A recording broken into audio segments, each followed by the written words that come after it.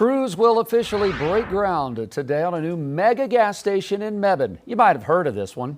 Buc-ee's. Yeah, they plan to open up in the second half of 2027. This store will be the first location in North Carolina. Buc-ee's is considered the largest convenience store, and it has dozens of gas pumps. The groundbreaking is scheduled for 10 o'clock this morning. That is a lot of ground to break. And a lot of beaver nuggets to sell at some point. It is 7:59 on this Wednesday. A little warm, a little humid coming your way. Stay with us as we kick off our 8 o'clock hour.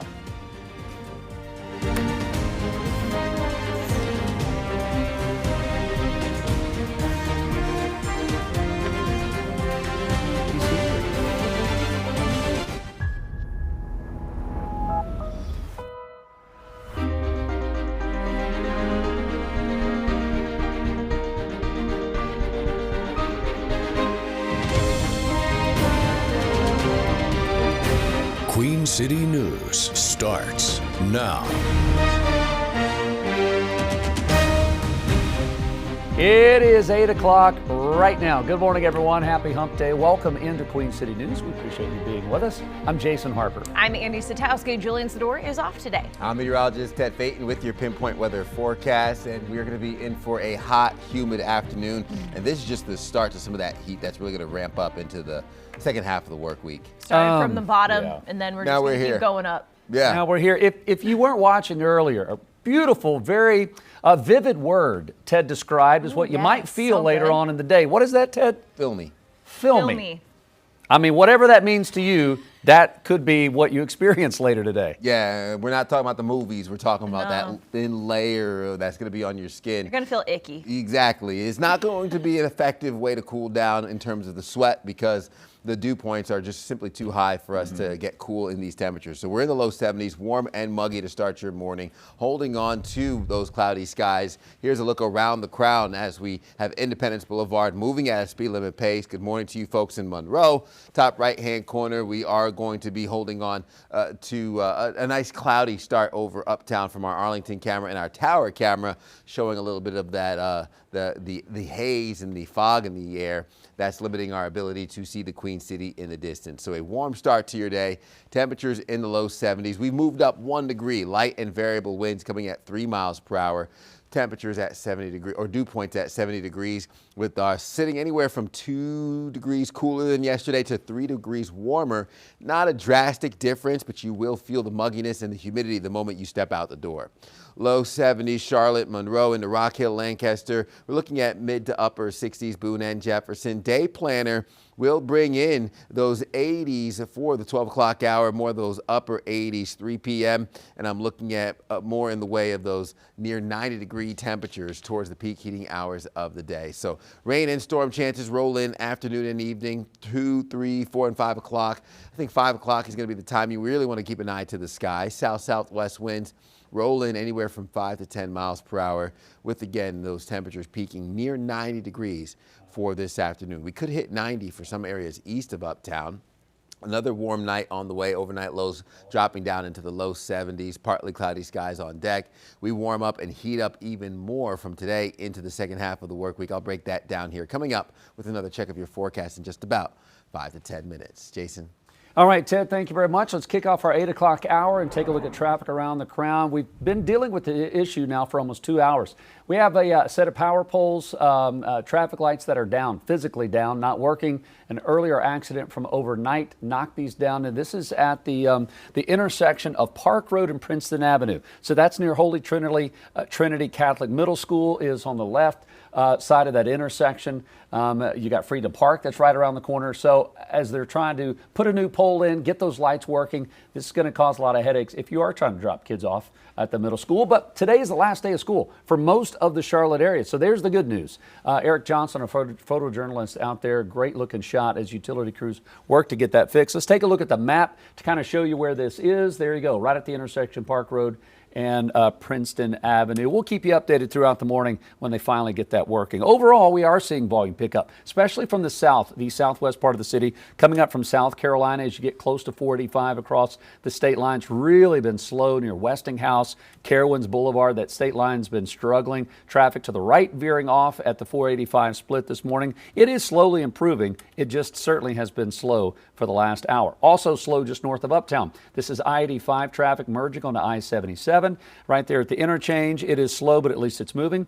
Coming down from Lake Norman, I-77 in both directions. Whether you're headed to Statesville or coming down from Mooresville, you're in good shape this morning. Out in Gaston County, steady stream of traffic coming in from Gastonia this morning. This is a shot closer to our station in West Charlotte. Just don't be distracted by the cell phone. We'll get you another update coming up at 8:30. Breaking this morning, Charlotte police are investigating a homicide in Uptown. It happened on Sycamore Street Place. That's just off of West Trade Street near I-77.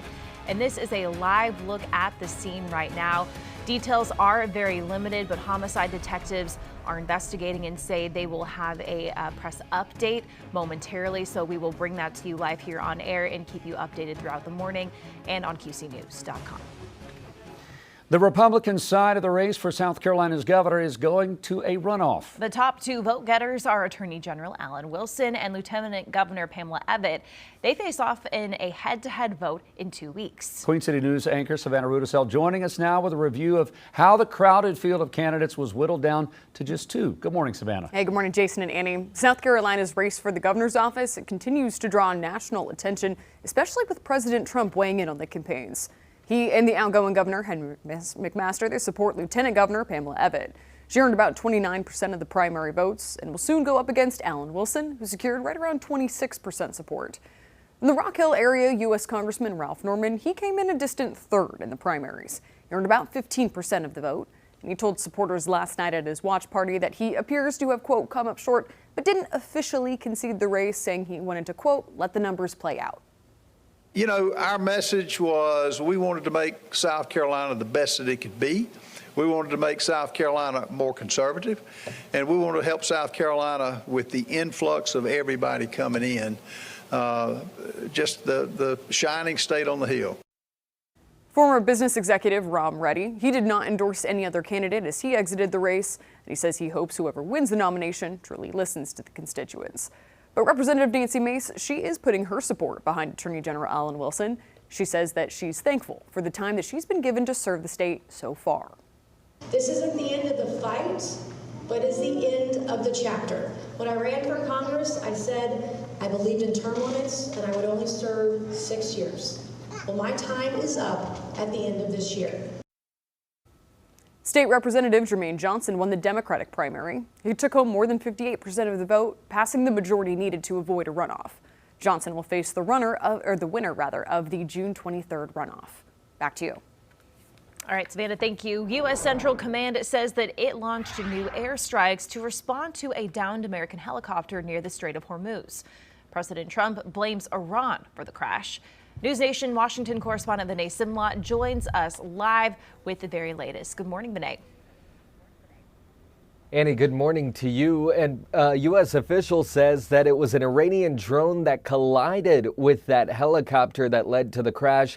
Central Command says the two soldiers on board were rescued and they are safe. Iran responded to new U.S. airstrikes. The Iranian military fired at Bahrain, Kuwait, and Jordan, according to those governments, all home to American military installations. This new escalation follows a helicopter crash. A U.S. official says an American Apache helicopter collided with an Iranian drone on Monday night.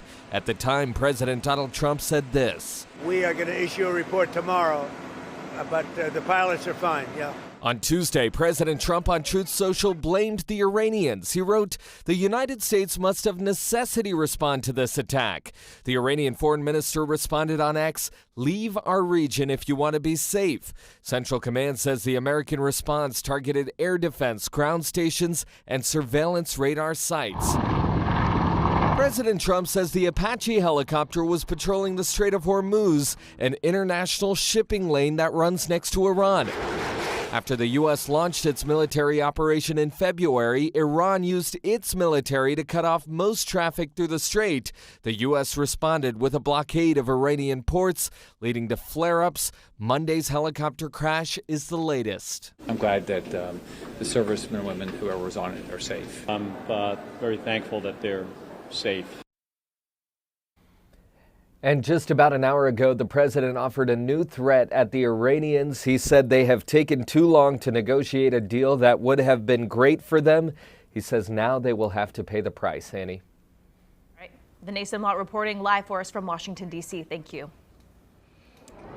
New this morning, 2 people are hurt after a stabbing and a shooting in Charlotte.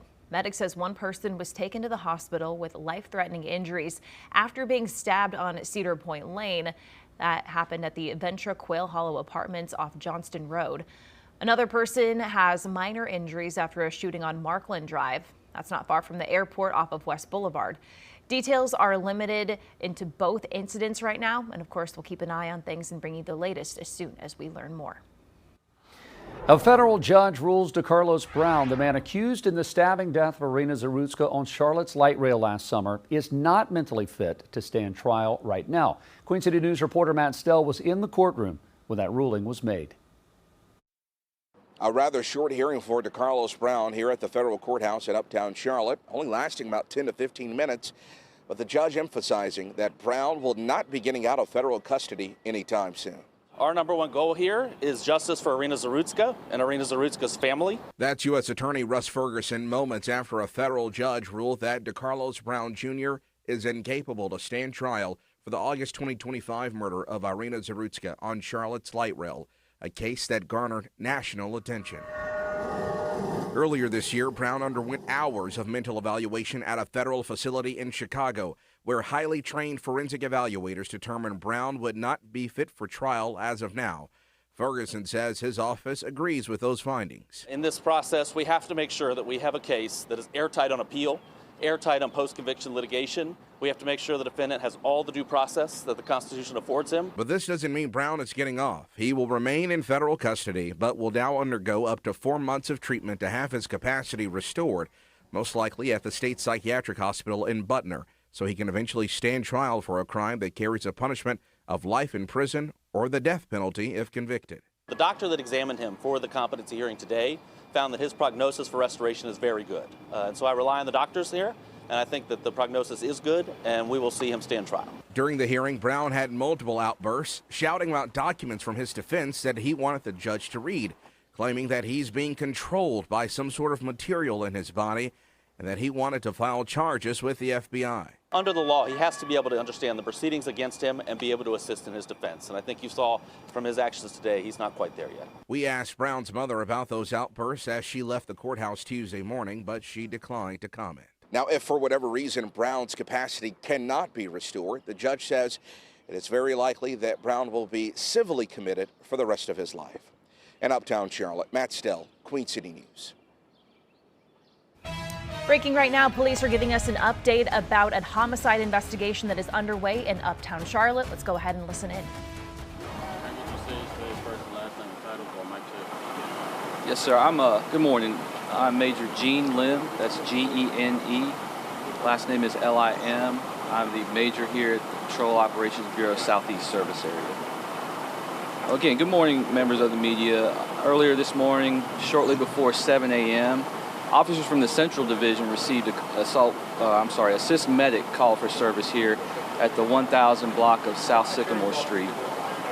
Upon arrival, we located a male subject who was deceased in the parking lot directly behind me.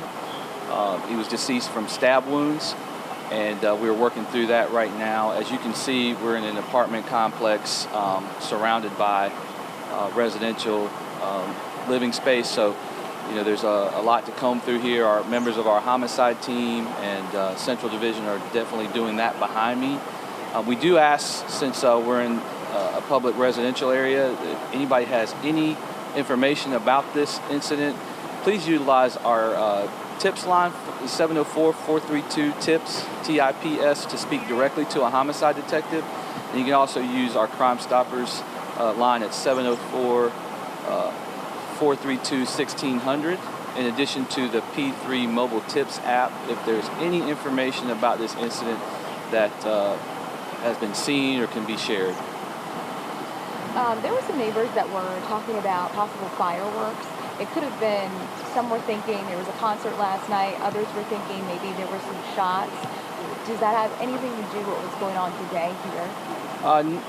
Nothing I could tell you, ma'am, at this time. There was a concert, I believe, at the Bank of America Stadium, which is way to my left and I would say south of here at the stadium. But I will say that there was a fire department call for something like noise or alarm related last night. I would think around 9:30 p.m. But other than that, that would be the only thing I could say noise related from your question. Okay.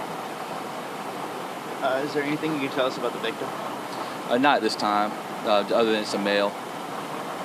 I know that you're asking neighbors if they have any information. Are they okay to move about? Are they safe? Is there a threat this morning? Right. Currently, we're not.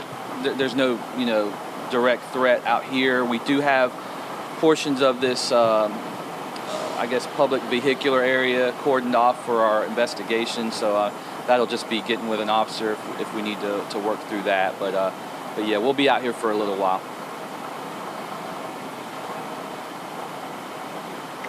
Thank you. Thank you. All right, that's CMPD giving us an update on that homicide investigation that we've been following for the past hour or so. They said they found a male dead in the parking lot area of what appears to be a residential building. There's lots of different apartments there off of I-77 just outside of Uptown. So they said details very, very limited right now. No real victim information, no suspect information either.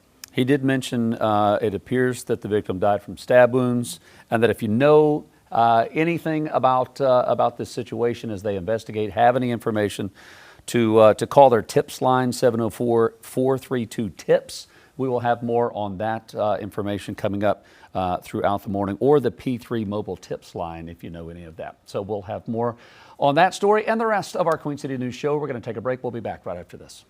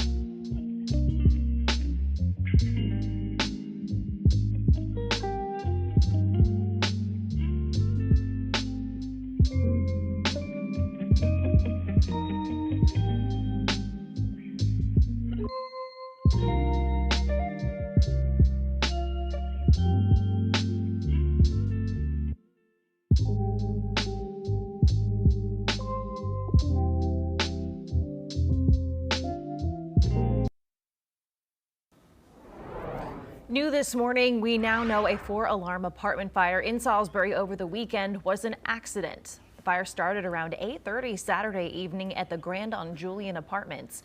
The Rowan County Fire Marshal says that it was likely caused by smoking materials that were not properly discarded. At least 60 people have been displaced, with 23 apartments now temporarily unlivable. No one was seriously hurt. The fire marshal is using this as an opportunity to remind people to get their smoke detectors checked regularly.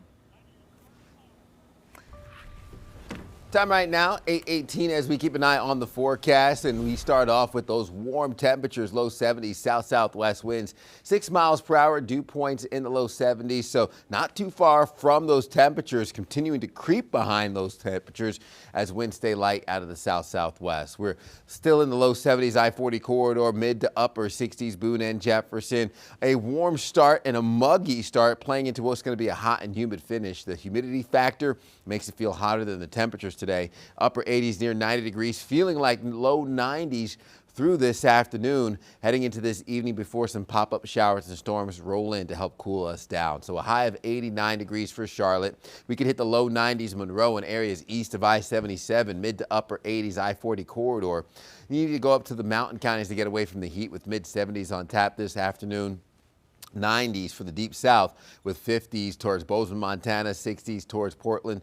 We have the cooler air up through the Dakotas and into Montana, with that orange expressing where the above normal temperatures will settle in for the second half of the work week. I'm looking at low 90s Thursday, upper 90s on Friday, above our average high of 86 degrees we typically see this time of year. As a matter of fact, Friday's high of 97 flirts with the record high of 98 degrees set back in 1956. So muggy meter stays very much pronounced, that humid level with dew points near 70 degrees for Wednesday into Thursday and Friday. Mostly cloudy skies, high pressure off the mid-Atlantic coast, with rain chances ramping up for the peak heating hours of the day. I'm thinking the timing will be in the afternoon, with more of the severe threat Thursday to our north.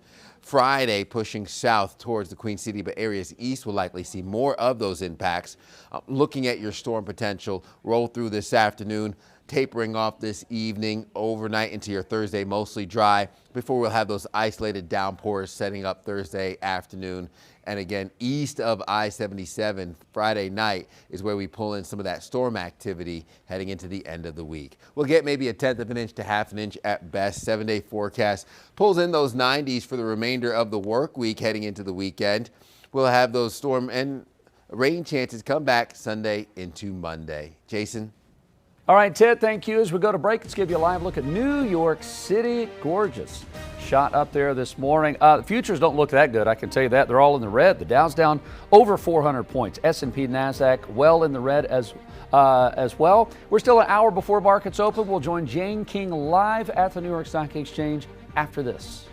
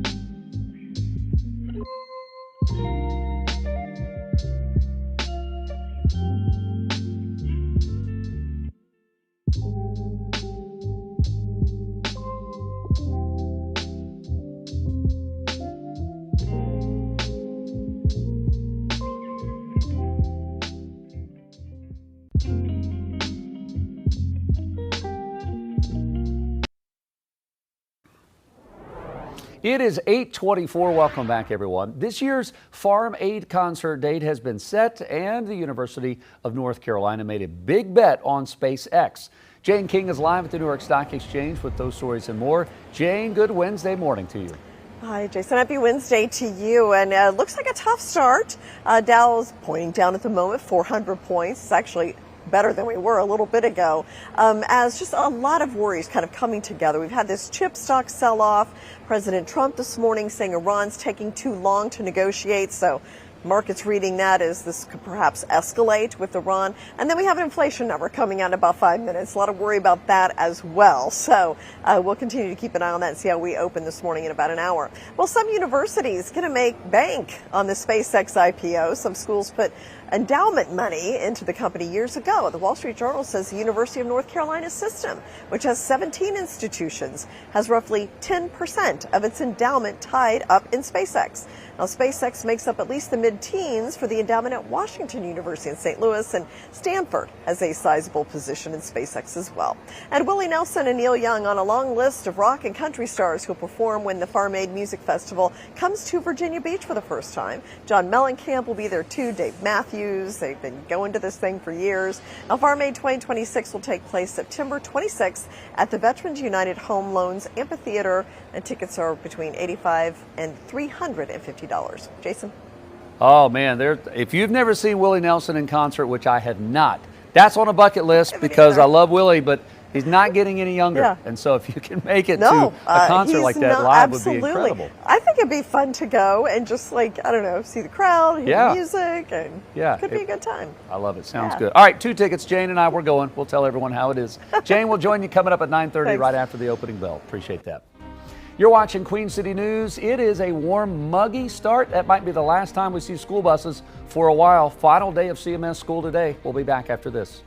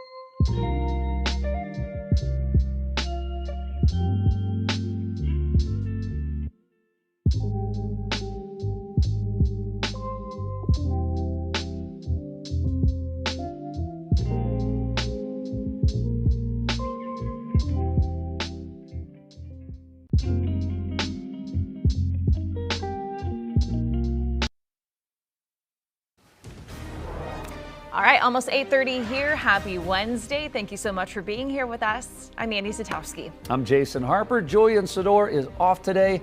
Ted says Mother Nature A little extra dose of some heat and humidity.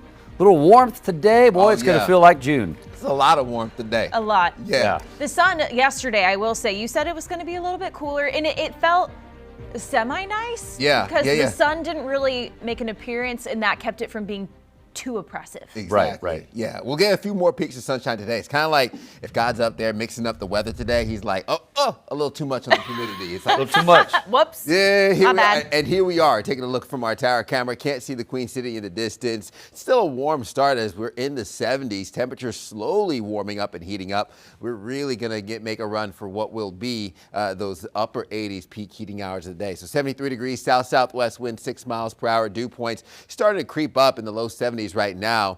I'm looking at a temperature change, a difference of anywhere from 2 degrees slightly cooler, 4 to 5 degrees slightly warmer around the Queen City. So we hold on to those low 70s, Charlotte, Rock Hill, Monroe, more in those 60s, Boone and Jefferson, with our day planner calling for what will be those mostly cloudy skies for most of the day. Low 80s come at 12 o'clock hour, back into what will be the upper 80s into the upper 70s heading into this evening.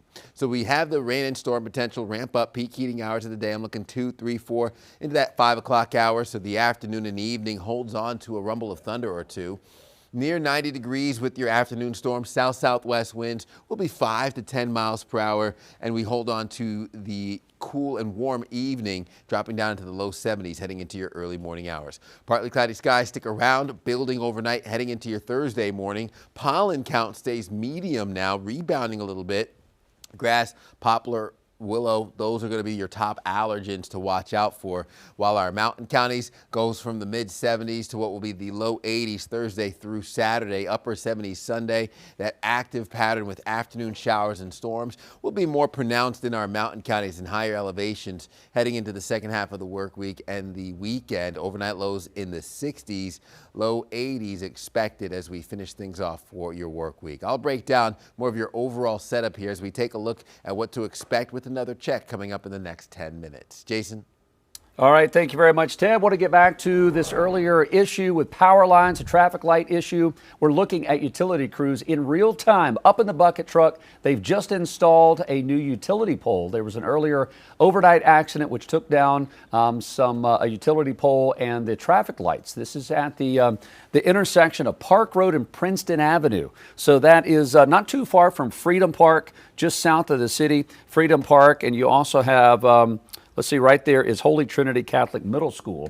Eric Johnson, our photojournalist, pulling out there where you can see the crews working. The lines were hanging down all the way to the pavement. You can see all the barricades up. So if you're in that area, thankfully today is the last day of school for most schools around the area, so this will help. One car kind of making its way around, a little bit of a detour there. Hopefully they'll get this turned back on maybe within the hour before we wrap up at 9 o'clock. We'll see. Let's show you on the map where this is. Again, right at Park Road and Princeton Avenue. So hopefully they can get that cleared up. But it's been a little bit of a headache for the last 3 hours. As we look around the Crown, look at this. We got more than a dozen incidents scattered around the Queen City. Not all of these are accidents. Some is just sheer volume this morning, but it definitely is slow all throughout the city. We got a new accident on inbound Independence Boulevard between Village Lake Drive and Margaret Wallace Road. Let's show you some drive times if you're coming down from Cabarrus County, in from Albemarle, up from Monroe. You guys are good coming up 74. Here's a quick look at Independence.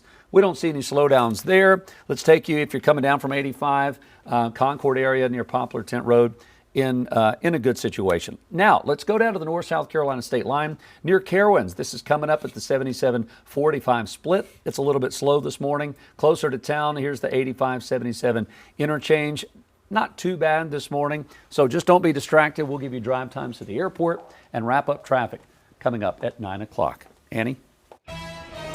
Breaking this morning, Charlotte police are investigating a deadly stabbing in the uptown part of the city. This is a live look at that scene. Police tell us this happened just before 7 o'clock on Sycamore Green. That's just off of West Trade Street near I-77. We heard from police officials about 15 minutes ago.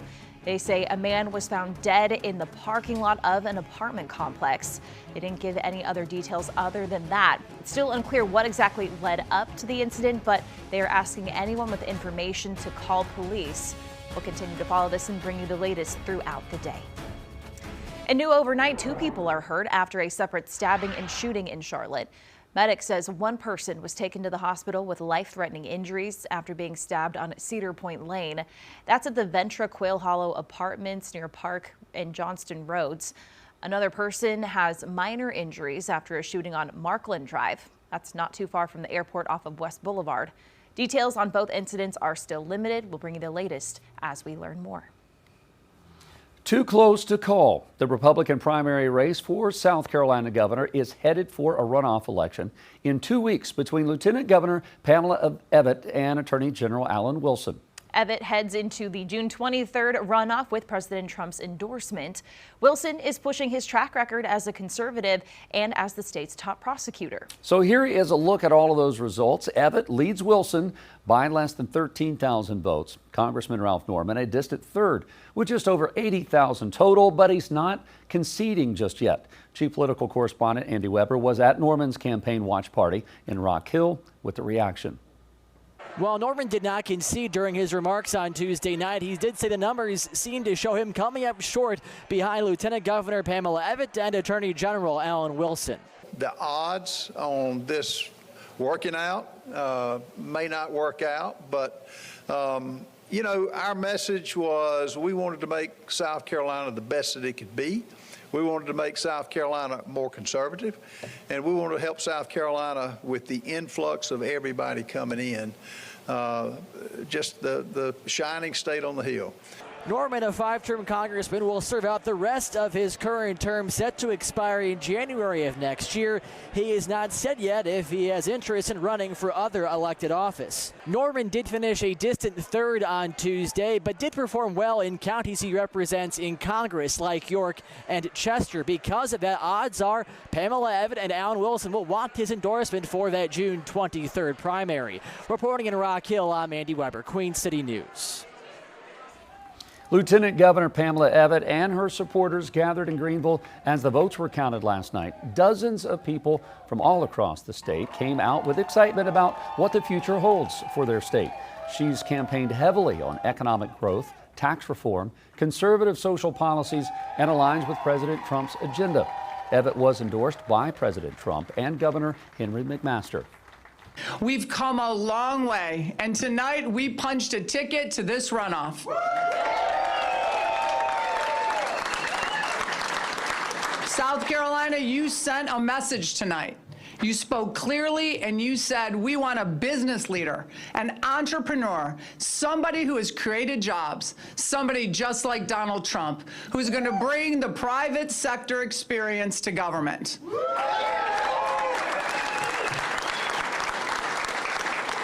In 2 weeks, we're going to win this runoff election, but that is just the beginning. Attorney General Alan Wilson held his rally last night in Columbia.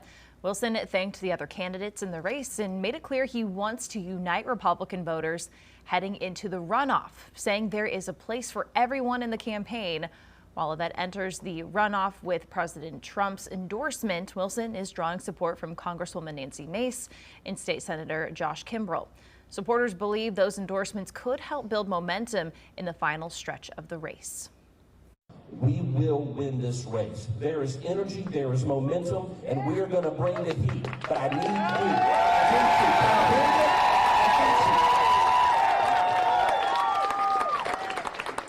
you. This is the job interview. I'm asking you to hire me to be your next governor. Thank you for giving me this opportunity. Now, ladies and gentlemen, I need you to get to work. We got to get home, get a good night's sleep, because it's going to be a long 2 weeks. But 2 weeks from tonight, we're going to be celebrating a victory and a pathway to the next governor of South Carolina. That is me, Alan Wilson. I will fight for you.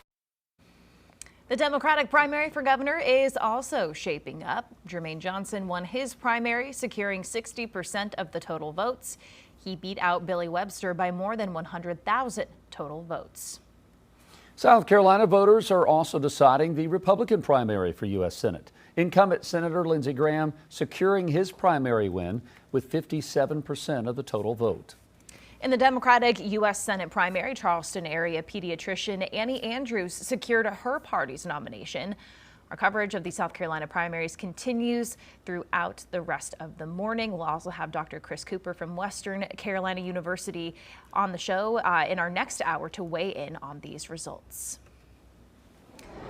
Owning a home, building wealth, retiring comfortably. For generations, that has been the American dream. But a new CNBC survey finds that 51% of Americans say it is now out of reach for most people. That is a number a lot of people don't really like to see. Chief Business Correspondent Taylor Young joining us now to talk about this. So Taylor, what's exactly making people feel this way? Yeah, I mean, the biggest factors are cost of living and housing. I think as we know at this point, I mean, prices have risen faster than incomes have over the last decade. The average home in America is around $417,000 here in Charlotte, more than $430,000. Then you add the rising cost of other things like childcare, healthcare, transportation, education, and I think a lot of people, especially in the younger generation, feel like they're working really hard, but they're just not seeing the progress that the previous generations have. Sounds more like an American nightmare than a dream. So has it morphed? Is it changing? I think for many it has. So home ownership is absolutely still a major goal for the majority of people, but I think younger generations are increasingly kind of defining success differently, whether that's work-life balance, maybe working remotely, traveling, starting a business, or maybe just simply being debt-free. I do think it's worth mentioning the American dream, that term was coined in the 1930s. So we are almost a century later. So it's not that the American dream is going away, it's just more personalized, it's just different. Yeah, absolutely. So are there any signs of progress in achieving this new concept of the American dream? So yes, and I think when we talk about the American dream, we do need to kind of bring in the positive things that are happening, right? So that survey does show that, people are frustrated. Most Americans aren't giving up though. So let's just talk about home ownership. We know the average age of a first-time buyer is 40 years old, but 27% of Gen Zers now own their own home. So I think that is progress. That's almost a quarter. And we're also seeing a lot of people starting businesses. We saw a startup surge during the pandemic that is only continuing right now. There's a lot of entrepreneurship that's going on and that people are finding success in.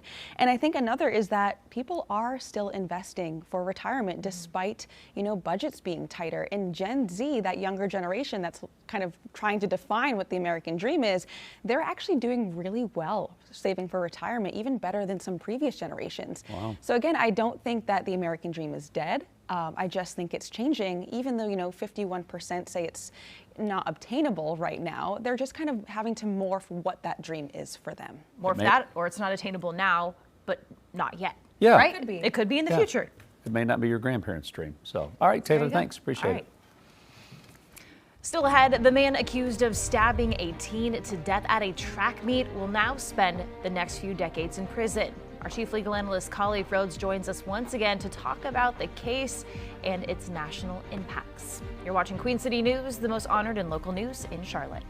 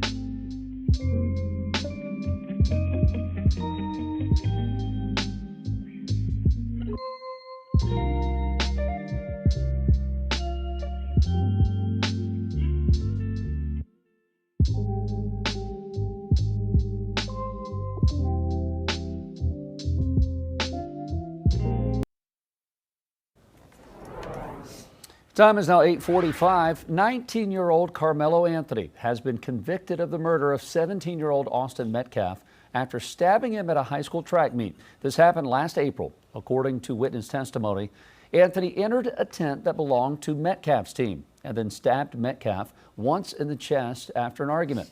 Anthony's defense team said that he stabbed Metcalf in self-defense, acting out of, quote, a split second of fear and chaos after Metcalf pushed him.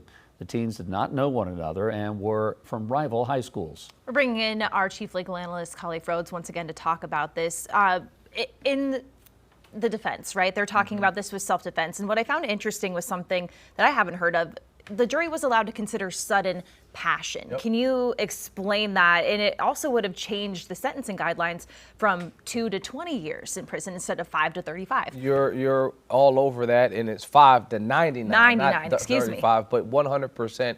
A couple of things to unpack. We need all week to unpack this entire case, but I'll start in the beginning. First of all, cases in states are not the same. And so North Carolina, when you see first-degree murder, you're thinking life without parole or the death penalty in our state. Well, in Texas, that would be their capital murder. So when everyone is saying, hey, he's charged with first-degree murder, that's similar to our second-degree murder. They don't have premeditation or deliberation. They're in South Carolina, in Texas, like we would for that. It would only be required that there was a murder or a crime committed. And so when you talk about that sudden passion, this is that immediate. It's arising from an adequate cause, like it's a rush, it's a speed, it's in that moment. You don't have time to think about it. It's kind of like heat of passion for voluntary manslaughter, but not as far. And yes, it would have been something where you would have needed to prove that defense. But I wanted to make sure I got that out of the way where folks were like, well, there was no premeditation.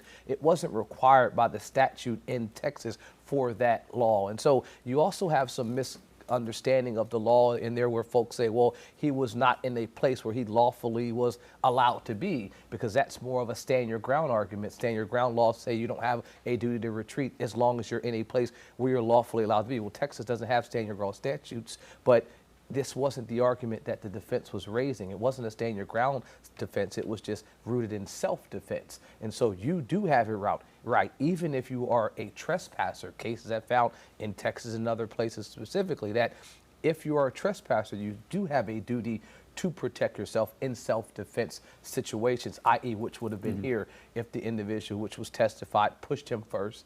You have a duty and an obligation, I should say, a right to protect yourself. It just has to be justified. And the jury found that self-defense argument was not justified there. Anthony was 17 years old at the time. He was tried as an adult, though. Is that common in Texas? And how does that change the punishment? It doesn't. It is common in most places. You had to raise the age in a lot of places because North Carolina was one of the last states, I should say, making the correlation to raise that. Here in our state, you could be 15 at some points, 14, and be charged like an adult. And so that at 17, that is common when you're charged with violent types of crimes to be charged as an adult. And no, the sentencing guidelines and range would not have changed. The only thing that would have changed was Annie had mentioned that if they would have recognized that sudden passion defense, then it would have been in that 2-year to 20-year time frame as opposed to 5 to 99. And obviously, if you would have found that it was a full self-defense, that would have been an affirmative defense and the case would have been removed. But I think that looking at, again, unpacking the facts of the case and the sentencing aspects, there's still an opportunity for them in terms of the defense side for appeals. And you want, as an attorney, to do all the things right to put your client in a position that they can preserve appeal down the road. Looking at the jury makeup and the jury selection process, there were a number of challenges to black jurors. And while this jury was made up of white, 100% white jurors, there's no guarantee by law that you have to get a black juror on your jury, but it has to be a fair cross-representation of the community. That's the first aspect. But I think there will be a Batson challenge, and that's the second aspect. Batson says if you are striking individuals from the jury because they are black, then you can challenge it. So during the course of jury selection, his defense attorney raised it 3 times because he said, hey, the prosecutor's only striking these folks because they're black. The prosecutor came back and said, no, I'm striking them because they're teachers. well, then they ultimately kept a person that was a teacher that was white. And so if I see any challenge to this case in terms of appealable, it's going to be procedural based on a Batson challenge to the jury selection of those three during that last couple days, or I should say that last moments of jury selection. But yes, I think this is right along where I suspected it would land, but there is an appeal aspect there down the road. Yeah, and we'll keep an eye on those appeals. It'll have some pretty big implications. So, Khalif, thank you. It is 8:50 right now. Temperature just slowly climbing throughout the day. How far are we going to go, Ted? Yeah, we still have to climb all the way into the upper 80s. So another 10 degrees and then another 6 degrees on top of that. So 16 more degrees to go. That's math in real time for you. I did it. South-southwest wind 7 miles per hour, dew points in the low 70s, and there's the Queen City in the distance as some of the low-lying clouds start to lift just a little bit, low to mid-70s around Charlotte, while we hold on to those 60s up through our mountain counties towards Boone and Jefferson. Low to mid-70s through the I-40 corridor. Now the humidity factor, it's going to make it feel hotter than the thermometer actually reads today. I'm looking at upper 80s, feeling like low 90s, peak heating hours of the day, while your thermometer hits 89 degrees for uptown east of I-77, more in the way of the low 90s, Wadesboro and Albemarle, 70s on tap up through Boone and Jefferson. High temperatures will hit the 90s here through Texas, triple digits, El Paso, Phoenix, Las Vegas. Our cooler temperatures settle into the northwest towards the Dakotas into Montana, well above normal for the deep south into the Carolinas and the northeast. High temperatures will average out in the mid-80s with low 90s Thursday, upper 90s Friday, holding on to that heat that really sets up the end of the work week, becoming dangerous at times and even flirting with record highs as we get into the upper 90s on Friday, flirting with that record high of 98 degrees set back in 1956. So your muggy meter keeps the humidity coming. We will be hot and humid here for the remainder of the week. Mostly clear over the south as we just hold on to the cloud cover this afternoon and this morning. The pop-up showers and storms introduces more of a severe risk, marginal risk, north towards the Virginia border. That pushes south on Friday, and your storm activity ramps up this afternoon after 3, 4, and 5 o'clock. Low 90s Thursday, upper 90s finish off the week on Friday. We'll hold on to that active pattern returning early next week, Sunday into Monday. You're watching Queen City News Now, the most honored and the most local news in Charlotte. We'll be right back.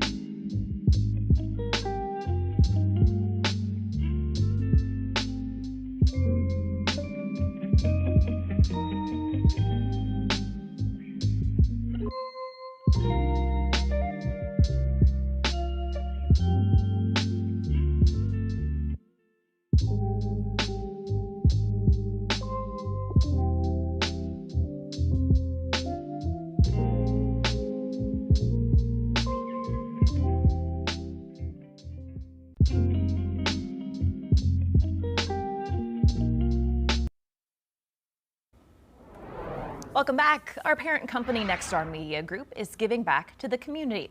The Nexstar Charitable Foundation made a $5,000 donation to Charlotte-based organization Generation Nation. It's all part of the company's 30 Days of Giving initiative. Queen City News General Manager Joe McGuire says that we're proud to support Generation Nation and the critical work they're doing to empower the next generation of civic leaders in Charlotte and Mecklenburg County. The organization equips students with the knowledge, skills, and experience to lead the next generation. We work with students in school and outside of school to help Charlotte area students to learn about and understand how the community works, how the government works, especially local and state government. Nexstar's 30 Days of Giving is an employee-driven initiative created to celebrate the 30th anniversary of the company's founding, all the way back in June of 1996. Coming up on 9 o'clock here in just a couple minutes, stay with us. The most local news in Charlotte. We'll be right back.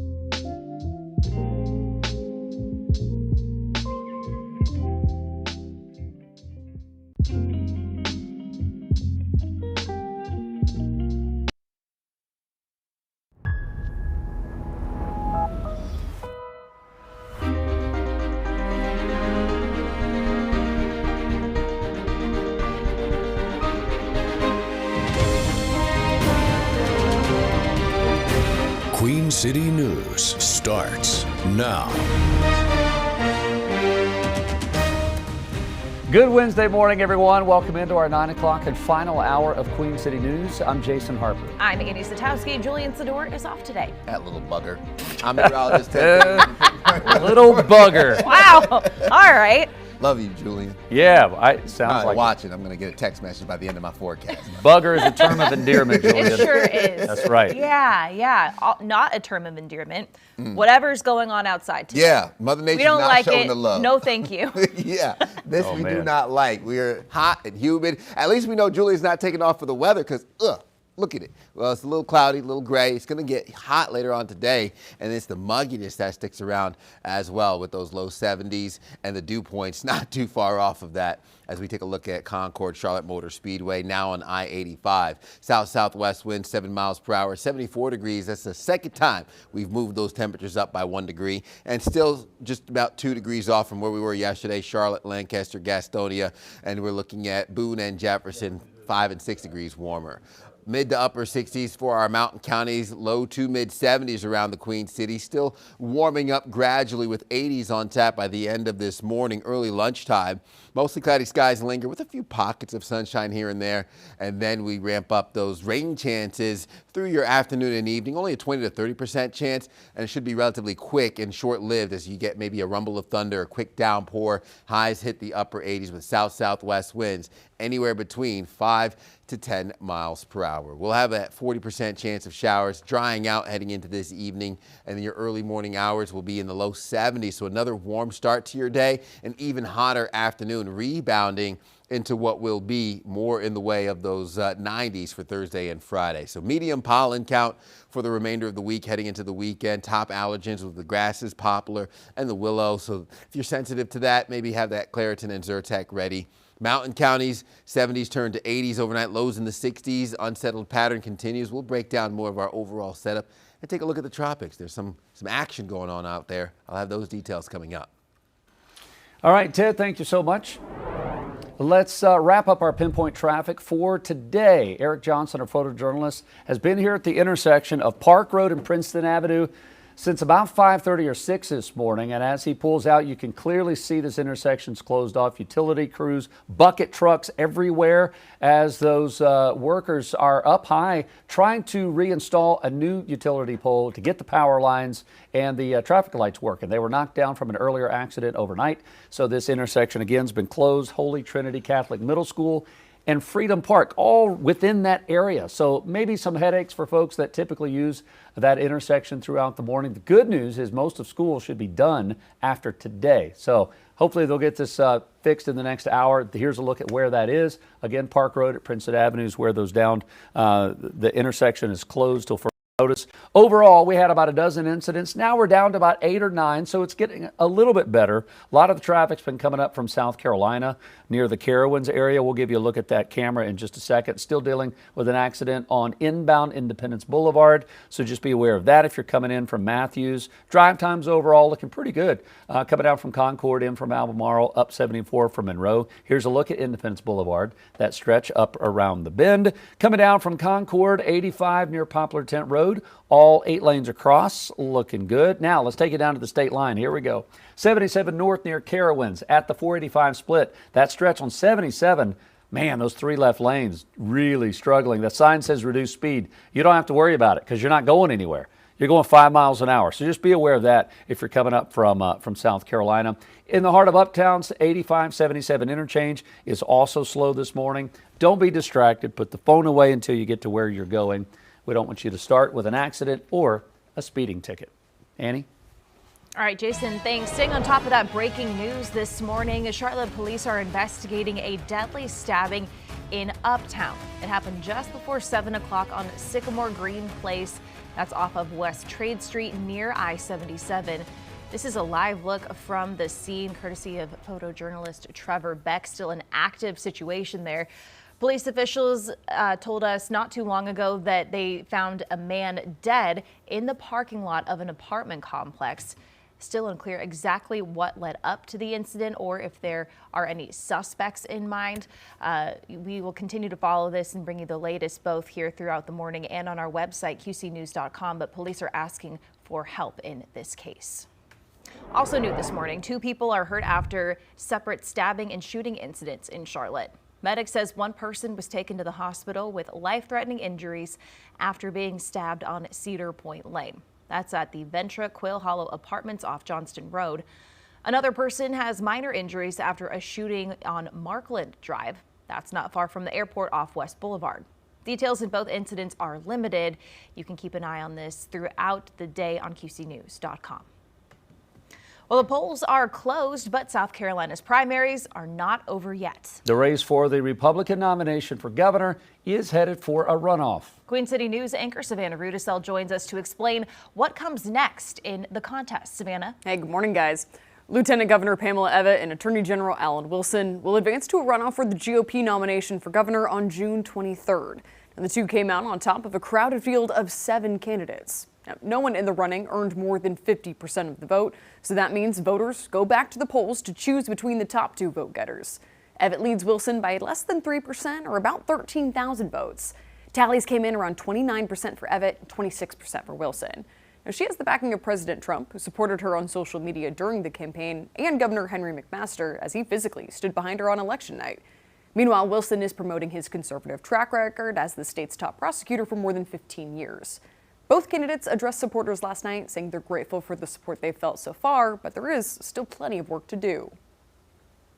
In 2 weeks, we're going to win this runoff election, but that is just the beginning. We're going to eliminate income tax. It's your money. It belongs in your pockets, not in Columbia. We're going to pass full universal school choice to give South Carolina's next generation the best education possible. I'm asking you to hire me to be your next governor. Thank you for giving me this opportunity. Now, ladies and gentlemen, I need you to get to work. We got to get home, get a good night's sleep, because it's going to be a long 2 weeks.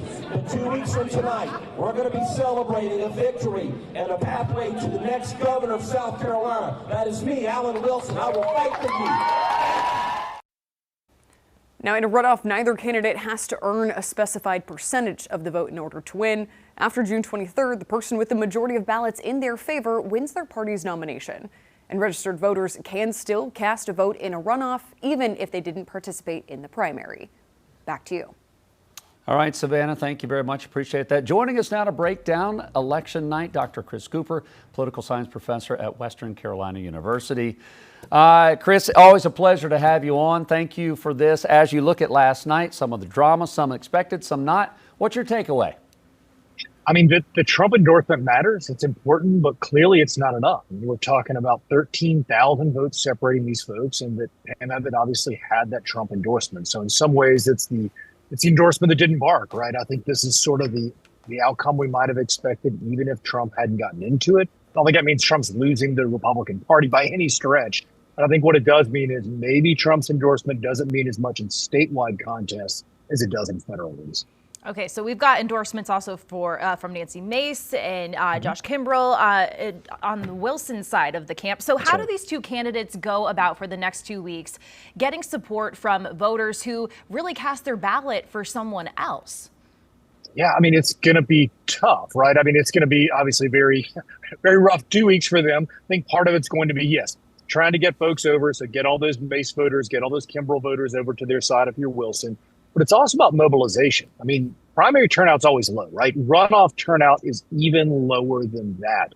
And so, yes, it's about persuasion, but this is really about getting your folks off the couch, reminding South Carolinians that, hey, unless you voted in the Democratic primary, there's still another primary you can vote in. So if you think about mobilization versus persuasion, I think this is really about mobilization over the next 2 weeks. Chris, we were just looking at the 4 candidates that were there. You got, if you add Ralph Norman and Ron Reddy's together, those that went out and voted for those 2 guys, you got about 140,000 people. What will each candidate, whether it's Evette, like we were just saying, or whether it's Wilson, what do they say individually? How do they go out and mobilize to get the 140,000, as many of those, into their camp between now and in 2 weeks? You know, I think if you've got an endorsement like Wilson does from Mace's folks, some of this kind of takes care of itself, right? You just want to communicate that to the Mace voters if you're Wilson.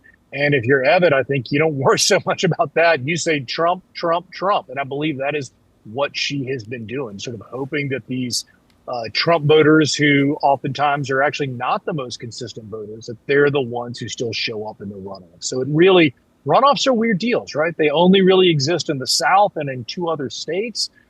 They're not on most voters' radar screens. The rules are kind of complicated. So it's a communication and an education strategy as much as it's one about anything else. Yeah, it's really a marathon for everyone in South Carolina. So as we start to look at primaries going on in other parts of the country, we see the midterms starting to take shape. What stands out, if anything, to you about kind of where things are heading?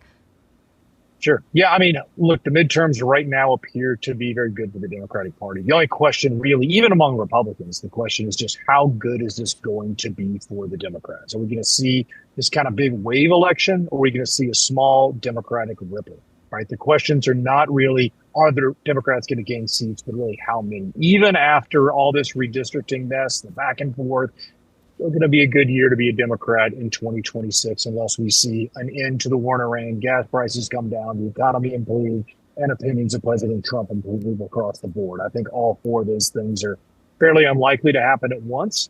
So, look, it's going to be a good day for the Democrats. The question is just how good. Dr. Chris Cooper, again with Western Carolina University. Typically, we talk to you via Zoom in your office. Yep. You are clearly not. Matter of fact, you have the best office I've ever seen. You really do. I wanted to point out that's not a fake screen. No, right? that is That's not live virtual. from the Nantahala Nature Center there. So we appreciate you this morning.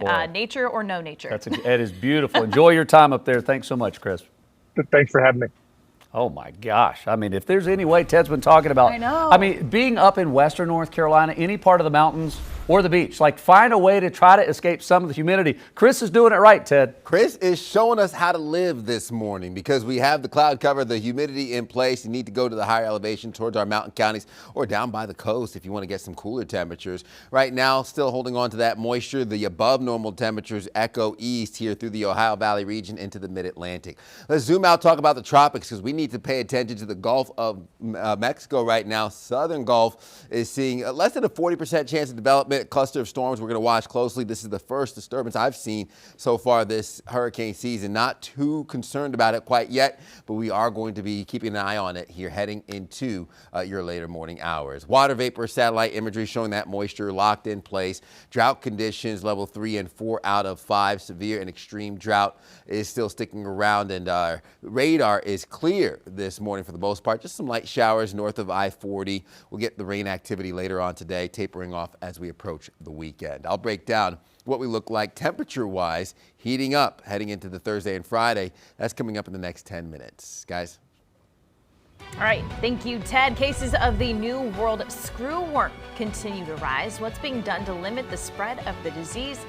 And could it impact beef prices? You're watching Queen City News, the most honored in local news in Charlotte.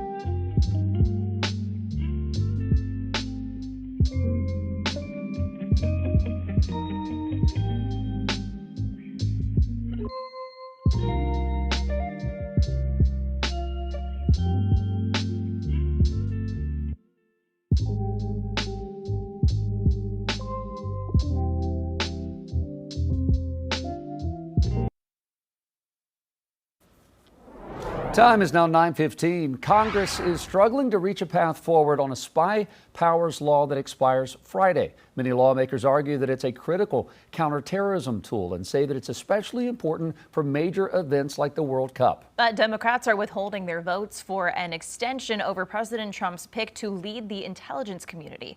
News Nation Washington correspondent Kristen Eskow has the latest on that debate. With Congress at a stalemate over the nation's spy powers, House Speaker Mike Johnson met with President Trump at the White House Tuesday. One of the reasons that the Speaker's not here right now is he's over at the White House working with the president to finalize this agreement. The debate centers around a program that's set to expire Friday. The Foreign Intelligence Surveillance Act allows the government to collect communications data of foreign nationals in other countries. Lawmakers from both parties say it's a critical tool. It is existential to our national security, particularly with the World Cup starting off this week. FISA is incredibly important. But Democrats are withholding their votes for an extension as long as Bill Pulte remains acting director of national intelligence. He is unqualified, and the statute indicates that someone has to have background in national security. Senate Majority Leader John Thune says he encouraged the White House to announce its permanent pick to lead the intelligence community. President Trump has previously said Pulte's appointment is temporary. I think that, getting some certainty and closure on that issue about who that might be will certainly play an important role in unlocking the support that we need. These issues should not be connected, because they're really not. Top House Democrats say reversing Bill Pulte's appointment is a start toward reaching a deal, but lawmakers from both parties have called for reforms out of concern that too much of Americans' information is being collected without search warrants. Kristen Eskow, News Nation, Washington. Trust in federal health officials and in the CDC has fallen over the past year. That is all according to a new poll from Harvard's School of Public Health. Only 50% of people say that they trust health recommendations from the CDC. That's down from 77% in spring. 55% said they disapprove of federal public health agencies' actions in the past year. State and local health departments are now substantially more trusted than federal agencies. Between 2025 and 26, trust in state public health agencies dropped from 80% down to 66%. Trust in local public health agencies dropped from 82% to 70%. The fall is being blamed on partisanship in those positions.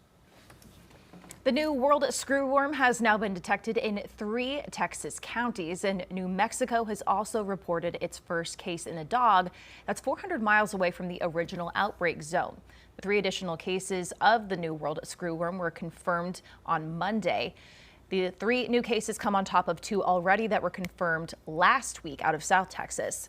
The threat to the U.S. food supply remains low, and the USDA says they will be doing additional inspections. And to limit the spread, they will be imposing infested zone quarantines where they will have heightened surveillance to watch cases as they develop and catch them early on.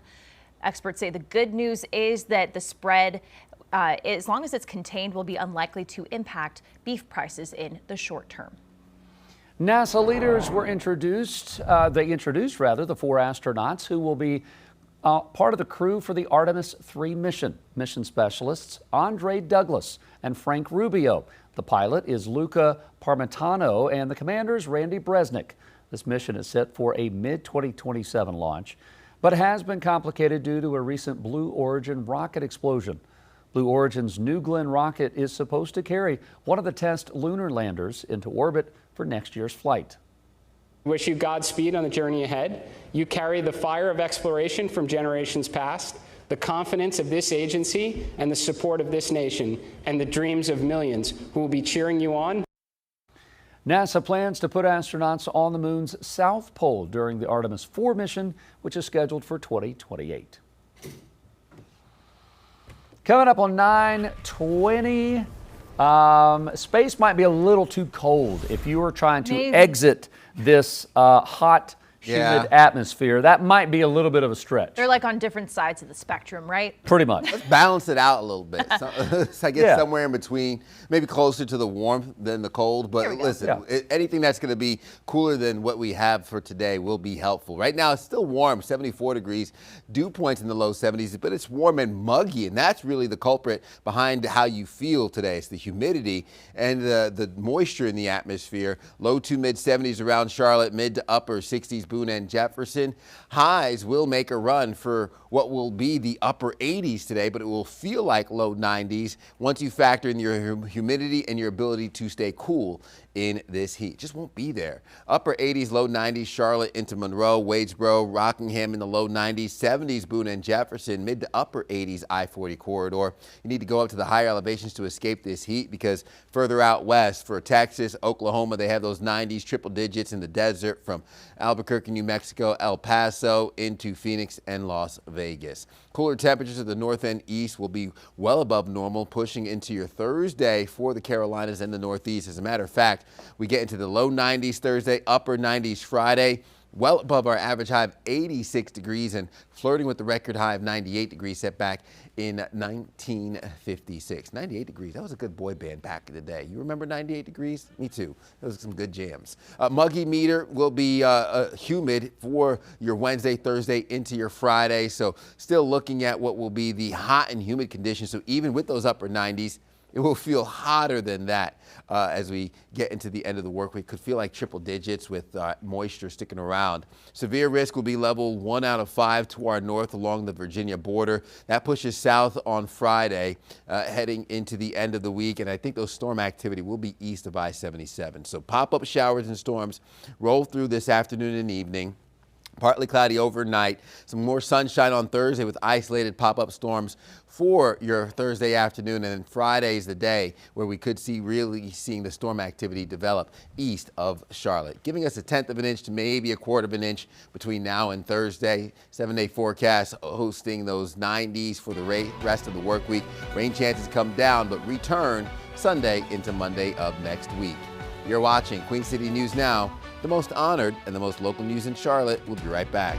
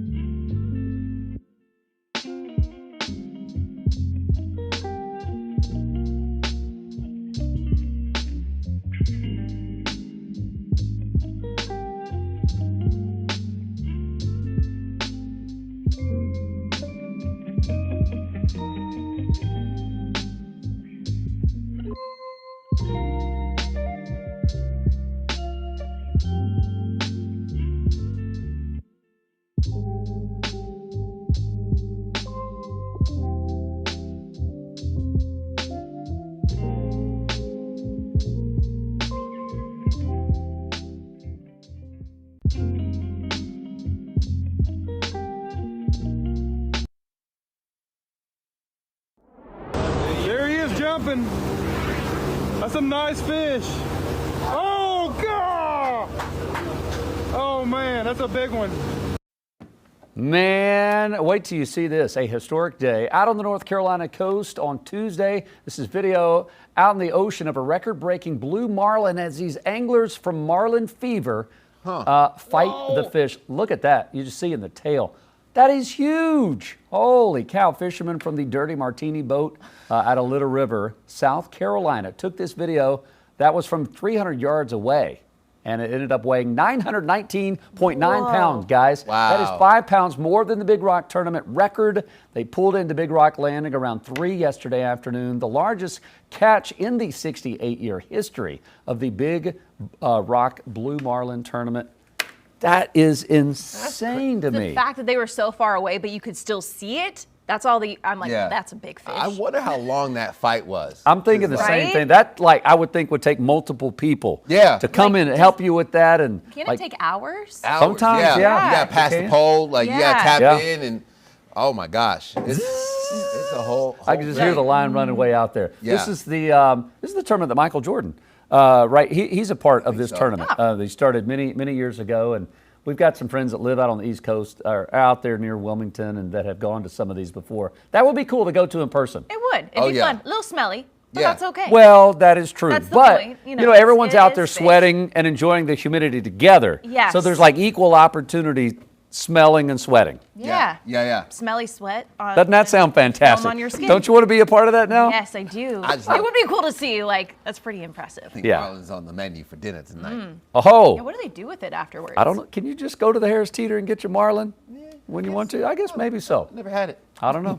We'll look at it. All right, listen, 9:27 coming up. We are going to track down Jane King. We're looking at a live shot here of the day starting in New York City this morning. Futures have been down all day. Markets open in 3 minutes. We'll join Jane at the New York Stock Exchange next.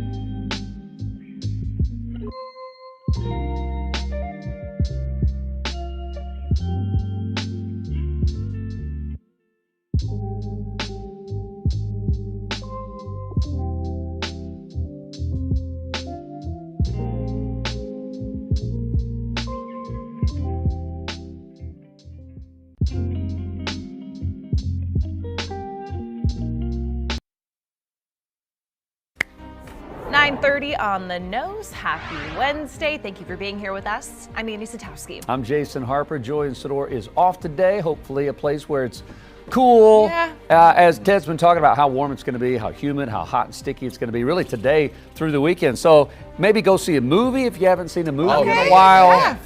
Yeah. Go to a museum, anything, where you can stay cool. Mall. Window shopping is great this time. Window shopping Okay. is good. Yeah. There you go. Look at that. Look at that. Would you like to try it on, sir? No, I'm just looking. Just looking. Just browsing. Yeah, wherever you can find the free AC, not because today's the hottest day, but it's going to be hot enough. But this only gets hotter as the week continues. So mid-70s right now, dew points in the low 70s, south-southwest winds at 7 miles per hour. And I'll even say it gets dangerously hot as we head into your Thursday and Friday. Wouldn't be surprised to see some heat advisories around the Queen City, 2 to 4 and even 5 degrees warmer than where we were this time yesterday. Looking at a slow warm up, which will get us into the upper 80s. We're at 75 degrees for Charlotte and Monroe, 60s to 70s, Jefferson into Boone. Day planner will ramp up into the mid to upper 80s today, near 90 degrees as we hold on to those mostly cloudy skies, a few peaks of sunshine here and there. Our rain chances ramp up and isolated storms move in 3 to 4 and 5 o'clock later on today. I'm expecting us to peak near 90 degrees, south-southwest winds. We'll stay light 5 to 10 miles per hour, and we have a warm night over on tap as we drop down into the low 70s heading into your early morning hours. So your pollen forecast, grass, poplar, willow, that's going to be medium heading into the end of the week and the start of the weekend. Our Mountain County forecast brings in those 60s overnight, 70s to low 80s Wednesday into Thursday. We'll continue to ramp up those temperatures here for Friday before we settle back into the low 80s, upper 70s for our mountain counties heading into this weekend. Another look at your forecast coming up here in the next 10 minutes. Guys. All right, Ted, thank you very much. We want to get back to this breaking news. Charlotte police are investigating a deadly stabbing in uptown Charlotte. This happened before 7 o'clock this morning on Sycamore Green Place. That's just off of West Trade Street near I-77. We did hear earlier from police officials who say that a man was found dead in the parking lot of an apartment complex.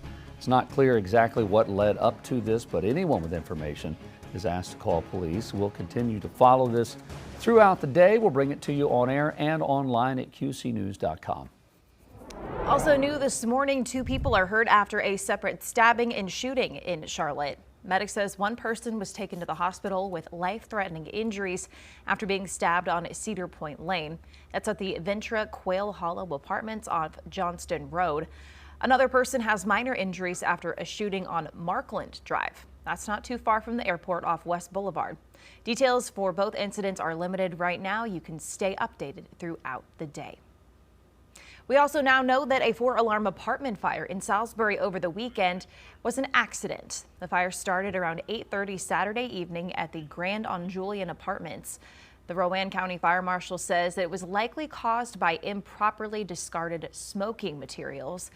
At least 60 people have been displaced, with 23 apartments now temporarily unlivable. No one was seriously hurt. The fire marshal says this is exactly why smoke detectors are important and that they should get checked regularly. The UNC system stands to profit from the SpaceX IPO. And new inflation numbers are hitting the market today. Jane King is live at the New York Stock Exchange with those stories. Jane, all right, we're not going to hear from Jane this morning. We were going to look at some of those numbers. We will hopefully try to catch up with her again tomorrow morning. All right, let's go ahead and talk about other business news, right? Have you ever spent an hour on hold? You know that really great music that you get to listen to? Maybe you argued with a chatbot or been hit with a fee you didn't see coming.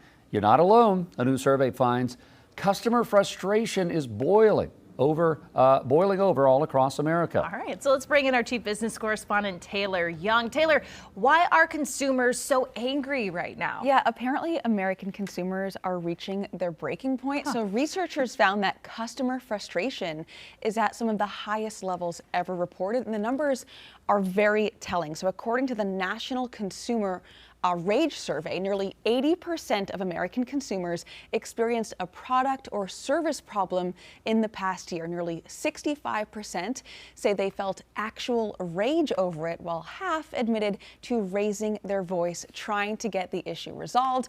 Now, consumers also reported losing nearly $1,000 on average when these problems occurred, and more than 40% say companies never even responded to their complaints. So what these numbers say to me is that people are facing issues more often, they're not getting resolved, and then they're not feeling that their voices are being heard. So yeah, consumer frustration at an all-time high right now. I can feel my heart rate going up. Just putting myself in situations where I've been one of those numbers before. So we know AI is now, in this system. Is it making things better or worse? So I think for some companies it can be very helpful, right? It really streamlines the process, maybe cuts down on time that people are dealing with these issues.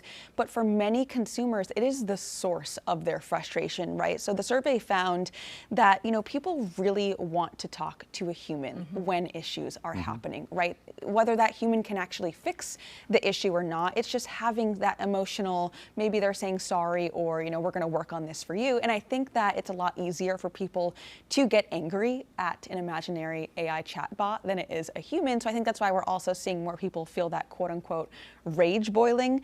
And I think that chatbots can also just be very formulaic, and it can trigger that anger even more. And more companies are essentially relying on these chatbots. It's really kind of changed that customer service role for a lot of industries. And it's so frustrating when you're trying to find just a number to call, right? Yes. But all you get is chatbots. Yep. And as reporters, we look for numbers all the time, and we're really good at it. So when I can't find it, I'm really mad. Anyway, what is the lesson here for companies? Well, I think the answer is pretty simple. Just companies make that customer service just easier and maybe more human to human, which I think is hard when a lot of companies are kind of replacing that customer service role with AI.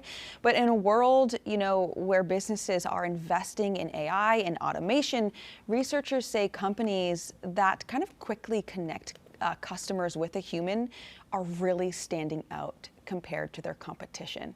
So if you are a company that is getting maybe a lot of complaints or a lot of reviews about your customer service, a way to potentially fix that, according to researchers, is bring those people back into it, or at least introduce them into the process a lot quicker. So maybe you start with a chatbot to kind of point you in the right direction of who you need to talk to, but having that human connection is really important. Yeah. A lot of companies say it's too expensive to have them on the payroll for customer service, but then you end up losing a dozen or more customers. Yeah. And so which one's more valuable? And people are hopping from company to company more often now, too. Yeah, absolutely. Wow. All right, Thanks, good stuff, Taylor. Taylor. Thank you. Well, the results are in, but as we know, the race is far from over. South Carolina's GOP primary for governor is heading to a runoff. That'll be June 23rd between Lieutenant Governor Pamela Evette and Attorney General Alan Wilson. Both candidates spoke to their supporters last night after a tense count of the ballots. We've come a long way, and tonight we punched a ticket to this runoff.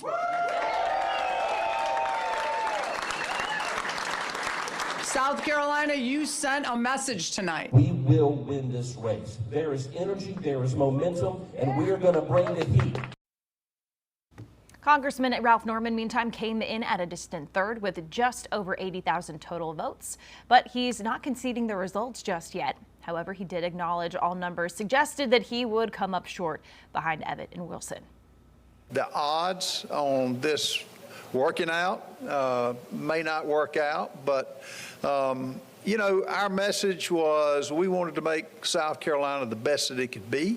We wanted to make South Carolina more conservative, and we wanted to help South Carolina with the influx of everybody coming in, just the shining state on the hill.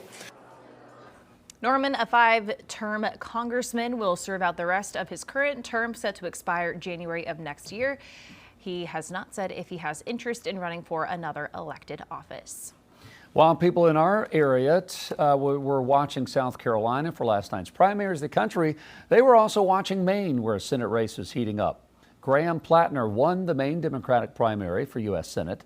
The victory puts Plattner up against current Republican Maine Senator Susan Collins. This is a race that could help Democrats flip one of the 4 needed seats this November to win majority of the chamber. Plattner has been in the middle of a controversy, though, around claims that he cheated on his wife. Plattner is a former combat veteran of the Iraq War who has spoken openly about his struggles with mental health. He stressed the importance of redemption in his victory speech. Redemption is not just some simple or easy destination. It's a journey. I've made mistakes in my life, mistakes that I regret, that I live with, and that I continue to learn from. And I'm still far from perfect. But every day I wake up and I try to be a little bit better and a little bit kinder than I was the day before. And if you give me the chance, I will be a senator for the people who cannot afford to buy a senator. The Maine race is expected to be one of the most costly and hardest fought Senate races around the country. Maine is the only state with a Republican-held Senate seat on the ballot this fall, where President Trump lost in 2024. The Carolina Hurricanes winning Game 4 last night in the Stanley Cup Finals out west in Vegas. Jordan Staal scoring twice to lead Carolina to a 5-3 win over the Vegas Golden Knights. Stahl's late goal in the first period made him the first player since 1982 to score a goal in each of the first 4 games of a Stanley Cup final. That is a stat for you. The series is now tied at 2-2. Both teams now return to Raleigh tomorrow for Game 5. Puck drops at 8 p.m. And I promised her that I was going to go back. Life is just getting started for one North Carolina retiree who returned to school to keep a very important promise to her mother. We'll have a look at her incredible story. You're watching Queen City News, the most honored in local news in Charlotte.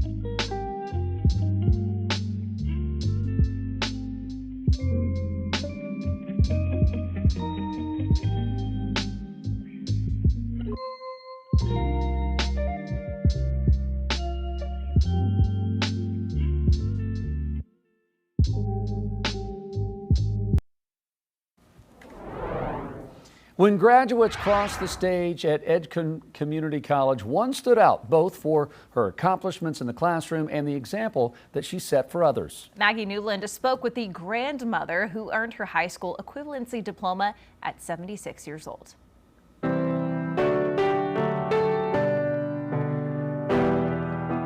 These are memories that last a lifetime. Good afternoon, Edcon Community College class of 2026. With a lifetime of effort behind them. For Irma Battle Mills. I was about 16, 17 years old. I took it to D.C. Irma never finished high school. I got pregnant at the age of 15. She led a busy life, raising her children and working. I was a machine operator. Okay. I learned how to use more than one machine. Now, decades later, she's learning how to use a different kind of machine. I said, I'm gonna still go learn the computer, because see, we didn't have computers when I was coming up. That's not all Irma is learning at Edgecombe Community College. After retiring, she went back to school to get her high school equivalency diploma, fulfilling a promise she made to her mother years ago. She said, Pee-wee, I need you to go back and finish. And I kept right on saying, even to the day that she died. And I promised her that I was gonna go back. She came with a vision and a goal. Dr. LaShonda Washington, the college's Dean of College and Career Readiness, hasn't seen a student quite like Irma before. A lot of times we see senior adult students come through, but they come with a single isolated goal, like I just want to learn to read my Bible, or I want to increase or improve my math skills. But Miss Irma came with a full vision of completion. Some classwork comes easily, some is more difficult. But Irma embraces all of it. I love math today, and math was the first subject that I passed, and then the reading. I see them big words and stuff, I say I got to break them down in syllables, so that way I can learn the definition of it. There's no reason for us not to learn it if we want to learn it. Yeah. So that's what I do. And while decades may separate her from her instructors and fellow students, they all inspire each other. They kept on talking to me, said, don't give up, don't give up. And I kept going. They tell me, congratulations. I said, thank you, baby. I said, because I'm going to say the same thing to you. She served as a motivator to other students. She's been through a lot in her life, and she doesn't mind sharing that, her hardships and, good times as well. It's all part of the journey. I ain't gonna say I regret the time that I lost, but I done made up my time. And she isn't finished yet. I'm not gonna give up. I'm gonna give up when God called me home. But right now, I'm gonna keep it going. You don't have to be young to come back to school. Irma Battle Mills is proof of that. Miss Irma promised her mother years ago that she would receive her high school diploma. She dead and gone, but I told her, I said, Ma, I got it. I got it. And although her mom never got the chance to see this moment, Irma Battle Mills, high school equivalency diploma. Irma knows she'd be proud. And I see her picture every day with her cap and her gown on. And I look at it and I always tell her, I said, Mom, I said, I did what I promised you I was gonna do. So, yes, I'll be overwhelmed in joy. Oh, what a special story there. That was Maggie Newland reporting. The diploma isn't the end of the road. Irma is continuing classes and ultimately plans to become a nurse, just like her mom. What a great story. Our parent company, Nexstar Media Group, is giving back to our community. The Nexstar Charitable Foundation made a $5,000 donation to Charlotte-based organization Generation Nation as part of the company's 30 Days of Giving initiative. Queen City News General Manager Joe McGuire says that we're proud to support Generation Nation in the critical work that they are doing to empower the next generation of civic leaders in Charlotte and Mecklenburg County. The organization equips students with the knowledge, skills, and experience to lead the next generation. We work with students in school and outside of school to help Charlotte area students to learn about and understand how the community works, how the government works, especially local and state government. Nexstar's 30 Days of Giving is an employee-driven initiative created to celebrate the 30th anniversary of the company's founding in June of 1996. Queen City News is celebrating the Spirit of America 250. One local battlefield from the Revolutionary War is entirely preserved, giving visitors a sense of a quick but important clash. Kings Mountain National Military Park is located near Blacksburg, South Carolina. In October 1780, the Battle of Kings Mountain took place on nearly 4,000 acres across the area. Thomas Jefferson called that battle the turn of the tide of success. Whereas before, everybody thought the war was coming to a close and the Patriots had lost, now they were reinvigorated. They believed that they could still win. On July 4th, Kings Mountain National Military Park celebrates America's 250th anniversary. Interpreters in period attire will read the Declaration of Independence. There will also be some guided tours and historic weapons demonstrations. We take you to hallowed ground as we mark the spirit of America 250 on Queen City News at 10 p.m. And let's get over for almost a final check of our pinpoint weather. We know it's going to be warm and humid and sticky. What else you got, Ted? Yeah, warm, humid, sticky. Then it's get hot and humid heading into your Thursday, Friday. Today's going to be hot as well. Upper 80s, feeling like low 90s. Starting off at those 70s, south-southwest winds, 7 miles per hour. Dew points in the low 70s. So, again, the air you could wear, you could feel the humidity and the mugginess once you head out the door. Mid-70s, Charlotte, Monroe. Mid to upper 70s, Statesville, Salisbury. 60s turning into low 70s in our mountain counties. And you look at that humidity factor, while highs ramp up into the upper 80s, temperatures will feel like your heat index gets into the low 90s peak heating hours of the day. So it will feel hotter than the actual thermometer today. I'm looking at upper 80s near 90 degrees for your highs, low 90s Monroe. We're in the 70s for our mountain counties with that heat stretching out west. We're talking triple digits, Las Vegas, Phoenix, El Paso, and that pushes further east, keeping us well above normal heading into your Thursday. So low 90s Thursday, upper 90s on Friday, so much so that we'll flirt with the record high of 98 degrees set back in 1956 for your Friday to finish off the work week. And then you factor in the humidity, it will feel even hotter than that. So some dangerous heat on the way. Won't be surprised to see any advisories issued as we finish off the work week. Humid and sticky. Your muggy meter keeps those dew points near 70 degrees heading into your Thursday and Friday. Clouds End radar shows moisture over the Carolinas, high pressure well off the mid-Atlantic coast. Our severe threat stays to our north heading into Thursday towards Virginia, level 1 and 2 out of 5. That marginal risk, level 1, stretches south on Friday. I do think the storm activity stays east of I-77 to end the week, but today could see some pop-up showers and storms. Quiet overnight, with Thursday bringing more of an isolated impact, and then Friday's looking like an evening chance for those storms heading into your weekend. So overall, your 7-day forecast brings in those 90s for the remainder of the week. Heading into the weekend, we'll bring back the active weather Sunday into Monday of next week. You're watching Queen City News Now, the most honored and the most local news in Charlotte. We'll be right back.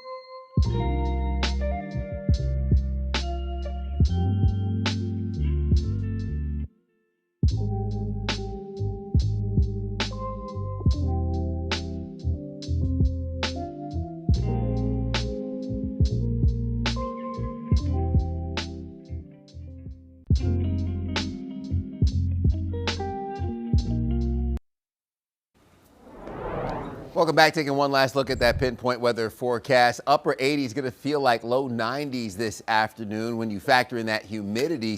Showers and storms develop for the peak heating hours of the day, giving us that summer-like pattern that heads into Thursday and Friday. Dangerously hot. That heat on Friday will get us into the upper 90s. Could feel near like triple digits, if not getting some advisories for the Queen City and surrounding areas. We'll keep those 90s heading into the weekend. Rain and storm chances come back Sunday into Monday of next week. Ted, that Friday 97, that's looking disrespectful. Yeah. I don't like it. I don't like it. All right, here we go. It's time for a party on the water, you guys. A massive celebration barge floated into Seattle just in time for the World Cup. Look at this. The barge dubbed the Seattle Soccer Celebration Barge. That is one clever name. Who is on the creative marketing team for that sucker? You're fired. Yesterday morning, this here serves as a sports oasis for World Cup fans. The main deck's going to feature a floating mini soccer pitch, LED screens. Fans can watch the World Cup matches while you're bobbing up and down, getting motion sickness. The upper deck features a premium VIP experience overlooking the pitch, and the water tickets are required. But there will also be festivities around the waterfront property. Boy, Jason, you really sold I really sold it. I don't think they're going to be inviting me to the party barge anytime soon. I love Seattle.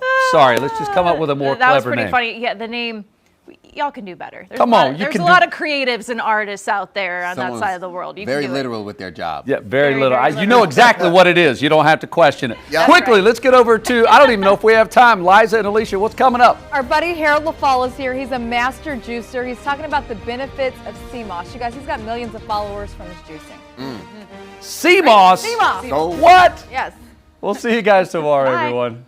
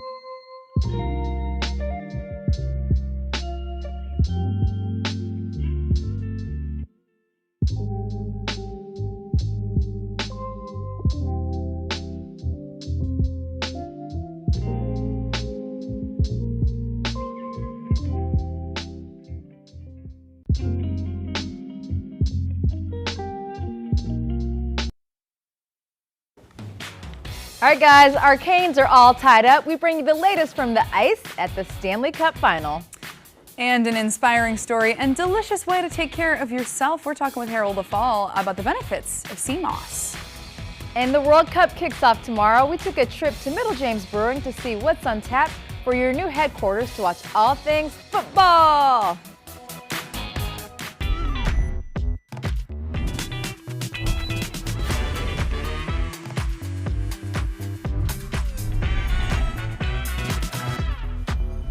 Happy Hump Day. Welcome to Positively Charlotte. I'm Alicia Quarles. And I'm Liza Mahachek. It's so great to have you joining us here today. It feels like for the past couple of weeks, all we've been talking about is sports. They were just dragging me for my football. Keep it up. Why not? But yeah, we've been talking a lot of sports.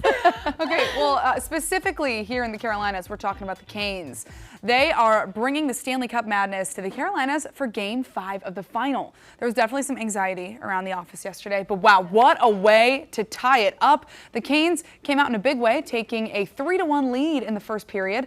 After a battle in the second period, the score was all tied up 3-3. That's right. The third period saw goals from both Jordan Stahl and Nikolai Ehlers to seal the deal for Carolina and tie up the series. And you may not be a hockey fan yet, but please do yourself a favor. Tune in tomorrow night for Game 5. It's going to be in Raleigh just to see how exciting and crazy things get on the ice. And trust us, you won't want to miss cheering on your Carolina Hurricanes. I've been to a few Hurricanes games. They are so much fun. So this is amazing coming back to Raleigh. You know that energy is going to be off the chain. And especially just because we talked about the other day about how they had a watch party there when the match was in Vegas. That's right. Like, so people are excited. And the fact that, the Canes were up early last night, like this was not a game where we were coming from behind. So I'm proud of us. Yeah, seriously. Go Canes. Go Canes. All right, well, as the country's 250th gets closer, we wanted to take a look at what it means to be American, both across the country as well as right here in the Queen City. This is Lisa's story. Take a look.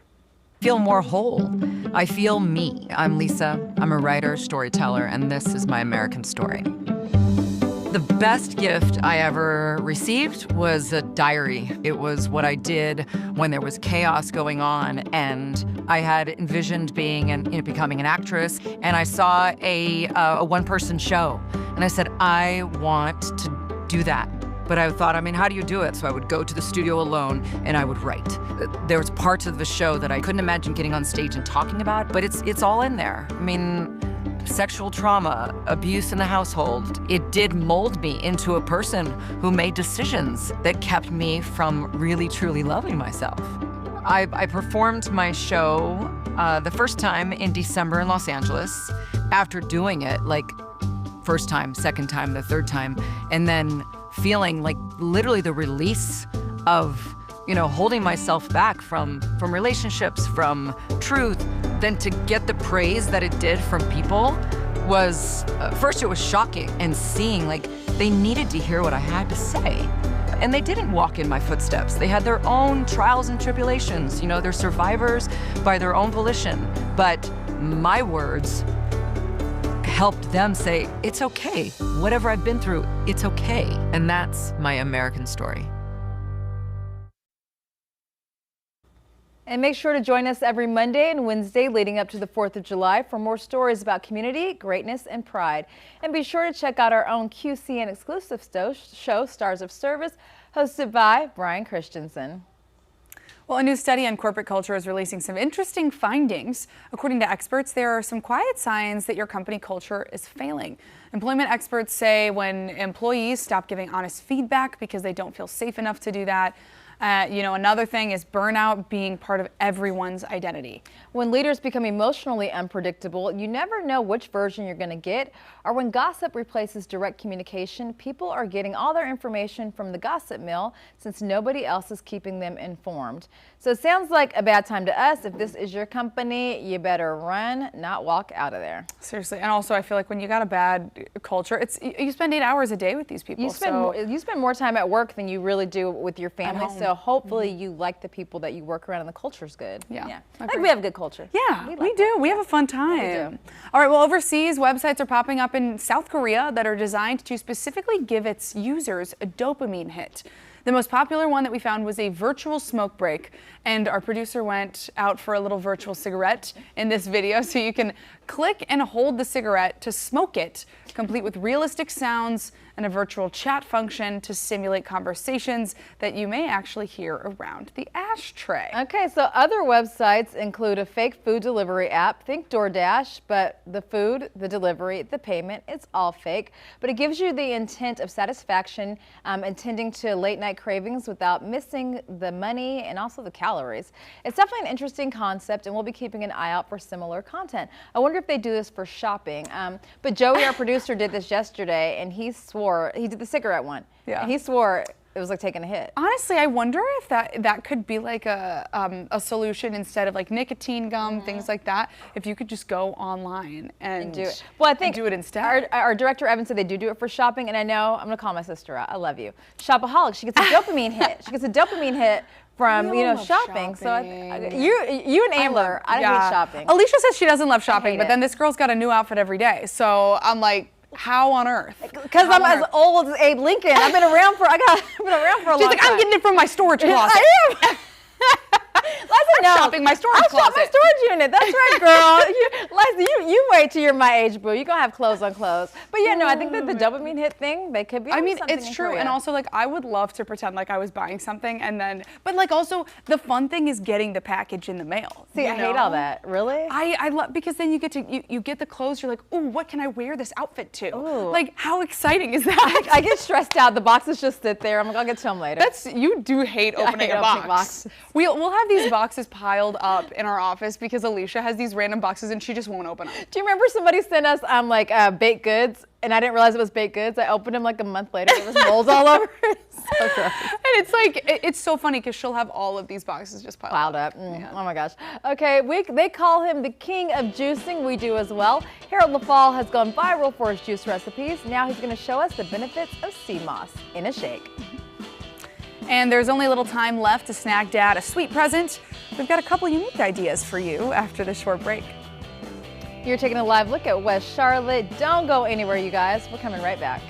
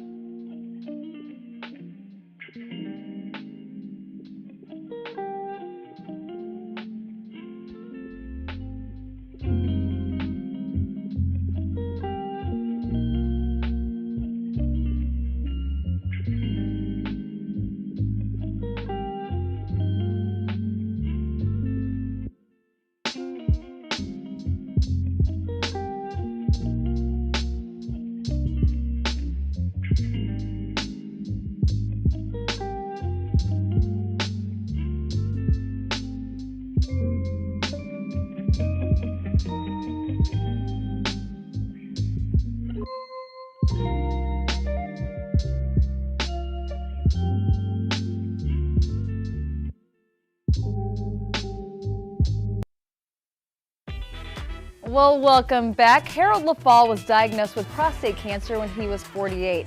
That diagnosis made him take a deeper look at how he was living. That's right, and he shifted towards cleaner eating, juicing, and learning how herbs had been used traditionally to support the body. And he's here right now to show us some of the benefits. Okay, so you've got something for us today that I think is a very polarizing ingredient. Right. Some people feel a type of way. I know Alicia loves the sea moss. I'm a little scared of the sea moss. Some people don't like the taste of it because Yeah. it comes from the sea and it tastes like that. Yeah, it tastes like the ocean. It tastes like the ocean. But when you mix it with the smoothie like we're going to do today, you won't even be able to taste it, and you get all the benefits because it has 92 of the 102 minerals that our body needs. So it's the Energizer supplement for me. Yeah. How often? I take a spoonful. When I'm on my game, I take a spoonful every morning. Yeah. But how often should we be eating it? Every day. Okay. Every day, yeah. We definitely should be eating this every day because we need our minerals and our vitamins every day to keep us going. And the smoothie might be the way for people like Liza who don't love the taste. Yeah. It. Yes. Now, what are the benefits of sea moss? Because this became such a huge craze, I feel like, in the past 2 years on TikTok and on Instagram of people wanting to take that every single day and dealing with not even liking it just for the benefits. Yeah, it's good for energy, it's great for your skin. It's also good for blood pressure. Oh. Yeah, it's good we for love blood that. Yeah. Okay, what are you putting in your smoothie? So we're doing a smoothie in a jar. Now this right here is a game changer. Okay. So it's real quick and easy to do, and it's cost effective. So if you want to be healthy on a budget, yes, honey, we love that. Do a smoothie in a jar. And so gonna add frozen bananas. Okay. We're gonna add our sea moss gel. Okay. Which sea moss do you get? Because there's different flavors. There's so many different kinds. There's purple sea moss, and then there's the regular sea moss. I like the purple sea moss, but you know, it just depends on what your preference is. Yeah. Do what you're gonna do. And so this I love because for folks who want to get healthy and stay healthy, you know, you just throw everything in a jar, and it saves you time because you don't need a big bulky blender. You just put it all in a jar. I like about it. Sorry, Liza. You go ahead. No, I was just gonna say you can also meal prep it too. Yeah. Which is nice because you can, make this the night before, not have to deal with doing all the measurements, pop it in the fridge or the freezer, and then it's ready Okay, so you've done dark cherries, you've done bananas. What did you just put in it? Hemp seeds, and this is good for protein. Okay. That's the thing I love about doing smoothies because you can add all kinds of things. You can add collagen, if that's your thing. You can add that to your smoothie. That's what I was gonna say. I have so many things in my freezer that I never know what to do with, but you can just throw them in a smoothie. Throw it all in a jar. And a little peanut butter? Yeah, this is almond butter. Almond butter, okay. Yeah, almond butter. And then you throw a little plant-based milk. Okay. And then what we do to sweeten it is we put maple syrup. Oh, not honey, maple syrup, huh? No, so maple syrup is different than honey syrup because it's low glycemic and it's packed with antioxidants. Oh, wow. So this is a game changer. That's awesome. And So you really preached the idea of food as medicine, right? Oh, yeah. So, when you are creating a smoothie, what are the different things that you like to make sure are those staples that are in there? You want to go for colors. Okay. You want to make sure you get a variety of colors. So if you are prepping, you want to make sure you get your greens, your reds. All those have different nutritional values for you. Did you just become a health expert through your cancer journey? Like, what was your career in life before? Yeah, so I used to own a staffing agency years ago, and then this just kind of happened because what I learned is a lot of people didn't know the things I was learning because I didn't know any of these things when I was going through cancer. And what I learned is that food can be the most powerful form of medicine or the slowest form of poison. That's true. Okay, we got about 20 seconds. Let me get you to mix and it. so we just do that, and we just. So this is a little emulsifier, right? Yeah, this is I'm standing back like yes. And so so you just do that, and once you finish, just pop that off. Can we taste clean it? Up. Okay, here, look, I made something. Look at that. Here, Alicia, I'm like get it, girl. But also, an emulsifier is so much easier than a blender. And you can get one for like $50, less than $50. That's versus so not a blender bad. for over $200. You can make mayo with it too. My dad It does. tastes like it tastes like a dessert. Come on now. Ooh, good. Well, treat for you, a treat for me. Harold, thank you so much. You'll be back in a couple weeks, actually. So thank you. This is delicious. We so appreciate it.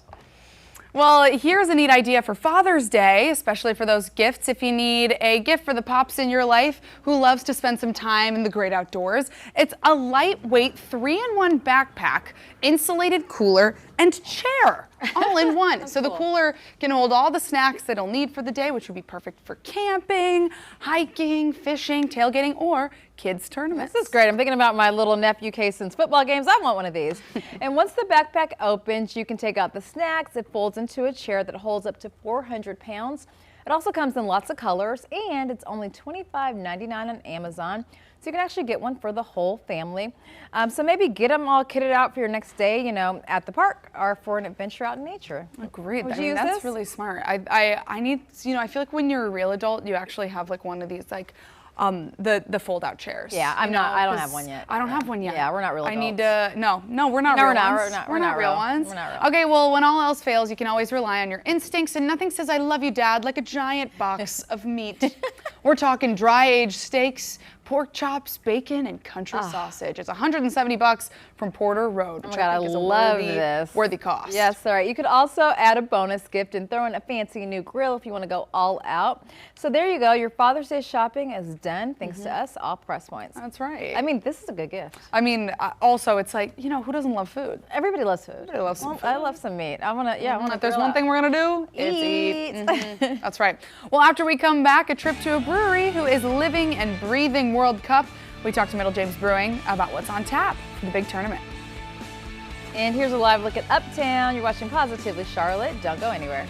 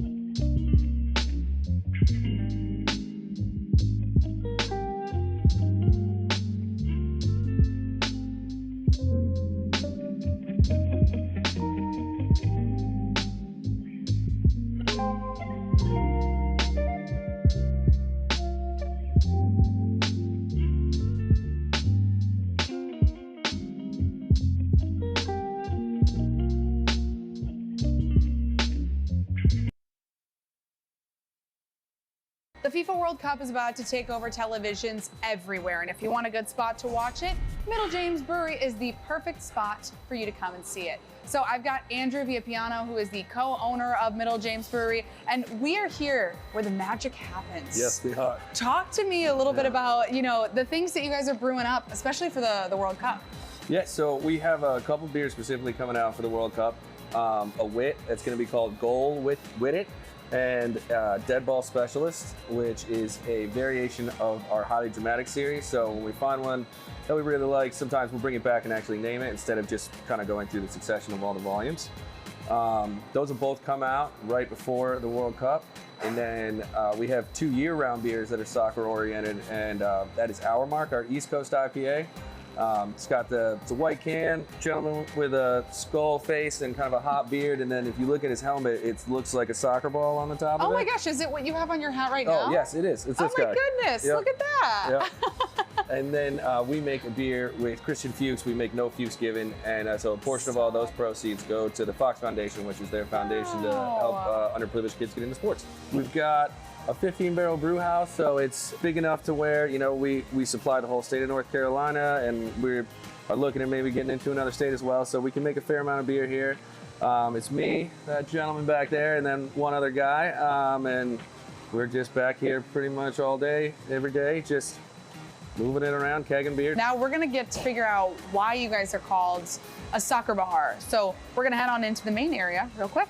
Now that we've learned the science behind the brewery, we are getting into the entertainment and the fun. I've got Michael Smoke, who is the other co-owner, here with me, and you guys have so many different things planned for FIFA, but you guys are really a soccer bar. So what is it that makes you guys such a great place to come and watch soccer? Well, we have a bunch of TVs, as you can see, a big screen that's 182 inches. We play all the Premier League games. We're the Aston Villa, Charlotte meetup spot, and it's just something that our staff has become to love, and it's big in my heart too. I mean, it's also just so fun. You have all these flags up here repping, you know, so many different places, but you have a cool thing that you guys are doing where you're giving out different shirts for different countries that come into you guys, right? Yeah, we're doing a thing where it's going to be the first person from each country that's in the World Cup that comes in representing their country will get one of our free t-shirts. So if you're from Cape Verde and you're the first one to come in with a jersey on or a scarf or something, you know, you'll get a free shirt, and we'll get marked off, and we'll keep track and see how that goes. How cool. Now, we talked a little bit about the beers back there, but I know that you guys have a shot that you take. What is it? So our beer, it's our flagship IPA, is Our Mark. We pass out little 4-ounce glasses of Our Mark, and at the Our Mark of soccer games, we all cheers and drink that small beer. You guys have more than just beer. You guys got some great food too, right? Talk to me about your menu. So we have wings, chicken sandwiches, burgers. I'll put our wings and our burgers up against anybody. We have salads, we have vegetarian options, but it's a full kitchen, so we have just about something for everybody. Man. Now, for people who are wanting to show up for the games, when are you guys open, and when can they come and watch the games with you? So our regular hours are, we open at 11 o'clock every day, but we'll stay open late for the games, especially the U.S. game, which is on the 12th. It's at 9 o'clock, so our kitchen will stay open late, and we'll stay open until the end of the game. Man, it's going to be awesome. We're so excited for it. Thank you so much for chatting with us today.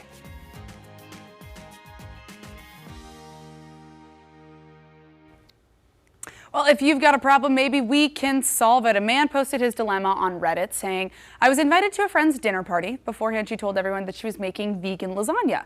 I'm not vegan, but I gave it a try, and when dinner was served, it really wasn't lasagna at all. There were no noodles, no cheese, and no sauce. It was basically layers of vegetable stacked together, and the pasta layers were lettuce leaves, that's a crazy take, with slices of tomato and other raw vegetables in between. So I ate it to be polite, but I was still hungry. I left with a few other people. We ended up going for pizza together, then tried to keep it under wraps. The host found out about it. She called me and told me it was rude of everyone to go out and eat afterwards. She's humiliated that we did that to her, and I told her I was sorry, But am I wrong, or is she wrong for misleading people?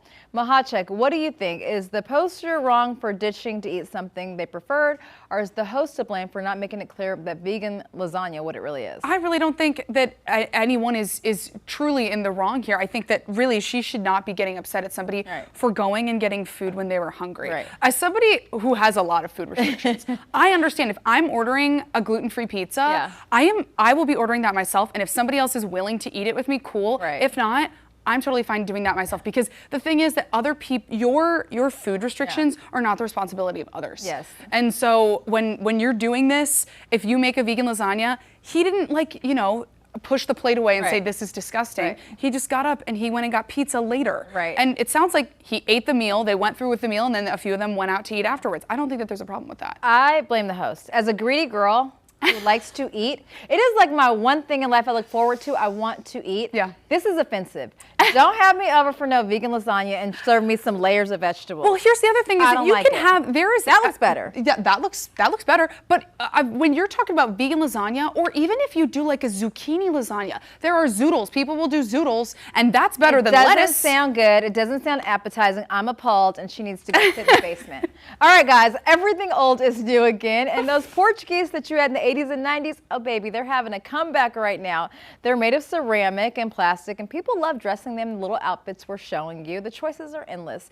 You can find everything from summer sundresses to Christmas elves, but why now, Mahachek? In summer of 2026, trend experts say that it's all about nostalgia and social media. So people love dressing their goose up and posting pictures. Some people even have their own Insta and TikTok accounts for their Portuguese. And it fits so perfectly into the nanocore aesthetic that we've been talking about recently, bringing back the things that gave us a little more whimsy when times were simpler. And it's so funny because I was on TikTok yesterday and somebody was like, forget 75 hard, I'm doing 75 whimsy. Yeah. And so for the summer, they're like, I'm trying to find a way to have a little bit more fun every single day in the summertime. I like these. And I think it's fun, but it's just kind of, I think it's another way for adults to have play. Yeah. Because think about it, it's just like a doll. It is. My mom had geese, not geese, chickens all throughout the kitchen.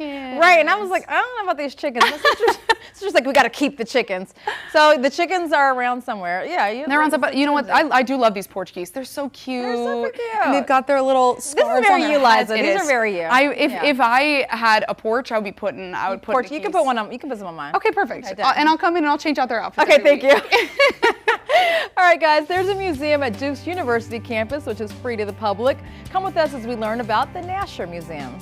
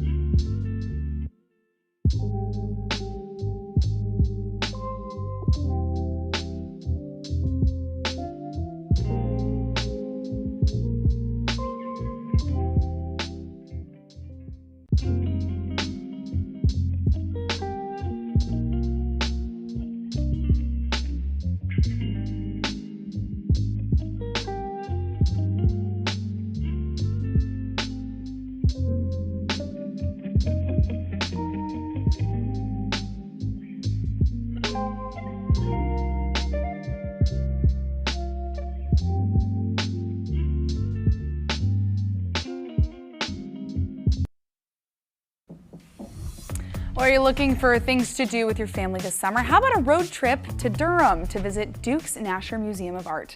It's free to the public, and Alicia found out what makes this institution one of the crown jewels of North Carolina. First of all, the museum is celebrating 20 years. Why is it such a crown jewel here in North Carolina? Oh, this is a wonderful crown jewel in North Carolina because the museum was founded with the goal of being for Duke and for Durham and for the world. And so it is a publicly available museum that was a gift to the community. Perfect. Okay, and talk to us about some of the exhibitions and what exactly you have going on right now. Yeah, right now we have our 20th anniversary exhibition called Everything Now All at Once, which is looking back at the original goal with opening the museum in 2005, which is building a world-class collection of contemporary art that was freely available to the public.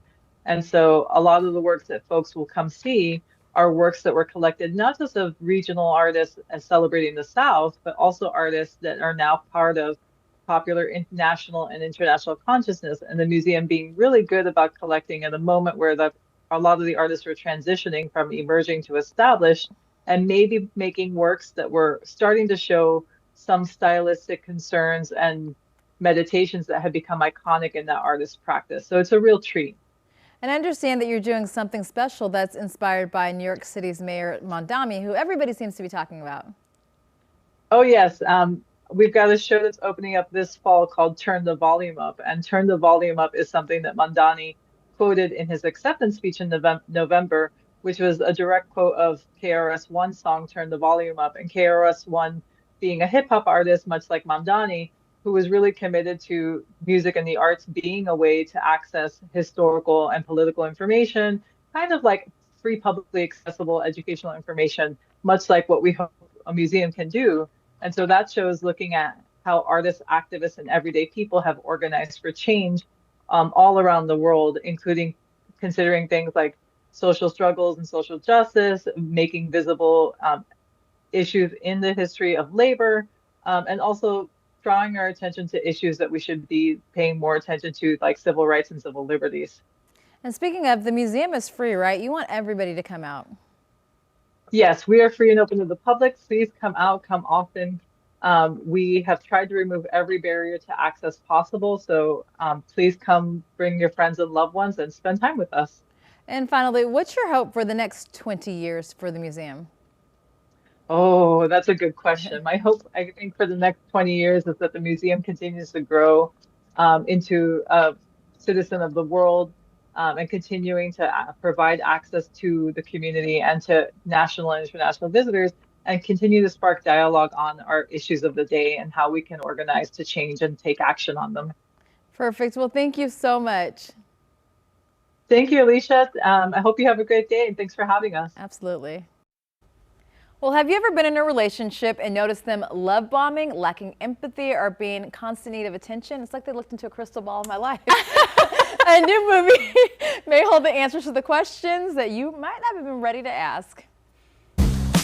You call them players, call them womanizers. But what we're really dealing with are narcissists.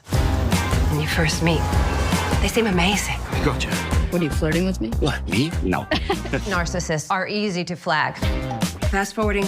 We're soulmates. Love bombing. I love you, Eva. I've designed this class to empower you to recognize a narcissistic lover before it's too late. The romantic comedy You're Dating a Narcissist stars Marissa Tomei, and she plays a psychology professor trying to stop her daughter's hasty wedding after suspecting the groom is a narcissist. The film's producer just released a companion book to the movie to help people spot red flags and toxic patterns in relationship. It's also called You're Dating a Narcissist. Oh my gosh, I think this is going to do so well. I think it's hilarious they introduced a companion book. Like, this is fun. I think it's also funny to see this because it easily could have been like a psychological thriller. To make it more of a rom-com, I think it's more approachable for different kinds of people. I think so too, and sometimes you got to laugh through your pain. Yeah, it's true. But there's been a lot of different kinds of movies about like Obsession, that movie that just came out that everybody is obsessed with. Right. No pun intended. Yeah, but like something different. Fun to see these things. Right. Okay, shows from Bel Air in Chicago are getting even more of the limelight. Melvin Robert has the details for you in today's Entertainment Report. Lots of new shows coming this summer, everybody, including the Legally Blonde prequel called Elle. And now Prime Video has released the first full-length trailer. Let's take a look. I would just like to raise a glass to all of you. My friends, my world.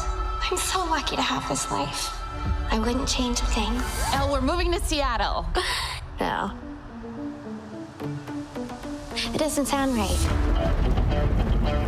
I'm just a girl. I'm just a girl in the world. Nice umbrella.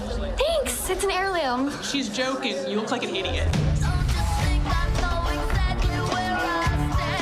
LA.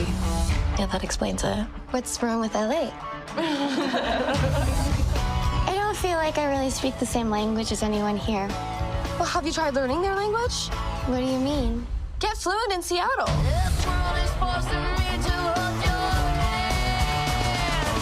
Did no one ever tell you that we don't do posers here? Seattle isn't a costume. So that's actress Lexi Mindtree starring as the iconic Elle Woods, and Tom Everett Scott and June Diane Raphael as her parents. Reese Witherspoon, the OG Elle Woods, serves as an executive producer. All 8 episodes of the series drop on July 1st. And look, Prime has already ordered a season 2. That's pretty exciting. Speaking of more seasons, the 21 Emmy Award-winning show The Bear returns this month with its 5th and final season. FX dropped a first look, and it already has more than 2 million views. It's our last day. We're out of time. I'm not giving up. We're going to keep operating. Richard, I am selling the building. This is bad. Restaurant is flooded. Deliveries cut us off. We're gonna run out of food. Everything's either gonna be okay. No, stop! It's not sucking!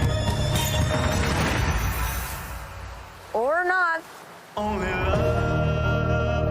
We are outgunned and we are outmanned. Can bring the rain. We got no money. That falls like tea. But we have each other and nothing left to lose. You ready? Series favorites Jeremy Allen White, Iowa Debris, and Eben Moss-Bachrach all return in the new season. All 8 episodes of season 5 will drop on June 25th on Hulu and on FX. In Hollywood, with your entertainment report, I'm Melvin Robert. Really good lineup there of different things coming out. Well, musician Machine Gun Kelly opened up about a pretty serious illness that he went through, all because of tattoos. If you've seen MGK as of late, you'll definitely have noticed the large amount of black work done all over his body.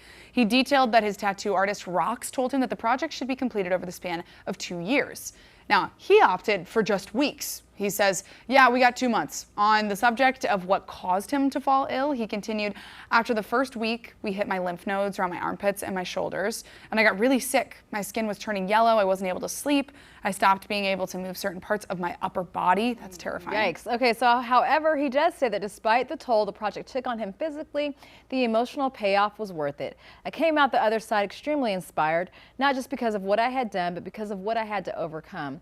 All we have to say is maybe therapy next time. It won't be as physically painful. Okay, I gotta listen.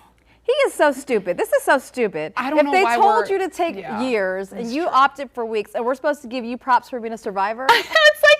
It's like he's like, I got out of this hole that I dug myself. Right, like sorry, what? Yeah, it's like, babe, they said you should do it over 2 years, and you said let's do it in a month and a half. Like that. Like, huh? How? Colson, yeah, sit down of course, somewhere. of course, there's going to be some complications with that. But That hey, part we're glad he's doing okay. We're glad you're good. You're a survivor. All right. Well, last night's premiere of Toy Story 5 was a star-studded, to say the very least, including the world's biggest pop star, Taylor Swift. She was in attendance as she wrote the song I Knew It, I Knew You, specifically for the movie. The new track, which was released on digital platforms, actually ended up breaking records on Apple Music soundtrack. But the icing on top of the cake was the moment that in the premiere where Swift brought out her original copy of Toy Story, like a girl meeting her first celebrity. Asked Tom Hanks and Tim Allen to sign it, and Hanks told USA Today, I didn't get a selfie with her, but instead he did sign her original VHS of the first story. He joked about her not bringing enough to sign, saying, I told her that she should have brought her the VHS machine so that we could have signed it, and it could go in the Smithsonian Institute as well. Just cute vibes. So get ready for the finale of this heartwarming saga when Toy Story 5 comes to theaters on June 19th. I honestly can't believe that there's 5 Toy Stories. No, and at the premiere, she actually performed this song, and then she brought out Randy Newman, and they did a duet. So it's pretty cool. A star-studded cast and lineup on that red carpet. When we come back, abracadabra, alakazam, you can now tap to pay with a wand in your hand. Did you like that, Ron? I like that, girl. You did good. The new accessory to make spending a little bit more fun. We're live from the Charlotte Motor Speedway. You're watching Positively Charlotte. We'll be right back.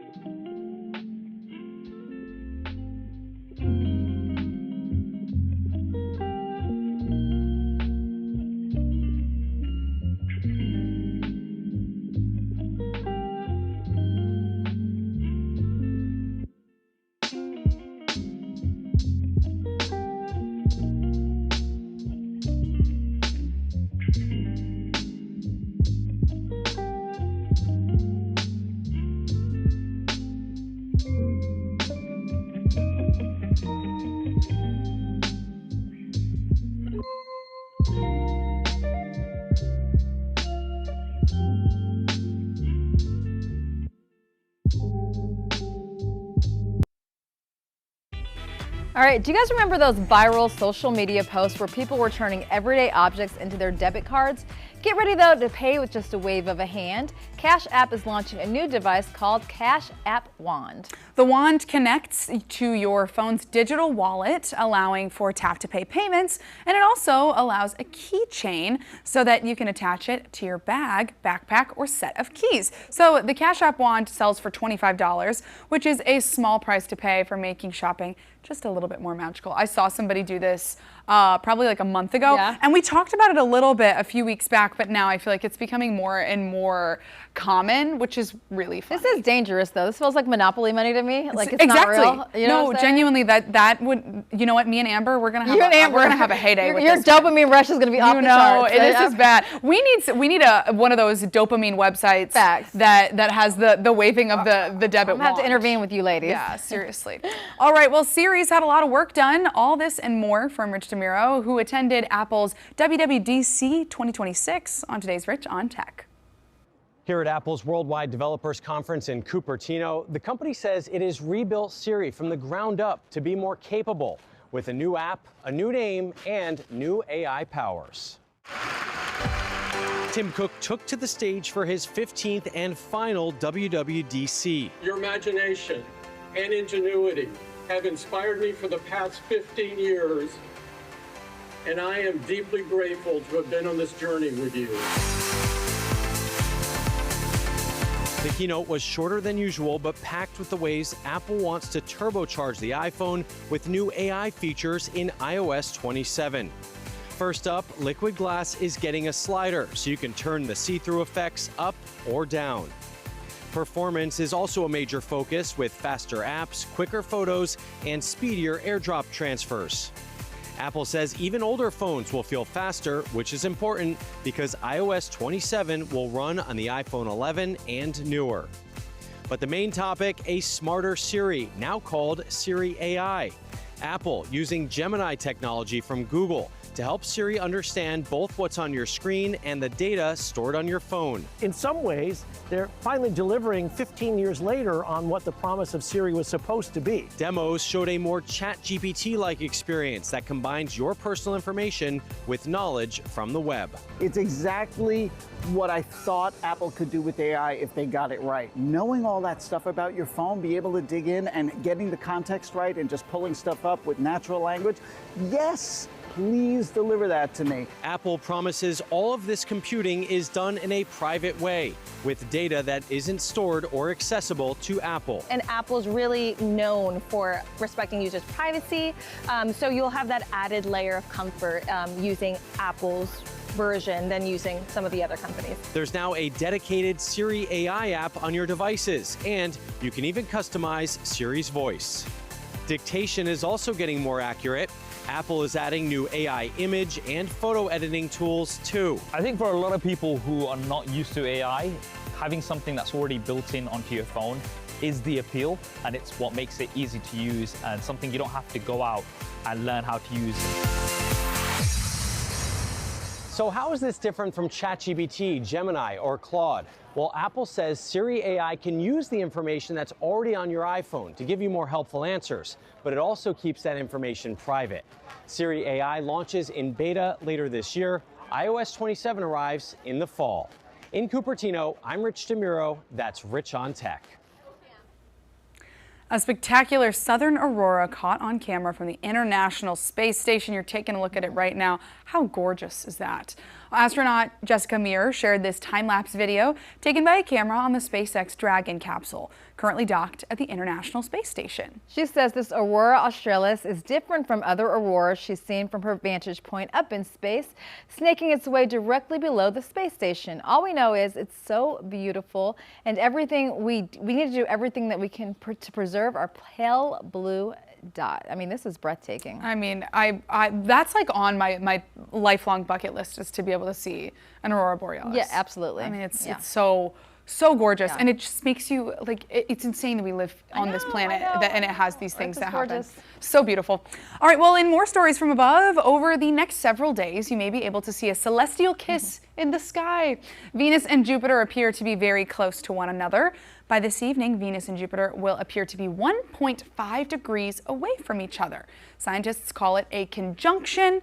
However, it is an optical illusion. Okay, so right now Jupiter is receding and Venus is rising in the Earth's sky, causing the two planets to appear closer. In any case, it's super cute and we're happy for Venus and Jupiter. So next time we'll have a good view of this phenomenon. It will be November of 2028. It almost looks to me like a panther at night.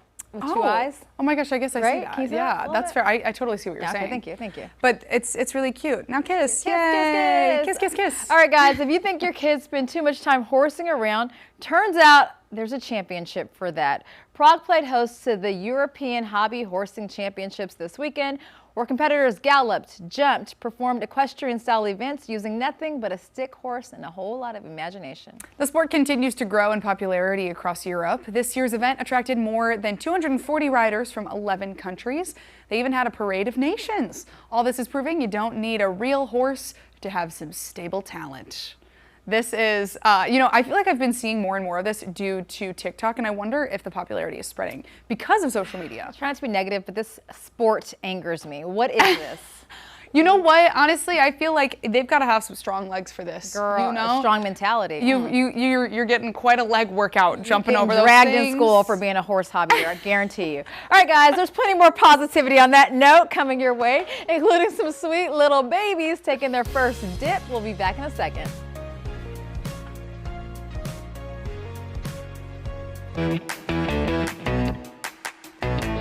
Hello, everybody. Welcome to Epic Discounts by BestReviews.com. I'm Ashley Howard. And I'm Melissa Bergamini. Scan that QR code on your screen to get ready to save big. Okay, let's kick things off with simple ways to get organized. Rapid Storage has you covered with 2 smart solutions designed to make everyday projects easier.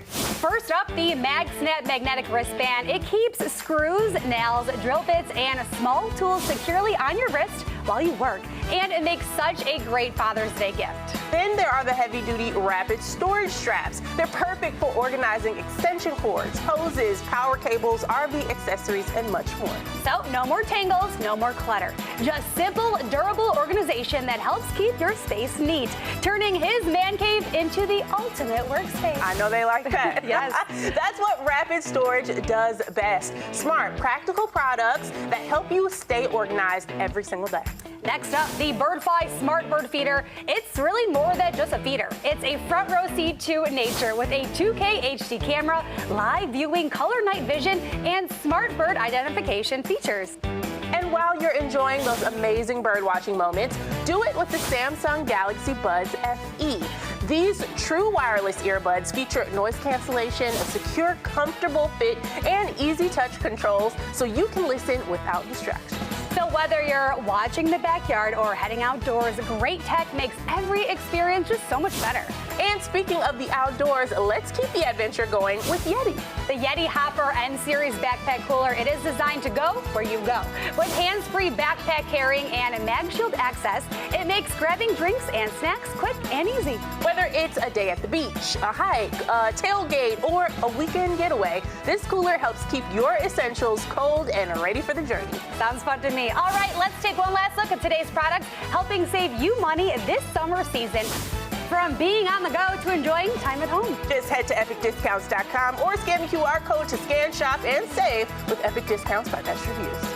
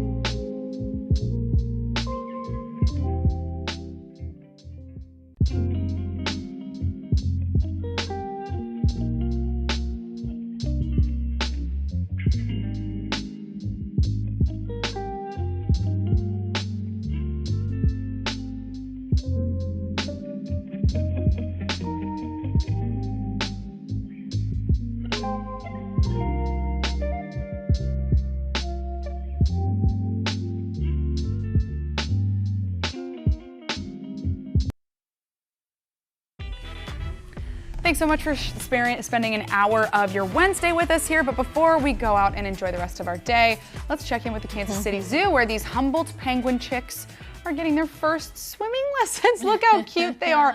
Olive, Piper, Minnow, and Penelope are getting wet in the baby pool as they try to get acclimated to the weather. They are so cute. Okay, so keep in mind they have to take it slow, and those fuzzy feathers are not waterproof yet. That will start to happen in a few more weeks, and everybody is getting in the pool. So take this as permission to lay out today, y'all. It's going to be nice minus the rain, but that's okay. Go enjoy it. Oh my goodness. They're cute. I love them so much. I want to hold them. I know. I want to hold them so We bad. the babies. Okay, guys. Well, as always, before we go, we want to share our closing thoughts with you. And here's mine. Please remember, sometimes I'm not the bigger person.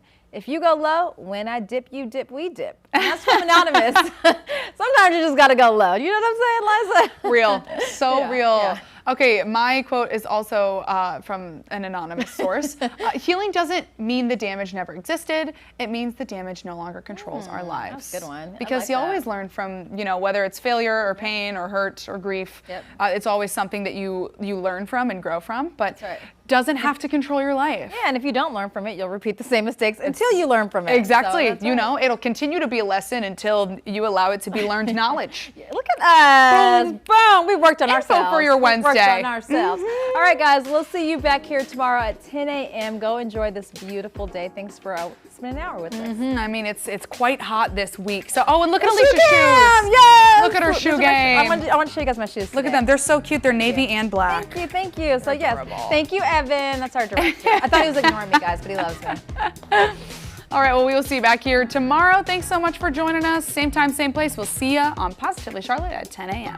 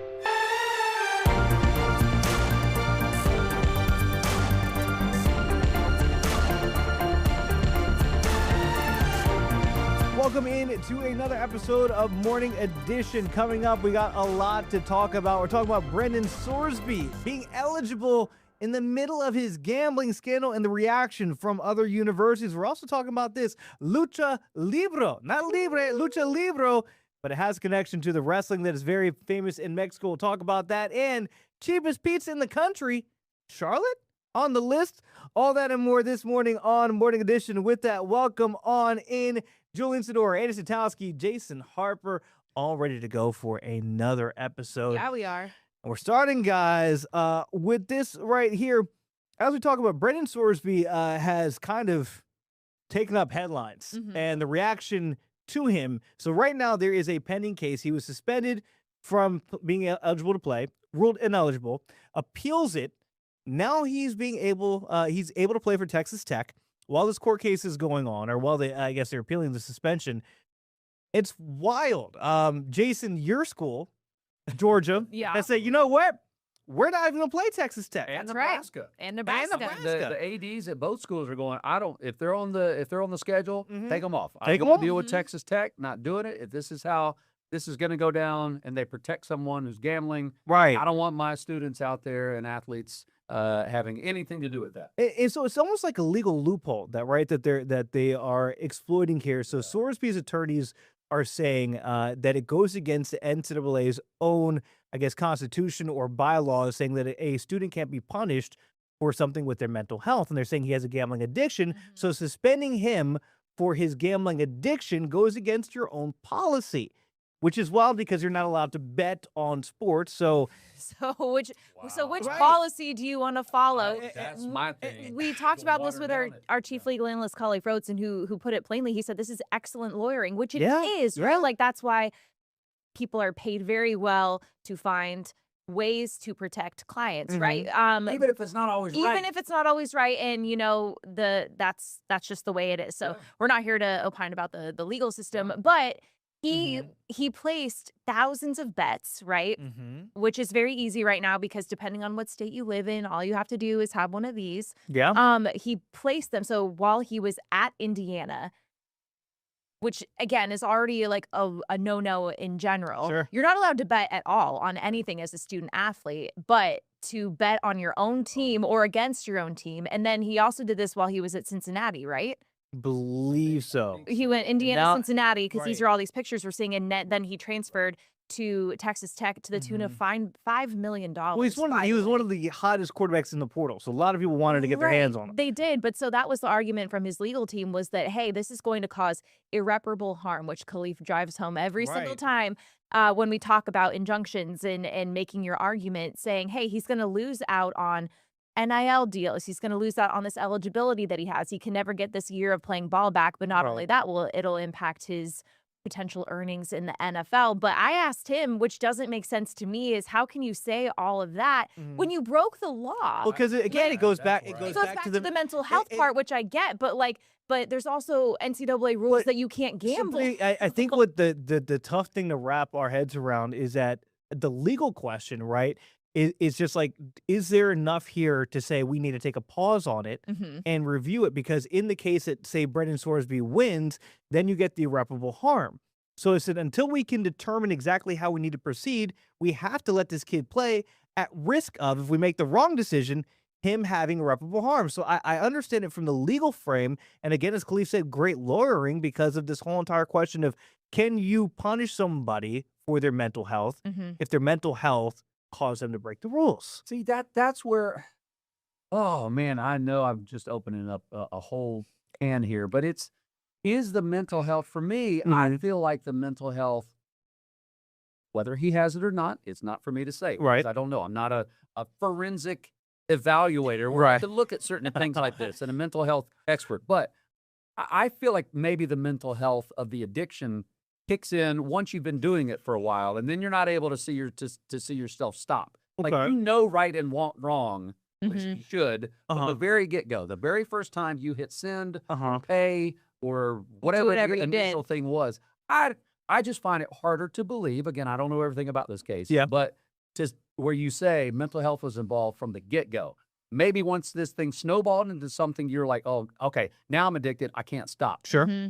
So most addicts don't know they're addicts until they're months into whatever the addiction is. I wonder if it was framed a different way, and we didn't get a chance to ask Khalif this on the show, but say it's a kid and he shows up to practice drunk. Okay. And he is drunk at several team functions, blacks out, maybe something happened, and so he has to be excused from the team. Well, the NCAA says this behavior is detrimental, suspension. But then his lawyers say, well, he is an alcoholic. That's addiction. Would it be the same idea where it's like you can't punish him for showing up drunk to events because he is an alcoholic? Because that's what we're arguing. Or if he was addicted to some other drug, right? Like, would you be able to suspend a kid for smoking marijuana and he fails his drug test, right?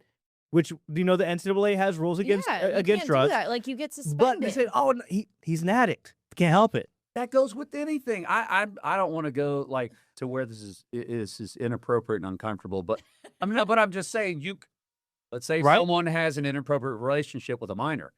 You could say, oh, sorry, it's a mental health thing. He's a sexual addict.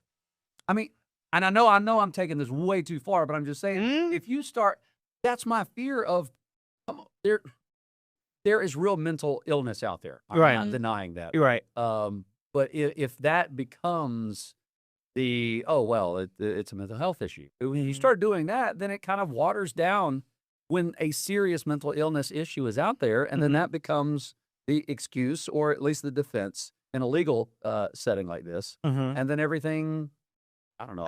I'm concerned of where. I think the legal argument is a good one. I mean, because they're both in there. I just have the problem with, in lots of articles and opinion articles, again, they're opinions, but of just the further degradation of the NCAA and kind of like losing its power over to govern itself, right? Like, I did college sports. The NCAA was like, you did not mess with it. It was ironclad. There was no room for any sort of deviation from that at all. And now I think with the age of NIL and there are more judges getting involved, right? Who can say like, oh, this player, yeah, you can be eligible for a 7th year. That's fine. Oh, you can have money for this and do this, that, and the other. I think that's a concern for a lot of people online and for college athletic enthusiasts and purists who didn't want NIL. And at the beginning, I was against NIL. There are still some things that, at the start of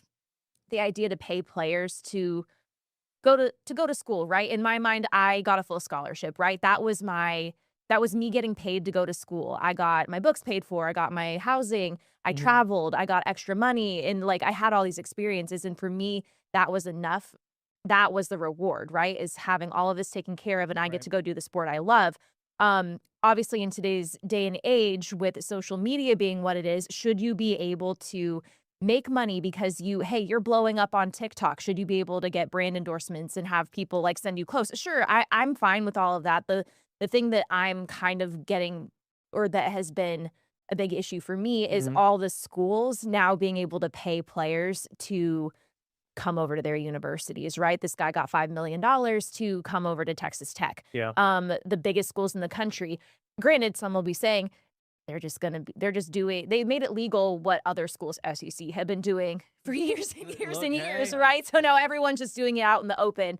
This is a whole other thing, but I think it's just another age that we're in with college sports of what we're pushing right up to the line, and then we just kind of keep moving the line. So whether the addiction and mental health part, I do believe that is an actual thing. Sure. And he did admit to doing all these things. It's not like he really lied about it, but I still have a problem with him maybe even potentially getting to do it, because we have people like Johnny Manziel, who back in the day before NIL was the thing, he did a bunch of stuff and he like immediately written off. He got to play. You got to play? He played. Yeah, he graduated. Yeah, he graduated and went to the league. What happened? He got in trouble. Well, a lot of stuff came out after the fact. That's about probably what he was doing at Texas A&M, signing autographs, in selling his merch. So a lot of stuff came after the fact. Now it's just all out in the open. Right. So I want to pose a question, because Annie, you played collegiately, a D1 gymnast at Iowa. Jason, you've raised daughters who have been college age where they're really impressionable. Do you think that there should be more forgiveness? And so, taking Swordsby and his legal thing aside, if they had said, you know what, okay, here's a young man, he made a mistake. He's admitted to his mistake. Let's go with 4 games, 5 games. Or maybe there's a financial component to it as well because he's making a lot of money. But at 18, 19, 21, I mean, we know the prefrontal cortex for guys isn't fully developed, right? Until mid-20s. Until, yes, exactly. So Jason's not even there yet. So these kids who are given so much money, right? The gambling is prevalent. As Andy said, you can do it right from your phone. Do you think they're too harsh? And there needs to be a little bit more like, hey, you're a kid, you're making a mistake. We want to give you a second chance. What do you guys think? I'm fine. I mean, I'm fine with a bunch of, there has to be repercussions. It can't just be like you're allowed to play. And he's going to have a 2-game suspension, He's going to have a by the 2-game way. suspension against nothing teams. Like you have to, I think you have to make it hurt a little bit more, right? To send a message. Is that games or financially? I think it could be both, depending on what you. So how many games would you say? I don't know. 4, I feel like 5, they would have to 6? make like a rubric of some kind. I'm with you. I'm with you on this, Annie. I think you find out what does the individual value the most. Okay. And you don't take the whole thing away, but like you said, maybe it's a financial like it's a fine, like you would get in the NFL. 2 of the top games. So maybe conference play. Yeah.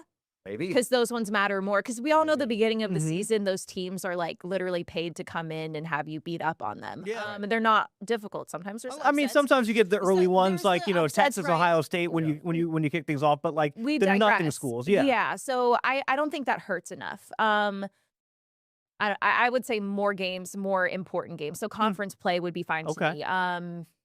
Maybe So you some don't think it should be a postseason year suspension then?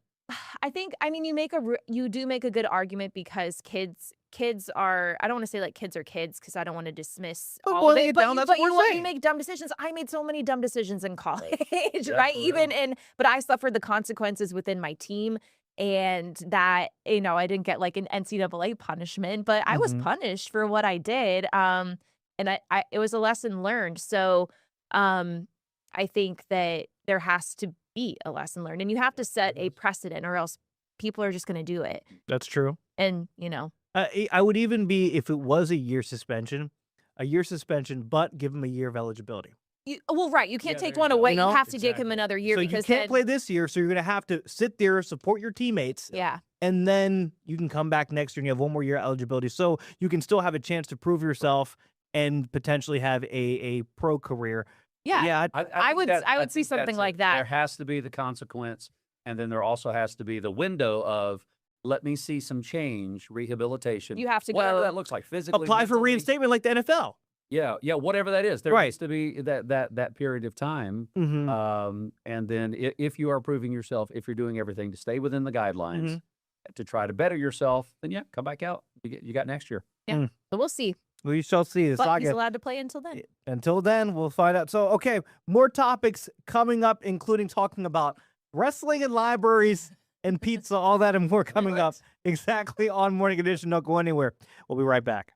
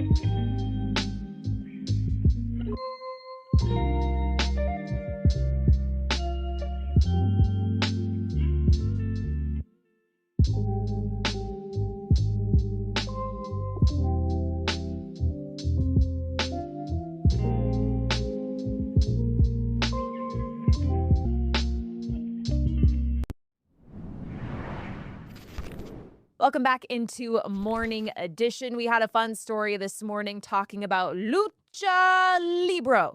Not Lucha Libre. Fun to say. It's a play on words. Look, that's alliteration. Lucha Libre Library. Yeah, you got to say it with an accent. So this is a play on Lucha Libre, obviously the popular wrestling event that is prevalent all over Mexico. These guys are putting on a countrywide tour, going to different libraries, obviously putting on a show. But as you can see, they're holding up books, getting kids to read. And that's a packed house there. So fun. Yeah. And we were talking about, guys, just kind of anything. We're all avid readers, or, you know, obviously we read words on a teleprompter for a living. Yes, so we like to read on some level. I love to read, and I was always encouraged as a kid to pick up a book. But this is just all to promote literacy. So yeah, but that got us talking about the Dewey Decimal System. Holy cow, did it ever. My day, we had to go look for the book. Libraries, I wish they had done. You know, I just started thinking about this as you were sharing this, Annie, about the steps, whoever these creators are, the steps that they're taking to bring stories, to bring action alive, literally right in front of you. Yeah. Brilliant. So I'm sitting here thinking, man, I wish they had done this when I was a kid. Pick a story, pick any theme, whether it's sci-fi, whether it's, you know, you like to read books about military and tanks and whatever the thing happens to be. If you could almost have a reenactment, you know, every couple weekends or once a month at the local library, where we're going to take this story, we're going to act it out. Maybe you got local actors coming in. Like, to me, I would have loved to have read when I was a kid because I didn't really enjoy it. I could picture it in my head, but I would stay in this world up in here, and I wouldn't ever really want to read a book. I mean, I still struggle with that today. I'd rather watch a movie than to read the book. You know, I wish it had been different when I was a kid. I love this idea. The last time I went to the library in spandex without a shirt on, I got thrown in the slammer, and that guy right there is able to do it. Right. I mean, that just doesn't seem right. They were allowed to do that. I know. I think we all agree that anything they can do to improve literacy rates, to get kids to read, all for it. And one of the shots there when they were talking about the literacy rates, I don't know if it's going to come up in time, getting kids to read, we saw the cell phone out there. And I think that is the added problem. Again, Jason, you know this better than Annie and myself. When you're raising kids, I think for us, there were only a few distractions. You had the TV, maybe a video game. Game Boy. Game, right? But Tamagotchi. you know, then it was books, right? Yeah. And movies. So there was more things to do and more chances to interact with your peers and things like that. Kids today have so many different distractions. And I feel like you can't have them. Maybe kids enjoy reading off of their iPhone or their iPad, but then there's an app right there on the, you know, the iPad where you can go watch Netflix or go to Instagram. Having a book and being in a nook or in a library in a quiet zone. Cozy little nook. with some hot chocolate. Right.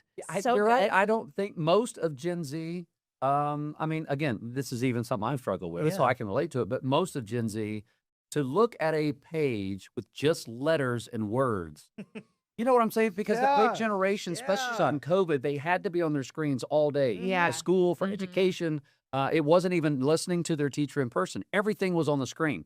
And so they were forced into this 8 hours a day to be watching. And so all the absorption of information has come through a screen, has come through listening. Yeah. It's not through just reading black and white text on a page anymore. And so I don't want to say it's lost, but I think ideas like this are going to have to be done to get people back in the book. Jason, we were just talking about it. Was it this week or last week?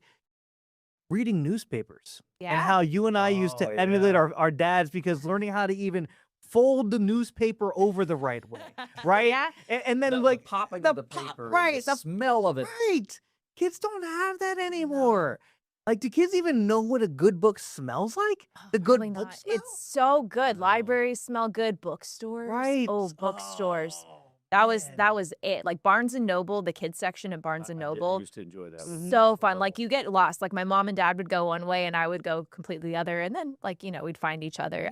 But I like to read. I don't get to do it for fun as much anymore. But when I travel on a plane, if it's not like a long international flight, like I'm reading a book. I don't want to look at a screen. I'm flying out to California this weekend.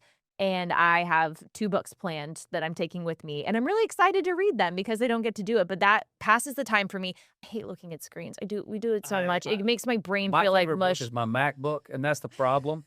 Instead of the book, it's the MacBook. It just feels good. It does. You know, what's crazy is they're even making tablets now that they're trying to return the tablet to be more paper-like. Yeah, well, they are. Which I It's think the makes paperwhite. it- The Yeah, feel of makes the it screen flat. isn't glossy. It's a flat like a piece of paper, and they've added in the sound effect of the page turn. That's dumb. And I'm going, just look at the book. Yeah, yeah. Look at the book. I feel like I had lost it. I had to read something on one of my flights, and I found myself reading it. I'm like, oh my gosh, this is nice. I don't have to look at my iPad or watch a movie, and it's nice. But I will say, the way I have to do it now, I need my noise canceling, AirPods in, and because if I hear noises, that pulls me out of the element. Like I need that quiet when I'm reading. Interesting. Because otherwise, you get on a flight and there's always, I know it's against the rules, somebody's listening to something when they should have headphones on. There's a kid going crazy, and by all means, parents, I get it. It's tough to fly with kids. I'm fine with that. I just need my noise canceling AirPods so I can't hear them. Don't we all need That's it. Oh. So yeah, we like books. You like help other books. people. Oh, one of the read things books. quickly that we said this morning. Go for it. It'd be great if Jack Black was Yes. invited, Nacho Libre. To have him show up, maybe in a California library would be easier for him or wherever he's traveling. But can you imagine if he showed up in his stretchy pants? Would the kids? Oh, my God. But would the kids know? It would be more exciting for the parents. what? Honestly, Yes, it would be for the parents. Like the parents kids would might go not crazy. know. I see a potential fusion coming because what did he do? School of Rock, Yeah. right? School of Rock See? and Nacho Libre That's what I'm together. saying. There is Nacho Rock. one. Nacho Rock. Come on, the wrestler looks like an 80s hairband guy. I love it. That's his character. Boom. Best. All right. Great idea for you, Jack We'll Black. send it to him. Jack, listen to us. Just trust us. All right, we're not done talking about things we love. We love reading. We also love food. We're talking about pizza in the Queen City coming up next. Pizza menu. Don't go anywhere. We'll be right back.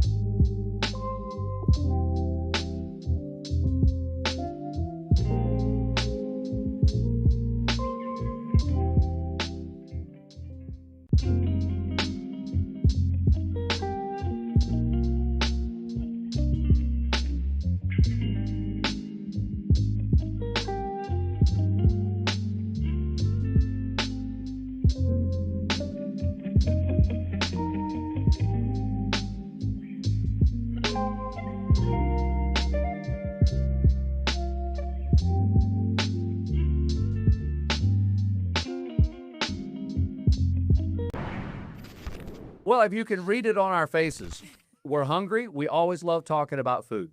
We had a story this morning about a new pizza index that was just recently released. Who has the cheapest pizza? Not the best pizza, the cheapest pizza in the U.S. All right. So I think Indiana was number one. I would normally think, now we're not saying Indiana has the best pizza. Cheapest. And this isn't cheese pizza. This is just like a plain cheese pizza. Plain cheese. Yeah, no, you don't get anything fancy. Not all that sausage you're looking at. So good. Number two.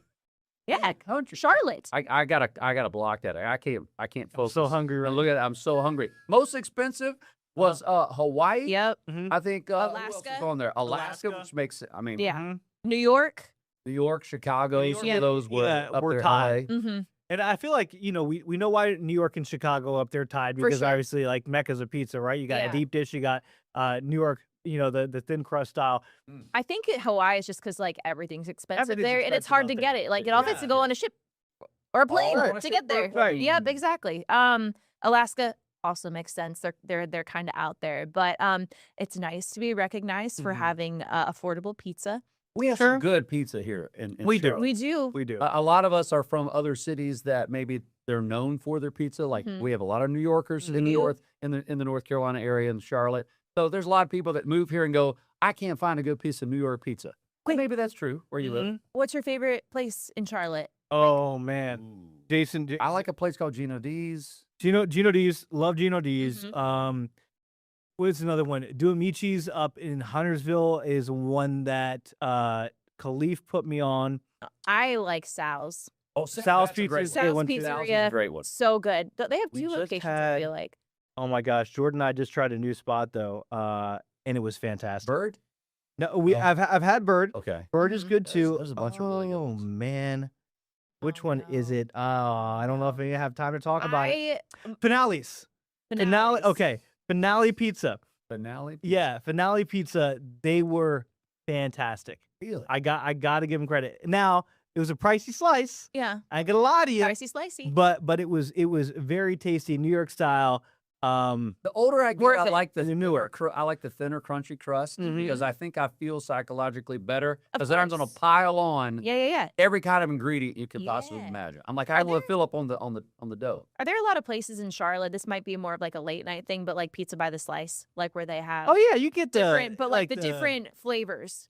Yeah, you can go get what is it? No, what is not it? like that. You It's can, like you can get Benny's, like they got jumbo slice here, like Benny's and Zombies Pizza. You can just also thinking in get pizza by the slice at Sapienza. Okay. And I don't think Sal's You're does. saying this like I know where all these things are, but I think we're running out of time. Hurry. Mary, Julie. I'm hungry now. Pizza. That's what we're gonna leave you with. Guess what's for dinner? Guess what's for dinner? There we go. And Morning Edition, it's what you watch. And if you miss us, you can watch us Monday through Friday, 4 to 10 a.m. Queen City News Now. We're gonna go get a slice of pizza. We'll catch you next time here on Morning Edition.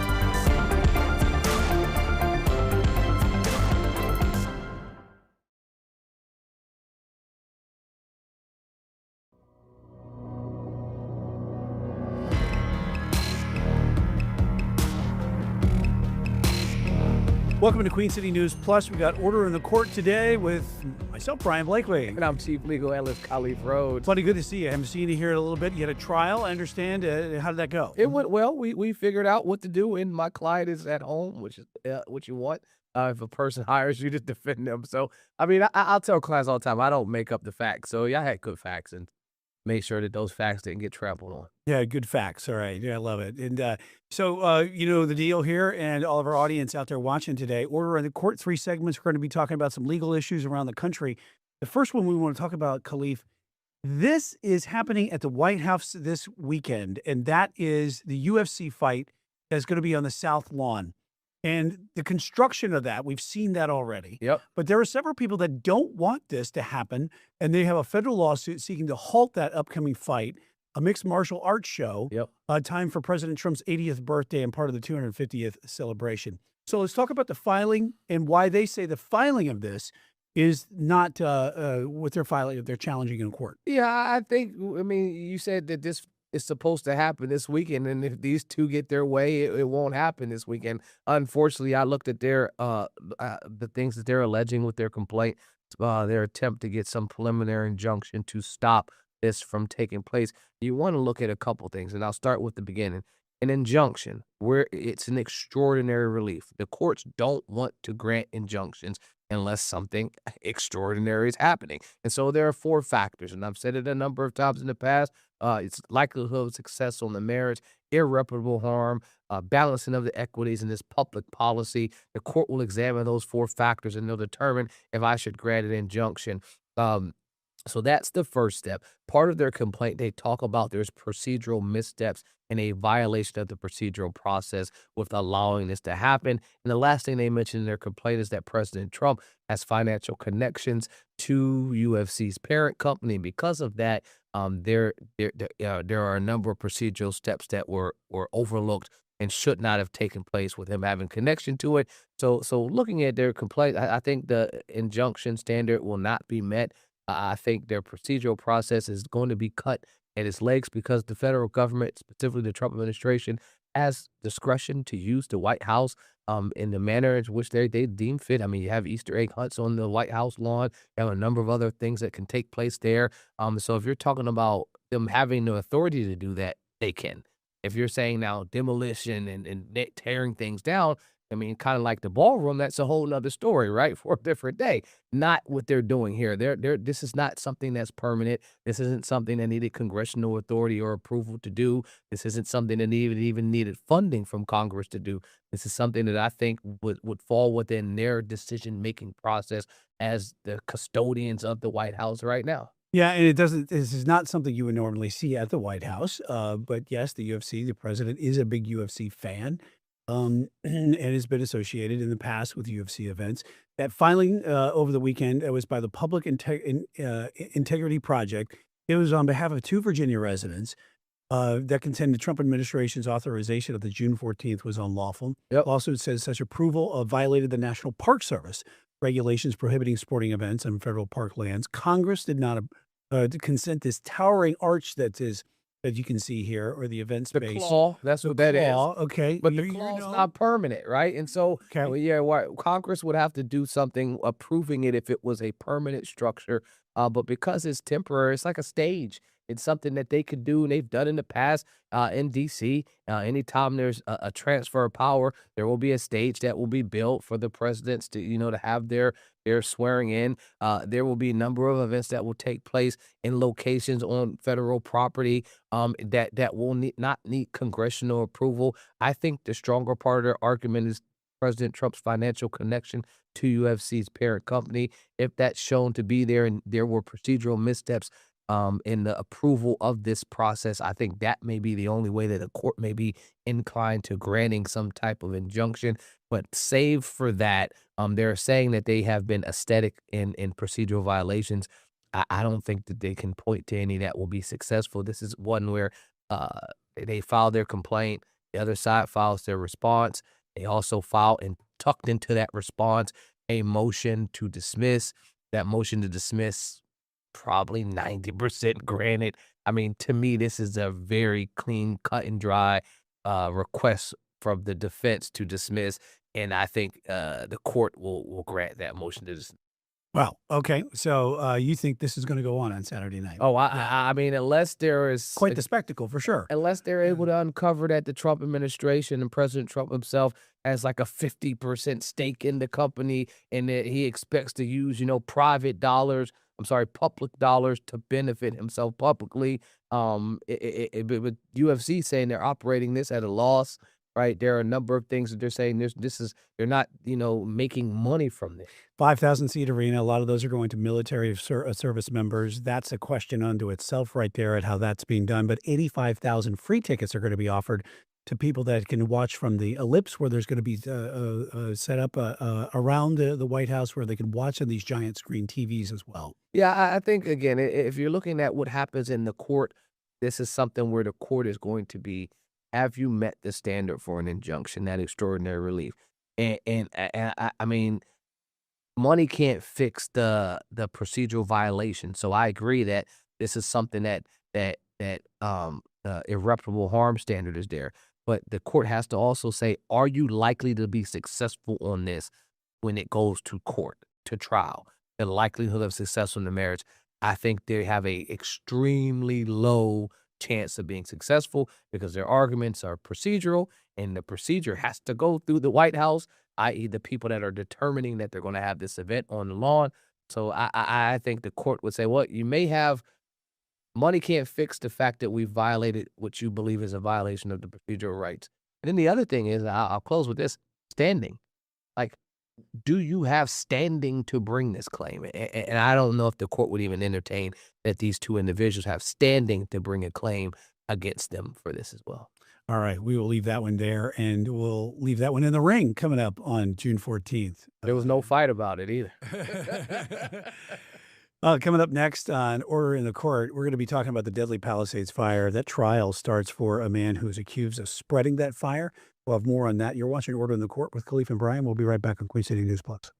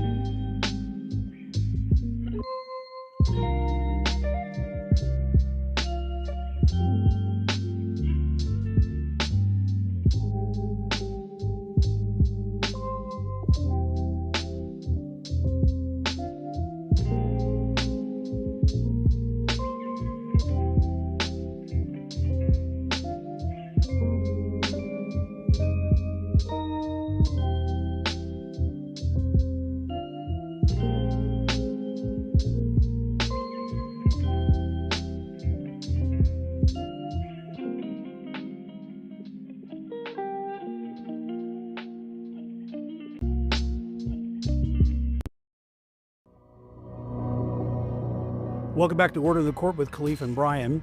And we're going to be talking right now on our second segment of the day, Khalif, and that is the federal arson trial that began with a man accused of sparking last year's Deadly Palisades fire.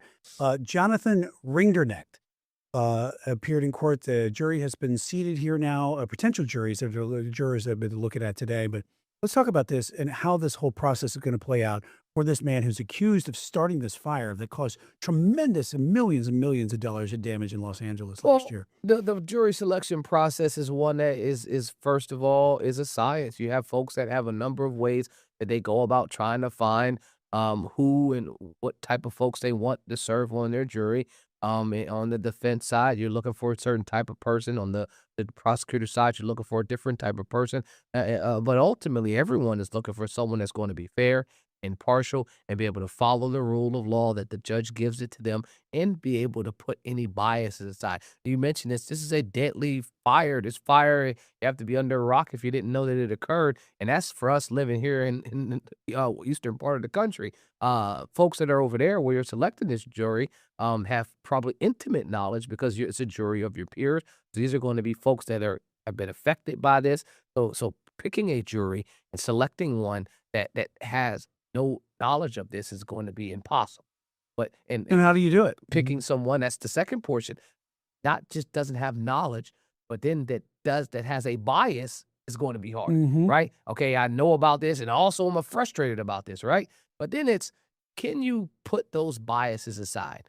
Are you able to say, hey, I know that I feel some type of way about what occurred, but I can set those things aside and listen to the law as the judge gives it to me. And that's what's going to have to take place. Now, as a defense attorney, anytime someone comes up, and Brian, you get in front of me and you're like, yeah, I know about this fire and I'm frustrated about it. Your Honor, I'm asking that we strike him for cause instantly. Why? Because I don't want to use one of my preemptory strikes because I get a limited number. I want to use the cause. I want the court to get rid of you on their own. And so if I say, yep, get rid of him, Your Honor, for cause, the judge will now try to rehabilitate you. The judge will say, hey, I know you said that you can't set those biases aside, but even if I tell you, basically try to strong arm you, if I tell you that you got to follow the rule of law, will you do it?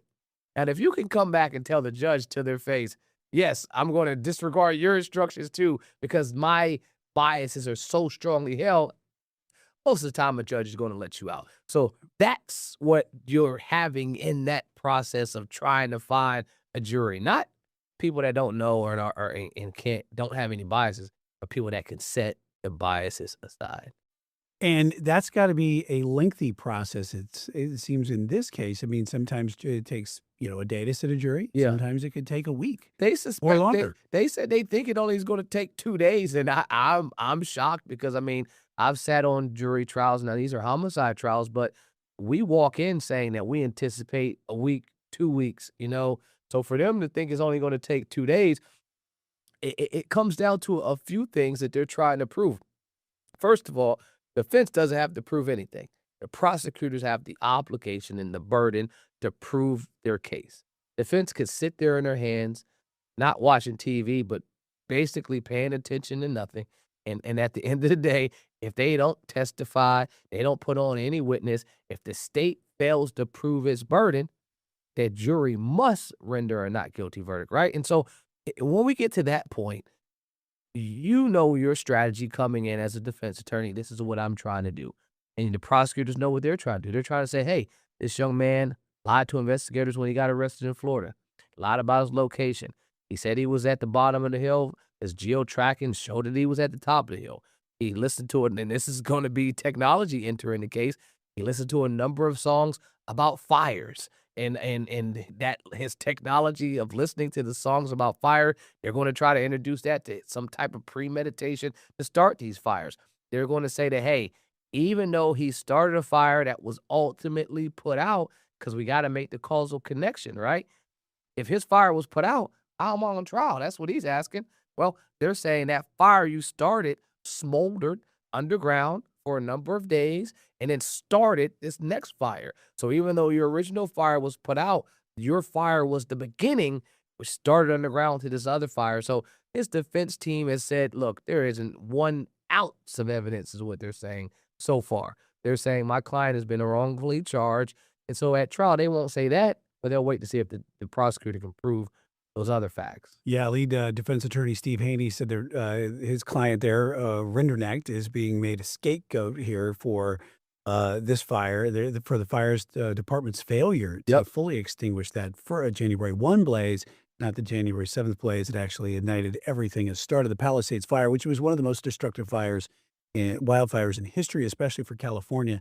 Many homes were destroyed. $1 million mansions were destroyed, and also 12 people ultimately were killed. And so there's so much evidence and information that the defense attorney will have if they do need to present things. I mean, remember, you have the civil side of these types of cases where people lost all the property, right? Where insurances are trying to get mitigating and get money back that they've paid. And so because all this information has already happened, a lot of these cases have already been resolved, and a lot of other wrongful death claims have been filed. There's a lot of information out there. So there is a lot of finger pointing with folks attempting to put blame on one person or the other. So in the process of this, his client, you can say, look, you got 5 other people that you can blame for this and not my client. His untruthfulness in the beginning will come back to hurt him. His geolocation, the technology will come back to hurt him. I just thought it was interesting that they pointed to a song about fires as now being a reason that they believe that he was doing this with some type of intent. This is an emotional case too because of what happened. Yep. How, as a defense attorney, would you attack the emotions that are surrounding all? I mean, I'd say that kind of what his defense attorney has already said, that he's a scapegoat. That while folks are looking to find closure in situations that are traumatic, that we are a litigious society, that we sue for everything. There are prosecutors that sometimes are looking to find and put, a win on a column when there is a travesty like this that happens. And so trying to connect him to that without any evidence is going to be problematic. And that's something that they would attempt to do at closing, and in opening your opening, you're going to make not arguments, but statements that lay out what you believe the evidence will show. And he's already said, I believe the evidence will show that they don't have any evidence that my client did anything. because he said not one shred of evidence. But at close, he'll bring it back home and say, look, I told you at the beginning they didn't have any evidence. You guys sat here for 2 weeks and listened to them bring witness after witness and expert after expert. But what you didn't hear was any evidence that connects my client to the fires. And that's basically all they have to do, because if they can't prove that his client did this with intent to create a fire and actually started the fire, because he's saying they don't have evidence that he started the fire, it's going to be hard to convict. So he may get off? I mean, or he may be found innocent. I don't think it's going to be a not guilty. Not guilty. But if I got a crystal ball up, I'm suspecting that this is a case where it's going to be a hung jury, where it's going to be hard to get a unanimous decision where everyone is agreeing that this individual was the cause of fire. So I don't suspect that this is going to be one where he is convicted. I mean, but I don't have all the discovery in front of me. This is just going off of the things that I'm able to read. This is going off of the other trials and other I should say cases that I've seen on the civil side that have been connected to this. But all fingers are pointing to him as the party. Is he the guilty party? I think we'll know at the end of the trial. Another side note here, talking about that property damage, many of those people that were homeowners there, specifically in the Palisades area, were they didn't have fire insurance because a lot of insurance companies, they just won't insure homes there because of the fire. And I have a very good friend of mine who lives in North San Diego County who was talking about he's wanting to buy a new home. And they said they took a one look, or there's only like 3 insurance companies that'll work in California, is what he was saying. And they took one look at the home that he was wanting to buy over like a Google view and says, nope, there's too much shrubbery. There's too much vegetation around that house. We will not insure that house. Wow. Well, I can say that I tell my clients when I did personal injury, and this is as a person that's plaintiff's cases, filing them against insurance companies, that your job is to pay your insurance premiums every month, every quarter, annually, all the stuff that you do. And then the one time when something happens, now it's their job to pay. So whenever I would get a case where insurance would act like they didn't want to pay my client, I would be ready to go to trial, because most people have been in a scenario where the insurance has failed or I should say, has fought to pay in a scenario like your friend's house where, okay, we're not even going to insure it because we know in the past we've lost so much money. And they're a business, right? It's that risk management. You're mitigating your risk as an insurance company. We're covering this amount with the expectation that we have to pay something in the future. But we want to mitigate what we'll have to pay in the future. So we select properties where we potentially don't have to pay so much. So, but having that trial opportunities, I talked to the adjuster or the person I'm negotiating with, and I say, well, I'll say exactly to you, I'll tell you what I'll tell the jury, which is you've paid your premiums all that time. Now is their time to pay. Right. It relates to someone on that jury, and that's the goal. You're trying to make a connection. But to this case, on the criminal side, I can say that it's going to be hard. Remember, this is the highest burden. This is beyond a reasonable doubt. This isn't the civil standard. Beyond a reasonable doubt, we need unanimous decision that everyone agrees that this person right here did what they're alleging that he did. And some of these facts are strong, I think, but I think the key part going to be hard for them. All right, we'll leave that one there too. With Palisades Fire, we'll certainly be following that on Queen City News. Coming up next, we're going to be talking about South Carolina jury found a convenience store owner not guilty in the murder of a fatal shooting of a black teen who was wrongfully suspected of shoplifting 4 bottles of water. We'll have more on that. You're watching Queen City News with Khalif and Brian. We'll be right back.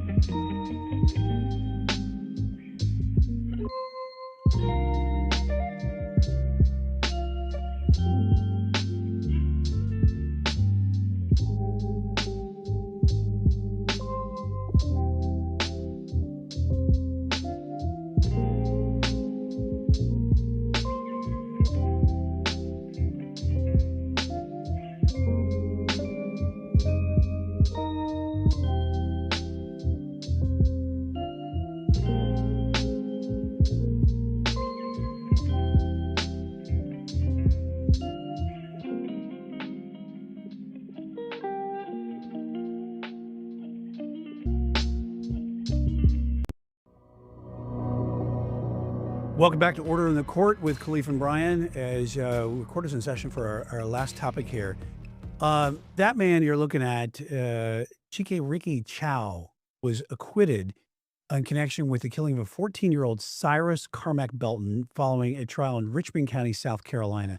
Now, he was accused in a 2023 shooting at a convenience store, and he was wrongfully suspected of shoplifting 4 bottles of water. This one has the communities divided. I can say that when this first came out in 2023, I remember the outrage that folks had. I remember the frustration on social media and in real life when this occurred. And I can say that I had this on my radar as one to watch when they charged. And when they decided to move forward. I can tell you that a couple things. This was great lawyering across the board. The DA's office, I should say the solicitor's office, because it's South Carolina, they decided to go forward with a murder charge. I think that was the misstep, right? It was the high bar. Extremely high bar. We're not talking about high jump or hurdles. We're talking about pole vault height. This is extremely high. And not the standard and the burden is still the same. We're still talking about reasonable doubt. We're still talking about that standard, which is fully convinced, entirely satisfied. That's what the standard is, right? But because it's murder, we're talking about malice.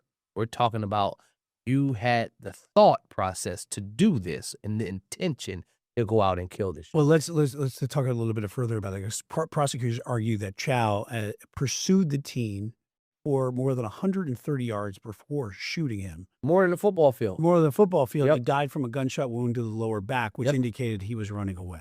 So, and that's why I say communities are frustrated. I watched the interview with his mother. She's frustrated. I think this is an over prosecution, or I should say a misselection of the right type of charge. If you charge him with manslaughter, conviction all day. First degree murder, premeditation, not at all. I think before they started, there was absolutely no chance that this young man, I should say this gentleman, would have been convicted for murder.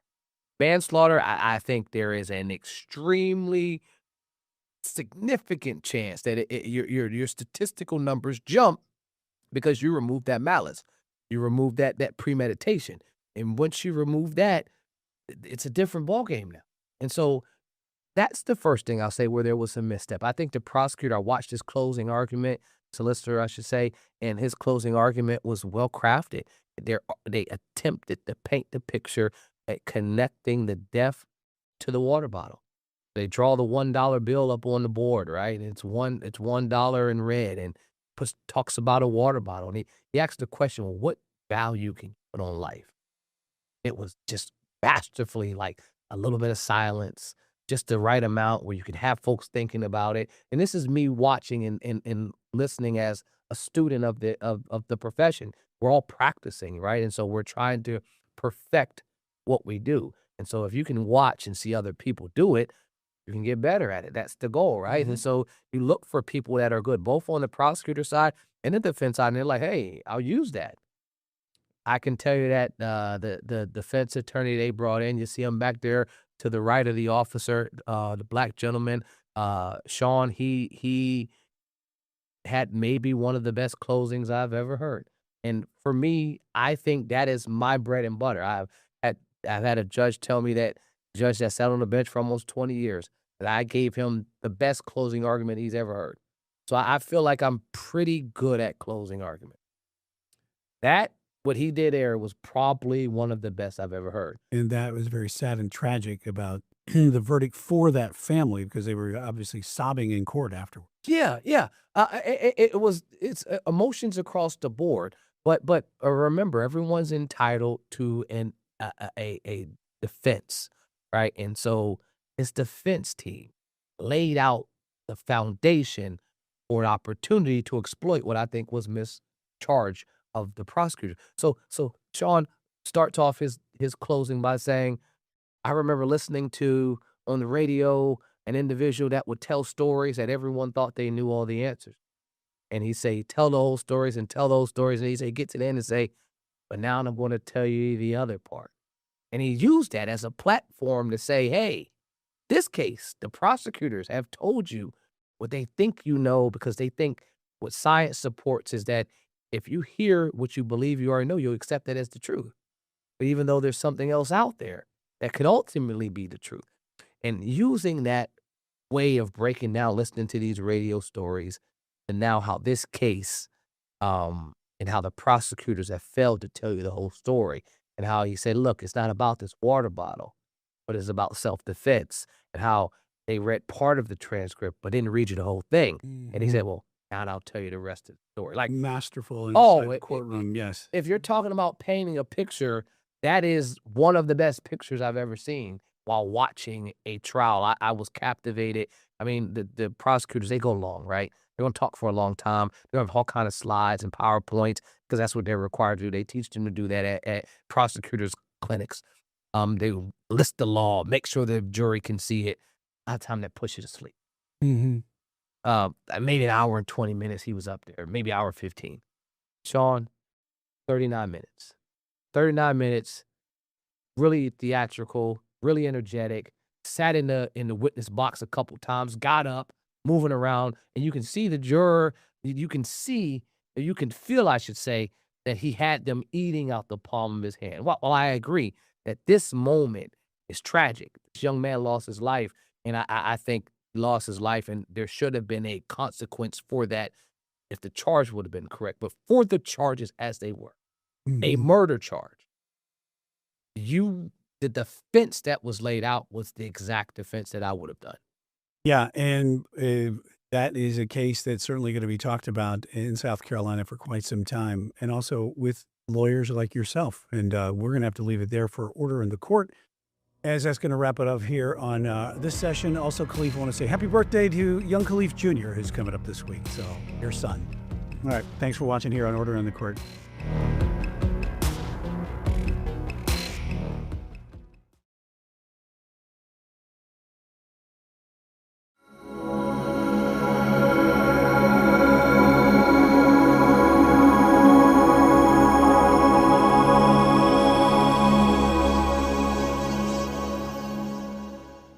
So what we now know about a deadly morning incident in Uptown. Brandon. We've already got a much warmer day today. Temperatures in the lower 80s, and this is not even the half of it when it comes down to heat. We're getting even hotter later this week, but before that, we've got to track a few storms for you here at noon. All right, and primary election day is over in South Carolina, but the Republican race for governor is far from over. So what candidates now have to say about the race that was too close to call? Good afternoon. I'm Alicia Barnes. Queen City News at noon starts right now.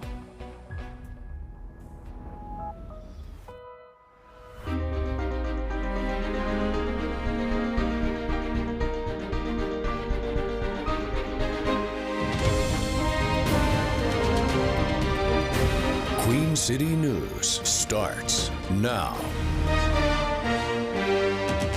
All right, let's get to it. Talk about the weather. First at noon, we have heat and humidity. Also, we got some storm chances to talk about. So the summer-like pattern continues to settle in as we look live here at partly cloudy skies here across the Queen City. Meteorologist Brandon Lawson in the Pinpoint Weather Center. So Brandon, some of those shots, those live shots, you can see those clouds kind of dark in those areas. Yeah, the clouds are going to be increasing here as we go through the afternoon. A few fair weather cumulus clouds, and then even some clouds that are interacting with the boundary that's going to be moving in later this evening as well. You can see temperatures low 80s. We were much warmer today. Yesterday, we were only in the low 70s at this time, mid 70s for some, mid 70s right now in the mountains. But we're going to be tracking this little complex of storms that's moving through West Virginia and also down to southwestern Virginia right now. So we call it MCS, Mesoscale Convective System. It's going to be working its way down to the south. And as it does, it could produce some storm chances for us later this afternoon and evening. Radar is quiet for now, but want to show you how Futurecast develops as we go through the afternoon. Maybe an isolated shower or storm as we get through the early early afternoon hours, especially along I-40. But here comes that complex of storms here.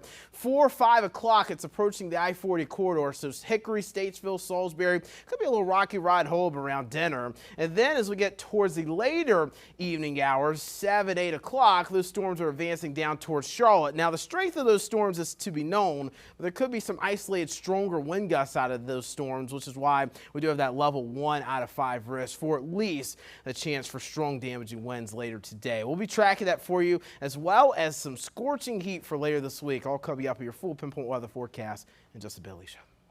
Thank you for that. Charlotte police now investigating a deadly stabbing in uptown Charlotte. So this all happened just before 7 this morning on South Sycamore Green Place. So this is near West Trade Street. You see that crime scene tape still up right now. Authorities say that a man was found dead in the parking lot of an apartment complex. No other details were released, but you can also see there was heavy police presence out there in that area.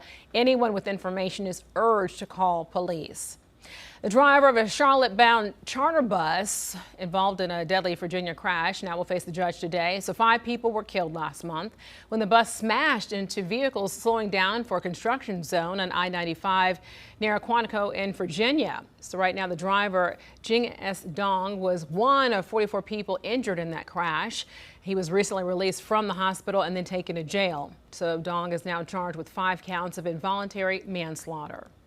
Detectives with Charlotte Crime Stoppers now asking for help now, finding a suspect involved in a weekend shooting on 485. Police say the person driving this car, take a close look here, shot into a gray Jeep before speeding off. Well, the suspect was last seen driving toward the I-77 interchange after the shooting. The victim in that shooting was seriously injured, so anyone who recognizes the suspect's vehicle or knows anything about the shooting is urged to call Crime Stoppers at 704-334-1600. We're working now to learn more about an operation connected with a dog fighting investigation. This is out of Chesterfield County. Taking you there now. Investigators were in the Mount Croghan and Pageland areas yesterday. So local, state, and federal investigators are now involved with this whole operation. Well, our crew at the scene spotted dozens of dogs chained up in the yard at one of the homes as investigators removed them from the property. Officials say a 4-alarm fire at a Salisbury apartment complex was an accident.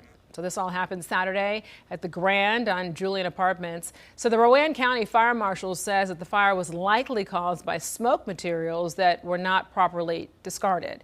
At least 60 people were displaced and 23 apartments are now temporarily unlivable. Nobody was seriously hurt. Primary election day in South Carolina now is behind us, and the race for the Republican nomination for governor is now headed for a runoff. Queen City News anchor Savannah Rudisell explains what comes next in the contest. Lieutenant Governor Pamela Evette and Attorney General Alan Wilson will advance to a runoff for the GOP nomination for governor on June 23rd. And the two came out on top of a crowded field of 7 candidates. Now, no one in the running earned more than 50% of the vote, so that means voters go back to the polls to choose between the top 2 vote getters. Evette leads Wilson by less than 3%, or about 13,000 votes. Tallies came in around 29% for Evette and 26% for Wilson. Now, she has the backing of President Trump, who supported her on social media during the campaign, and Governor Henry McMaster, as he physically stood behind her on election night. Meanwhile, Wilson is promoting his conservative track record as the state's top prosecutor for more than 15 years. Both candidates addressed supporters last night, saying they're grateful for the support they've felt so far, but there is still plenty of work to do. In 2 weeks, we're going to win this runoff election, but that is just the beginning. We're going to eliminate income tax. It's your money. It belongs in your pockets, not in Columbia. We're going to pass full universal school choice to give South Carolina's next generation the best education possible. I'm asking you to hire me to be your next governor. Thank you for giving me this opportunity. Now, ladies and gentlemen, I need you to get to work. We got to get home, get a good night's sleep, because it's going to be a long 2 weeks. But 2 weeks from tonight, we're going to be celebrating a victory and a pathway to the next governor of South Carolina. That is me, Alan Wilson. I will fight for you. Now, in a runoff, neither candidate has to earn a specified percentage of the vote in order to win. After June 23rd, the person with the majority of ballots in their favor wins their party's nomination. And registered voters can still cast a vote in a runoff, even if they didn't participate in the primary. Back to you. All right, Savannah, thanks for that. We also spoke with Western Carolina political science professor Dr. Chris Cooper this morning about the road ahead for the last two candidates standing. Take a listen. I think part of it's going to be, yes, trying to get folks over. So get all those base voters, get all those Kimball voters over to their side if you're Wilson. But it's also about mobilization. I mean, primary turnout's always low, right? Runoff turnout is even lower than that. And so, yes, it's about persuasion, but this is really about getting your folks off the couch, reminding South Carolinians that, hey, unless you voted in the Democratic primary, there's still another primary you can vote in. So if you think about mobilization versus persuasion, I think this is really about mobilization over the next 2 weeks. And our election coverage continues. In our next half hour, Lieutenant Governor Pamela Evette will join us live right here in Queen City News to discuss what comes next in her campaign for governor. A Monroe City Council member are now under investigation. So this move now comes after Monroe's mayor and another councilman brought the issue to the panel's attention. An independent firm also will now investigate Councilmember Gary Anderson. So Mayor Robert Burns says that CMPD alerted police in Monroe to an incident involving Anderson and a minor. Officials say that the matter has now been referred to CMPD's Crimes Against Children unit. However, the mayor pro tem says the department dropped the matter. Well, Queen City News is now working to confirm that claim. Anderson is a teacher managing virtual learning at South Providence School in Waxhaw, and he calls the claims baseless. A baseless claim.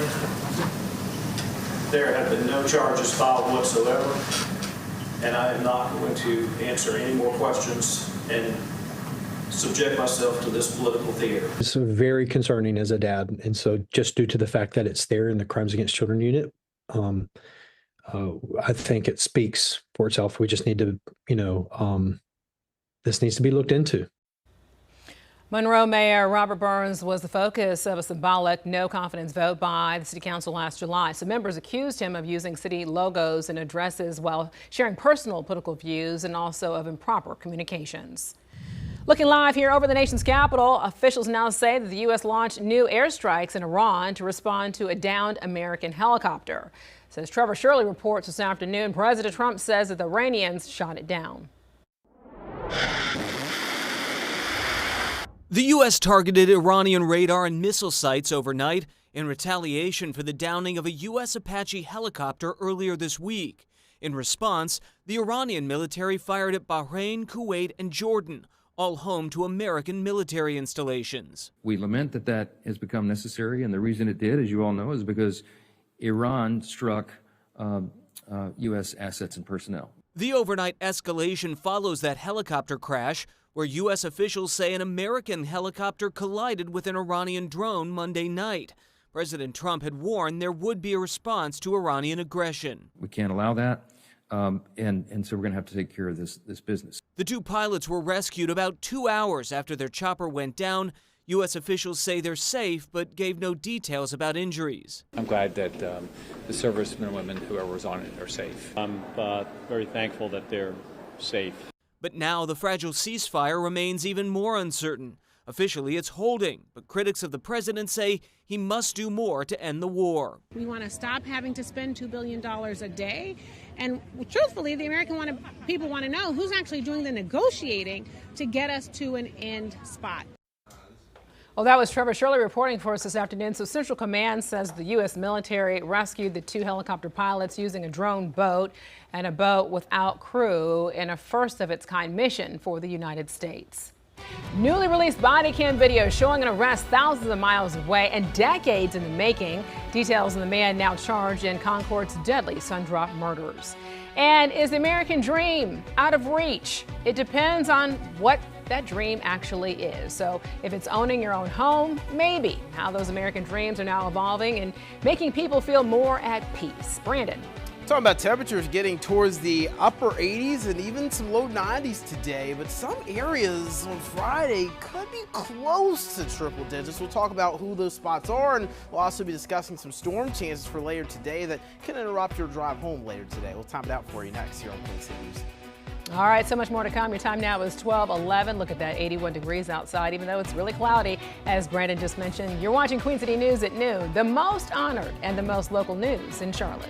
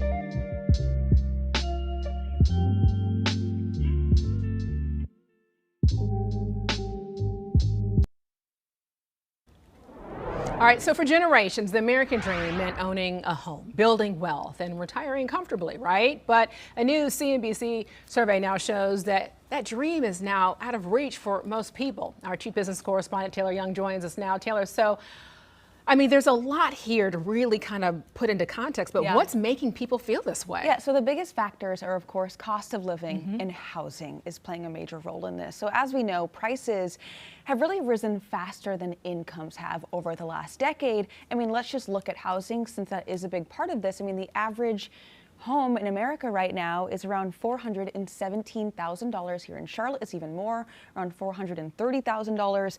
And then just add the mortgage costs on top of that. And then the other things like education is more expensive, childcare is more expensive, transportation, healthcare. So what we're seeing is a lot of younger Americans saying to themselves, look, I feel like I'm working really hard, but I'm just not seeing the progress that previous generations have accomplished, really. And I relate so much to that when I talk to especially some of my younger coworkers here. I mean, when you say, hey, this is how much I'm spending on rent and I want to be able to buy a house. And there's other things in life too that most people want. If you want a life partner, if you want to be able to have kids, you're paying off your student loan debt. So is this American dream changing? So I think it is for many people. You know, home ownership is still a major goal that people have. But I think for younger generations, they are increasingly kind of defining success differently than maybe previous generations. So that could mean financial flexibility, work-life balance, maybe just being debt-free or traveling. So I don't think the American dream is disappeared, it's just evolved because the American dream terminology, it was founded in the 1930s. I mean, we're nearly a century later. There's going to be a transformation of what that term means. Yeah, when I look back and I think, oh my goodness, what would I have done differently? One of the things is I wish I would have had a roommate when I was single, you know, ways to be able to save money so you're not paying so much in rent and things like that. But when you look at the signs of progress, what is your research really showing you? So there is progress here. You know, I think that the survey shows that, you know, younger generations are frustrated, but they're not giving up on what they define as an American dream, right? And so people are still buying homes. I know the average age of a first-time buyer today is 40 years old, but 27% of Gen Z have bought their first home. That's according to Yahoo Finance. So that's 1/4 of a younger generation that's still getting into the market. Another one is businesses, startups are still happening. We saw a major startup surge during the pandemic, and that's continued, and people are finding success in entrepreneurship. And another is the investing for retirement part of this. Generation Z is very good at saving up for retirement, almost even better than some of the previous generations. So this, you know, the American dream has absolutely changed for a lot of people. They've had to change their perspectives, but it does not mean that they're not doing well still. Taylor Young, I promised that I did not want the answers before we were live on television, but it's so inspiring because you're absolutely right. You meet more younger people that have great ideas of ways to be successful a lot quicker than, you know, people who have played the game for a very long time. Thank you so much for your research. Thank you for your reporting, as always, Taylor Young. Well, Queen City News is celebrating the Spirit of America 250. One local battlefield from the Revolutionary War is entirely preserved, giving visitors a sense of a quick but important clash. So Kings Mountain National Military Park is located near Blacksburg, South Carolina. In October of 1780, the Battle of Kings Mountain took place on nearly 4,000 acres across the area. Thomas Jefferson called that battle the turn of the tides of success. Whereas before, everybody thought the war was coming to a close and the Patriots had lost, now they were reinvigorated. They believed that they could still win. On July 4th, Kings Mountain National Military Park celebrates America's 250th anniversary. So interpreters in period attire now will read the Declaration of Independence. There will also be guided tours and historic weapons and also some demonstrations. So we're going to take you to the hallowed grounds as we mark the Spirit of America 250 on Queen City News tonight at 10. Let's take a live look here over West Charlotte and talk about what's going on weather-wise. Right now it's 82 degrees. Time now is 12:18. Very cloudy outside, and we have also some inclement weather coming our way. High humidity. Also to mention that, let's bring in meteorologist Brandon Lawson. Brandon, you just walk outside and you feel that humidity. Yeah, you know, this forecast is kind of getting easier, Alicia. It's just heat, humidity, and storms every day, and that's kind of the pattern we're entering when it comes down to the summer season. When you look at radar right now, things are dry. We have no concerns for you at the moment. here at lunch. If you're getting outdoors, just make sure you bring a bottle or maybe a gallon of water with you. It is pretty humid out there and heating up too. We are tracking this little complex of storms. It's moving through southern West Virginia now, actually getting ready to work through portions of western Virginia. This is something we'll be watching for later this afternoon. Does this cluster of storms hold together? If it does, this will be the worst case scenario for weather later today. You've got storms moving in around 3, 4 o'clock, mountains, foothills, Statesville area, Salisbury, so right around rush hour. And then you'd have this cluster of storms approaching the Charlotte metro around 6, 7, 8 o'clock. Now again, there's a chance that that cluster of storms doesn't hold together. We call this a mesoscale convective system. Models don't do a good job handling this. So the model I just showed you, that is worst case scenario. We have storms moving through later this afternoon, evening, but there's some models that aren't showing anything at all. So just keep that in mind. There could be a chance that most of us stay dry later today, but those storms could pack a punch if they do hold together. Maybe some strong damaging wind gusts will be the concern. Here's a look at futurecast for tomorrow morning. Things are dry, and then as we get towards the afternoon, we heat up the atmosphere, and we have a few isolated to scattered showers and storms we'll be dodging during the day on Thursday. Just those popcorn storms I like to talk about. You never know which popcorn kernel is going to pop first, and that's what we'll be tracking for tomorrow. Man, we're heating up. Later this week, 97 degrees on Friday, 93 tomorrow. I mean, we're knocking on the door of 90 today. I think we could get there if we don't get those storms. And then for early next week, still in the low 90s. We're at 82 right now in Charlotte, 82 in Concord, 81 in Gas House there at Gastonia, 82 in Lincoln. We got mid-70s in the mountains. So again, it is a pretty warm and humid atmosphere already here at lunch. And then later today, we're getting temperatures into the mid-80s in the foothills, upper 80s towards Charlotte, and the southeast of Charlotte down towards the Sand Hills.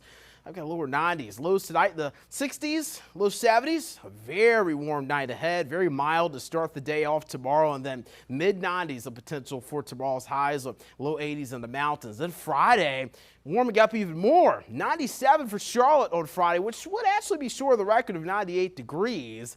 There's a chance. I mean, I'll be watching areas like Sherrall, Monroe, Rockingham, Lancaster. Those are some spots that could tend to really heat up during this time of year and get a little bit warmer than Charlotte. We'll watch them to see if maybe they can get to 100, but again, it's still going to feel like 100 when you factor in the humidity. Here's a look at your tropical outlook. Not a lot going on in the Atlantic, but as you get down towards the Bay of Campeche, that's where we do have a 10% chance of tropical development. A little bit of cluster of storms there over the Yucatan Peninsula we'll be watching, but very low threat for that, and it's no threat to the Carolinas. Again, hurricane season off to a pretty quiet start unless you're watching the Carolina Hurricanes out there. 7-day forecast, showers and storms later today into the afternoon, evening, and then we'll track a few more hit or miss storms over the next few days. Just heating up, though, as we head towards the latter half of the week and into the weekend, Alicia. Thank you, Brandon, for that. Cage fights for diplomacy. The agreement set just days ahead of the Trump administration's UFC Freedom match on the White House lawn. And the World Cup kicks off tomorrow, so why the tournament's debut could feature more empty seats than expected. You're watching Queen City News at noon, the most honored and the most local news in Charlotte.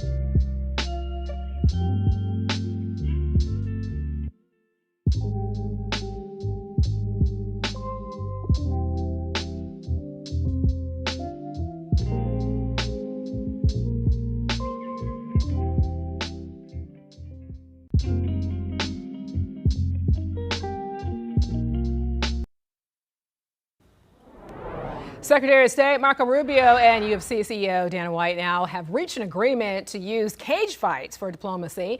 So Rubio and White now will sign the agreement tomorrow afternoon, days before the UFC Freedom 250 card this Sunday. The State Department says that the new agreement will enhance sports diplomacy initiatives and also collaborate on the global growth of mixed martial arts. So the World Cup could feature empty seats when the tournament kicks off tomorrow. A Financial Times analysis now of official resale sites shows nearly 180,000 available tickets. Median prices have now fallen 20% in the last month, meaning that most sales will come at a loss once transaction fees are subtracted. So record prices continue to lessen the interest of going to the game live. Businesses will see a big boost as the Carolina Hurricanes return to Raleigh. The team sealed the deal to win Game 4 in the Stanley Cup Final last night, and they're heading back to the Lenovo Center for Game 5 tomorrow. So this data now shows each Hurricanes home game generates $2 to $3 million. Bars and restaurants are seeing revenue increases by 20%. Sports bettors in North Carolina were busy last month. The State Lottery Commission says account holders now wagered more than $578 million on sporting events and then won more than $510 million. The gross wagering revenue for the state's licensed interactive sports wagering operators totaled more than $64 million in May. So after the tax rate is then applied, the estimated tax proceeds for the month is just over $11.5 million. Well, trading out squad cars for cameras, the extra eyes that'll be watching drivers in the Queen City. You're watching Queen City News, the most honored and the most local news in Charlotte.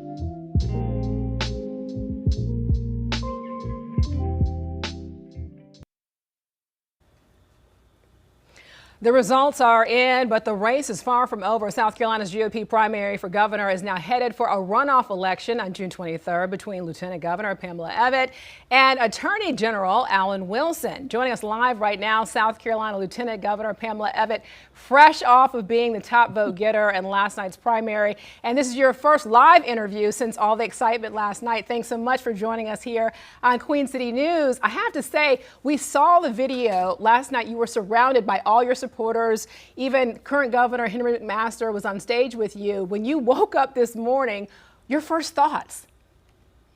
Oh my goodness, I have 2 more weeks. We got to do this again. We got to win again.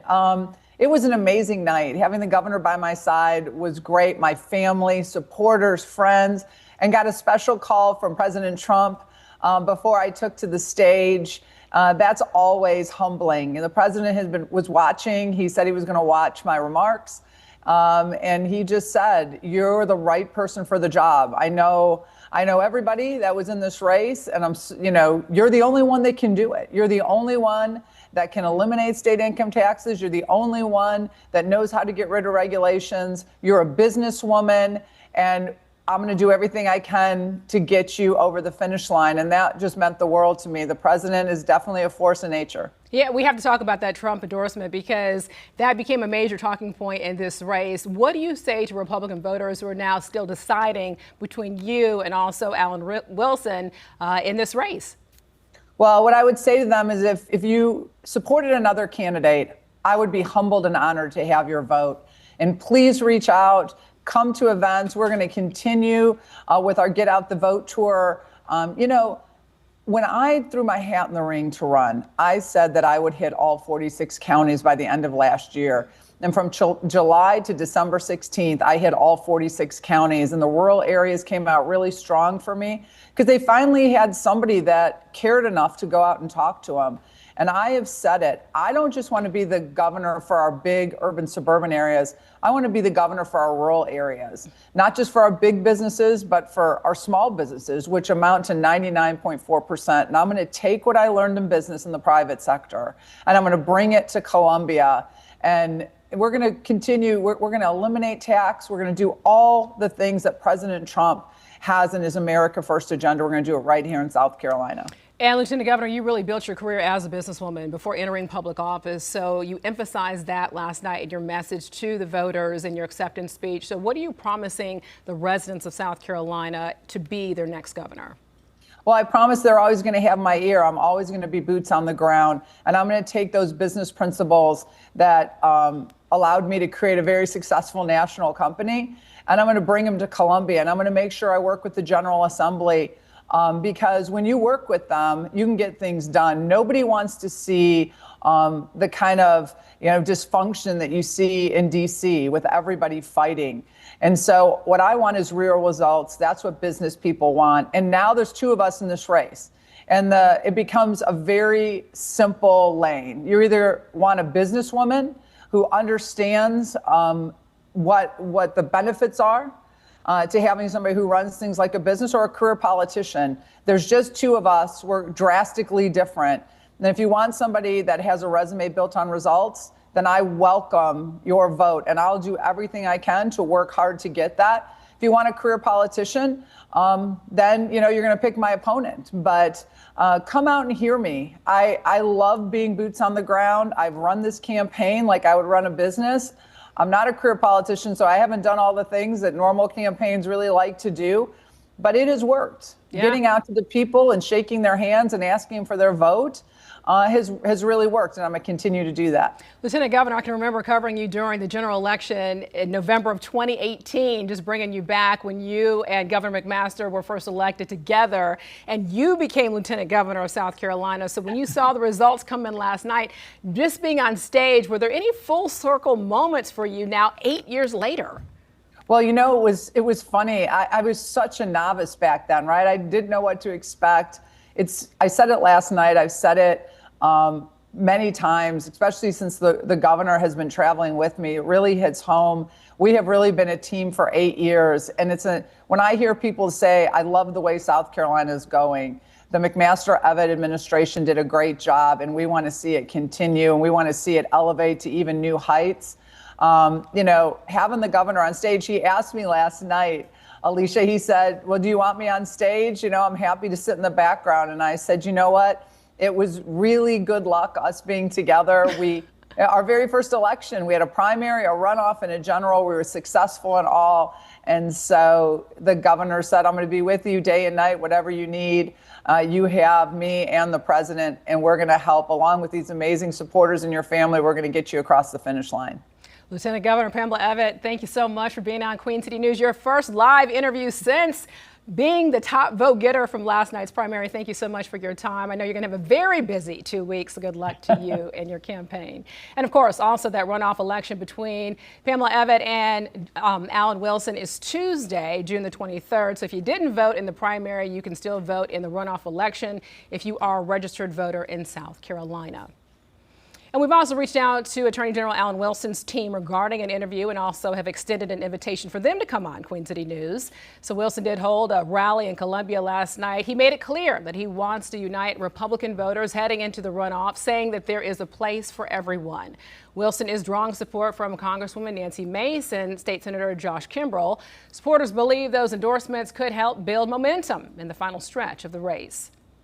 We will win this race. There is energy, there is momentum, and we're going to bring the heat. But I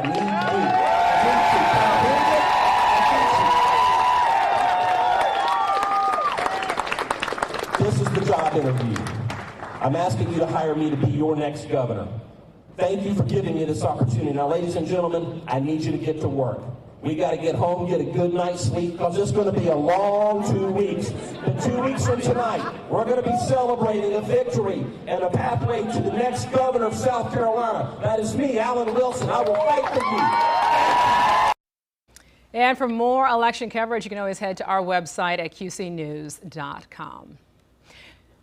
Well, newly obtained body cam video now giving us a first look at the man accused of a decades-old double murder in Concord. So investigators now arrested Johnny Talbert in Washington State last month, 19 years after the deadly 2008 shootings at the Sundrop beverage plant. Queen City News reporter Jen Cardone shows us what we're now learning from his arrest.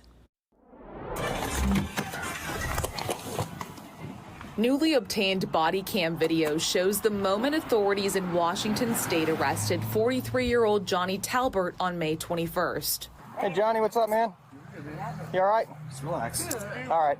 We'll talk to you in a minute. Not you guys, just Johnny. Talbert is charged with 2 counts of first-degree murder and robbery with a dangerous weapon in connection with the 2008 killings at the former Concord Sundrop Bottling Company. I don't really know everything yet, but we'll talk to you about it back there. Officers kept their reasoning for the arrest limited as they took Talbert into custody at this homeless camp in Port Angeles. Johnny, let's go and walk my vehicle, can you? I got you. I've always been good to you, right? I know. I know. Like I said, we're going to talk to you up there, okay? Talbert was known to the police there. You have a warrant. I thought you did it. You took care of it? Yeah. Well, this is a different one. A detective told us they had nearly 300 contacts with Talbert dating back to November of 2011. 14 of those encounters resulted in arrests, including 2 felony cases. I couldn't see. I'm going to buckle you, okay? Talbert will be in court Friday for an extradition hearing to come back to North Carolina. Jen Cardone, Queen City News. Well, 2 men are in custody after police say they led officers on a chase that ended in armed robbery. So it all started near East Mallard Creek Church Road. Officers say they responded to a license plate reader alert for a stolen vehicle. But police say when they attempted to stop the car, the driver then sped off. The vehicle was later found on Vinoy Boulevard, but authorities now say the suspects got out and then just took off running. Investigators tell Queen City News one of the suspects then tried to steal another car at gunpoint before both suspects were taken into custody. Derek Blackwell and Dante Baker are now facing multiple new charges ranging from possession of a firearm by a felon to possession of a stolen motor vehicle. And Charlotte leaders now taking steps to restart the use of red light cameras at city intersections. So it's all part of a 1-year pilot program aimed at reducing the number of serious crashes in the city. Queen City News anchor Caroline Boyer tells us when we could see the cameras starting to be able to pop up. We have been receiving reports from residents for months that effectively residents are out there running lights, and it's become just regular behavior. City council members want to put a stop to it, so they're considering reinstating a red light camera program. Charlotte previously had one from 1998 to 2006. We have 39 intersections that have been identified throughout the city as having high number of crashes, fatalities, and so on. City leaders have picked 10 of those 39 where they're seeing the largest number of crashes to potentially put the cameras. In these locations, there have been more than 1,600 annual accidents. The pilot program is expected to reduce that number by 25 to 30%. If folks are getting citations or they know friends or family members that are getting citations from running red lights, then I hope that as they're driving throughout different parts of the city, that their behavior modifies and everyone just slows down a bit as they go through these intersections. The fine for running a light would be $75. That's going to create an estimated $4.5 million annually, and about 90% of that would go to Charlotte-Mecklenburg schools. Whether it's used for safety within schools and the buses, whether it's used for specific programs for students, potentially, some of the unhoused students in the school system, or helping teachers. But we want to be able to have some level of influence around how those dollars are expended. City council members will have to vote to approve the pilot program, potentially at their next meeting before going on summer break. They expect the cameras could be up and running by the first few months of 2027. In Charlotte, Caroline Boyer, Queen City News. And I promised her that I was going to go back. Life is just getting started for one North Carolina retiree who is graduating from school. How a very important promise to her mother inspired her journey. You're watching Queen City News at noon. Your time now is 12:41, 82 degrees outside. You're watching the most honored and the most local news in Charlotte.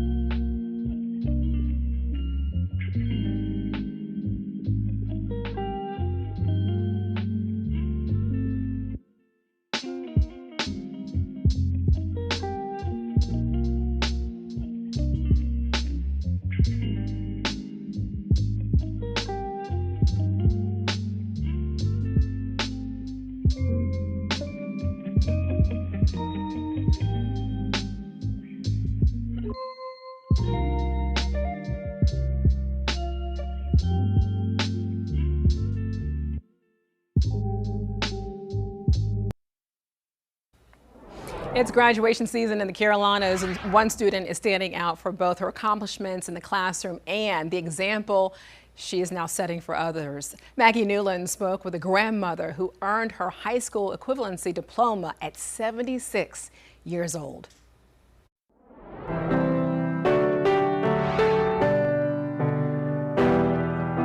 These are memories that last a lifetime. Good afternoon, Edgecombe Community College class of 2026. with a lifetime of effort behind them. For Irma Battle Mills, I was about 16, 17 years old. I took it to D.C. Irma never finished high school. I got pregnant at the age of 15. She led a busy life, raising her children and working. I was a machine operator. I learned how to use more than one machine. Now, decades later, she's learning how to use a different kind of machine. I said, I'm going to still go learn the computer. Because, see, we didn't have computers when I was coming up. That's not all Irma is learning at Edgecombe Community College. After retiring, she went back to school to get her high school equivalency diploma, fulfilling a promise she made to her mother years ago. She said, Pee-wee, I need you to go back and finish. And I kept right on saying, even to the day that she died. And I promised her that I was going to go back. She came with a vision and a goal. Dr. LaShonda Washington, the college's Dean of College and Career Readiness, hasn't seen a student quite like Irma before. A lot of times we see senior adult students come through, but they come with a single isolated goal. Like, I just want to learn to read my Bible, or I want to increase or improve my math skills. But Miss Irma came with a full vision of completion. Some classwork comes easily, some is more difficult. But Irma embraces all of it. I love math today, and math was the first subject that I passed, and then the reading. I see them big words and stuff. I say I got to break them down in syllables, so that way I can learn the definition of it. There's no reason for us not to learn it if we want to learn it. So that's what I do. And while decades may separate her from her instructors and fellow students, they all inspire each other. They kept on talking to me, said, don't give up, don't give up. And I kept going. They tell me, congratulations. I said, thank you, baby. I said, because I'm going to say the same thing to you. She served as a motivator to other students. She's been through a lot in her life, and she doesn't mind sharing that, her hardships and, good times as well. It's all part of the journey. I ain't gonna say I regret the time that I lost, but I done made up my time. And she isn't finished yet. I'm not gonna give up. I'm gonna give up when God called me home. But right now, I'm gonna keep it going. You don't have to be young to come back to school. Irma Battle Mills is proof of that. Miss Irma promised her mother years ago that she would receive her high school diploma. She dead and gone, but I told her, I said, Ma, I got it. I got it. And although her mom never got the chance to see this moment, Irma Battle Mills, high school equivalency diploma. Irma knows she'd be proud. And I see her picture every day with her cap and her gown on. And I look at it and I always tell her, I said, Mom, I said, I did what I promised you I was gonna do. So, yes, I'll be overwhelmed in joy. A promise kept that is so inspiring. Maggie Newland reporting for us this afternoon. The diploma is not the end of the road for her. Irma's continuing classes and ultimately plans to become a nurse, just like her mom.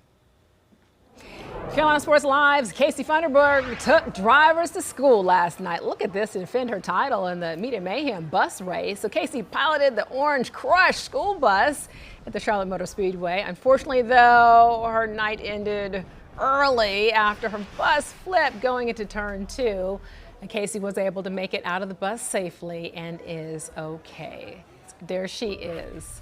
Brandon, you were there as we take a live look here over at the Charlotte Motor Speedway. When you saw that bus flip over, tell me what went through your mind? So, it's crazy. So we actually, we were in sections, right? And we had, our color flags of whatever bus we were cheering for. So me and my fiance, we were there. We were actually in the purple section, so we moved to the orange section so we could cheer Casey on. We're waving our orange flags around, and then when she goes down, flips over, I'll just put her orange flags down, but thankfully she's okay. But man, she was wheeling that school bus, taking the kids to school. Reminded me of the Magic School Bus a little bit. Let's talk about the radar here. Radar is pretty quiet for now. Got a few isolated storms in Chester County, possibly lifted up towards Lancaster County as well. But overall, things are dry. Just tracking this complex of storms that's moving to the southeast towards southwestern Virginia right now. This is the cluster of storms that could bring us some higher storm chances later today. Now, I do think our in-house model might be overdoing this just a little bit when it comes down to these storms. This is 4 o'clock. It's bringing that line of storms down to the south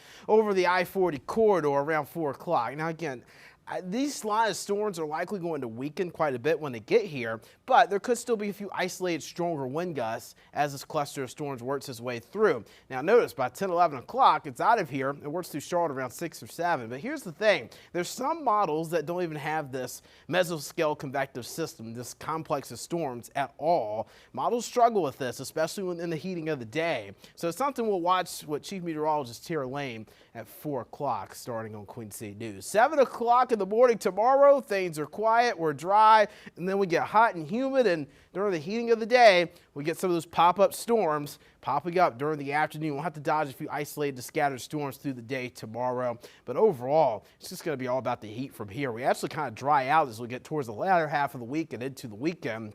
It needs to get really dry around here, although we'll still have a few pop-up showers and storms. Things are dry. Look at your temperatures, though. Man, 97 degrees on Friday. Could be the hottest day of the year, and really the hottest day we've seen since, I believe, last July, if not last August. So we're talking about temperatures about 10 degrees above average for this time of year.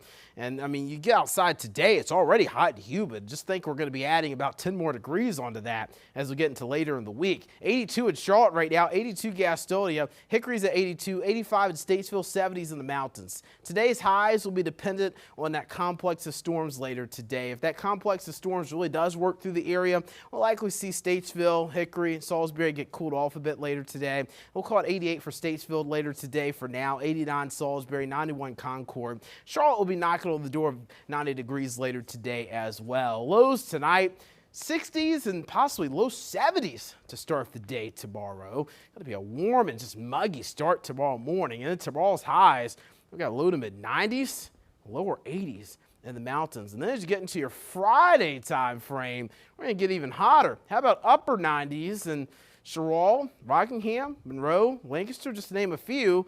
You might try and at least touch the 100-degree mark on Friday. But again, even with the humidity factored in, it could feel like 100 degrees either way. Mountain forecast over the next few days. Stormy today, but this will go into tomorrow and Friday. A few more hit or miss storms. Low to mid 80s. Going to be pretty hot and humid there through the weekend. Not a good weekend for hiking if you're not a fan of the heat and humidity. And then later in the week here in Charlotte, mid to upper 90s, turning hot. And we'll keep it in the 90s really through Monday. And those storms will continue over the area.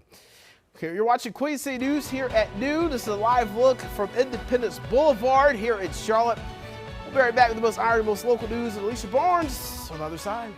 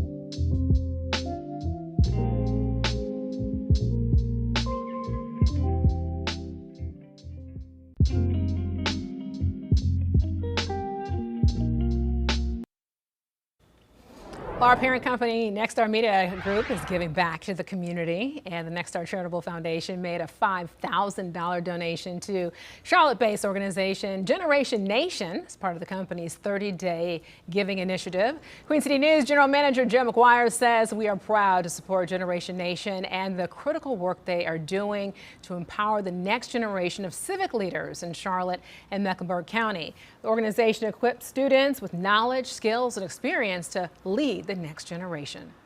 We work with students in school and outside of school to help Charlotte area students to learn about and understand how the community works, how the government works, especially local and state government. And Nexstar's 30 Days of Giving is an employee-driven initiative created to celebrate the 30th anniversary of the company's founding in June of 1996. You're watching Queen City News at noon, the most honored and the most local news in Charlotte.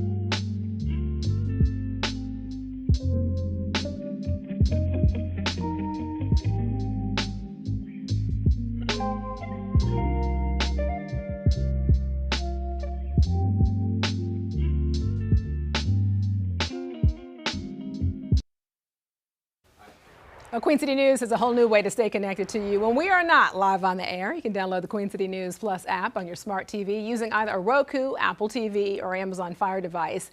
So what you're looking at here is today's lineup on the app. First, you have Pinpoint Weather University, then Across America, followed by Capital Conversations. You can watch it all on our new Queen City News Plus app. Brandon. All about the heat right now. Temperatures in the low to mid 80s for now, upper 80s later today. A few storms are a possibility today, maybe some isolated stronger gusts. Tracking out with Chief Meteorologist Tara Lane later today. We're in the mid-90s for Thursday. Then it's upper 90s on Friday, potentially near 100 in spots like Rockingham and Chirral. And then for the weekend, it's hot and humid, but not as stormy. All right. Thanks for joining us for Queen City News at noon. We'll see you next on Queen City News at 4. Take care.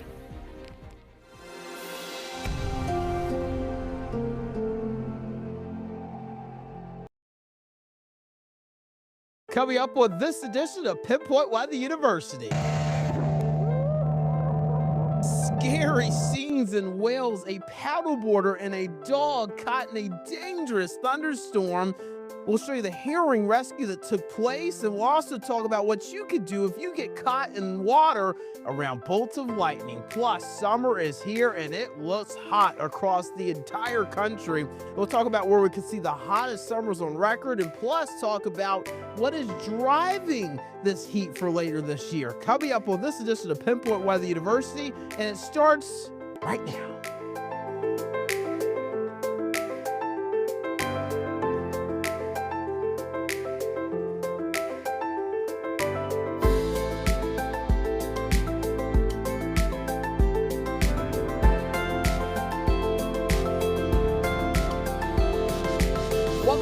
Pinpoint Weather University. I am meteorologist Brandon Lawson. Big welcome to our Queen City News Plus and YouTube viewers. And if you're connecting with me on my socials, on IG, X, or Facebook, I'm at WSBrandon9. Thanks for tapping in with me. A lot of you follow me on there for weather content, but as you know, I do a lot of NASCAR content on there as well, so appreciate you guys' support. And our Queen City News pages. We do a lot of shows and originals.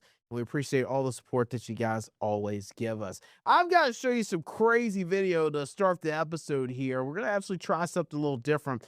Some of the craziest video we've seen over the last week. And Austin McCullum, our producer for Queen City News Plus, saw this video, and it scared me when I saw it. Take a listen and a look.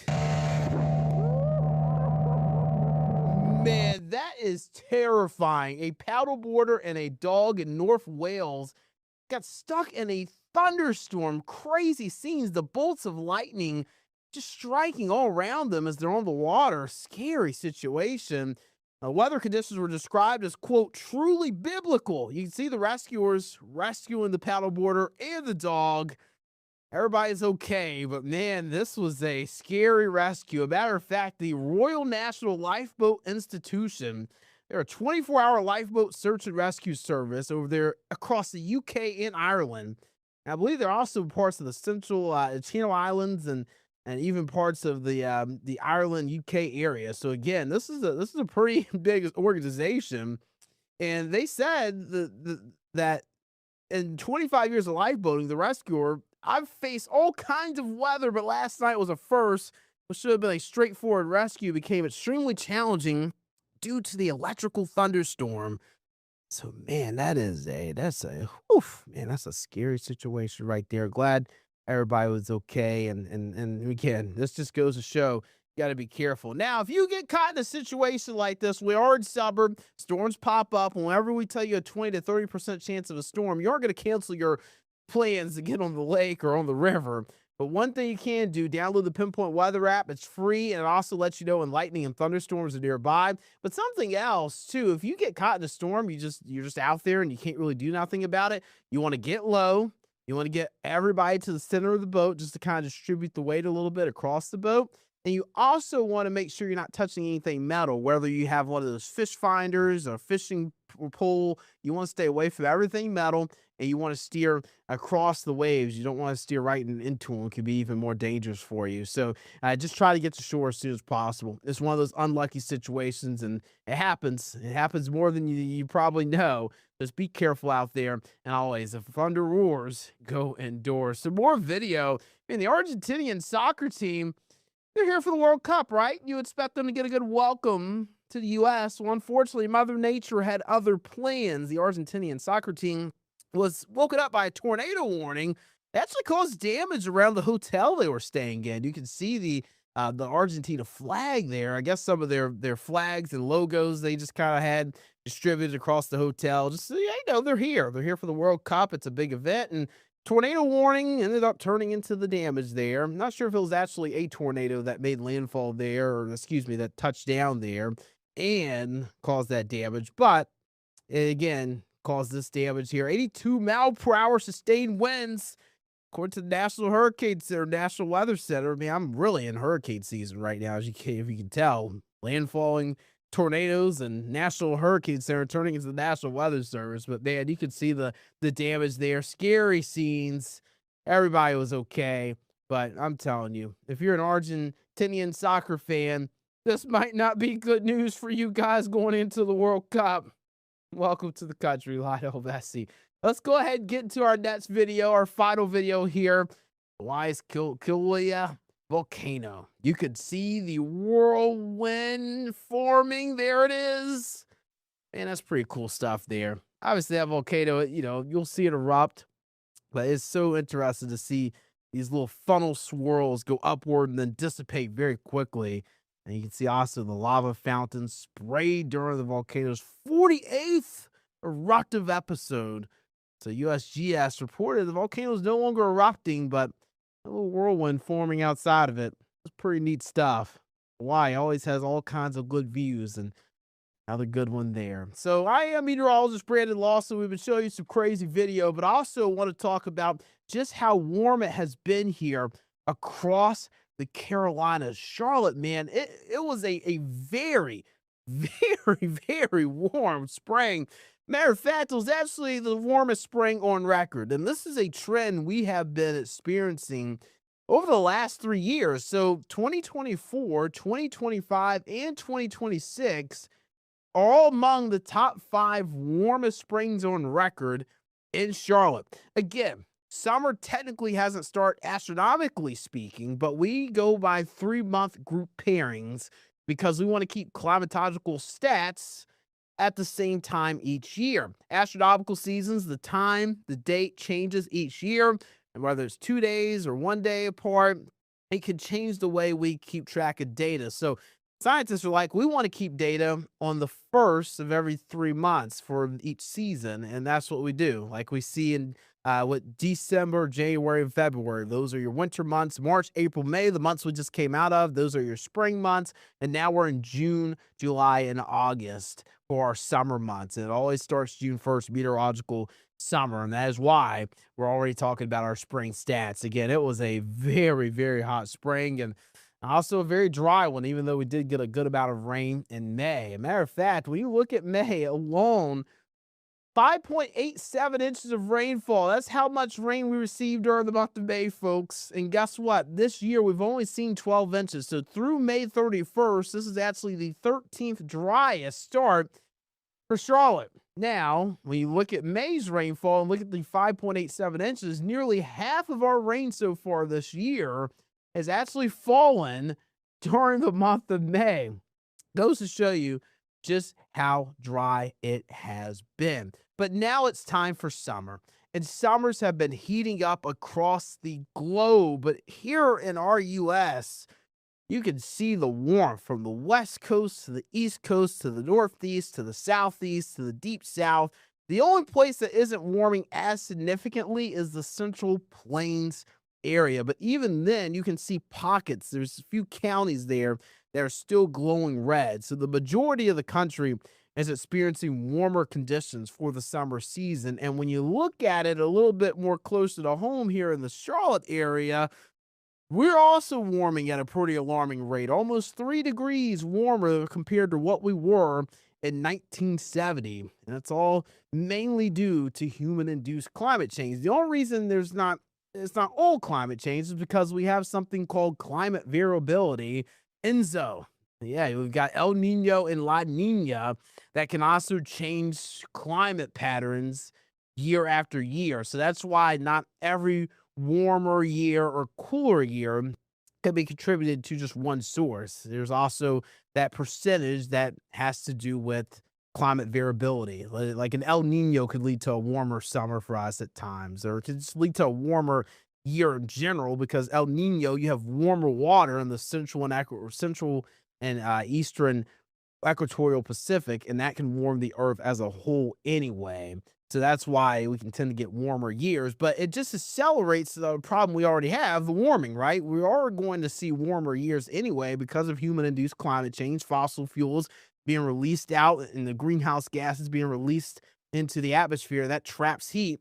And eventually, when you add El Nino to that, you're just adding more heat to an atmosphere that can't get rid of the heat it's already gaining from being trapped due to greenhouse gases. So that is why summer continues to warm. And another thing that is a hidden danger, we always talk about during the summer season, I'll take this one full screen for you, is the dangerous humid heat. We are seeing an increase in humidity across much of the eastern U.S. Now, a big reason the eastern U.S. is seeing more humid days versus the western U.S. is because of our friend, the Gulf, where the Gulf pumps all that moisture into the southeast, the mid-Atlantic region, up through parts of the Kentucky and Tennessee valleys, along the Mississippi River, and north into parts of the Central Plains. That's why we tend to get humid days here, but out west, it's always dry because you don't have the Gulf influence there.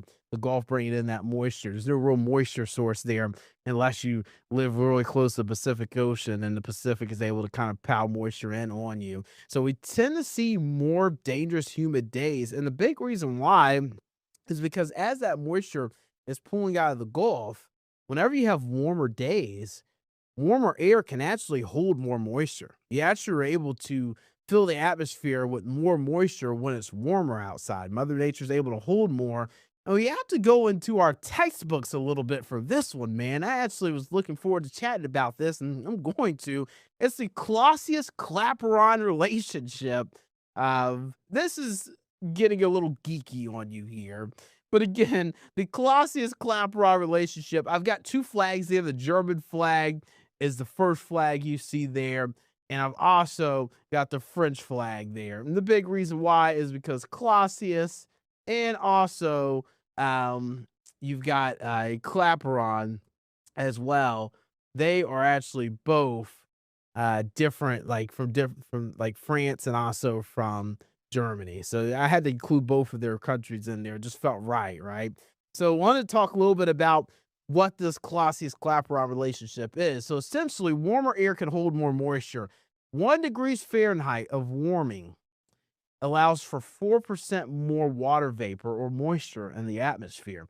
This also includes why we've seen a little bit more heavier rainfall events around here in the Carolinas and across much of the country, because eventually that moisture has got to be lifted up by a cold front. You know, what goes up must come down, and all that moisture just comes down over us. This can also include heavier snowfall events too. So again, just remember this relationship. A warmer atmosphere is a more muggy atmosphere at times, and that is why we're getting more dangerous humidity days. And the thing is, humidity, it's the problem, right? You hear the saying all the time, it's not the heat, it's the humidity that gets you. Well, the humidity is increasing, and that's what gets us. So we're getting got more, unfortunately. Warmer temperatures equal more moisture. So here's another example. So a 70 degree Fahrenheit atmosphere can hold double the moisture of a 50 degrees Fahrenheit atmosphere.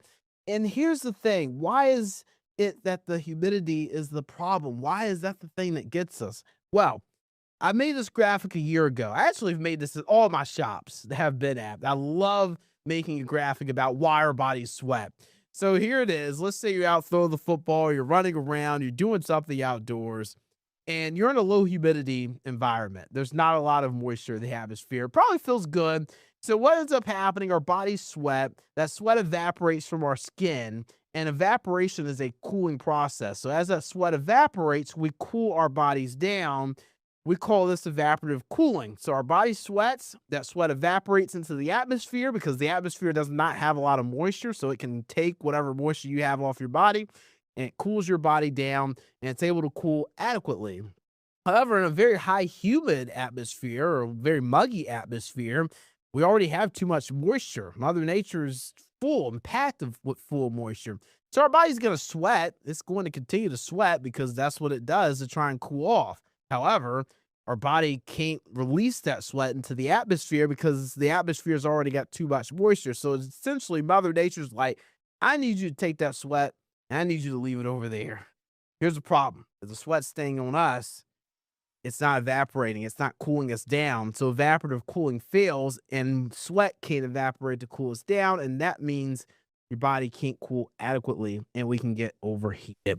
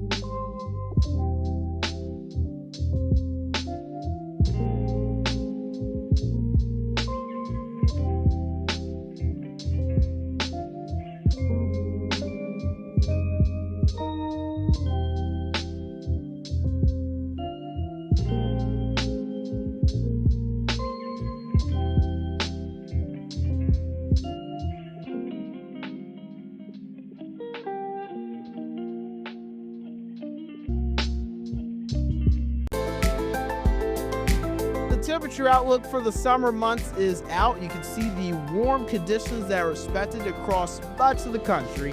You have to go to the Midwest and also the Great Lakes region to even really get some average temperatures. And even then, it's going to be hot. It gets hot in Chicago. It gets really hot up there. So just be very careful this summer, as always. You want to make sure you're drinking plenty of water. I always keep my water on lock.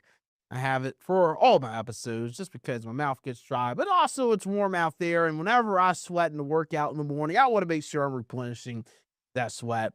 And also get your electrolytes in too. But again, this is a look at the temperature outlook. And a big reason for this, I believe the reason we're seeing very warm temperature outlooks now for the seasons to come is because El Nino is going to be a big deal coming up here later this year.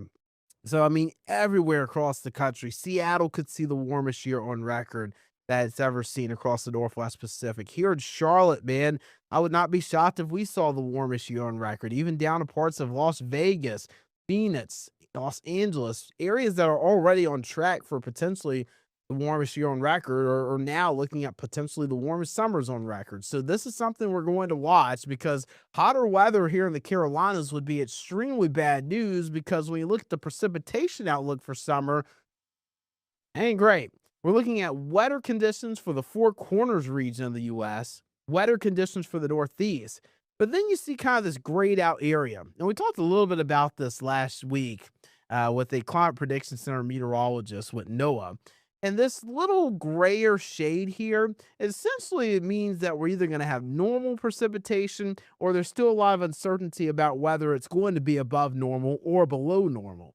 And again, the big uncertainty has to do with El Nino. What's the signal going to be like? And El Nino, it's suspected to be a pretty strong one this year. However, how strong does El Nino get? Because El Nino's strength is going to change signals across much of the country. Again, it changes all kinds of different things. When it comes down to climates, it changes also potentially our hurricane seasons, which we're going to talk about in the next segment. But if El Nino becomes a super El Nino, I mean, it's pretty much the strongest it can get. That means that those climate variabilities that we see during El Ninos will be more dramatic. The subtropical jet stream that gets amplified in the southern branch of the U.S. will be even more amplified and lead to more rainy conditions for parts of the South, just because the El Nino is stronger. There's more of a stronger signal. So El Nino is really going to play a role for us when we look at that climate variability and the differences it could lead to across the U.S. But again, we don't want hot and drier weather, because again, a hot and drier weather pattern would dry us out even more. And that is extremely concerning, and definitely something that we have to be very, very careful of, because even though we have rain, and we've seen a good amount of rain over the last, I don't know, probably month, I'd say, since we saw the rain that we saw in May, a drier pattern with hotter temperatures would cause issues, because as we mentioned in the last segment, a warmer atmosphere has more moisture to hold. It can hold more moisture, and unfortunately Mother Nature can always suck that moisture out of our soil, out of our water, bodies of water like lakes, creeks, and streams, and that can also dry us out as well. Coming up in the next segment, hurricane season, it's here. It is here, and it's coming in quiet, and it could be on the calmer side for most of the season. But what's the one thing that can make what is expected to be a lower tropical activity season a more extreme one? We'll detail that next.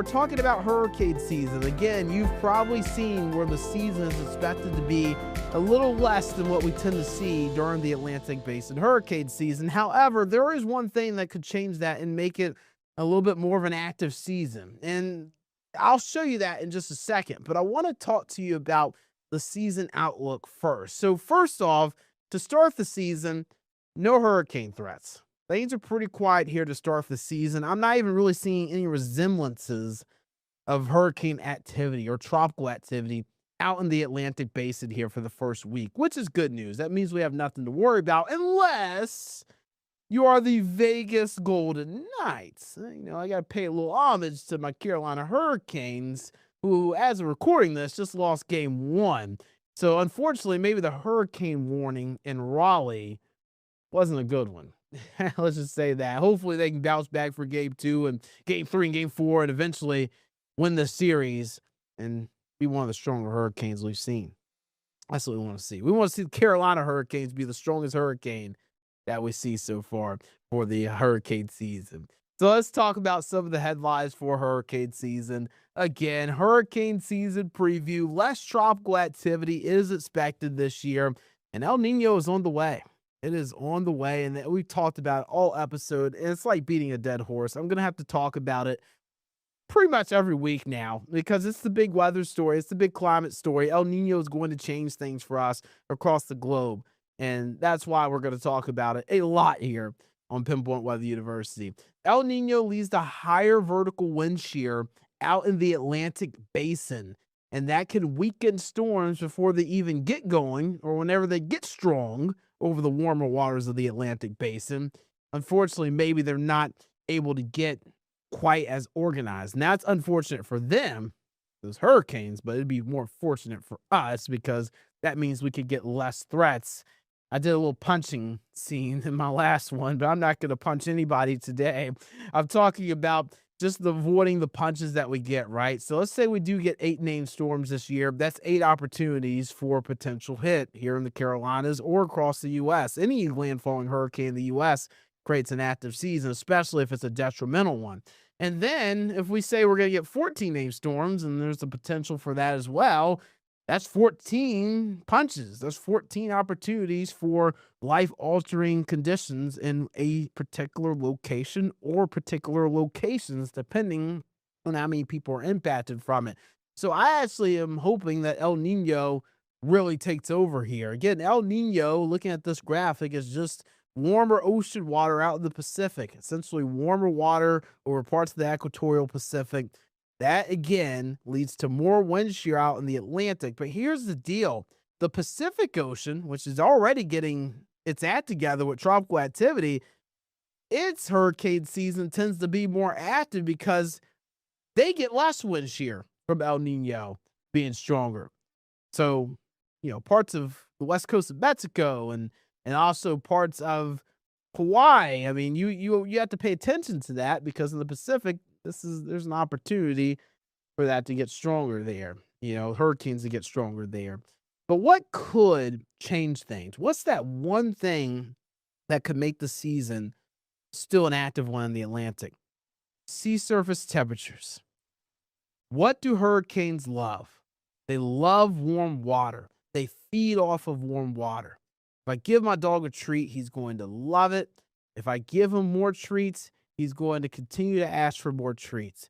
Hurricanes, if you give them warm water and they keep asking for it and they keep getting it, they get stronger and stronger and stronger. It's a hurricane's treat. It's its fuel. It's like Popeye, the sailor man, when you need to get a little bit of spinach and Popeye gets strong. That's the hurricane spinach. They use that fuel to get stronger. And here's the deal. Sea surface temperatures are already warmer than normal across much of the Atlantic Basin. I want to point something out. We're about 1 to 2 degrees above normal across much of the Atlantic Basin. There is some portions of the central and eastern Atlantic that are a little below normal, which is why I'm not too worried about tropical waves for this time of year, which we don't tend to see tropical waves coming off the coast of Africa this time of year anyway. Too much wind shear out there in the Atlantic, even if we didn't have an El Nino coming in. But again, warm water can allow hurricanes to get stronger. And even with the big, strong wind shear, that could rip apart hurricanes, but it still could give us an opportunity for more of those named storms and more of those opportunities for concerning impacts. So here's the deal. Here's the NOAA forecast. This is what they have forecast for this hurricane season. There is a big spread here. 8 to 14 named storms. That is a large range. I'm not going to lie to you. That's a large range. Those guys, those scientists over there, they do a fantastic job of forecasting. They're looking at so many different climatological outlooks to figure out what the season could be like. But this big range tells me there's uncertainty. There is uncertainty about how many named storms we could possibly see. The uncertainty is because we still don't have a perfect idea of how strong El Nino is going to be.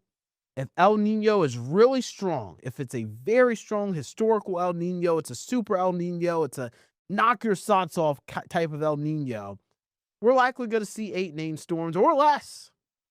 But if this El Nino, it gets strong, it's not necessarily the most historical El Nino in the world, but it's a strong El Nino, we could see 14 named storms. And that's average. That's what we tend to see. Same thing with the hurricanes and the major hurricanes. Kind of a decent spread there in the range, but kind of what we typically see. And again, hurricane season 2023, I believe we had 19 named storms. That was an El Nino year. Just goes to say, El Nino is going to be the big thing here to talk about over the next several months, and we're only getting closer and closer to it. I believe 80% chance now of El Nino emerging over the next month or two. Here's the Atlantic hurricane names. We start with Arthur. And one name I'm paying attention to, Isaias. Yes. Oh, that I name's back. Yeah, that was not one that was fun to say a few years ago. And Isaias is back on the map, and I'm probably still saying it wrong. Yeah, I'm sorry if I'm disrespecting anybody, but man, that I name is hard. It's a hard name to say. I'm hopeful that we don't even get there, because the I name, when you look at this list, 1, 2, 3, 4, 5, 6, 7, it's the 9th one down. That bottom range of the forecast hits, and we have 8 named storms. Isaias. I won't have to say that again. I'm meteorologist Brea Lawson, folks. I hope you enjoyed the show today. We'll continue to show you some crazy weather video from across the country. Let you know what you can do to maybe get out of some of those crazy situations that other folks unluckily find themselves in. And we'll continue to educate you as El Nino strengthens across the globe. As always, folks, take care of yourself and each other as we navigate this fun earth together. Y'all take care. Be safe.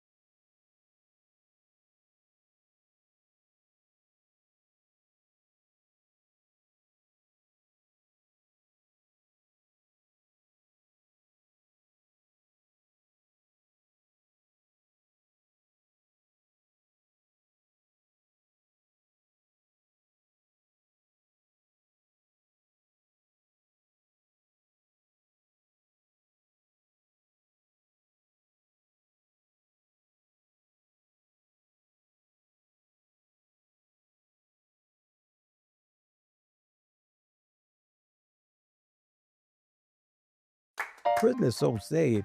You have guys in there 40 and 50 years old can't spell cat.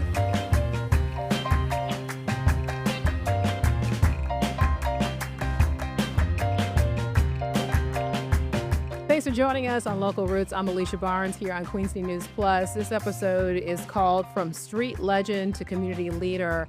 With summer starting in a matter of days, juvenile crime remains top of mind for law enforcement all across the Queen City. And a local community outreach program is now working to guide young people toward making positive life decisions. Prison is not a playground. Officially launched in April, organizers say the program offers teens a safe space to learn life skills and hear firsthand about the consequences of crime. I want to welcome in our guests, Antonio and Tara Barnes. Thank you so much for being here. I mean, this is a heavy conversation, and you bring so much to this conversation for young kids to really understand. So first, let's talk about your personal background, your personal history. You started early in a life of crime. Yes. Well, Right. yes, I was in the street actually when I was about 11, 12 years old, dealing with selling little marijuana and selling little volumes at the time. But I want to actually help these young people and deter them from going to prison because I knew right from wrong. I disregard all the rules and values that I was taught. It's no excuse. I had a great set of parents. And so I did go to prison for 37 years. And I like to tell these young people that it's nothing wrong with doing the right thing because it's the right thing to do. And prison is definitely not a playground. If you're looking for depression, anxiety, mental health, this is what you're actually going to get. Before we talk about how much help you're giving the Charlotte community and youth here, I think it's important for people to really understand. Let that sink in just for a minute for people. 37 years. That's not a year, that's not 2 years. 37 years is a lot of your life that you're kind of making up for. And I think it's important for young people, especially if they're watching this, listening to this, or even their parents, for them to understand these choices that they're making when that jail cell closes and kids are sentenced to time.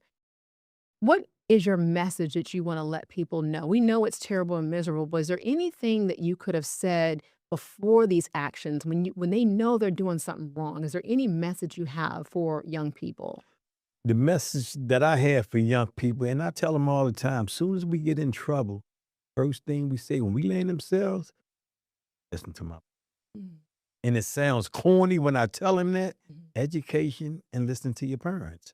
First of all, it's nothing that a friend or a partner can tell you that's going to overrule what your parent told you. Because our parents are our teachers for our first 4 or 5 years of our life. I don't know no parent that teaches their child how to be the best drug dealer, how to be the best robber. And we will take these values that we're taught and get out in the street and just do the opposite. When we leave these doors, we do have a choice to make. And we have to make the right choices because you're going to get rewarded for everything you do in life. If it's bad, you might not like it. Right. Because it might be the choice that I had. You might not get that second chance like I got. If it's good, you're going to be successful. And things going to move right along for you and you'll get a chance to build your life.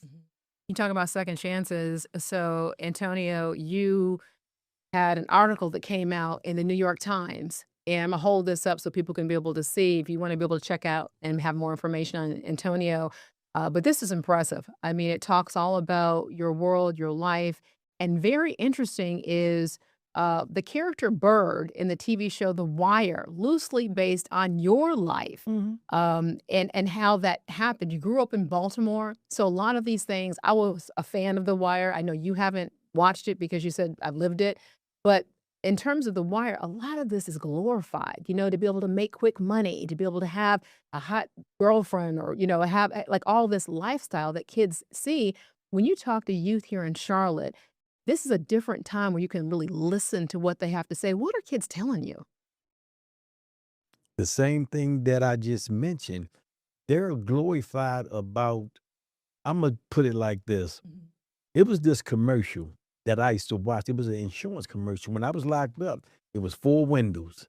and you got 4 people hanging out these windows saying, I want my money and I want it now. Life don't work like that. You have to work for what you need. You have to put your due diligence into your life because it take 1 second to make the wrong choice. Take a lifetime to get out of. When you remember what it was like when you were 20, and I read in the article too, you're a little cocky. And in fact, the person who was responsible for putting you away was one of the co-writers of the series The Wire. 20 years old, kind of cocky, thinking that you're on top of the world. That's the kind of kids that a lot of people see now. You know, they think this isn't going to happen to me. They're going to go and get some help. They're going to have their parents. They know right from wrong, but they feel like that's never going to happen to me. I'm glad you mentioned that. And one thing I think is good for a person like me that has been there is you get a chance to talk to these people and it's authentic. This is not something somebody told me. This is what I live. I don't cuss at children. I don't argue with them. I don't beat them down about nothing. I show them the choices I made and the results, and you definitely don't want that. Yeah. I worked the suicide companion team for 23 years. I watched these young people for 4 hours. And you'll get a guy you talking to today, and he might have seen something that's totally took him to a place he never thought he would be. Don't know his, I mean, he in a cell, he's putting feces on himself, he's eating feces, he's drinking urine, he just done went out his mind. And this is something that will break the average person down. If you see something like that, it will crush you.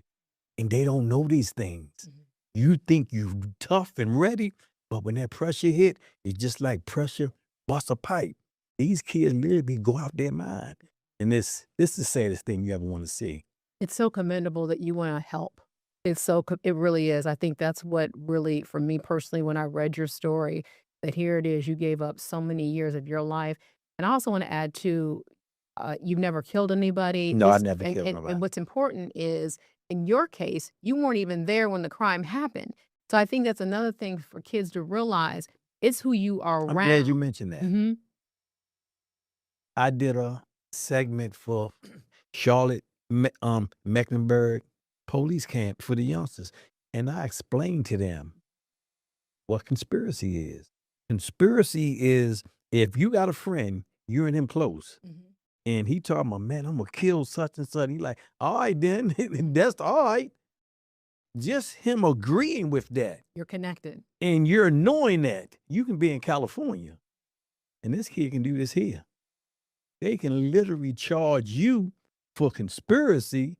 And it's just like you pulling that trigger. You are in California. That's why you have to watch your company. You are your company. You can be the nicest guy in the world, but you're dealing with these other young kids that's doing everything under the sun. You're going to be looked at and judged the same way.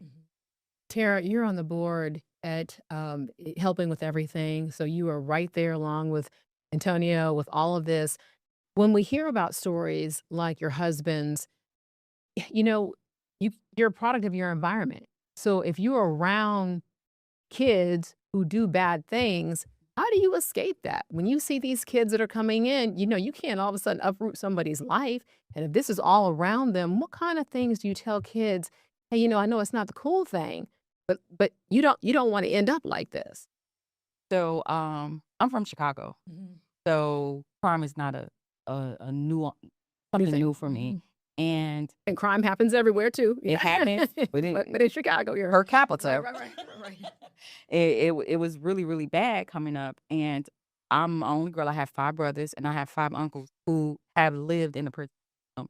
So while I went away to the military, hired, married, and stepped away from that life, I think about the men of my family that we lost to the prison system. So when I met Tony and I seen passion, drive, my number one thing was like, if more people like them could have saved my brothers, could have saved my uncles. And keep saying that we don't care, but our children are going down a bad road every day and they're our future. Someone has to care. And it takes a person like Tony, his patience, his emotional intelligence and his patience are like nothing I've ever seen. Mhm. Antonio, when you see these kids who you're helping to teach them how to write a resume or how to be able to do just life skills to be able to help them out, when I made that comment, I said birds of a feather flock together. And sometimes kids are so young, they don't really control who their friends are, or things that look to be fun end up with bad consequences. It struck a nerve for you. What were your thoughts in that moment? Well, first of all, this the resume writing the Yeah. teacher. But it's I just had a young man in the office the other day. And this young man, I actually helped get him in intensive in-home. Mm. And this young man was 12 years old at the time, a little teeny guy. Now he's 14. He's all over the streets. And I got a one-on-one with him in the office, and I had a real heart-to-heart talk with him. And I told him, we talked about this, and I'm going to tell you again, you have to choose. You don't want to take that. Can't handle it. I'm going to tell you right now, you cannot handle it. The toughest, the biggest, the baddest breaks. And it's not worth it. When we talk about your character in The Wire, and I only bring this up because I think it's for people to understand what you lived. You know, the area that you lived. I mean, was that a true portrayal of what it was like at that time in Yes, yes. Baltimore? Murphy Home Projects, they nicknamed Murphy Home Project Murder Home. And at a young age, you actually get immune to seeing a dead body. Now, the first time I seen somebody get killed, I mean, it was real bad. It scared me. How old were you? I probably was about 8 or 9 years old when I actually seen somebody shooting, and you look and somebody lay on the ground with his brains blowed out and his bullet holes in his neck and his face. That mess you up. It got so immune to us. When we hear gunshots, we didn't run away. We run towards the gunshots to actually see who was laying on the ground. Stay there while homicide there the whole time, chalking, peeling, and doing everything. It was like watching a movie. And why I say this is we look at a lot of these young people right now and wondering what's wrong with, oh, I don't know why he acting like this. What it is, it's that trauma that he done dealt with when he was young. Now it's starting to surface. Just like cream rise to the top. We don't know what's wrong with this child. This child is suffering from trauma. So there's no change. Even from back in the day to now, it's the same thing. Kids, even though it's a different day, kids are going through the same thing. That's why I wanted to give these young people their platform. If you can get a child to trust you, they'll tell you exactly what's wrong with them, what's going on in their mind, what they feel, and why they can't do this. Then we're better equipped to help them. If it's mental health, our partnership with 2 mental health companies, we can get all the treatment these young people need. Whatever treatment these young people need, I have partnered with so many different organizations that we can provide. So we built this center to be soft, to be comfortable. They can come, they can relax, and they can feel safe. If you feel safe, I'll ask for help if I'm safe. And that's the best thing in the world that I'm looking at. This was a dream. I laid in that cell many nights. Many nights. God, just give me one more chance. I know I can do it. I know I can help them. Because one thing about a young child, a girl or a boy, they will listen. And if they believe in you, they're going to follow your lead. Just like if you're doing the wrong thing, they believe in their friends that's doing everything under the sun, so they follow them. Right. If you're telling them the truth, they're going to ride with it. We're going to have so much more on the other side of this break here. You're watching Local Roots. I call this show From Street Legend to Community Leader. Your story is inspirational. I mean, in jail, you got your GED, you learned to read and write. You're showing kids there is hope. And on the other side of this break, we're going to talk about that hope and talk about the future of what comes next. Stay close.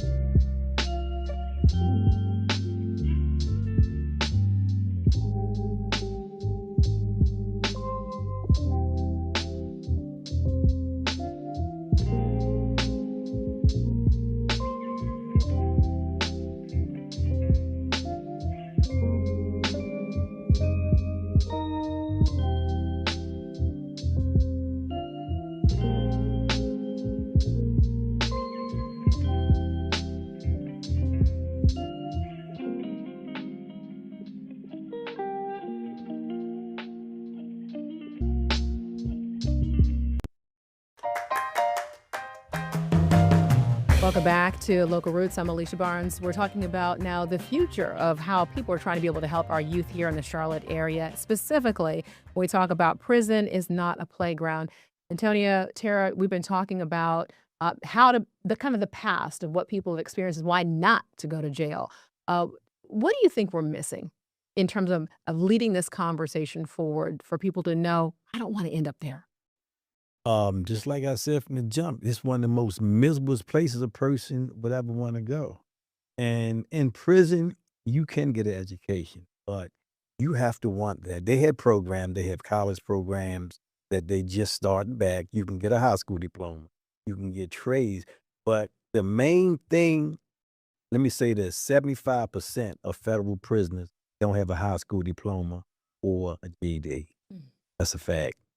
And when these young people come to prison, they have a lot of their homeboys in there that don't have education. They come in there, run around these prisons like it's a playground. That's why I got my name on my book, From Prison is Not a Playground, because I'm looking, saying they running around here like it's a playground, you know? And they get with their friends, and their friends, these guys are getting in the GED program. Oh man, that dumb Joey. Oh, he dumb. Now they feel ashamed. They back out these classes and go right back and do the same thing that they was doing on the street. And then years and years and years just going, then they starting to get in trouble. Time just piling.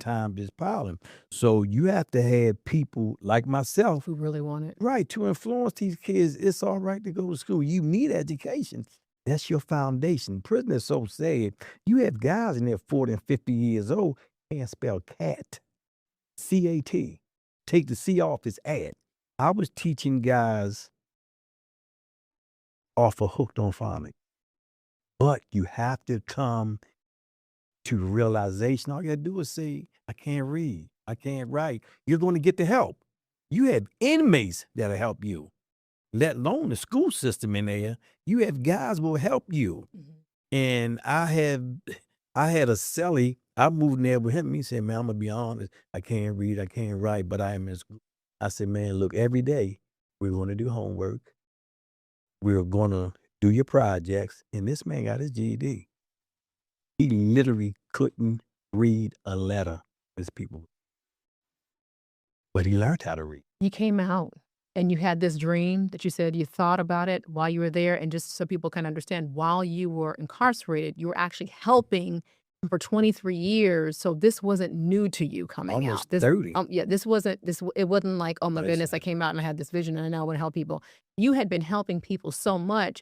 The warden even supported you. You were denied probation, or I'm sorry, not denied parole 6 times. But still, you had the backing of a warden, which most people who are convicted for life sentences don't have a warden coming to their defense. But he saw the work you were doing inside of the system and saw a result. What was the result he saw in your work? That people weren't getting in trouble as much? Truthfulness. He knew that I was who I said I was, what I was doing. I was the same person at 6 o'clock in the morning. When these people go home and leave, I was that same person at 7 o'clock at night. I had a team. I had a program that's called SOS, Save Ourselves. And I had like 6 different guys that was working this program with me. And in order to be on our board, you couldn't be doing everything under the sun. You had to be the same person at 6 o'clock. You can be the same person at 10, because the administration looking up to you, because this program is running and it's running like a smooth old machine. And you got guys in there that will definitely do what they have to do for these young people.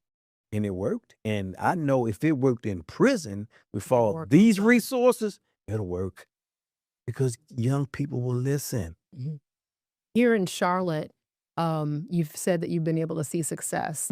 What can people, like, how do they reach out to you? How do they contact you? How do they get part of the program if they want to be able to help out? Give us all the details and kind of lay out what you actually offer. Tara. Yeah, so we're just getting up and running. We'll actually be doing a summer boot camp at Ransom Middle School. Okay. But the Antonio Barnes Project, www.theantoniobarnesproject.com is our official website.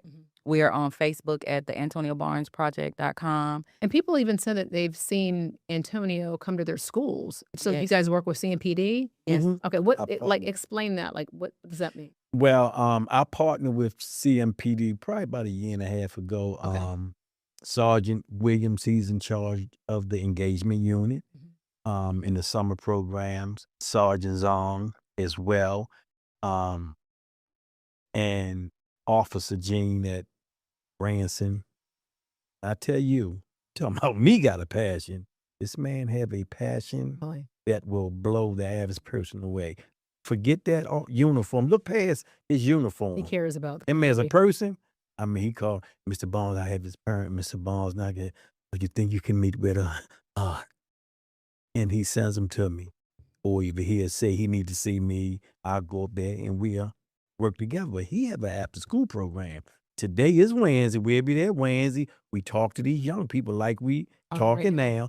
And then we work out for 45 minutes. And then we have a nice little snack. And he will throw something out there, maybe integrity. What do integrity mean? And you get about 4 or 5. Integrity means to me, they'll say what it means. And we'll talk, and then we do our little program. And Branson is a troubled school. These children have some issues. And Officer Gene, he's one of the people or persons trying to save the world. He's there sometimes 7, 8 at night. He's a married man. He have a life, and she tell me you have to have boundaries. And he forget that uniform. The person, great guy.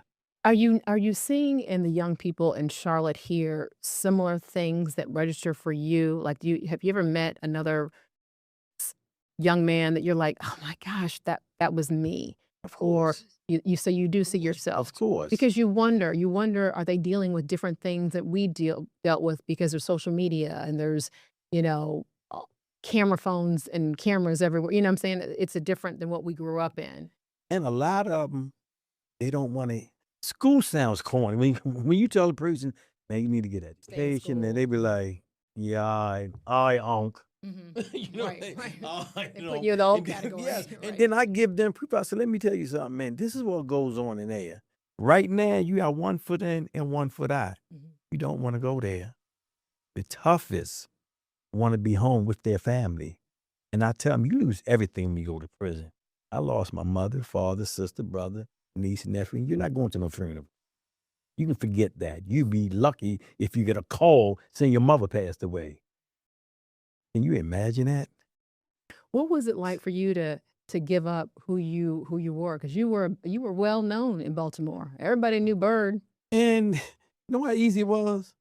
I knew better. I knew from the jump. People ask me, how did you become this person or change to be this person? This person been me my whole life. Really? When I was growing up, if one of my friends' mother or father was in the hospital, I would go hustle enough money to get flowers, and I'd take them to the hospital. And in the New York Times article, one of the comments, one of the person left a comment, they was, you had your good reports and you have your bad. No, he should have stayed in jail for life. They should have never let him out and this, then. So one guy said, well, Antonio is doing what he was raised to do. They explained that how he was raised and who we come from. Now he's listening to his parents. His parent might be gone, but he's listening. And that's what it is. I knew. And when you talk about listening to his parents, he dedicated something very special to his mother. So on the other side of this break, we're going to talk about what that is and why he did it. Stay with us, and you're watching Local Roots on Queen City News Plus.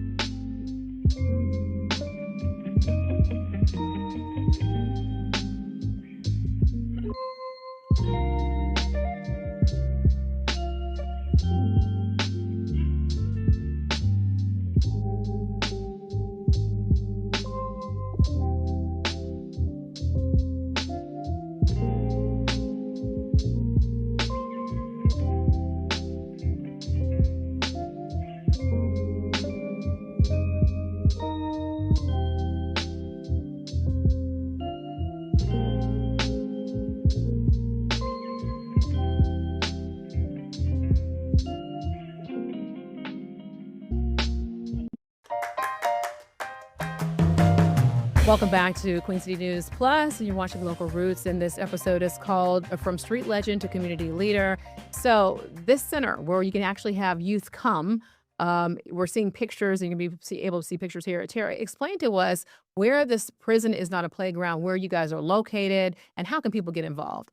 Okay, so the Prison is Not a Playground Hope Center is the nonprofit organization where we are actually making the magic happen and transitioning our youth into workforce development programs that are entrepreneurial track, where we focus on building their own employment, no matter what the field is, but technology, AI training, trademarking, LLC. And this was special because you dedicated this for your mother. What was the reason behind that? You the one built it. You the It's one your built the. Well, I built. Well, I wanted to dedicate this because, like I said, I disregard all the rules and values, and this is not. I was a mama's boy, first of all. I was a bad mom boy though, but and I wanted to dedicate this to her because I gave her a promise. I said that I will help. I will get my education, and I will help young people from going in the wrong direction when they know better, like I knew. If you're watching right now and you need some help, they can be able to get help by going to your website. Tara, tell me the website one more time. www.theantoniobarnesproject.com. And you also always need funds, donations, because you guys, you fund this yourself, right? Yes, ma'am. And volunteers. Okay, volunteers. Want to be a part of the problem, a part of the solution, please. We need volunteers. And we're actually looking for another board member, someone who is, from the Queen City area. Mm-hmm. Well, I thank you so much for being our guest here on Local Roots. I know this is going to help somebody. Your story is inspirational. Antonia, what you're doing for community is just, it's so great to be able to see that you're changing lives. So I just want to say thank you so much. And thank you for joining us on Queen City News Plus. I'm Alicia Barnes. I'll see you next time on Local Roots.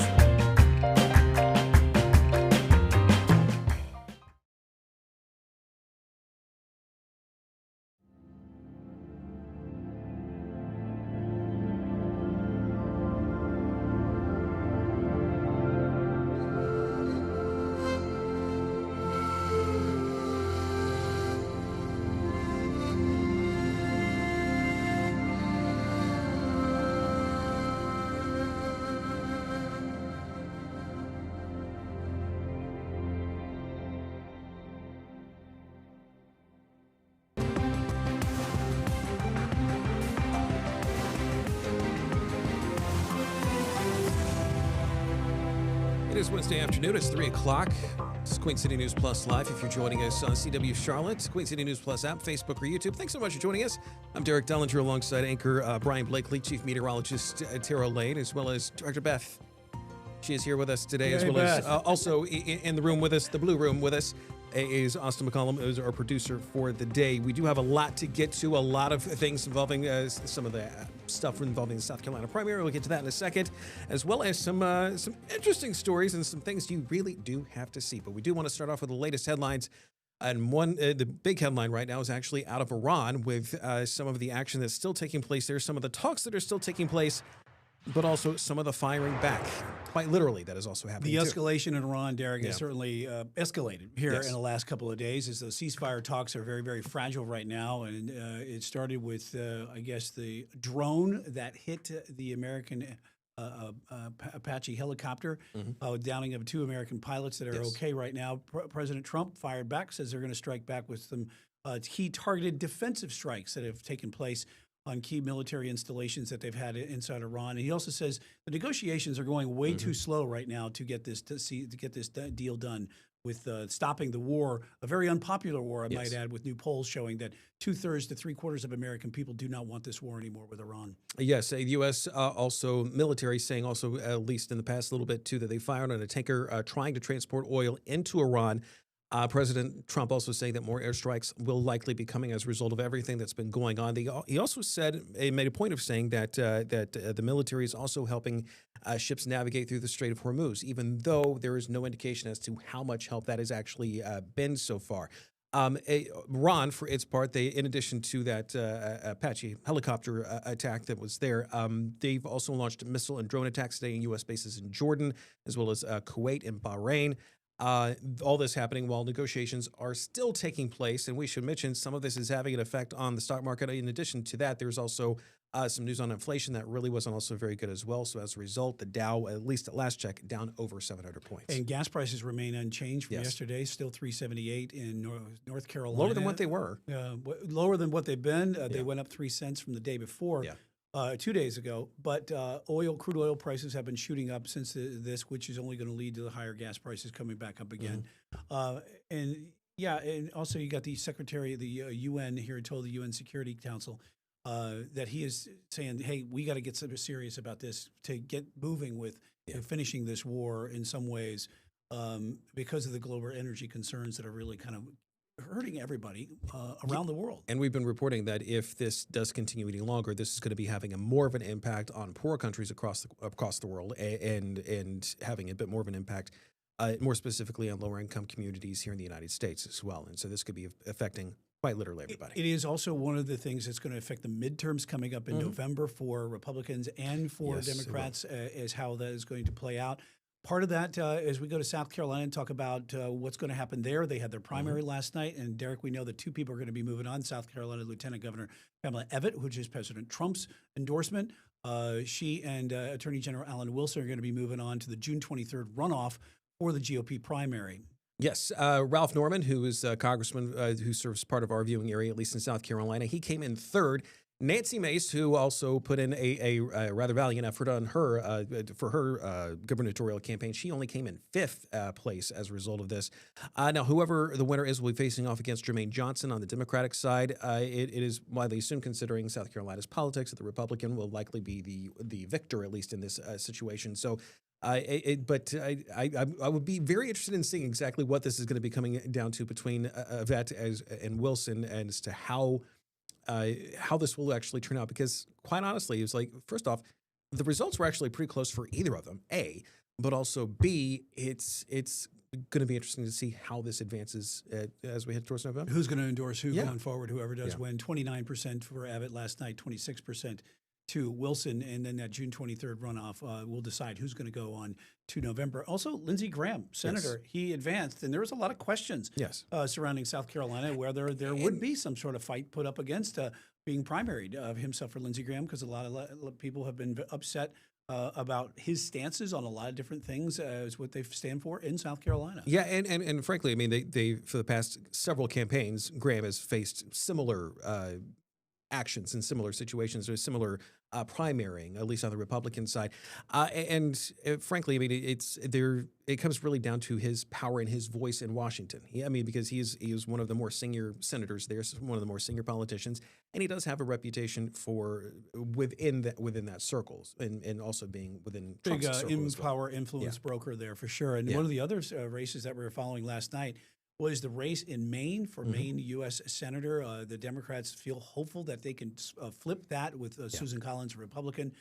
Graham Plattner, who has got a lot of baggage, but he was moved on. He's going to be the Democratic representative going forward for Maine when it comes to that. But Plattner, he's picked by a lot of people there, Bernie Sanders, Elizabeth Warren, Ro Khanna, as far as some power people in Washington, but the concerns are his background. His background and some of the controversies that have been publicly reported had been not only a tattoo that he used to have that had racist symbol, but also in addition to that, there's also, if I'm not mistaken, some of the stuff that's come out about sexual assault issues and allegations, and sexually explicit messages with other women, and that's been widely reported over the past couple of days. But this could be complicating, and quite frankly, going into November, this could be another factor of something that we're all going to have to be watching. It could result in a rather interesting and some would also argue very mudslinging type of race. Yeah, and a lot of money will be spent there, as will be in South Carolina coming up, and also in North Carolina. Yes, as we have the race for the senator between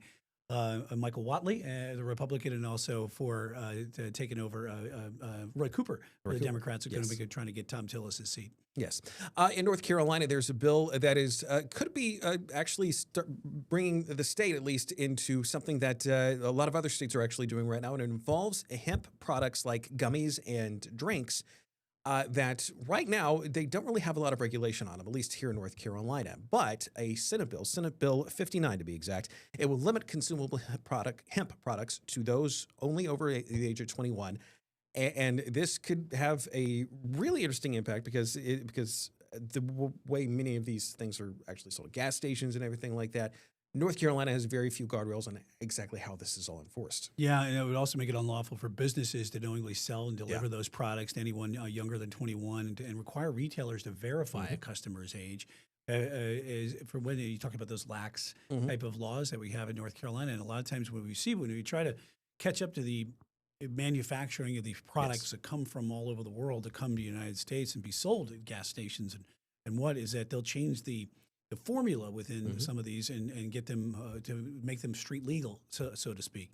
And we've seen a lot of issues. I know that emergency calls in South Carolina have been spiking because of some of the overdoses that have had some over these over-the-counter type of products you can buy, whether it's gummies or consumers like Kratom and that sort of thing. But there's a lot of issues when it comes to underage kids and whether they're consuming these and whether they know exactly what's in what they are consuming. Yes, there's no word yet from Governor Stein's office as to how he feels about this or the National Hemp Council. However, the State Attorney General's office, they have said for a while, I mean, Attorney General Jeff Jackson is basically saying, like, hey, we need some stronger safeguards for everybody. And it does feel like this is something that might be something that could be a bipartisan effort, at least on both sides, to actually get this passed. Which would be a win in and of itself for the American people, the people of North Carolina. Would you consider it a bipartisan legislation that gets through? But also, they've been trying to pass some hemp-related stuff and marijuana-related stuff for the past little bit, too, and has not been able to go fully through the General Assembly. So that's something that we're all really going to have to watch on one way or another. Speaking of Raleigh, where we were just talking about that, let's talk about sports in Raleigh tomorrow night. The Lenovo Center is going to be. We got another story. We got Lowe's. Yeah, we got one more story. Oh, actually, okay. this one I actually going to tell you about. Do we get to that? We'll get to the sports and we'll get to the good news in a second. Austin, for keeping me in line this one here. actually I'm gonna say is a bit big brothery. Might sound a little bit creepy, but just follow us on what we're doing here. There was an investigation from our friends at WRAL into what exactly Lowe's is doing with some flock security cameras that they actually have on their premises there. They do have the opportunity to have license plate readers. Thing about it is, though, is that SBI asked and was granted access to those license plate readers, and as well as pretty much every other law enforcement agency in the state. They also have access to it. This was part of a pilot program that started last year. They've also apparently asked Home Depot for this. There's no indication as to whether or not they've actually done that. Home Depot's actually followed through. But these flock security cameras, they say they're wanting to have access to this for human trafficking, but there's also some privacy concerns as a result of this. That's the big thing. Is this Big Brother or is it good policing? Because we've seen from a lot of the cameras that we've had, block cameras, they'll be able to bust a lot of stolen car suspects that are out on the road, or some other things that have been going on. So these cameras, especially when you're talking about Lowe's Home Improvement or Home Depot, they've gotten very sophisticated to capture all kinds of organized retail theft that is happening, specifically at home improvement centers. So the ability, you hear the stories about Walmart all the time, and Walmart as well. So the ability to go in with the license plate readers, and also for connecting a lot of these dots here, as far as with these sophisticated camera work to try to catch people doing bad things. But the question is also, there has been a lot of pushback from local municipalities about the privacy concerns in that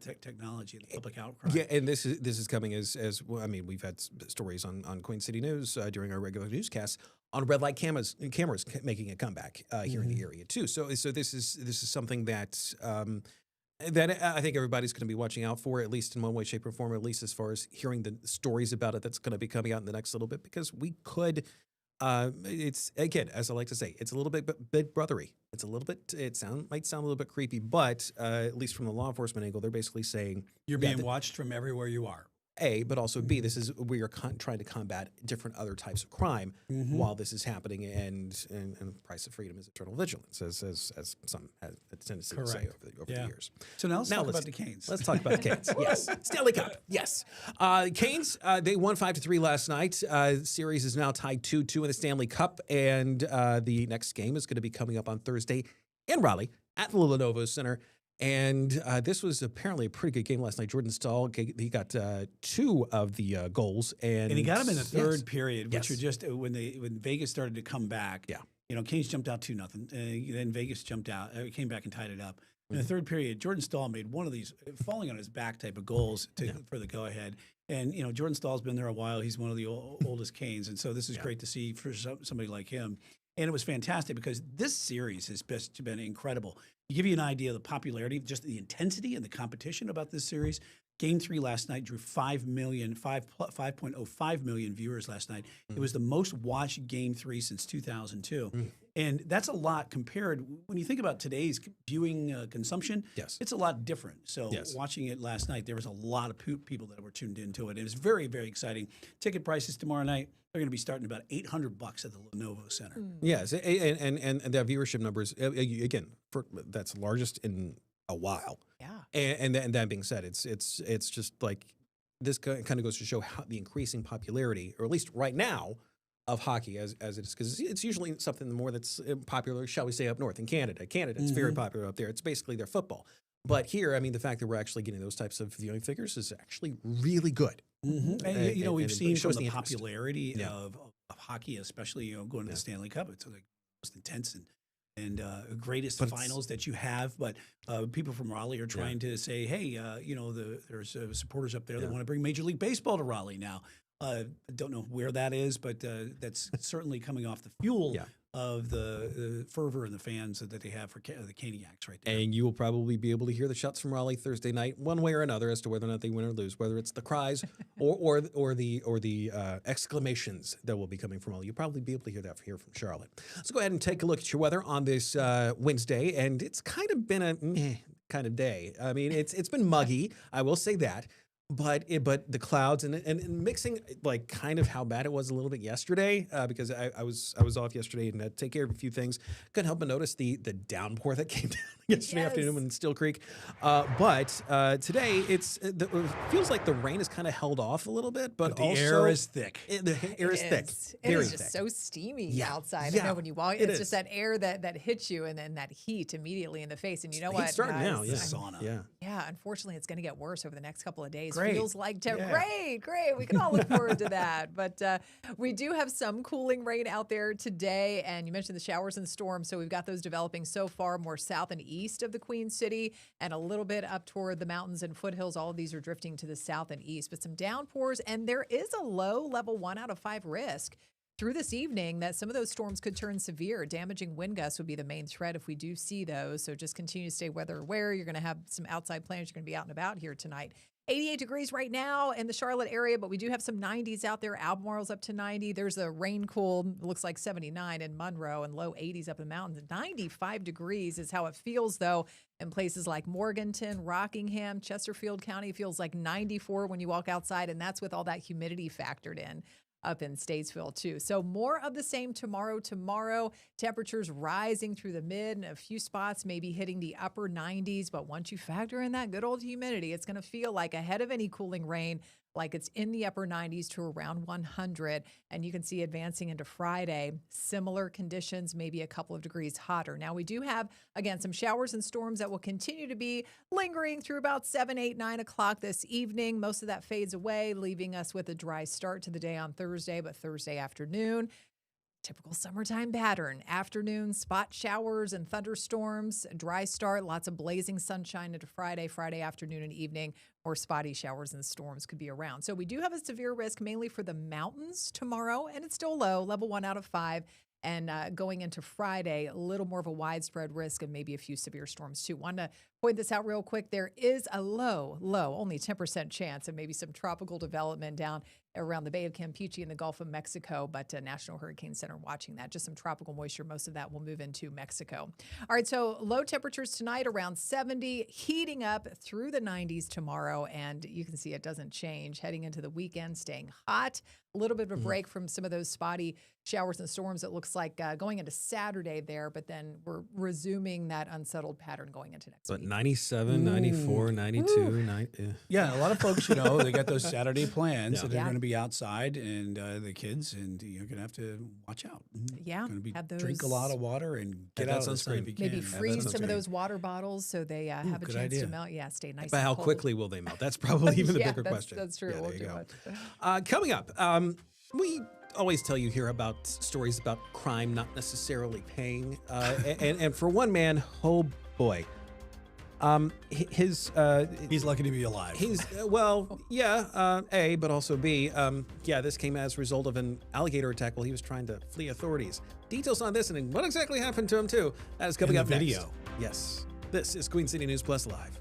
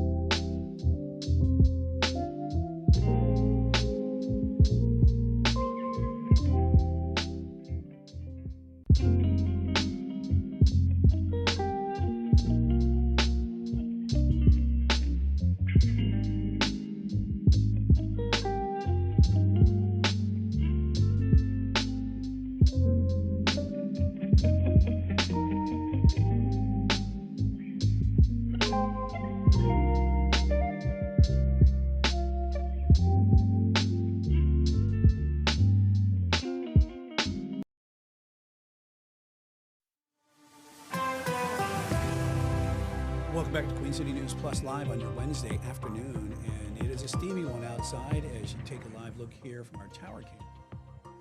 Back toward, you can see some of those clouds that are just kind of hanging around. Will they form into some sort of thunderstorms? Not sure tonight, but we'll certainly be tracking it for you. 97 is the forecast on Saturday, Derek. Yeah. Yikes, that's going to be really wild. But one of the things Turn we're on kind the of AC. what's that? Turn on the AC. Yeah, one of the things that we're really excited about here across the United States, but also here at Queen City News, is that's the World Cup, and it starts tomorrow. And the U.S. is going to be playing on Friday at SoFi Stadium. But there was a World Cup referee from Somalia that was denied entry to the United States. He was he had been okayed. He was denied entry at Miami International Airport on Saturday. The vetting concerns that they have because of U.S. Customs and Border Protections, because of a lot of the immigration concerns that we have from a country like Somalia. So this is a guy who was super excited to come here, and now he's not.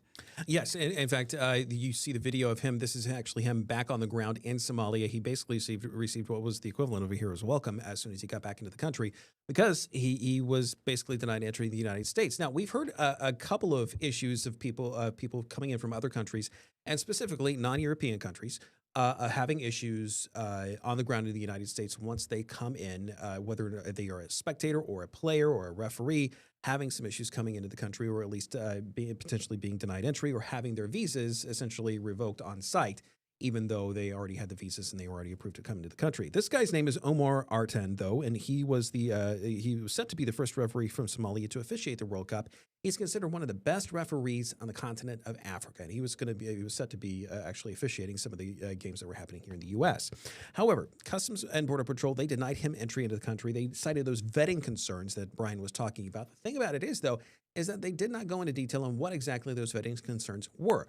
They just said there were some vetting concerns. FIFA officially removed him from consideration on the referee list, and he was basically sent back to Somalia. Yeah, in Somalia, one of the nearly 40 countries subjected to new travel restrictions under the Trump administration's crackdown on immigration. So sad for him. Heroes welcome back home. Wish Somalia and their soccer group the best of luck, for sure. Also, some unrest over immigration. I want to go to Northern Ireland for our next story. UK leaders are calling for calm after a night of violence across Northern Ireland, and hundreds of anti-immigrant protesters took to the streets of Belfast, torching some homes there and some light rail trains, or what you see there. A bus, and many of the people there are saying it was through the use of social media that was promoted by Elon Musk, and that's what they are calling out right now. They were saying that please stop it, Elon Musk. You're the one stoking the violence over in Northern Ireland. Yeah, the violence actually does follow the arrest of a Sudanese man. He reportedly, at least according to authorities there, tried to stab a man to death. The Sudanese man is an asylum seeker. This attack itself happened on Monday night, and this unrest and violence happened over the past 24 hours or so. The bus that you saw in the video just a couple of moments ago, it was torched, as well as a number of cars, as well as a trash can. Leaders are actually urging calm in the face of all this. They've urged people to not target specific communities, but since the man was considered, the suspect in this case was considered an asylum seeker, that's kind of being seen by at least some people there in Northern Ireland, specifically as a way to stoke some anti-immigrant fervor. In Britain's Labour Party, they're accusing Elon Musk of stoking those divisions right now, and he's continued overnight to promote calls for people to take to the streets in response to that assault, which left a man in serious condition. We've seen many of these type of attacks of immigration is kind of rise up in Northern Iran over the last couple of months. Northern Ireland. Northern Ireland, after being very quiet for several decades, because they've been known to have some violence over immigration concerns. Let's go to Louisiana now. There is, this is a really interesting story. Look there closely below the gun. Yeah. So there was a guy who reportedly tried to run from authorities after a DUI stop. He apparently he actually took off after being briefly detained along the interstate. And along the interstate in Louisiana, you're going to be coming across a swamp. Well, swamps have alligators. Yes. And this is what happened. This happened over the weekend. Troopers chased a man named Victor Rivas. He reportedly hit a concrete barrier on the interstate there and jumped into a swamp to avoid police and troopers as he was running. He was attacked. Now, He did survive this. He has injuries to both of his arms, but the sheriff's office, they posted on social media, I love this quote. Reminder, don't drive impaired, don't run from deputies, and definitely don't hide in Louisiana swamps. Wildlife may be just cooperating with law enforcement. Yeah, tongue in cheek, and certainly for the guy who jumped in there, Rivas, a very, very scary situation to sit there and have your heart racing when you're trying to be busted for DUI, you're trying to resist arrest, and then you're trying to run from the police, you jump in a swamp, and then an alligator attacks you. Yeah. How he got out of that is just beyond me. He just had some injuries to his arms, but she is now charged with operating a vehicle while impaired and resisting an officer. And definitely something you do not. Yeah, so coming up, we do have some incredible video to show you out of upstate South Carolina where time was quite literally of the essence, saving the life of a toddler. A video that was just released. It's in addition to dash cam video, some body cam video, dramatic stuff. You've got to see it. It's coming up next. This is Queen City News Plus Live.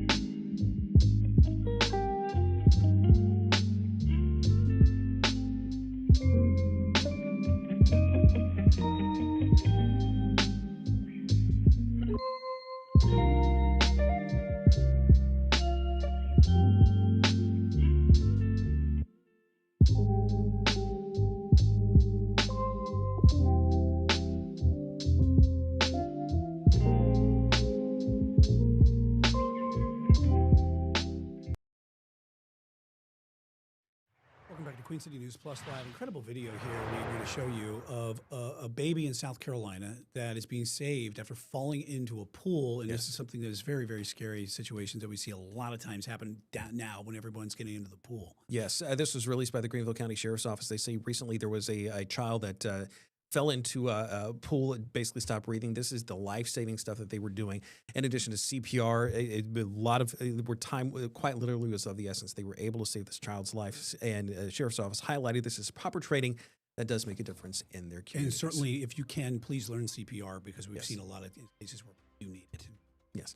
That will do it for us for today. We'll see you back here tomorrow for more Queen City News Plus Live.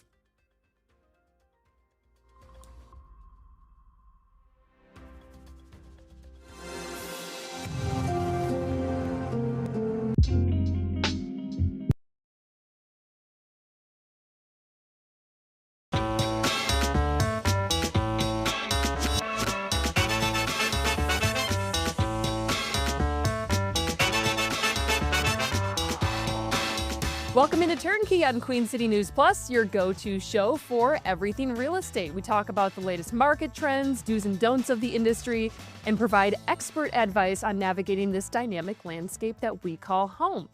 Today, we're going to talk about AI, its role in real estate, the pros of it, but also maybe some of the cons. And to help me do that is a woman with quite possibly the coolest name ever, Joan B. Good. And she is the president of the Canopy Realtor Association. Joan, thank you so much for coming on Turnkey. Thank you so much, Morgan, for having me today. I'm so excited, especially that I maybe will learn a little bit about my golf swing. And that's a conversation for another time. We were talking about that before the show started. I played college golf, past tense, of course. Might be a little rusty, but that's the game of golf, right? That's exactly right. You only remember your best shot. Yes, and that's why you keep coming back for more. That's exactly right. Joan, so Canopy Realtor Association, what is that for people who are not real estate agents? What is that? Sure. Thank you for that question. So, and it is a little confusing. So, Canopy Realtor Association is the parent company of our Association for Realtors and our multiple listing service, or better known as MLS. And you don't have to be a realtor to be in the MLS. Yes, you have to be a real estate agent, but you don't have to be a realtor. What's the difference, real estate agent versus realtor? A member of the National Association of Realtors is a realtor. Okay. But any licensed real estate agent can join our MLS. Okay. Right? And that's where all the listings reside, under the multiple listing service. That's where a consumer would go for information in regards to housing. Okay.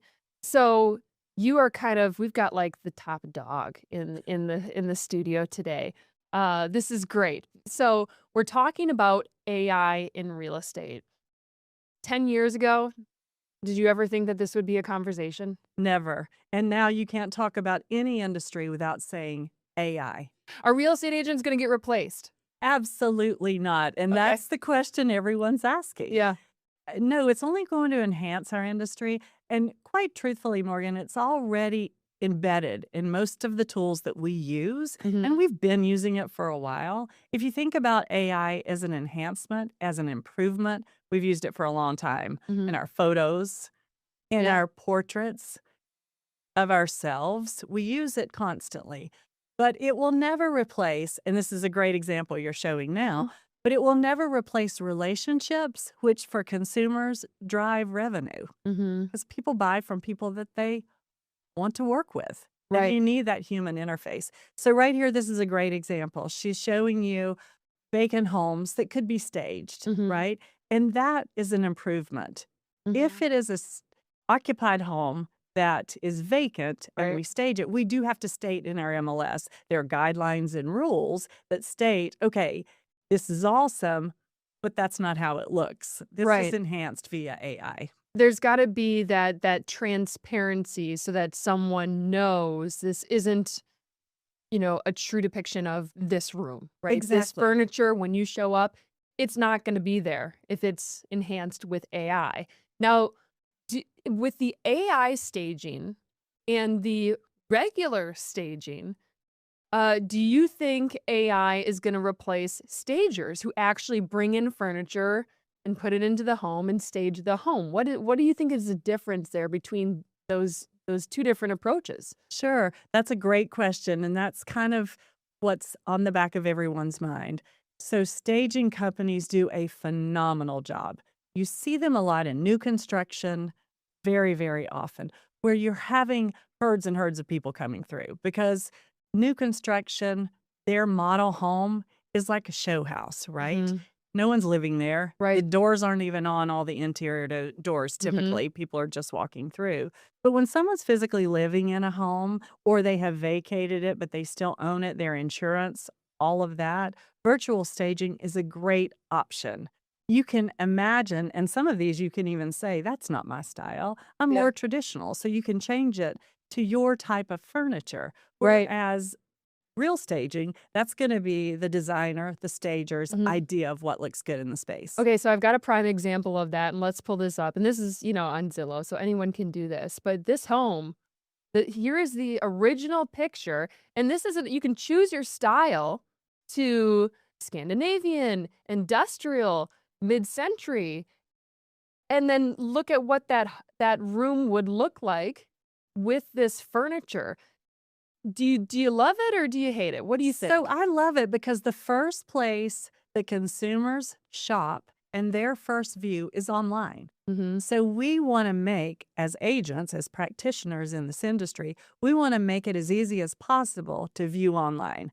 People start looking 6 months online before they're ready to actually physically go into any properties. They're kicking the tires, sort of, right? They're thinking, we might move. That would be great. What does it look like in my price range, where I can afford, the area I want to be, close to work? Where are the schools, right? All of that information, and having the ability, like you're doing right now, to click different styles, they can sort of see themselves in the home. I think that's the biggest hang up when you're looking at homes. It's okay, there's someone else's personal pictures maybe still on the wall. How do you visualize your life in what's currently someone else's space? And exactly it's a right. challenge. It's a challenge, and you really have to see yourself in there before you can mentally start to move. Right? You have to visualize, well, this is how I like my kitchen set up. I Right. can see myself cooking dinner for my family. I can see us hanging out playing Mahjong. Yeah, which has become a very popular game Exactly. lately. Had to throw that in there. So I have seen, I want to pull up this house, and these are all like homes in our area. I've also seen this recently, not just staging in the living room, but giving people an idea of what the home could look like with just completely changing the exterior. What are your thoughts on something like that? So you have to be very careful. That is extreme staging. You cannot add construction that isn't there because that is deceptive to the consumer. If you, for example, added a door that really isn't there, it's just a wall, and a consumer comes in and says, where is this door? Where's the door? Right? That's deceptive. And that's basically false advertisement. Right. Enhancing. Well, the agent is the one who can get in trouble there, the one who Absolutely. lists it, because then you're violating, one of the rules of the industry. That's exactly right. And you're violating specific MLS rules because new rules are created around AI because of this, because it's new and everyone's talking about it and everyone's playing with it. It's a great new tool, but it's only as good as the information that you provided. So if you say, make this house better, no limits, could go crazy. I mean, there will be people in the front lawn playing bags, and AI has its own imagination of what looks good.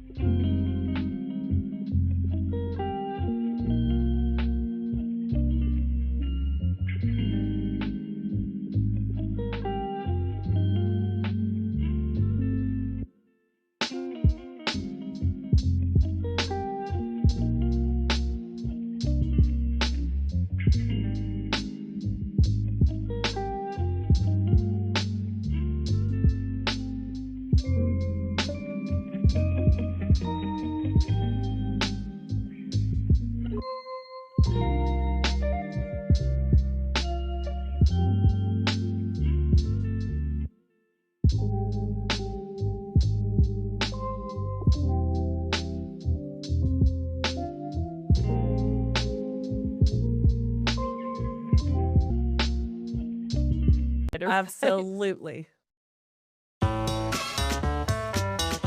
We've talked about where AI can be used and how it can benefit. You mentioned one of the ways that it can, hurt. I don't know if it would hurt a sale necessarily, but kind of deceive the buyer with things that aren't really there.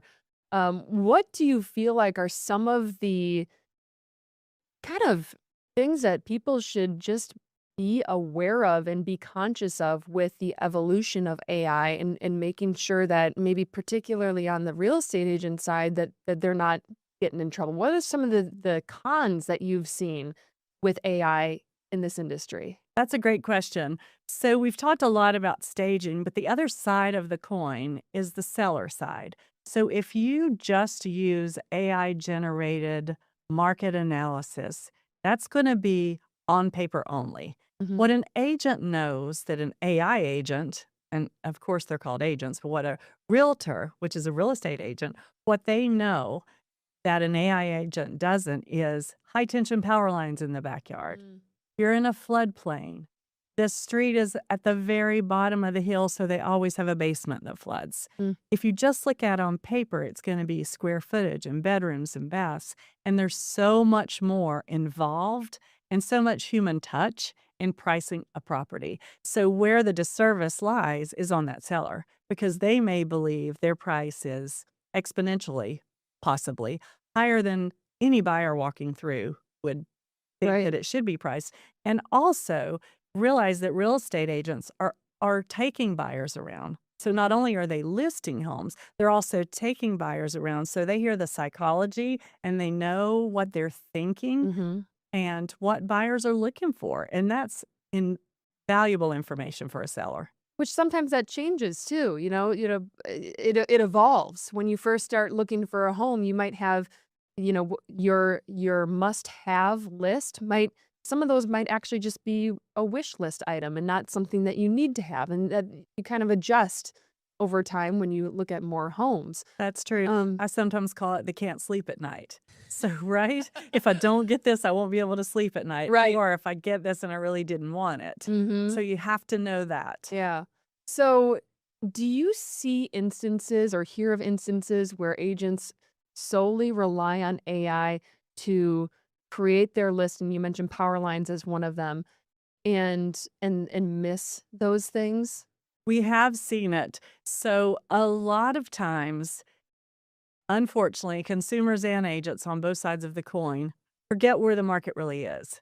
So they're relying on information that, oh my goodness, this is an unprecedented real estate market after COVID. Well, COVID was 6 years ago. Yeah. I mean, it's nice to think about COVID because it was like 20% appreciation. It was, I mean, for someone who bought before COVID and then, refinance, maybe they still live in their home at a 2.5–3% interest rate, or they saw that appreciation and they sold and they made great money. It's nice to think about it, but you're right. It's kind of a long time ago now. It's a long time ago and it's in the past. And what's so funny is the mindset. So sometimes sellers will think we're in 2021 and buyers' mindset might be 2008 when the market crashed. There's that extreme. So you have to rely on the realtor to really bring it in and say, this is where we are today. Because you're right, it's fluid. It changes month to month. What's happening in the world really impacts what happens in real estate locally.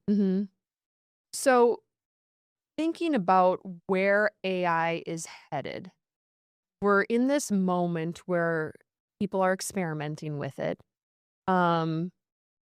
Where do you see AI's place in real estate? So it's incredibly beneficial for tasks.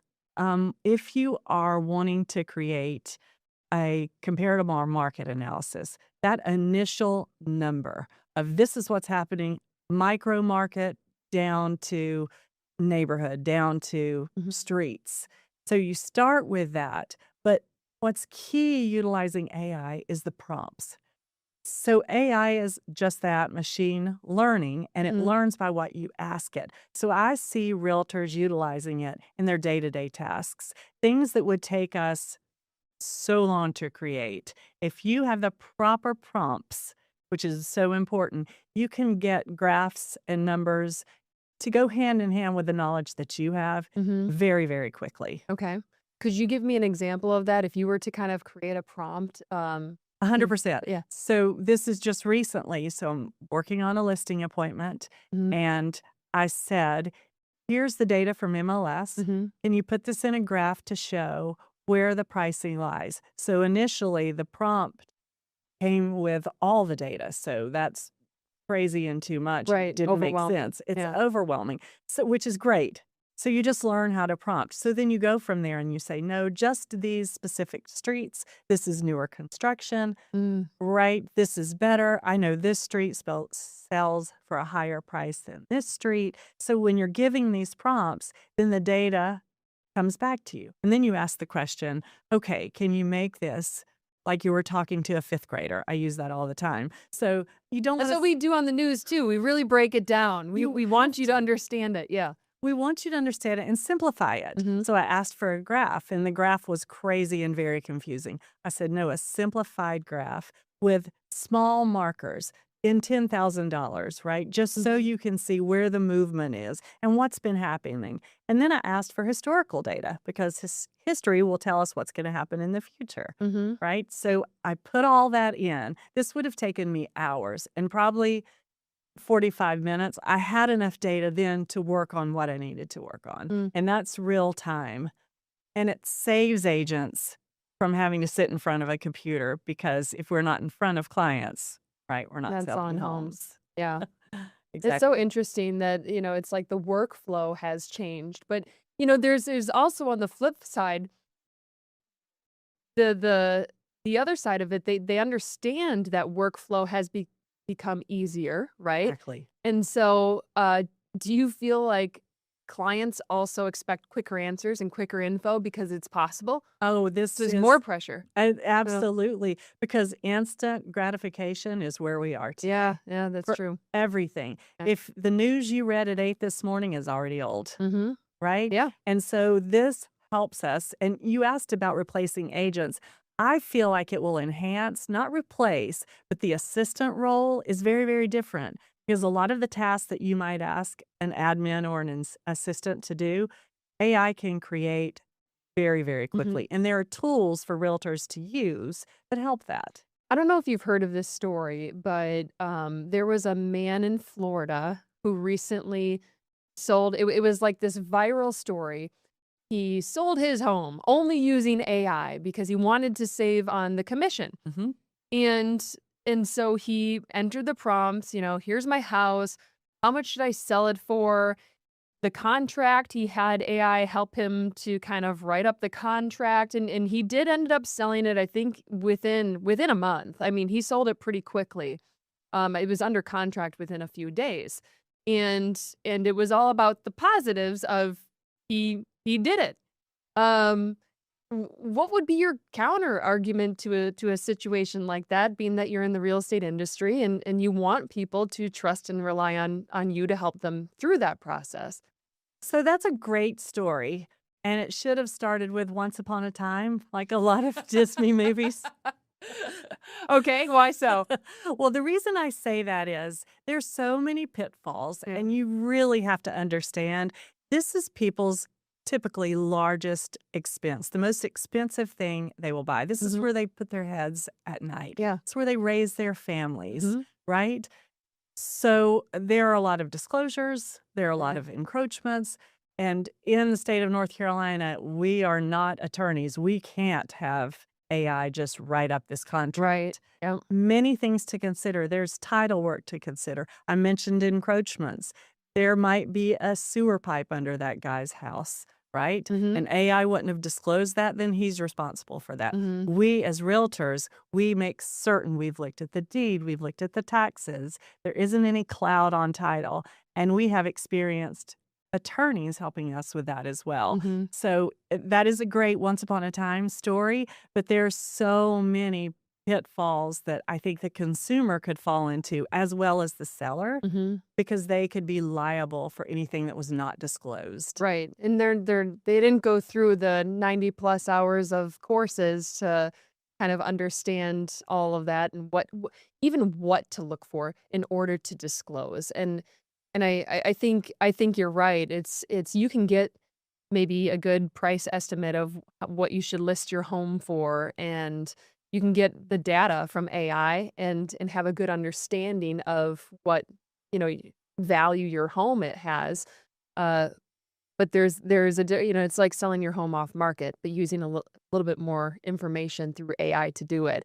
Um, you still run the risk of some box not being checked. That's exactly right. And what your realtor will do is advocate for you and protect you. Because let's say through AI, you get multiple offers and you think the highest one is the best one, right? You just look at the dollars. That isn't always the case. You definitely want to look at the financing. That's what realtors do. You want to see if there are any concessions. There's a lot going on within a contract, much more than just that top price. For people who don't understand concessions, what do you mean by that? Absolutely. Thank you. So to clarify that, concessions might be seller paid closing cost. What if there's something in repairs, right? It could be many things. They may want all of your personal property. They may want your washer and dryer, your Well, refrigerator. if you don't read through the contract and Exactly. see that they wanted you to leave the refrigerator and you're like, well, I was gonna take it with me, then you're at kind of a Then you're buying a refrigerator for someone else. yeah, Right? especially if you've already signed the contract. That's So yeah, exactly right. there's a lot of stuff that can be put in those contracts that if you don't read it thoroughly, you're about to learn a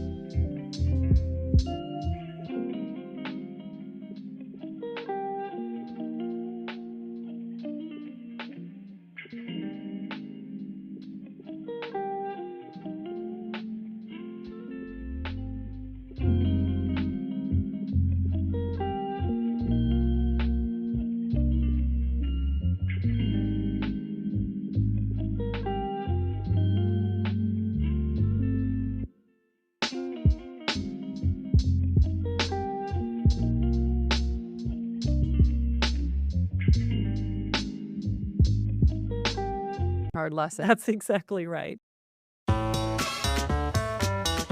So we have a little bit more time on this show. Is there anything else you wanted to address about AI? Or can we get into kind of like state of the market in the Charlotte area? Sure, we can do both. So, just quickly, AI, it's a great tool. We all need to learn. I think we'll see it more and more in our industry, and we need to get ahead of that.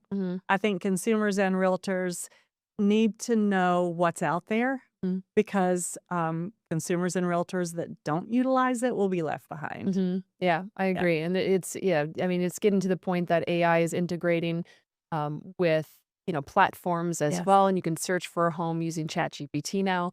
So it's just going to keep evolving, and just like anything else, social media, you just have to evolve with it because you can't fight the tide on that. That's right. State of the market in the Charlotte area, the greater Charlotte area. Absolutely. What are you seeing? We've had kind of a bit of a chaotic month, it seems. But what are you seeing? Just the buyer and the seller sentiment. So the good news is Q4 2025, I think everybody was settling in. Consumer confidence was really, really low. no one was really ready to jump. And you brought it up earlier, and it's so true. Everyone's sitting on a lot of equity. Everyone's sitting on low interest rates. So they were really not moving last year unless they had to, right? Something Job change or job right. change, or had children went to college, something changed in their life. We are seeing an uptick in Q1 in our area. Now, what's changing is we had that strong seller's market forever in unprecedented COVID years, bringing that up again. And now we're becoming a more balanced market, which is great for buyers and sellers. So homes are on the market a little longer, 45 to 52 days, depending on where you are in the city. And that's good because consumers need to have choices. They don't need the pressure of in 15 minutes, you've got to decide where you're going to live, right? Where a listing appointment turns into, or a showing appointment turns into an open house because there are so many people coming in and out. That's exactly right. And you just fight your way in for your little piece of time. It's good. It feels healthy. Prices are, we're seeing an increase year over year, not huge like the COVID years, but 1% to 3%. And that's just generalizing. It depends on where you are in the community. New construction is also up, which is fantastic. Right. So overall, very, very positive. Where do you think it goes from here? Do you think it's going to completely shift into a buyer's market eventually, or do you think we're going to stay in this just kind of balanced area of real estate? So real estate is cyclical, and all the time it's constantly fluid and moving. We have been in a strong seller's market for so very long, 10 plus years. And what we call a balanced market in real estate is 6 months inventory supply. And I can tell you, to a seller, that does not feel balanced, right? It feels like a buyer's. You want to sell your home right away. You can't blame someone. That's right. 6 months sounds like a very long time. So I do think there's a shift in the market, but we are so fortunate that we are constantly rated as one of the top cities to move to by many, many different publications. And because of that, we are still affordable city. Our climate is mild. Many, many businesses are moving here. Jobs are moving here. 147 people a day are moving to Charlotte. So we still have a robust real estate industry.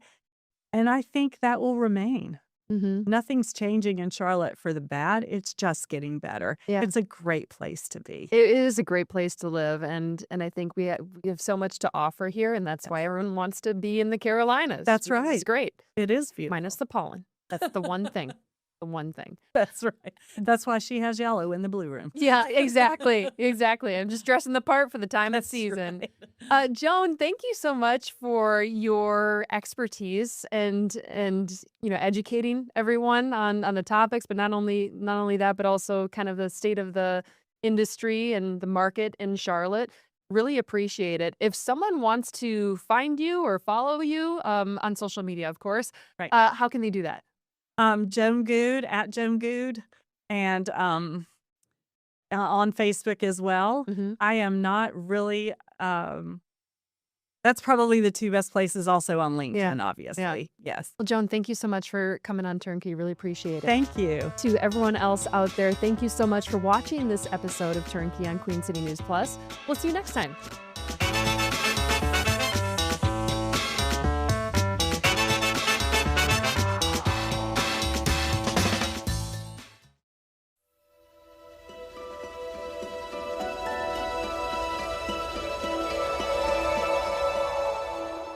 Safety on Charlotte's public transit. So how riders are now reacting to a viral video of a fight where one man pulled a knife.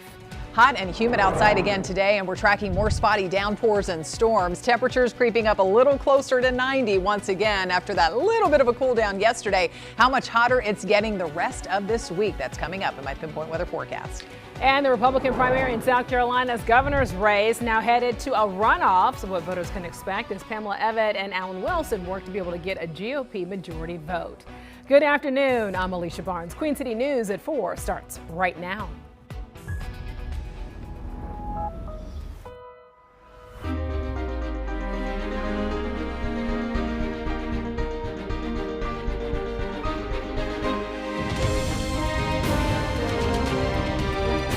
Queen City News starts now. A heated argument on a Charlotte light rail train leads to one man pulling out a knife, all caught on camera. And now police and CATS are investigating the case. The video is raising more concerns for riders still shaken by the death of Irina Zarutska. A Queen City News reporter Jen Cardone looks at what passengers say needs to change. A lot has changed for CATS riders since August 2025 when video captured the killing of Ukrainian refugee Irina Zarutska on Charlotte's light rail. Someone literally got their throat slashed on the train, and they still aren't doing a good enough job to stop any of this. Passengers we spoke with say tickets are hardly checked and security can be hard to find. Most days they don't check. Most days there's no one even on the train to check. Look, just look at it. No one. Where are people that do their jobs? This comes as video circulates online showing another alleged incident Sunday night on the light rail where someone is seen pulling a knife on a passenger during a heated argument. CATS officials say no one called 911 for help or reported the incident, but security was working that night, just not on that specific train. You just have to be on alert, can't be too careful. Late last month, CATS officials told us transit crime was down nearly 70% for the first 3 months of 2026 compared to last year. But still, riders are uneasy. You just never know what a person's dealing with and who you may encounter on the bus or the train. So I usually try to ride and keep my back up against the wall where I'm facing everyone and no one is behind me and I can see everything moving. I've been riding it all day today, and no one checked my train ticket. CATS says about 1,400 hours a week of off-duty CMPD presence will continue now that City Council signed off on the new budget Tuesday. We've asked for that surveillance video from Sunday night, and we'll bring it to you as soon as we get it. Jen Cardone, Queen City News. So riders that we spoke with suggest that turnstiles may be a better way to enforce tickets, but CATS interim CEO Brent Cagle says that is not feasible because of the system's open stations. Our coverage of security concerns in Charlotte's public transit and what's being done to fix it can be found on our website at qcnews.com. CMPD detectives now investigating a deadly stabbing in uptown Charlotte. So this all happened just before 7 this morning on South Sycamore Green Place near West Trade Street. Authorities say that a man was found dead in the parking lot of an apartment complex. No other details were released, but we'll of course keep you posted and also updated as soon as we learn more information on this case. All right, staying in Uptown right now, we are now working to learn what caused a window to fall from a high-rise. It happened this afternoon at the 1 South building, and the broken window caused glass to fall to the ground on South Tryon Street. I mean, look at this. Crews, they closed the area off to clean up the glass, and medic tells us that they were not called to the scene. Taking a live look here over at Hickory as more rain pops up all around the area. We're also now warming up, and it's a trend that we're also seeing through the end of the week. Let's bring in Chief Meteorologist Tara Lane to the conversation in the Pinpoint Weather Center. Tara, so right now we're seeing rain right now kind of like in all different areas, right? Just kind of hit or miss once again, just that typical summertime pattern with the heating of the day and all this humidity outside. Those storms have a chance to bubble up once again. And yeah, still some hit or miss downpours showing up anywhere from southern Mecklenburg County. Earlier, we did have a few of those and down to South Carolina. A lot of that has kind of faded away, but just to the west of Rock Hill, you can see another just quick pop-up downpour has gotten going. So heads up, friends living around Rock Hill, we've got some more heavy rain headed your way. Just a few isolated showers, heavy at times out there toward Anson County as well. All of this activity today pushing through from west to east, and then we look on upstream into the mountains and foothills, and again, kind of right around Lenore, just to the west of there, we have a heavier shower, and just to the east of downtown Hickory, where we were looking,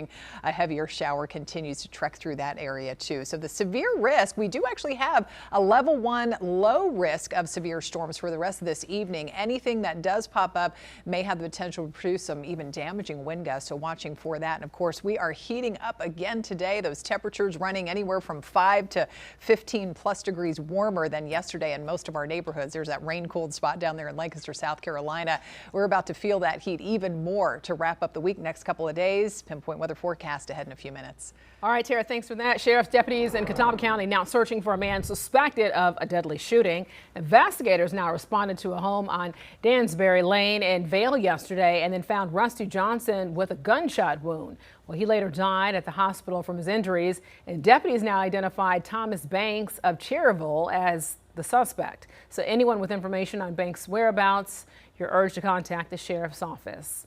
And a Charlotte-bound bus driver charged in a deadly crash will be back in court later on this month. So Jing Dong faced a judge today after being released from the hospital. He's charged with 5 counts of involuntary manslaughter in connection with last month's crash on I-95 in Virginia.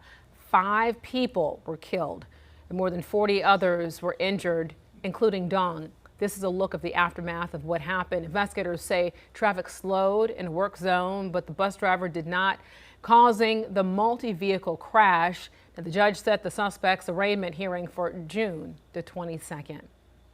The race for South Carolina's Republican nominee for governor now heading to a runoff. Lieutenant Governor Pamela Abbott and Attorney General Alan Wilson now will face off again in less than 2 weeks, then after no one has secured a majority of the vote that happened last night in the primary. Chief political correspondent Andy Weber tells us what voters should expect. It was an amazing night. Having the governor by my side was great. My family, supporters, friends, and got a special call from President Trump before I took to the stage. That's always humbling. South Carolina Lieutenant Governor Pamela Abbott celebrating her win Tuesday night during an interview with Queen City News. While Abbott had the most votes, she did not have enough to win the primary outright. SC Attorney General Alan Wilson finishing in second, about 2 percentage points behind Abbott. I'm asking you to hire me to be your next governor. Thank you for giving me this opportunity. Now, ladies and gentlemen, I need you to get to work.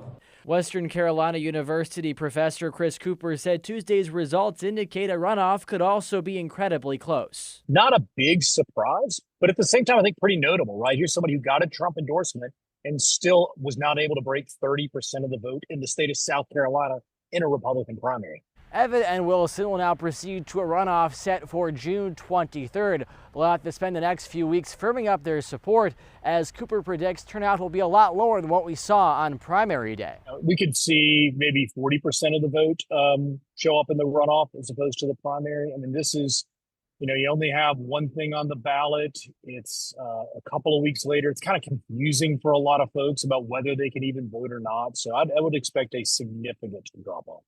Early voting for the June 23rd runoff will begin June 17th and end on June 19th. Reporting in Fort Mill, I'm Andy Weber, Queen City News. Thank you, Andy. And I had Lieutenant Governor Pamela Abbott on the Noon Show live today. If you want to check out that interview in depth, you can check it out on our website at qcnews.com. Also, Pamela Abbott and Alan Wilson are set to take part in a debate at Coastal Carolina University on June the 16th ahead of the runoff. Gaston County school officials will now have a public hearing tomorrow night about the potential closure of W.B. Beam Intermediate School in Cherryville. So that proposed plan now would then send students and employees to either Cherryville Elementary School or John Chavis Middle School. About 200 4th and 5th graders would be impacted by all this. The proposal comes as district leaders are now looking for ways to cut costs after county leaders cut their funding request by $25 million. The public hearing is at the Myers Center at Gaston College from 6 to 8 tomorrow night. It's day 2 of mandatory minicamp for the Carolina Panthers in Uptown, and our Gabe McDonald now takes us into today's practice. Panthers head coach Dave Canales said he ordered up another hot one for day 2 of mandatory minicamp for the black and blue, and boy was it, literally and figuratively, a very scorching practice on Wednesday, but also a rather spirited one as well, which is always what you want to see this time of year as you lay the foundation for the upcoming season. You did have some notable absences on day 2. J.C. Horn, Teteroa McMillan, and Taylor Moden were not in uniform earlier on Wednesday afternoon, but Dave Canales did say the plan all along was for those guys to go through 2 of the 3 days of mandatory minicamp this week before that break ahead of training camp coming up in July. And he expects tomorrow to be yet another spirited practice as well, and he walked us through what he wants to see out of day 3 before the team gets that break before training camp. I want to see the players, especially the newer guys, operate quickly, get the communication out, know what they're doing, get aligned quickly, and go to the next play and be able to do it when you're a little tired. It's kind of like the final exam for the spring. So we'll be able to put them in those settings and see how guys respond. And that'll tell us, we're not we're just trying to gather information about our players and who we have, especially the new guys, whether they're free agents, whether they're rookies, to just see how they respond to those situations so we know how to address it, how to help them take the next step and develop. Sure to be another high-spirited practice on Thursday afternoon for the Black and Blue. But tonight on Carolina Sports Live, we're talking all about the receivers. We'll go one-on-one with a veteran in that room, and David Moore, and also hear from star wideout Teteroa McMillan, fresh off his rookie season where he won Offensive Rookie of the Year. We'll hear from him as he gears up for year 2 in the NFL. But for now, reporting at the Panthers practice field, Gabe McDonald for Queen City News. Thank you, Gabe, for that. The Carolina Hurricanes pulled off another big win last night in the Game 4 of the Stanley Cup Finals. So after getting off to a quick 2-goal lead, the Vegas Golden Knights then bounced back, tying the score heading into the third period. 2 more goals by the Canes would be the difference. So the series is now tied at 2 games each as it returns to Raleigh tomorrow night. Tara. All these games so exciting here the past, all throughout the series so far, really. But yeah, we are talking about some not so exciting temperatures. If you're not a fan of all this heat coming up over the next few days that we're, of course, already feeling out there today, feels like temperatures up in the low to mid 90s. I'm talking hottest temperatures of the year so far coming up for the end of the week. Pinpoint weather forecast is next. All right, and the World Cup kicks off tomorrow as the world's hottest sports event comes to North America. How heat could play a major factor in this year's tournament. We'll talk about it next. And also, the late Kyle Busch gets a heartfelt tribute in our nation's capital. A North Carolina lawmaker now reflecting on the NASCAR legend. You're watching Queen City News at 4. Your time now is 4:12, 88 degrees outside, very humid out there. You're watching the most honored and the most local news right here in the Queen City.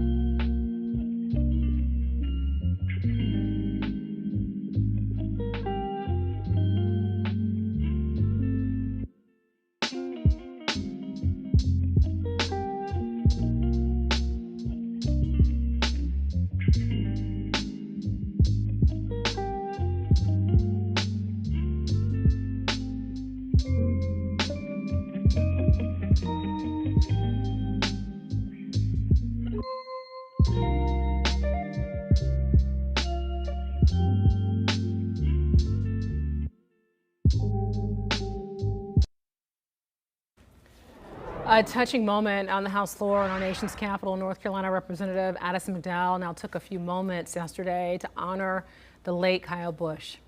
Kyle was a fierce competitor. It was like he hated losing more than he loved winning. We all got an inside look at that through listening to his team radio on race days. Kyle had an expectation that if he was behind the wheel of a car, he should win. He had every right to believe that because he was that good. And Representative McDowell also referred to Busch as a legend, saying legends never die. Busch died last month at the age of 41 after a pneumonia battle turned into sepsis. The World Cup, which kicks off tomorrow, now expected to be the biggest gambling event in history. So as bettors now get ready for the matches to begin, players are getting ready for the heat. Meteorologist Brendan Lawson explains how warmer temps now are reshaping the big games. Studies show that at 82.4 degrees Fahrenheit, soccer players' performance decreases. We refer to this as performance impairing heat, meaning soccer players might run less or sprint less, and it might alter the way they play the game due to the challenging conditions of the hotter temperatures. So performance impairing heat, Climate Central looked at all 104 matchups, and performance impairing heat is possible for 97 of the 104 matchups that will be played in the World Cup games. Now, when you look at the net stat, there's a 50% chance of performance impairing heat for 49 of the 104 matchups, meaning that a lot of games on the World Cup will be very challenging for the players as they navigate the heat. Now, there are some rules and regulations being put in from FIFA to try and keep players safe in the heat. There's some controversy about just how much that's going to help, though. Take a listen. There's a lot of takes on these 3-minute cooling breaks. I actually was talking with a couple of soccer players about this as well. And what they said is like they don't really like them because, yes, it does change the way that they play the game. But 3 minutes to them isn't enough time to bring down that core body temperature. Those 3 minutes don't just vanish. They get tacked on to the end for extra time. So now, yeah, we've instituted these cooling breaks, but now we're just putting it at the very end of the match. Let's look at some data now. Miami, Hard Rock Stadium, 1985 to 1994, averaged 2 days in those years of extremely hot days. Now, we're averaging 12 days of extremely hot days in Miami. Now let's look at Mexico City, 2 days of averaging extremely hot days from 1977 to 1986. Now, 11 extremely hot days are being averaged. So when you look at this website here from Climate Central, it's a cool deal here. You can look and see just how much human-induced climate change is adding on to the chance of performance impairing heat to each matchup. United States and Paraguay, 32% chance of performance impairing heat. 8 of that is added on because of human-induced climate change. There's another matchup that I want you to point out and look at. Guadalajara, Uruguay, and Spain. 70% chance of performance impairing heat, 37% of that comes from human-induced climate change with the new environment that we've built. I'm meteorologist Brandon Lawson. We'll send things back to you. All right, very interesting. Yeah. As Chief Meteorologist Tara Lane joins us here right now. I mean, you never really thought about it in that context, but you know, when you see of how the heat affects you, even as our temperatures here at home have changed, I don't know if you felt it, but it's almost like when you get home, you're just, whew, you know, you're like the energy is kind of out of you. Yeah, like he was talking about in Shell there with the interview, just how, I mean, it takes a lot longer than 3 minutes sometimes to, you know, bring that temperature down and with those cooling breaks. And we're feeling the heat, of course, in so many cities and towns, some of those World Cup host cities, of course, and here in the Queen City today, we are feeling Isn't it exciting, Tara? Yeah, I know. Yeah, we're going to be talking about triple-digit feels-like temperatures. I mean, 100 plus going into the next few days and heading into the weekend. Higher humidity, too. We're feeling that, too. Some hotter temperatures, those highs today up in the 80s along King Street in Boone. And speaking of Boone, and just down here the road from that and into parts of eastern Avery County and heading into the mountains now, Burke and Caldwell County, we continue to see some stronger storms bubbling up here. A lot of the activity from earlier continues to weaken, though, down across the Piedmont.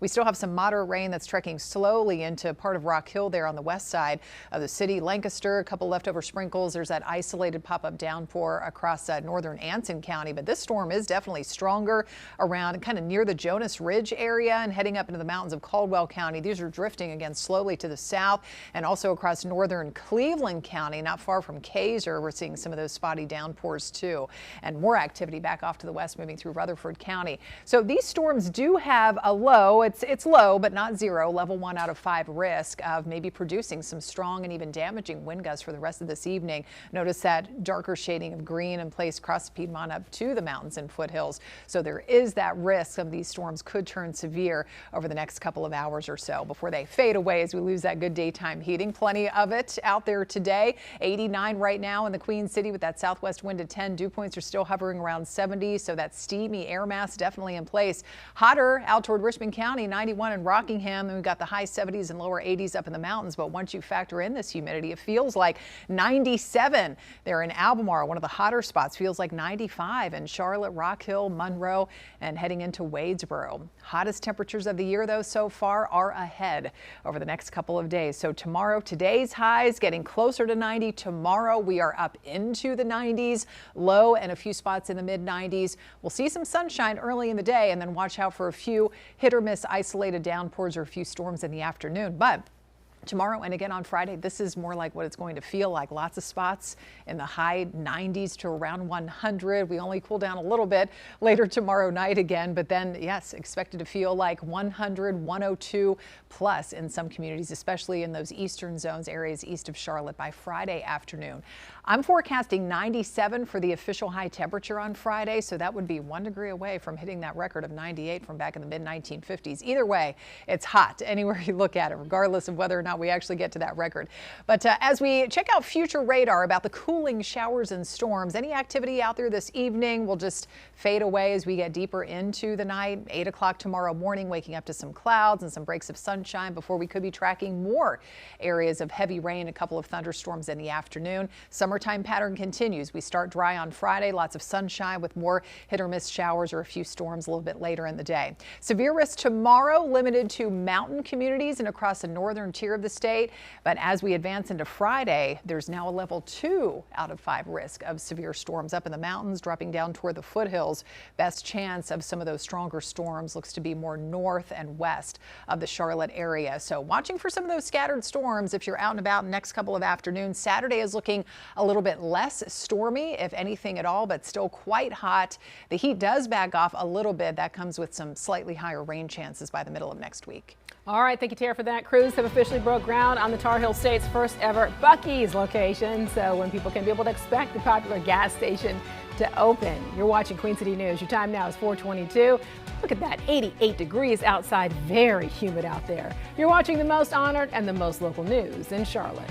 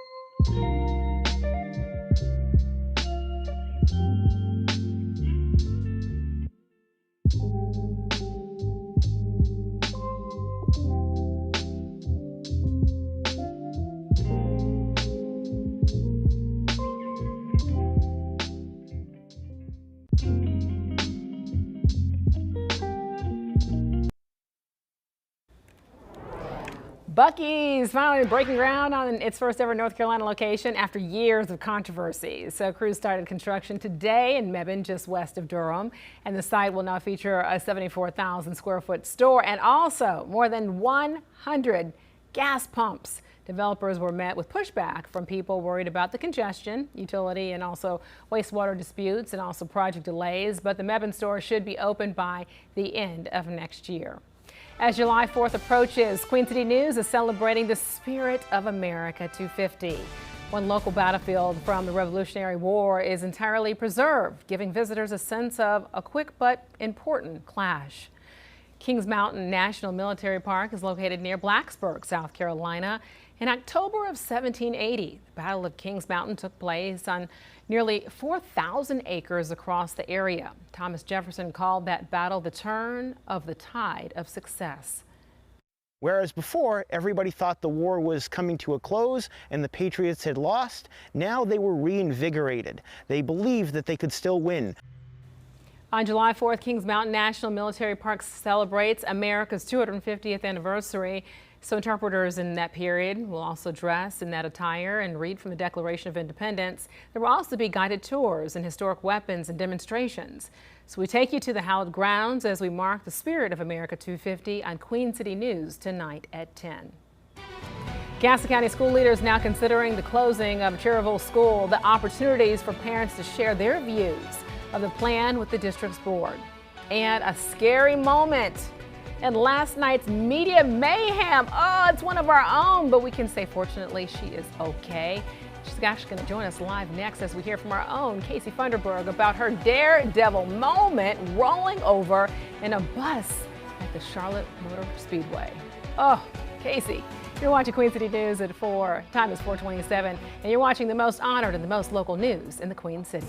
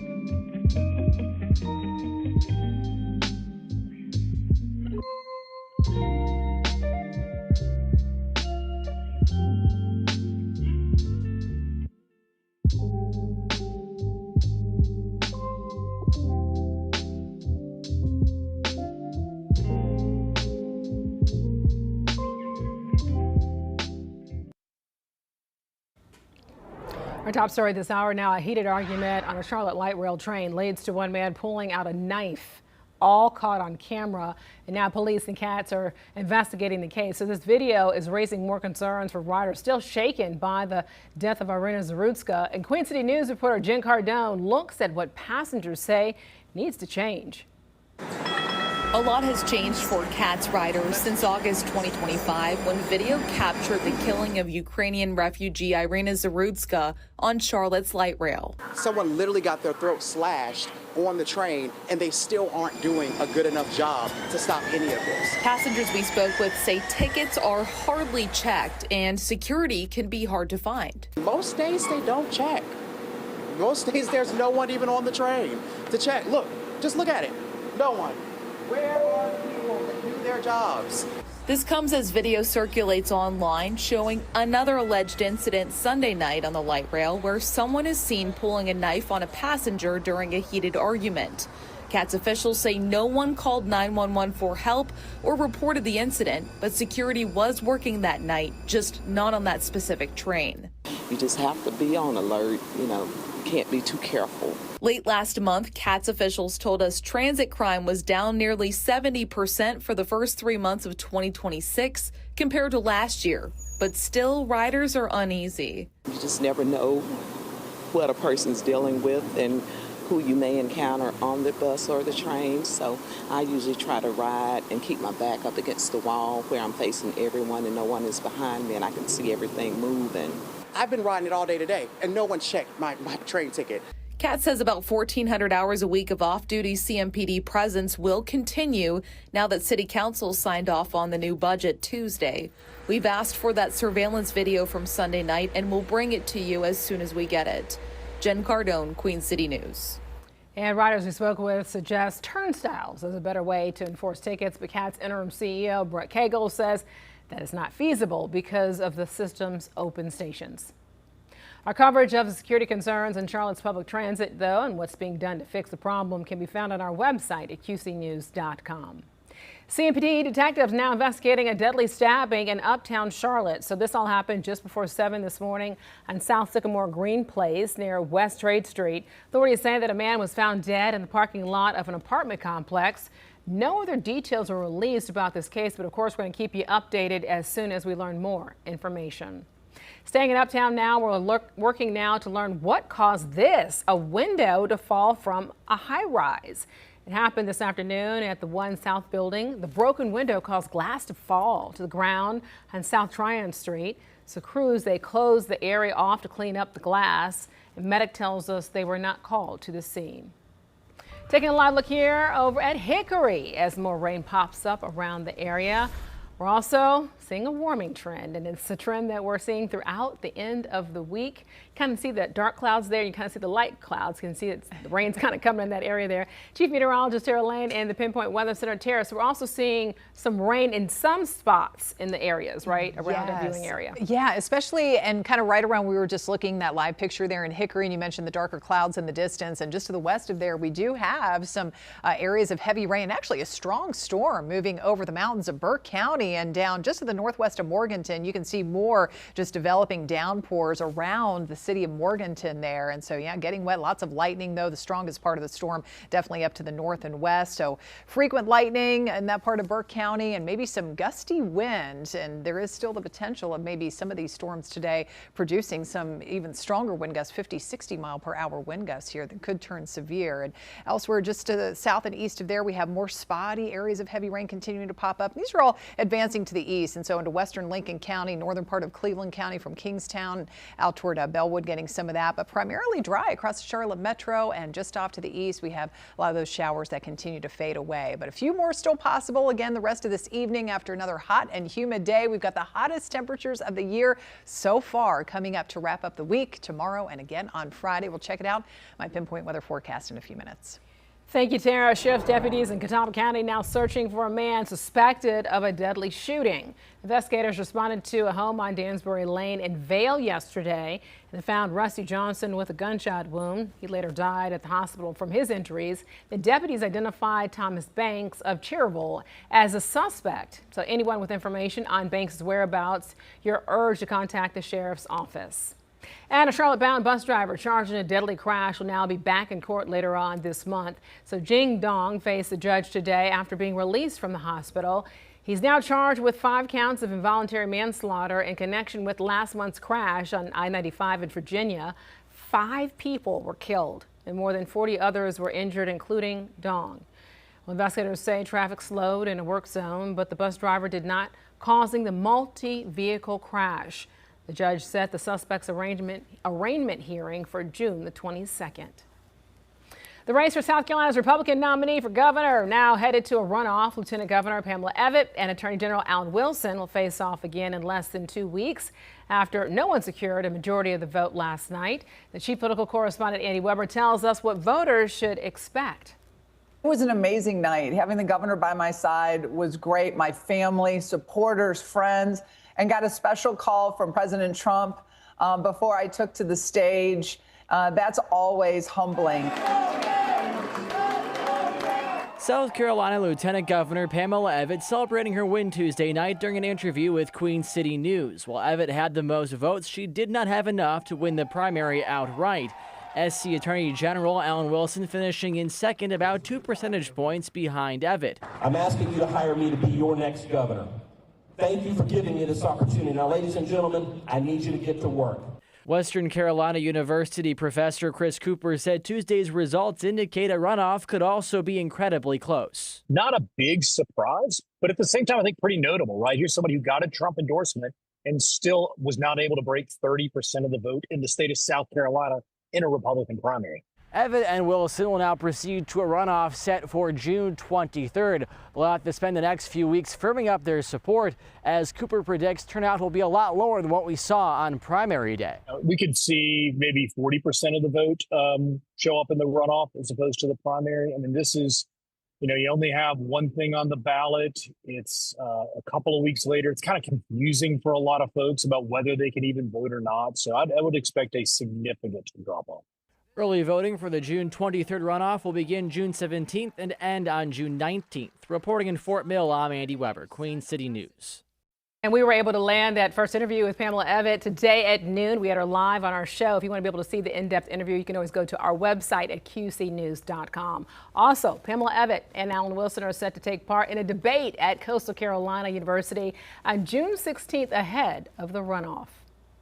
Gaston County school officials will now have a public hearing tomorrow night about a potential closure of WB Beam Intermediate School in Cherville. So the proposed plan now would then send students and employees to either Cherville Elementary School or John Chavis Middle School. About 200 4th and 5th graders would be impacted by all of this. The proposal now comes as district leaders are looking for ways to cut costs after county leaders cut their funding requests by $25 million. The public hearing is at the Myers Center at Gaston College from 6 to 8 tomorrow night. The Carolina Hurricanes pulled off another big win last night in Game 4 of the Stanley Cup Finals. So after getting off to a quick 2-goal lead, the Vegas Golden Knights bounced back, tying the score heading into the third period. 2 more goals by the Canes now would be the difference. The series is now tied at 2 games each as it returns to Raleigh tomorrow night. So the Cookout Summer Shootout is underway at Charlotte Motor Speedway, and our Casey Funderburg joins us now. So Casey, last night, got to let our viewers know what happened. She was defending her championship in the fan favorite Media Mayhem event, and you literally hit the track and rolled over. A lot of people have already seen this video. So I want you to first take me through when you first started turning and something just kind of was going, uh-oh in your mind. Yeah. What happened? I took the turn way too fast. And normally, I won this race last year, so I know how to drive this very short track, but I was just going a little too fast, took the turn, and then I just felt the bus flipping. And a lot of people, they're like, oh, you could have easily corrected that. I don't think you understand how top heavy these buses are. And when those back wheels come off the ground, there is no way you could have stopped that from happening. And so, yeah, I just felt the bus tipping, and I just thought, oh my goodness, well, there goes my chance chance at winning this thing. And then hit the ground. I was totally fine though. Everyone at Charlotte Motor Speedway, they got to me so fast and they were able to get me out of there because I was kind of just dangling in my seat. But I was strapped in very safely and securely. But yeah, they pulled me right out and I was fine. I'm a little sore today, but for the most part, it was really, really fun. And if you're not going to win, at least put on a show, right? And so that's what I did. And so at least gave the crowd something to be excited about. Is that really what was going on in your mind? Okay, so I also want to point out that our Brandon Lawson was in the crowd. Yes. So he was like one of your biggest supporters, moved closer to be able to root you on and all kinds of stuff. He was there with his fiance. And he said when he saw that bus roll over, his heart just dropped. So for you on the inside, you were just chill and cool as a fan. Well, when I go back and look at the GoPro footage that we had, I don't make a sound. I literally just go down. And it was just in my mind, I was thinking, oh no, I'm not going to win. And I'm upset that I'm not going to win. Like, that's all I thought about. I'm a competitive person. Not about getting hurt. No, I knew I'd be fine. I had a helmet on. I was strapped in. And I just thought, wow, wonder, could they just tip the bus back over and let me keep going? Yeah. That wasn't an option. But Brandon did text me right afterwards to make sure I was okay. And they checked me out at the track. So I was fine. I was just upset I couldn't defend the title. So you weren't dizzy or anything when we saw you walk out? You were completely just like, hey, I know exactly what's going on? I was completely fine. I was more so embarrassed, right? Really? People watching. No, I was like, honey, you took that like a champ. You just rolled over, came out, looked great. I mean, and your fit was amazing. They get it. They fit us very nicely there, and so it was. At least it was fun, and it's a good story to tell. There you go. There you go. All right, Tara. Yeah, so glad she's okay. I know, just nice and strapped in there with all the gear. But Orange Crush. We're seeing a lot of orange out there on the temperature map today with those hot temperatures and red. Oh, it's blazing hot. It's about to get even hotter. Tracking more of those spotty downpours and storms coming up for the rest of the week as well. Got your pinpoint weather forecast coming up. Sounds good, and keeping your ID and boarding pass packed away. So why? Your face will soon be all you need to get through TSA as pre-check now at the Charlotte Douglas Airport. I'll tell you why. You're watching Queen City News at 4, the most honored and the most local news in Charlotte.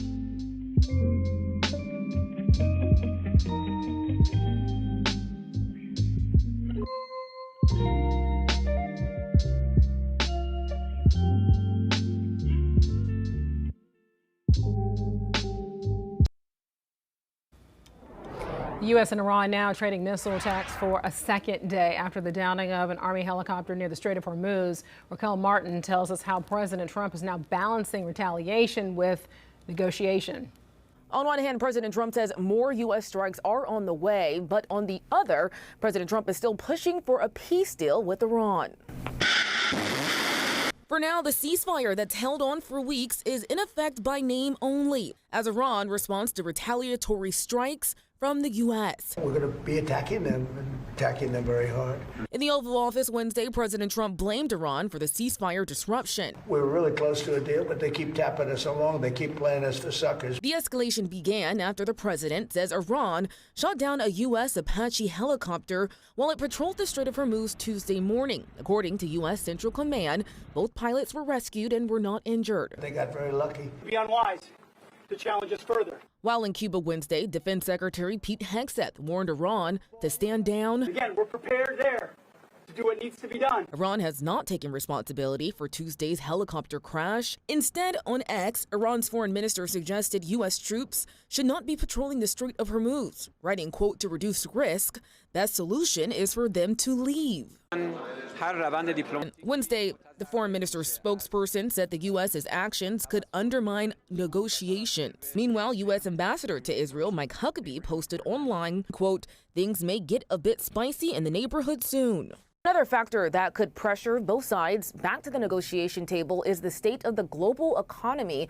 New inflation numbers here in the U.S. show the war continues to take a toll on consumer prices. For now in Washington, Raquel Martin, back to you. All right, thank you, Raquel. So the Iran war now taking a toll on American consumers, according to the latest inflation report.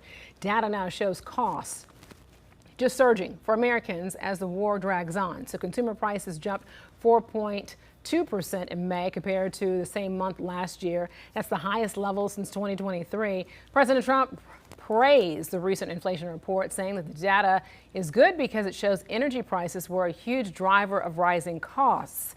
He suggested inflation would ease as soon as the war is over. Operators of Charlotte Douglas International Airport say new technology will actually help get travelers to their destinations quicker. Today, they unveiled the electronic gates where ID and travel documents can be verified for TSA passengers at pre-check. So leaders now say this is another way that they can help speed up check-ins and provide a smooth experience to travelers. Excited with how it's going so far. It's a better experience for passengers, and it also helps enhance security by reducing the number of officers that are required at the front, so they can be there to resolve the number of alarms that come throughout random parts of the screening process. And Charlotte Douglas now is ranked the 7th busiest airport in the country. Moving on up.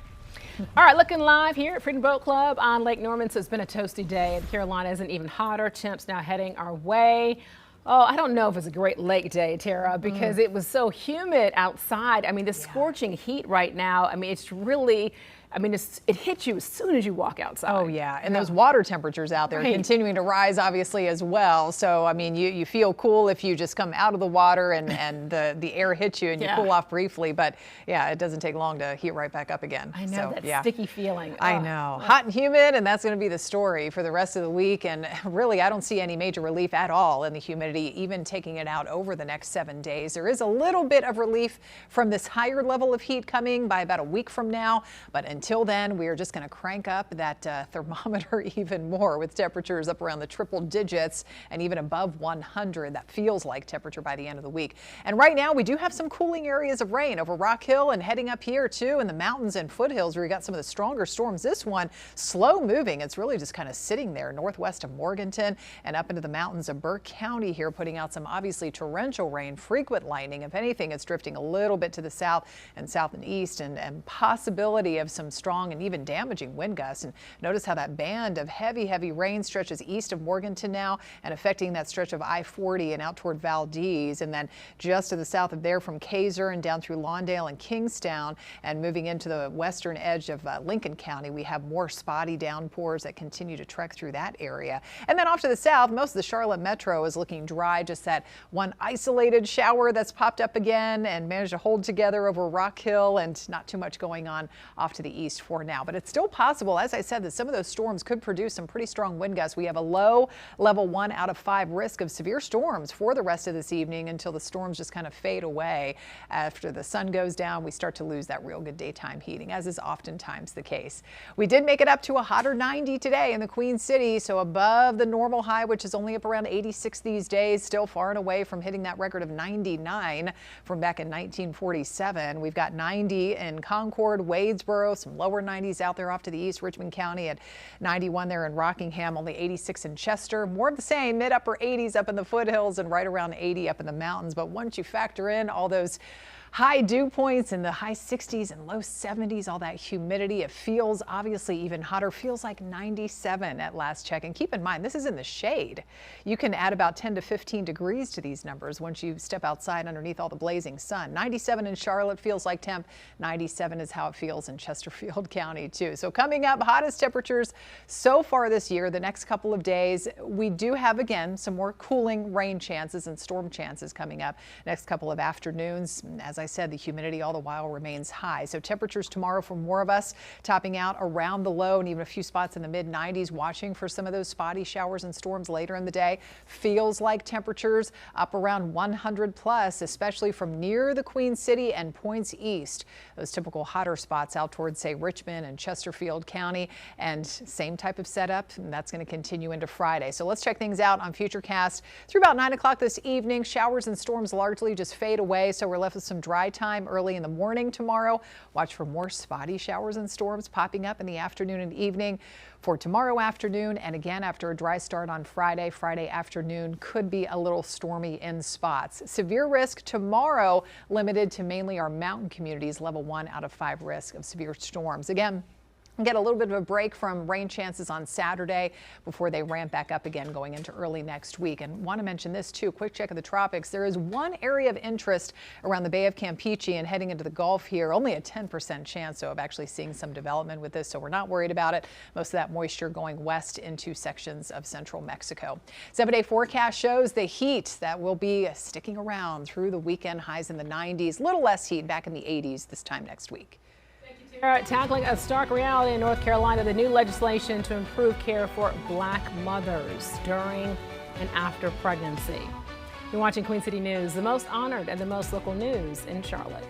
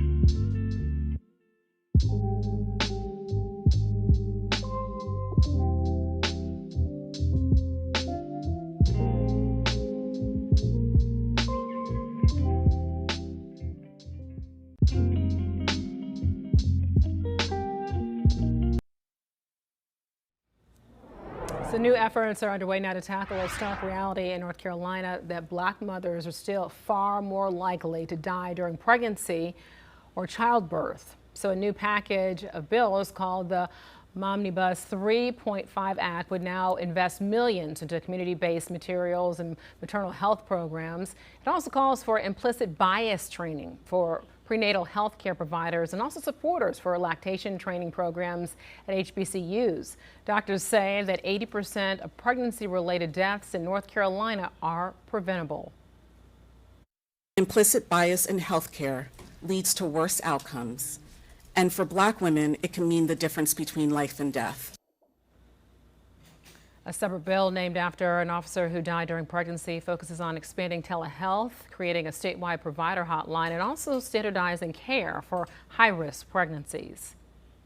A local organization is now using the message "Prison is not a playground" to be able to help steer at-risk youth to a better path. Well, only on Queen City News Plus, I sat down with the organizer who is in a unique position to help others. Take a listen. It's all right to go to school. You need education. That's your foundation. Prison is so sad. You have guys in there 40 and 50 years old can't spell cat. C-A-T. Take the C off its ad. I was teaching guys off of Hooked on Phonics. But you have to come to realization. All you gotta do is say, I can't read, I can't write. You're going to get the help. You have inmates that'll help you, let alone the school system in there. You have guys who will help you. Antonio spent almost 4 decades of his life in prison. You can watch that full episode of Local Roots right now for free. Just download the Queen City News Plus app on either your Roku, Apple TV, or Amazon Fire Stick. On Queen City News at 5, Gaston County school leaders are now considering the closing of Cherville School, the opportunity for parents to share their views of the plan with the district's board.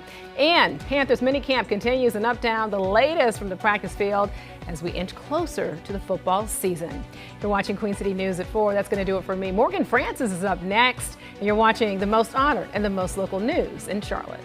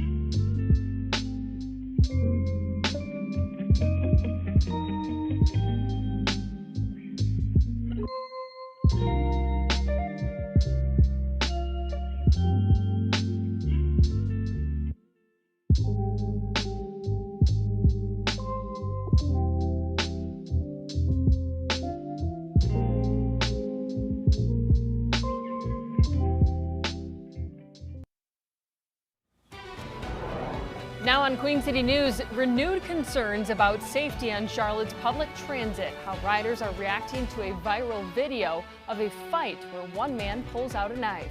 On this hot and humid Wednesday, I'm tracking more scattered strong storms, mainly west of I-77 here so far through this evening. I'm tracking even hotter temperatures ahead. In fact, the hottest of the year so far coming up to wrap up the week. That's my pinpoint weather forecast. The Republican primary in South Carolina's governor's race is headed to a runoff. What voters can expect as Pamela Evette and Alan Wilson work to get a GOP majority vote. Good evening to you. I'm Morgan Francis. Queen City News at 5 starts right now.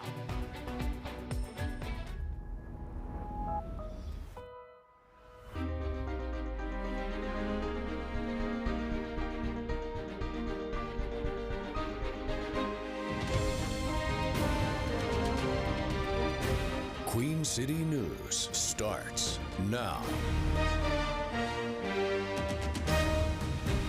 A heated argument on a Charlotte light rail train leads to one man pulling out a knife, and it was all caught on camera. Now police and CATS are investigating. The video is raising more concerns for riders still shaken by the death of Irina Zarutska. Queen City News reporter Jen Cardone looks at what passengers say needs to change. A lot has changed for CATS riders since August 2025 when video captured the killing of Ukrainian refugee Irina Zarutska on Charlotte's light rail. Someone literally got their throat slashed on the train, and they still aren't doing a good enough job to stop any of this. Passengers we spoke with say tickets are hardly checked and security can be hard to find. Most days they don't check. Most days there's no one even on the train to check. Look, just look at it. No one. Where are people that do their jobs? This comes as video circulates online showing another alleged incident Sunday night on the light rail where someone is seen pulling a knife on a passenger during a heated argument. CATS officials say no one called 911 for help or reported the incident, but security was working that night, just not on that specific train. You just have to be on alert, can't be too careful. Late last month, CATS officials told us transit crime was down nearly 70% for the first 3 months of 2026 compared to last year. But still, riders are uneasy. You just never know what a person's dealing with and who you may encounter on the bus or the train. So I usually try to ride and keep my back up against the wall where I'm facing everyone and no one is behind me and I can see everything moving. I've been riding it all day today, and no one checked my train ticket. CATS says about 1,400 hours a week of off-duty CMPD presence will continue now that City Council signed off on the new budget Tuesday. We've asked for that surveillance video from Sunday night, and we'll bring it to you as soon as we get it. Jen Cardone, Queen City News. Riders we spoke with suggest turnstiles as a better way to enforce tickets. CATS interim CEO Brent Cagle says that's not a feasible option because of the system's open stations. Our coverage of security concerns on Charlotte's public transit and what's being done to fix it can be found on our website, qcnews.com.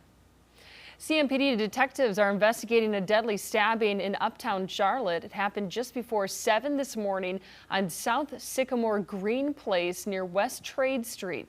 Authorities say a man was found dead in the parking lot of an apartment complex. No other details were released. We'll keep you updated as soon as we learn more.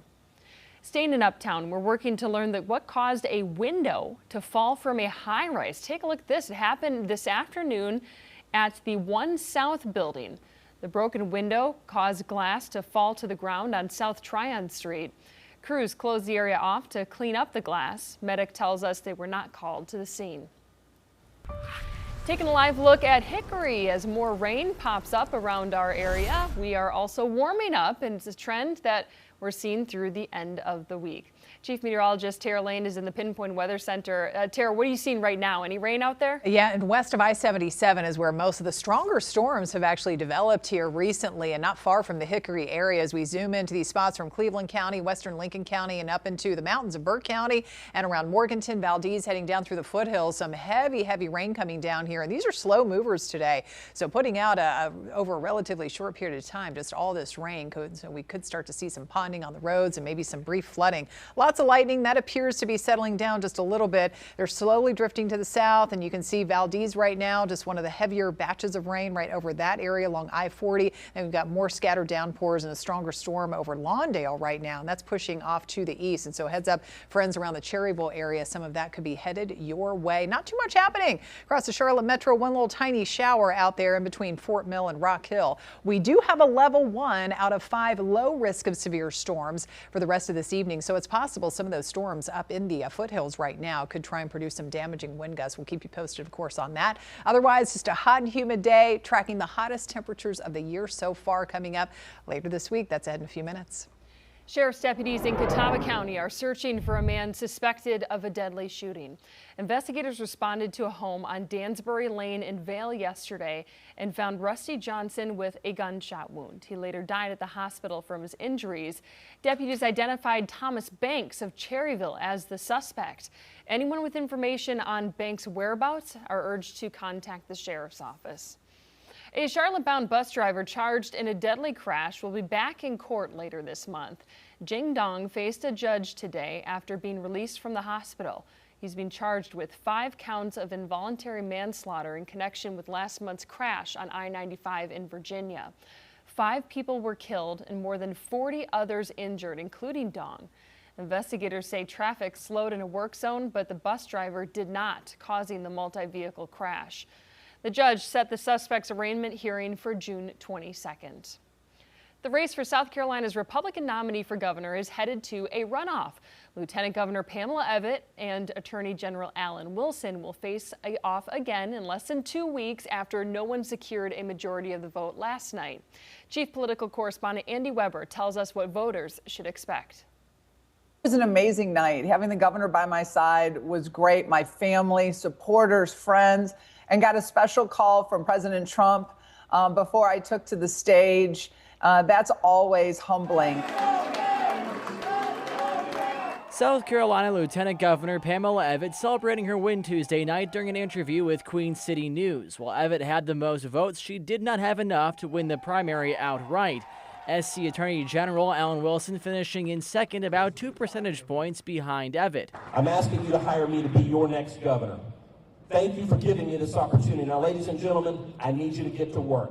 Western Carolina University professor Chris Cooper said Tuesday's results indicate a runoff could also be incredibly close. Not a big surprise, but at the same time, I think pretty notable, right? Here's somebody who got a Trump endorsement and still was not able to break 30% of the vote in the state of South Carolina in a Republican primary. Evette and Wilson will now proceed to a runoff set for June 23rd.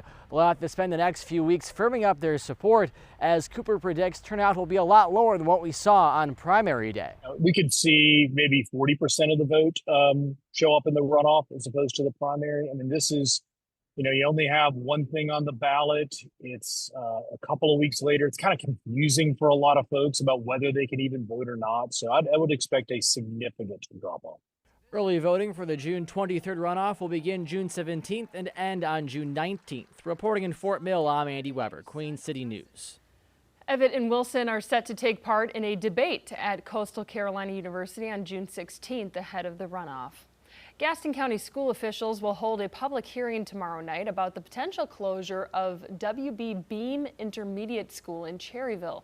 The proposed plans would then send students and employees to either Cherryville Elementary School or John Chavis Middle School. About 200 4th and 5th graders would be impacted.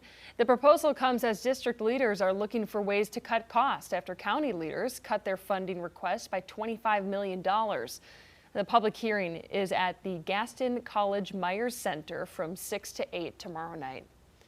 Fire investigators in Salisbury say a massive fire at an apartment complex started accidentally.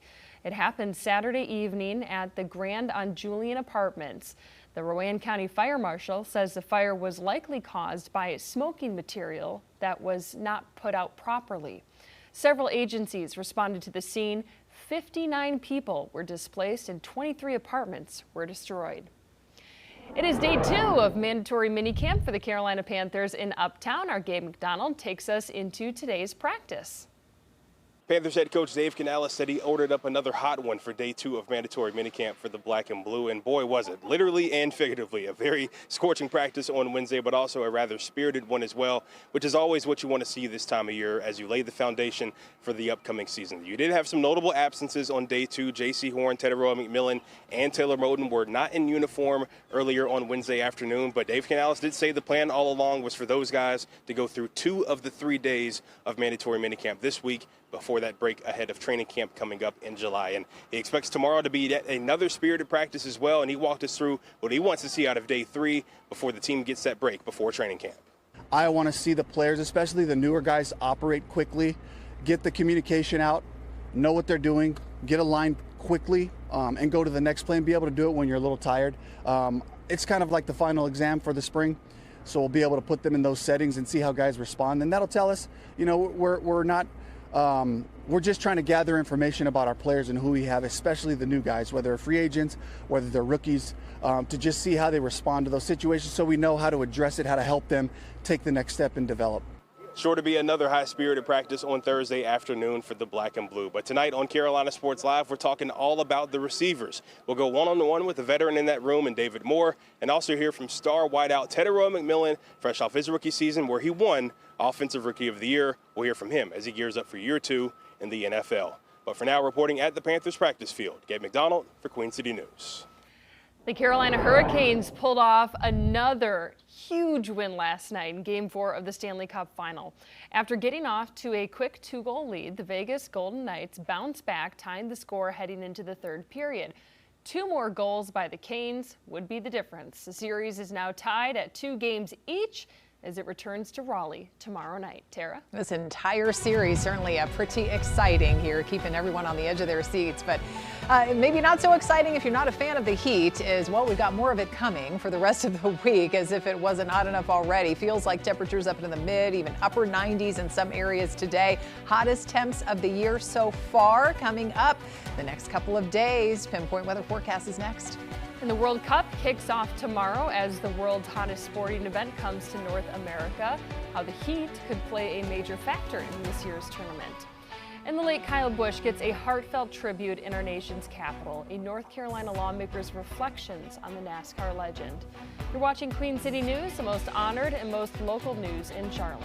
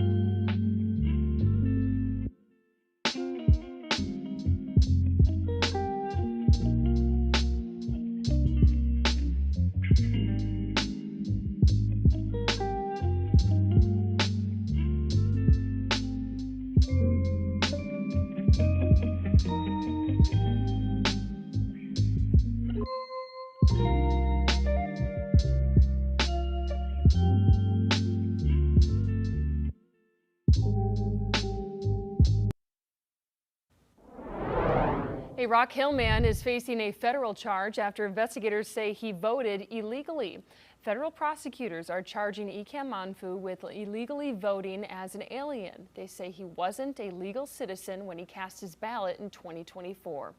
According to the indictment, Manfu came to the U.S. in 2022 and obtained status as a legal permanent resident because he was married to a U.S. citizen. But despite not being a citizen himself, officials say Manfu voted in the 2024 election. He faces up to a year in prison. A touching moment on the House floor in our nation's capital. North Carolina Representative Addison McDowell took a few moments yesterday to honor the late Kyle Busch. Kyle was a fierce competitor. It was like he hated losing more than he loved winning. We all got an inside look at that through listening to his team radio on race days. Kyle had an expectation that if he was behind the wheel of a car, he should win. He had every right to believe that because he was that good. Representative McDowell also referred to Busch as a legend, saying legends never die. Busch died last month at the age of 41 after a pneumonia battle turned into sepsis. The World Cup, which kicks off tomorrow, is expected to be the biggest gambling event in history. As bettors get ready for the matches to begin, players are getting ready for the heat. Meteorologist Brandon Lawson explains how warmer temperatures are reshaping the big games. Studies show that at 82.4 degrees Fahrenheit, soccer players' performance decreases. We refer to this as performance impairing heat, meaning soccer players might run less or sprint less, and it might alter the way they play the game due to the challenging conditions of the hotter temperatures. So performance impairing heat, Climate Central looked at all 104 matchups, and performance impairing heat is possible for 97 of the 104 matchups that will be played in the World Cup games. Now, when you look at the net stat, there's a 50% chance of performance impairing heat for 49 of the 104 matchups, meaning that a lot of games on the World Cup will be very challenging for the players as they navigate the heat. Now, there are some rules and regulations being put in from FIFA to try and keep players safe in the heat. There's some controversy about just how much that's going to help, though. Take a listen. There's a lot of takes on these 3-minute cooling breaks. I actually was talking with a couple of soccer players about this as well. And what they said is like they don't really like them because, yes, it does change the way that they play the game. But 3 minutes to them isn't enough time to bring down that core body temperature. Those 3 minutes don't just vanish. They get tacked on to the end for extra time. So now, yeah, we've instituted these cooling breaks, but now we're just putting it at the very end of the match. Let's look at some data now. Miami, Hard Rock Stadium, 1985 to 1994, averaged 2 days in those years of extremely hot days. Now, we're averaging 12 days of extremely hot days in Miami. Now, let's look at Mexico City, 2 days of averaging extremely hot days from 1977 to 1986. Now, 11 extremely hot days are being averaged. So when you look at this website here from Climate Central, so it's a cool deal here. You can look and see just how much human-induced climate change is adding on to the chance of performance-impairing heat to each matchup. United States and Paraguay, 32% chance of performance-impairing heat. 8 of that is added on because of human-induced climate change. There's another matchup that I want you to point out and look at. Guadalajara, Uruguay, and Spain. 70% chance of performance-impairing heat, 37% of that comes from human-induced climate change with the new environment that we've built. I'm meteorologist Brandon Lawson. We'll send things back to you. Joining me now is Chief Meteorologist Tara Lane. Not to mention, some of these players are used to playing in climates that might be a little drier, a little cooler. Exactly. Yeah. And now they're getting thrown into these hot and humid temps, especially down in Florida. I know. It's some of these hot and humid cities, down in Florida. I mean, we've got Atlanta here, and the D.C. area. A lot of them are practicing here. Exactly. Yeah, and we are feeling it certainly this week, and we're going to feel it even more just as the World Cup kicks off tomorrow and heading into Friday. Of course, as well. And all throughout the rest of the month, we're just in the dog days of summer. We're going to be getting into them even more, obviously. And hottest temperatures of the year so far, it looks like, coming up here by the end of the week. And noticing some dark clouds over King Street and Boone, kind of in the distance there. A lot of the thicker cloud cover and those stronger storms staying to the south of you all in Boone, and they're drifting to the south and east here through the foothills and still some of the mountain communities up there in Burt County, where we've had the slow moving strong storm dropping a ton of rain here over a short period of time. So watch out for some ponding maybe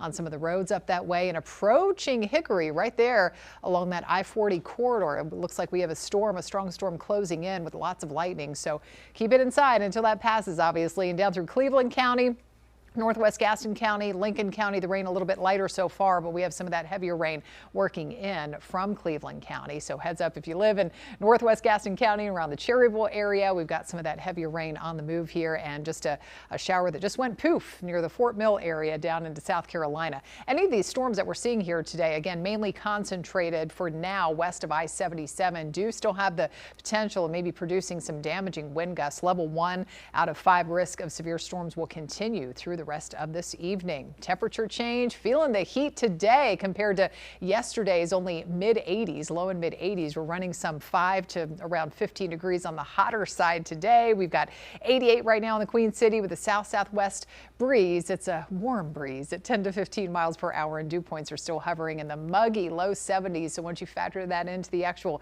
air temperatures, which are pretty widespread in the higher 80s there to around 90, it feels like it's 93 at last check in Charlotte, feels like 95 at Sharon. Lincolnton feels like 95 hot degrees, and still just in the lower 80s for you all up in the mountains. So hotter temperatures coming up tomorrow. More of us topping out the actual air temperatures around the low mid 90s with some sunshine coming out here, starting out before any developing showers and storms get going. But those feels like temps closer to that 100-degree mark, not only for tomorrow, but again on Friday. We're going to be feeling that heat, 100+ degrees from around the Queen City and points east. The actual forecast high that I'm going with for Friday, as we advance into Friday now, 97 degrees. So that would be just 1 degree away from tying that record of 98 from back in the mid-1950s. Either way, just hot all around. Hot stuff for this time of the year. Let's check out Futurecast. So showers and storms out there this evening will just gradually kind of fade away as we get deeper into the night. We start to lose that good daytime heating. Tomorrow starts dry, but watching out for some of those spotty downpours and storms to get going with the heating of the day tomorrow afternoon. More of the same for Friday. We'll start out with more sunshine before we see some hit or miss spotty showers or storms breaking out in the afternoon, and could last a little bit later on into the evening. Now the severe risks tomorrow limited to the northern edge of the Tar Heel State and up toward the mountains. It's still a low risk, level 1 out of 5. And again, damaging wind gusts will be the main threat. Quick check the tropics. We have our first little area of interest that the National Hurricane Center is watching, but look at this, only a 10% chance that this is actually going to develop into something. Basically, it's a tropical moisture that's going to push into Mexico, but we could see some of that residual moisture working in toward the central part of the U.S. and maybe bringing us that enhanced chance of showers and storms and here across the southeast going into next week. All right, so temperatures tonight, tomorrow morning, bottoming out only in the high 60s, low 70s. Another warm and steamy start before we heat up well into the 90s right on through the weekend. And again, bit of a break from some of those shower and storm chances coming up for Saturday, but they will increase again going into the first half of next week. Sounds good. Thanks, Tara. Crews officially broke ground on the Tar Heel State's first ever Buc-ee's location when people can expect the popular gas station to open. You're watching Queen City News, the most honored and most local news in Charlotte.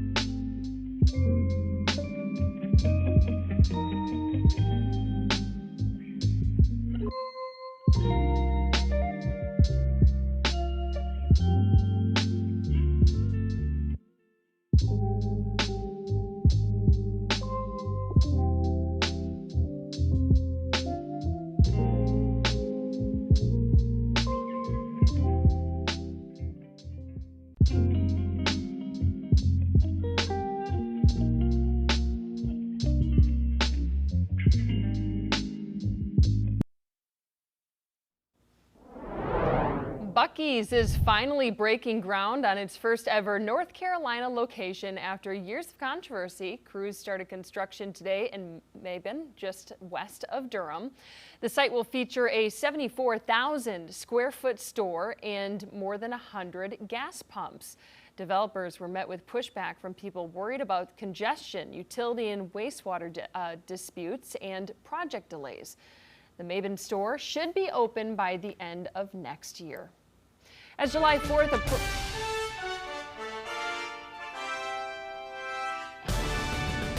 July 4th approaches, Queen City News is celebrating the Spirit of America 250.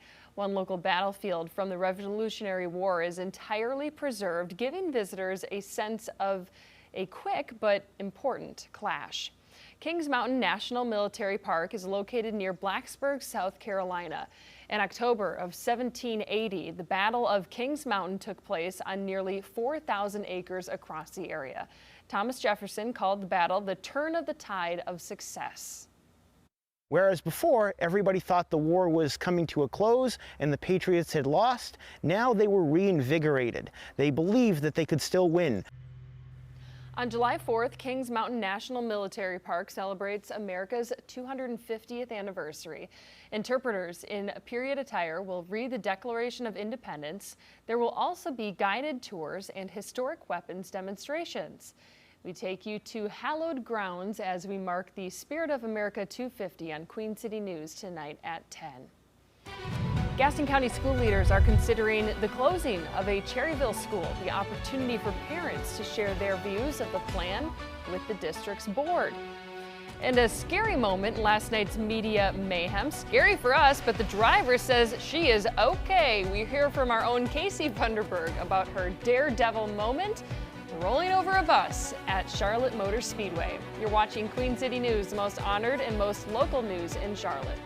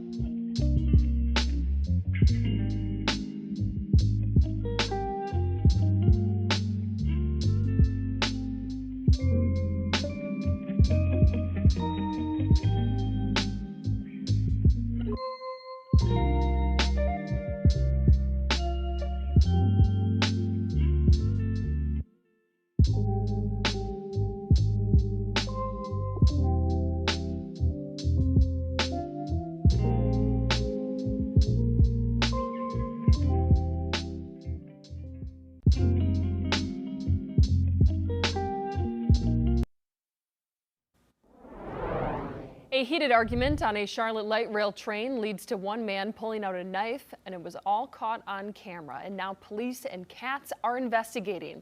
The video is raising more concerns for riders still shaken by the death of Irina Zarutska.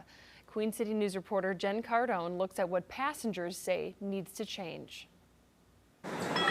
A lot has changed for CATS riders since August 2025 when video captured the killing of Ukrainian refugee Irina Zarutska on Charlotte's light rail. Someone literally got their throat slashed on the train, and they still aren't doing a good enough job to stop any of this. Passengers we spoke with say tickets are hardly checked and security can be hard to find. Most days they don't check. Most days there's no one even on the train to check. Look, just look at it. No one. Where are people that do their jobs? This comes as video circulates online showing another alleged incident Sunday night on the light rail where someone is seen pulling a knife on a passenger during a heated argument. CATS officials say no one called 911 for help or reported the incident, but security was working that night, just not on that specific train. You just have to be on alert, can't be too careful. Late last month, CATS officials told us transit crime was down nearly 70% for the first 3 months of 2026 compared to last year. But still, riders are uneasy. You just never know what a person's dealing with and who you may encounter on the bus or the train. So I usually try to ride and keep my back up against the wall where I'm facing everyone and no one is behind me and I can see everything moving. I've been riding it all day today, and no one checked my train ticket. CATS says about 1,400 hours a week of off-duty CMPD presence will continue now that City Council signed off on the new budget Tuesday. We've asked for that surveillance video from Sunday night, and we'll bring it to you as soon as we get it. Jen Cardone, Queen City News. Riders we spoke with suggest turnstiles as a better way to enforce tickets. CATS interim CEO Brent Cagle says that is not feasible because of the system's open stations. Our coverage of security concerns on Charlotte's public transit and what's being done to fix it can be found on our website, qcnews.com. CMPD detectives are investigating a deadly stabbing in Uptown. It happened just before 7 this morning on South Sycamore Green Place near West Trade Street. Authorities say a man was found dead in the parking lot of an apartment complex. No other details were released. We'll keep you updated as soon as we learn more. Taking a live look at Hickory as more rain pops up around the area. We're also warming up, and it's a trend that we're going to see through the end of the week. Chief Meteorologist Tara Lane is in the Pinpoint Weather Center. Tara, about 30 minutes ago, there was some rain kind of in the Hickory area. Where is it now? It is closing in on Hickory, Morgan. Yes, as we speak. And also, areas basically west of 77. That's where we're getting some of the stronger storms breaking out. Zooming in to this storm here, the rain is really picking up, getting heavier over Cherryville right now and around Kings Mountain and out toward Bessemer City. This is all pushing off to the east. And so if you live out toward Gastonia, Dallas, High Shoals, some of that could be headed your way. Maybe you're already hearing some of those rumbles in the distance. So bring it inside until that storm passes. Also, here's that strong storm I was just talking about approaching Hickory right now. The heavy rain is picking up kind of just on the south side of Hickory, north side as well, and across the river, all coming in from the west. Otherwise, much of the Charlotte Metro is dry so far and points east, but that could change still later on this evening. A few more isolated downpours and storms, some of which could turn severe, are possible. Damaging wind gusts would be the main threat. We do have a level 1. It's low, but not 0. Level 1 out of 5 risk of severe storms, where you see that darker shading of green across the Piedmont and up into the mountains and foothills for another couple of hours or so. Temperatures, plenty of heat and humidity to work with today. We've got lots of spots, 88 degrees, popular number there. Salisbury down through Concord, head down 85 into the Queen City, Gastonia as well, upper 70s up in the mountains and still close to 90 off to the east. But of course it feels hotter with that steamy, sticky air mass. Feels like 95 in Charlotte and Gastonia. Feels like a hot 96 in Statesville, and these numbers will get even higher by the end of the week. Got that pinpoint weather forecast coming up in just a few minutes. Sheriff's deputies in Catawba County are searching for a man suspected of a deadly shooting. Investigators responded to a home on Dansbury Lane in Vale yesterday and found Rusty Johnson with a gunshot wound. He later died at the hospital from his injuries. Deputies identified Thomas Banks of Cherryville as a suspect. Anyone with information on Banks' whereabouts is urged to contact the sheriff's office. A Charlotte-bound bus driver charged in a deadly crash will be back in court later this month. Jing Dong faced a judge today after being released from the hospital. He's been charged with 5 counts of involuntary manslaughter in connection with last month's crash on I-95 in Virginia. 5 people were killed and more than 40 others were injured, including Dong. Investigators say traffic slowed in a work zone, but the bus driver did not, causing the multi-vehicle crash. The judge set the suspect's arraignment hearing for June 22nd. CMPD officials say they are continuing to clean up crime in the Sugar Creek area. They made 10 more arrests and seized fentanyl and other illegal firearms since the multi-agency operation 2 weeks ago. The operation back on May 27th led to about a dozen arrests and the seizure of 11 guns and 1,700 grams of drugs from the Garden Inn Hotel. Police Chief Estella Patterson told us at the time she plans to continue to work with state and federal partners to cut down on crime in the area. The race for South Carolina's Republican nominee for governor is headed to a runoff. Lieutenant Governor Pamela Evette and Attorney General Alan Wilson will face off again in less than 2 weeks after no one secured a majority of the vote last night. Chief Political Correspondent Andy Weber tells us what voters should expect. It was an amazing night. Having the governor by my side was great. My family, supporters, friends, and got a special call from President Trump before I took to the stage. That's always humbling. South Carolina Lieutenant Governor Pamela Evette celebrating her win Tuesday night during an interview with Queen City News. While Evette had the most votes, she did not have enough to win the primary outright. SC Attorney General Alan Wilson finishing in second, about 2 percentage points behind Evette. I'm asking you to hire me to be your next governor. Thank you for giving me this opportunity. Now, ladies and gentlemen, I need you to get to work. Western Carolina University professor Chris Cooper said Tuesday's results indicate a runoff could also be incredibly close. Not a big surprise, but at the same time, I think pretty notable, right? Here's somebody who got a Trump endorsement and still was not able to break 30% of the vote in the state of South Carolina in a Republican primary. Evette and Wilson will now proceed to a runoff set for June 23rd. They'll have to spend the next few weeks firming up their support, as Cooper predicts turnout will be a lot lower than what we saw on primary day. We could see maybe 40% of the vote show up in the runoff as opposed to the primary. I mean, this is, you only have one thing on the ballot. It's a couple of weeks later. It's kind of confusing for a lot of folks about whether they can even vote or not. So I would expect a significant drop off. Early voting for the June 23rd runoff will begin June 17th and end on June 19th. Reporting in Fort Mill, I'm Andy Weber, Queen City News. Evette and Wilson are set to take part in a debate at Coastal Carolina University on June 16th ahead of the runoff. Gaston County school officials will hold a public hearing tomorrow night about the potential closure of W.B. Beam Intermediate School in Cherryville. The proposed plans would then send students and employees to either Cherryville Elementary School or John Chavis Middle School. About 200 4th and 5th graders would be impacted. The proposal comes as district leaders are looking for ways to cut costs after county leaders cut their funding request by $25 million. Public hearing is at the Gaston College Myers Center from 6 to 8 tomorrow night.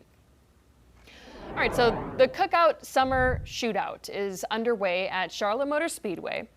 And our Casey Funderburg here joins us now. Casey, last night you were the defending champion it was a fan favorite, it's the Media Mayhem event.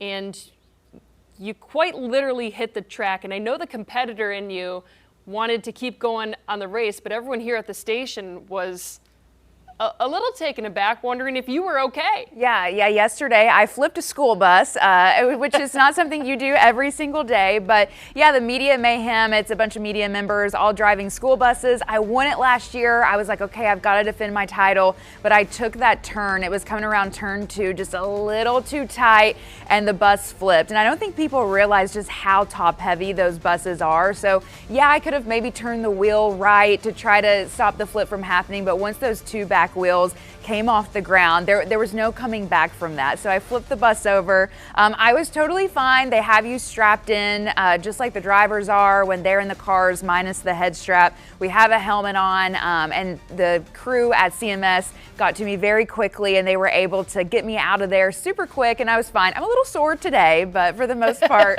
I am fine, and I got to give the crowd a nice little show. So that's, I guess, one positive that came out of it. I still can't believe that watching that video, you don't say anything No. as you're going down. It was all in my head. Oh yeah, everything I'm sure was happening so fast. Do you feel like you need to kind of like answer some of the questions that people are probably saying on social media? Like, why didn't she do this? Why didn't she do that? I was just, the whole time I was going down and I was like, oh no, I'm not gonna win now. Like that was all I thought about. And I would have loved, like part of me wanted to ask them to flip it over so I could keep going, but I was like, I know that's not gonna happen. Next year, you'll take the title back. I'm Yes. confident of that. All right, Tara, she's okay, Tara. She's okay. Most important thing. I know, yes. And love that bus too. Orange Crush, lots of orange there, lots of orange on the temperature map today too with all this heat outside. I know it was hot out there, Casey, and all that gear. I'm sure last night temperatures a little closer to 90 today, and they will just continue to rise from here on out over the next few days. Pinpoint weather forecast is next. Keeping your ID and boarding pass packed away while your face will soon be all you need to get through TSA pre-check at Charlotte Douglas Airport. You're watching Queen City News, the most honored and local news in Charlotte.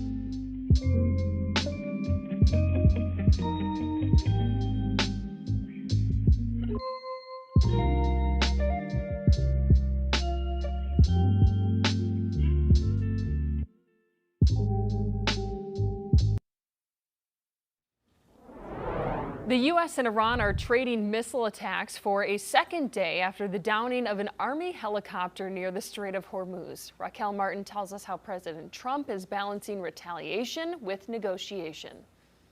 On one hand, President Trump says more U.S. strikes are on the way, but on the other, President Trump is still pushing for a peace deal with Iran.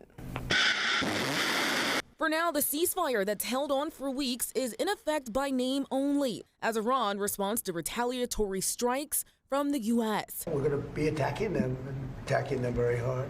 In the Oval Office Wednesday, President Trump blamed Iran for the ceasefire disruption. We were really close to a deal, but they keep tapping us along. They keep playing us for suckers. The escalation began after the president says Iran shot down a U.S. Apache helicopter while it patrolled the Strait of Hormuz Tuesday morning. According to U.S. Central Command, both pilots were rescued and were not injured. They got very lucky. Be unwise.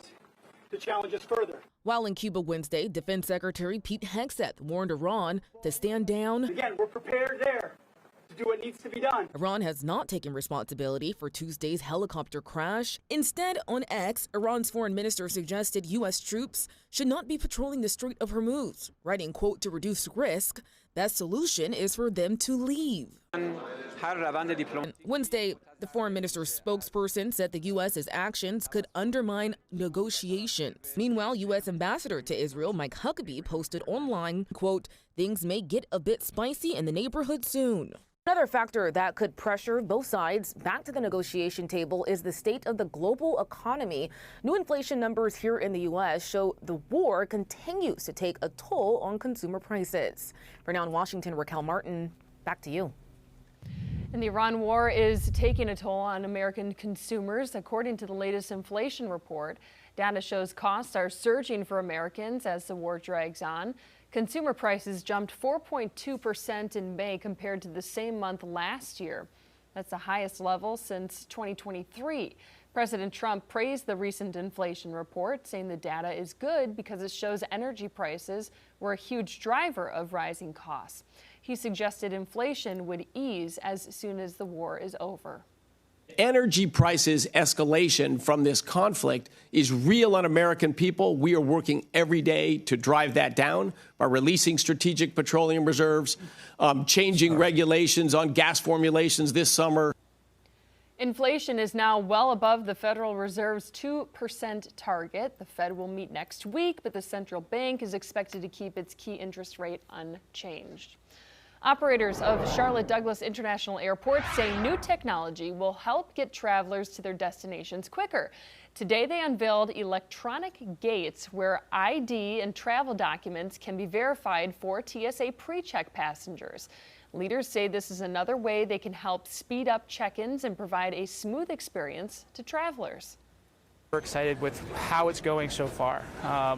It's a better experience for passengers, and it also helps enhance security by reducing the number of officers that are required at the front so they can be there to resolve the number of alarms that come throughout random parts of the screening process. Charlotte Douglas is ranked the 7th busiest airport in the country. All right, you're taking a live look at the Freedom Boat Club on Lake Norman. It's been a toasty day in the Carolinas. Even hotter temps are heading our way. You can see some of those threatening looking clouds in the distance, and actually a boater that's out on the water right now in the distance as well. Chief Meteorologist Tara Lane joins me now. I mean, that's kind of the story, is you can go out on the water, but you really got to keep your eye to the sky. Yes, and great time to have that free pinpoint weather app, the good old interactive, nice plug there. But when it's about to rain, all that good stuff. I know, you get all those notifications. So we do have some of those downpours and storms in the distance, more west of the I-77 corridor. So some of those could maybe try, and if they hold together or just develop on their own, and maybe near part of the Lake Norman area a little bit later on this evening. So watching for that. Camera a little shaky, looking live from our West Charlotte Tower camera. Do have a bit of a breeze out there today out of the south-southwest, around 10-15 or so miles per hour, and some gusty wind coming out of some of these stronger storms, which continue to roll slowly through the foothills right now and down into parts of the Piedmont around Bessemer City. We've got some heavy rain right now. That's pushing slowly to the east, and so heads up if you live around Dallas, Gastonia area, maybe out toward High Shoals and eventually Stanley. If it holds together, some of that could be headed your way. And a weakening storm, it appears, over Cherryville right now. It's still pretty heavily raining. That's pushing to the east too. So Lincolnton and on the south side of the city there and heading into High Shoals, yeah, some of that rain headed your way too. Maybe some thunder and lightning. So remember, when thunder roars, go indoors. Bring inside, take shelter until that storm passes. This rain, a lot heavier earlier, now over Hickory. The rain is much lighter. Still some light to moderate rain though, traveling east along that stretch of I-40. And if you live in Statesville, you could be seeing some of that rain here over the next 30 to 45 minutes or so. Severe risk does continue this evening. So some of these storms out there right now and any additional storms that manage to get going, damaging wind gusts will be the main threat if they do get a little stronger here. We still have that level 1 out of 5, or you see that darker shading of green. Low but not zero risk of severe storms from the Piedmont and up to the north and west in the mountains and foothills. All this heat out there today and humidity helping to fuel these storms up to 90, the official high in the Queen City today. We've got 88 in Charlotte right now. Low 90s in Chesterfield County, 87 in Lincolnton, 79 now after some of that rain in Hickory, and upper 70s up in the mountains. But it's so humid and sticky and muggy outside. Dew points sitting in the low 70s for the most part, so you factor that into the actual air temperatures. Feels more like the mid, and earlier I saw some upper 90s, those feels like temps, and that's in the shade. Once you step outside in the sun, you can add about 10 to 15 degrees to those heat indices, those numbers. Hottest temperatures so far this year coming up for the next couple of days, with high temperatures getting closer to 100 in spots. Yes, even before you factor in the humidity. And that will come with more afternoon and evening showers and storms, at least for tomorrow and heading into Friday. All the while, the humidity remains high. No change in that anytime soon. So tomorrow, more of us top out in the low and a few spots in the mid 90s. But again, those feels like temps up near the triple digits, especially across the Piedmont and points east there tomorrow afternoon and going into Friday. It's going to be a scorcher out there. Could feel like up to 102, maybe even a little bit higher than that out toward, say, the Richmond County area. Showers and storms, anything left over out there tonight will largely just fade away as they typically do. We lose that good daytime heating after 8, 9 o'clock or so later tonight. Back to some dry conditions early tomorrow, but then by the afternoon and evening, we could again be looking at more spotty downpours and storms moving across parts of the area. And then Friday starts dry, lots of sunshine with some blossoming hit or miss showers and storms a little bit later in the day and toward the evening. The severe risk tomorrow limited to northern sections of the Tar Heel State, where you see that dark green again, and up toward the mountains as well. Some of those storms could again try and produce some strong wind gusts. Saturday looks a little bit drier, but still just as hot and humid before the rain and storm chance ramps up again going into early next week. But the mountains definitely seeing more scattered activity around the next couple of days to wrap up the week. Temperatures ending up right around 80. So if you want some cooler conditions, you head up toward the high country. 81 on Saturday, a little bit drier before more of the stormy weather returns to kick off next week, with temperatures coming down a bit, upper 70s to mid 70s there. And after a string of 90s through the weekend, the heat backs off by this time next week. Still warm and humid with highs in the mid 80s. All right, Tara, thank you. Tackling a stark reality in North Carolina, the new legislation to improve care for Black mothers during and after pregnancy. You're watching Queen City News, the most honored and most local news in Charlotte.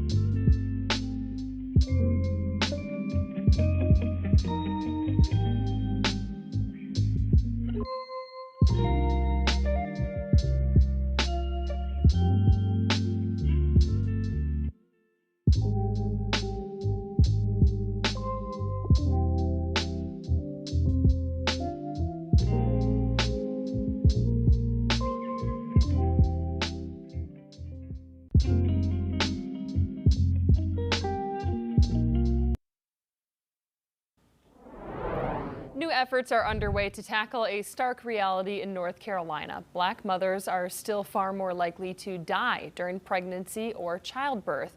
A new package of bills called the Momnibus 3.5 Act would invest millions into community-based maternal health programs.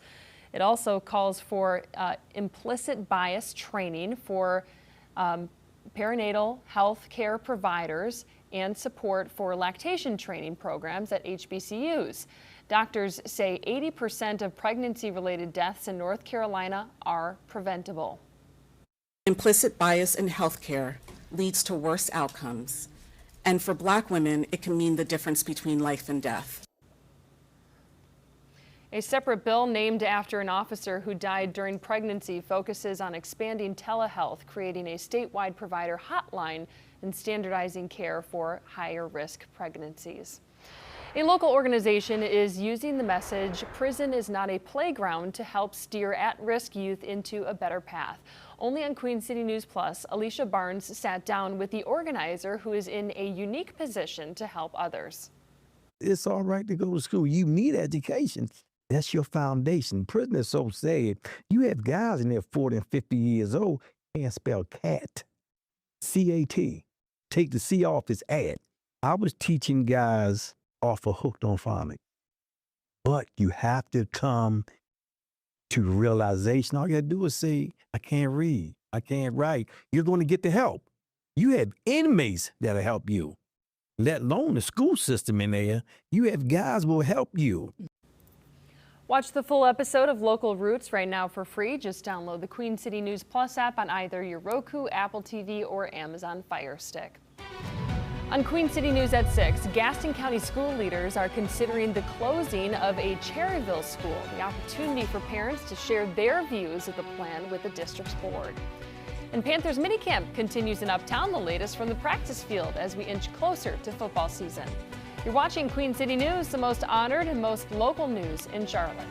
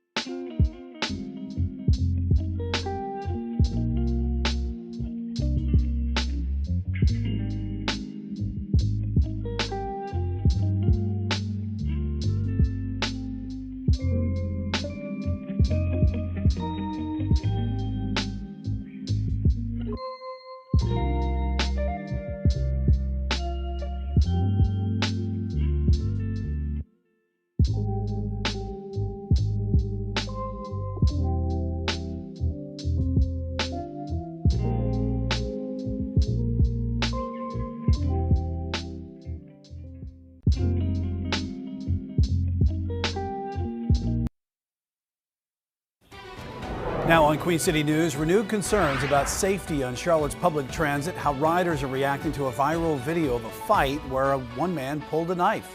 More heat. We're feeling it on this Wednesday with that steamy air mass too. So much humidity. And with that, we've seen some scattered pop-up strong storms, especially west of I-77 so far. Where these could go over the next couple of hours and how much hotter it's getting the rest of this week. That's coming up in my pinpoint weather forecast. The Republican primary in South Carolina's governor's race is heading to a runoff. What voters can expect as Pamela Evett and Alan Wilson work to get the GOP majority vote. Good evening, I'm Brian Blakely. Queen City News at 6 starts right now.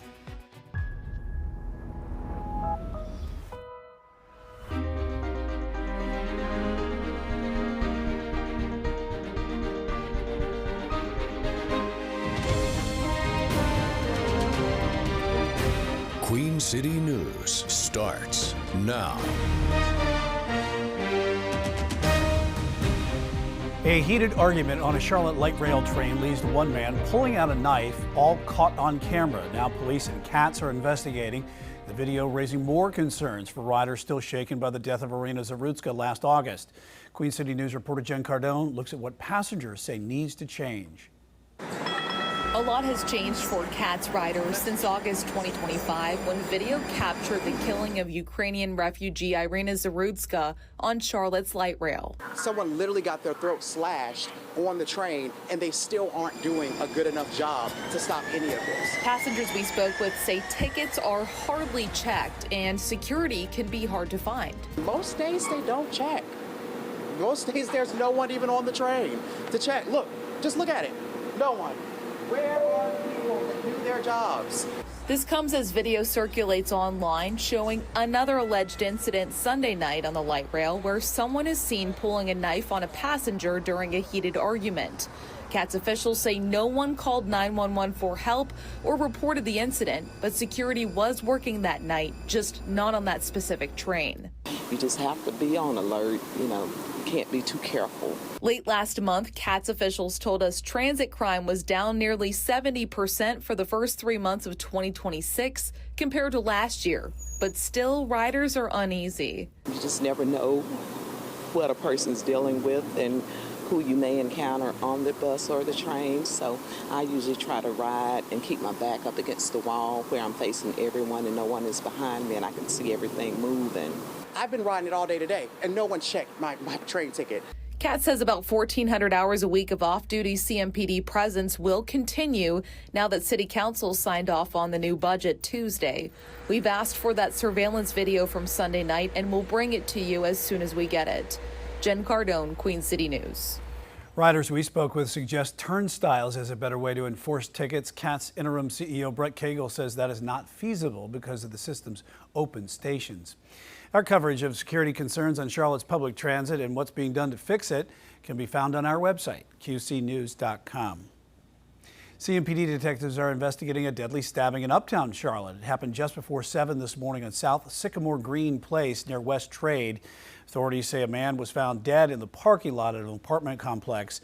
No other details were released. We'll keep you updated as soon as we learn more details.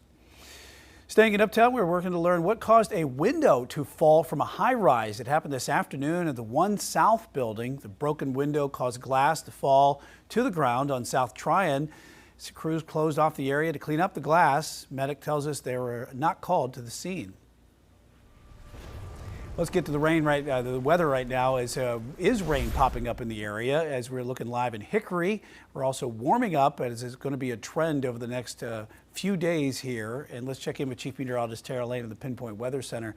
Tara, it looks like we got a little bit of rain somewhere, just real humid outside. It's so humid. I know. I just walked outside a little bit ago before the show started, and it was just so steamy outside, all that humidity, slightly hotter temperatures out there today. And with that has come more developing scattered downpours and storms, mainly west of I-77 so far, but they are moving off to the east. And so more of Gaston County being impacted here by some strong storms at times, definitely some heavier rain. And we have some thunder and lightning approaching Dallas and Gastonia High Shoals as well, just to the south of Lincolnton. The rain getting a little bit lighter, of course, around Cherryville right now toward Kings Mountain. But again, if you live around Mount Holly, Belmont, and right there along the river, if it holds together, some of that could be headed your way.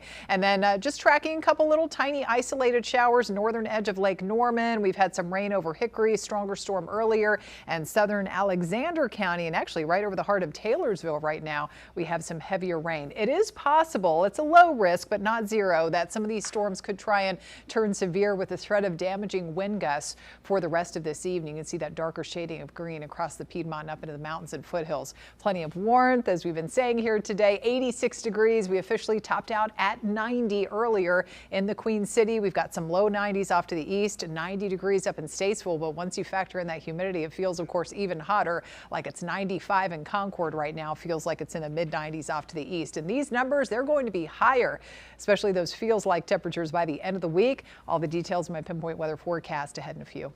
Tara, thank you. Sheriff's deputies in Catawba County are searching for a man suspected of a deadly shooting. Investigators responded to a home on Dansbury Lane in Vale yesterday and found Rusty Johnson dead with a gunshot wound. He later died at the hospital from his injuries. Deputies identified Thomas Banks of Cherryville as the suspect. Anyone with information on Banks' whereabouts are urged to contact the sheriff's office. A Charlotte-bound bus driver charged in a deadly crash will be back in court later this month. Jing Dong faced a judge today after being released from the hospital. He is charged with 5 counts of involuntary manslaughter. In connection with last month's crash on I-95 in Virginia, 5 people were killed and more than 40 others were injured, including Dong. Investigators say traffic slowed in a work zone, but the bus driver did not, causing the multi-vehicle crash. The judge set the suspect's arraignment hearing for June 22nd. The race for South Carolina's Republican nominee for governor is heading to a runoff. Lieutenant Governor Pamela Evette and Attorney General Alan Wilson will face off again in less than 2 weeks after no one secured a majority of the vote last night. Chief Political Correspondent Andy Weber tells us what voters should expect. It was an amazing night. Having the governor by my side was great. My family, supporters, friends, and got a special call from President Trump before I took to the stage. That's always humbling. South Carolina Lieutenant Governor Pamela Evette celebrating her win Tuesday night during an interview with Queen City News. While Evette had the most votes, she did not have enough to win the primary outright.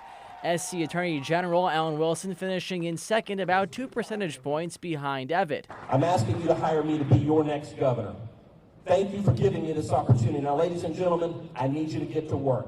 Western Carolina University professor Chris Cooper said Tuesday's results indicate a runoff could also be incredibly close. Not a big surprise, but at the same time, I think pretty notable, right? Here's somebody who got a Trump endorsement and still was not able to break 30% of the vote in the state of South Carolina in a Republican primary. Evette and Wilson will now proceed to a runoff set for June 23rd. They'll have to spend the next few weeks firming up their support, as Cooper predicts turnout will be a lot lower than what we saw on primary day. We could see maybe 40% of the vote show up in the runoff as opposed to the primary. I mean, this is, you only have one thing on the ballot. It's a couple of weeks later. It's kind of confusing for a lot of folks about whether they can even vote or not. So I would expect a significant drop off. Early voting for the June 23rd runoff will begin June 17th and end on June 19th. Reporting in Fort Mill, I'm Andy Weber, Queen City News. Evette and Wilson are set to take part in a debate at Coastal Carolina University on June 16th, ahead of the runoff. Gaston County school officials will hold a public hearing tomorrow night about the potential closure of WB Beam Intermediate School in Cherryville. Proposed plans would then send students and employees to either Cherryville Elementary or John Chavis Middle School. About 200 4th and 5th graders would be impacted. The proposal comes as district leaders are looking for ways to cut costs after county leaders cut their funding request by $25 million. Public hearing is at the Meyer Center at Gaston College from 6 to 8 tomorrow night. Day 2 of the mandatory minicamp for the Carolina Panthers in Uptown. Our Gabe McDonald takes us into today's practice. Panthers head coach Dave Canales said he ordered up another hot one for day 2 of mandatory minicamp for the black and blue, and boy was it, literally and figuratively, a very scorching practice on Wednesday, but also a rather spirited one as well, which is always what you want to see this time of year as you lay the foundation for the upcoming season. You did have some notable absences on day 2. J.C. Horn, Teteroa McMillan, and Taylor Moden were not in uniform earlier on Wednesday afternoon, but Dave Canales did say the plan all along was for those guys to go through 2 of the 3 days of mandatory minicamp this week before that break ahead of training camp coming up in July. And he expects tomorrow to be yet another spirited practice as well, and he walked us through what he wants to see out of day 3 before the team gets that break before training camp. I want to see the players, especially the newer guys, operate quickly, get the communication out, know what they're doing, get aligned quickly, and go to the next play and be able to do it when you're a little tired. It's kind of like the final exam for the spring. So we'll be able to put them in those settings and see how guys respond. And that'll tell us, you know, we're just trying to gather information about our players and who we have, especially the new guys, whether they're free agents, whether they're rookies, to just see how they respond to those situations so we know how to address it, how to help them take the next step and develop. Sure to be another high-spirited practice on Thursday afternoon for the black and blue. But tonight on Carolina Sports Live, we're talking all about the receivers. We'll go one-on-one with a veteran in that room and David Moore, and also hear from star wideout Teteroa McMillan, fresh off his rookie season where he won Offensive Rookie of the Year. We'll hear from him as he gears up for year 2 in the NFL. But for now, reporting at the Panthers practice field, Gabe McDonald for Queen City News. Carolina Hurricanes pulled off another big win last night in Game 4 of the Stanley Cup Final. After getting off to a quick 2-goal lead, the Vegas Golden Knights bounced back, tying the score heading into the third period. 2 more goals by the Canes would be the difference, and the series is now tied at 2 games each as it returns to Raleigh at the Lenovo Center tomorrow night. Well, it's hot and humid out there today, a little bit hotter than yesterday. And you know what? Coming up over the next couple of days, I'm tracking the hottest temperatures of the year so far. That's going to come with a few more showers and storms as well. That's next in my Pinpoint Weather Forecast. World Cup kicks off tomorrow as the world's hottest sports event comes to North America, and how heat could play a major factor in this year's tournament. And the late Kyle Busch gets a heartfelt tribute in our nation's capital. North Carolina lawmakers' reflections on the NASCAR legend. You're watching Queen City News, the most honored and the most local news in Charlotte.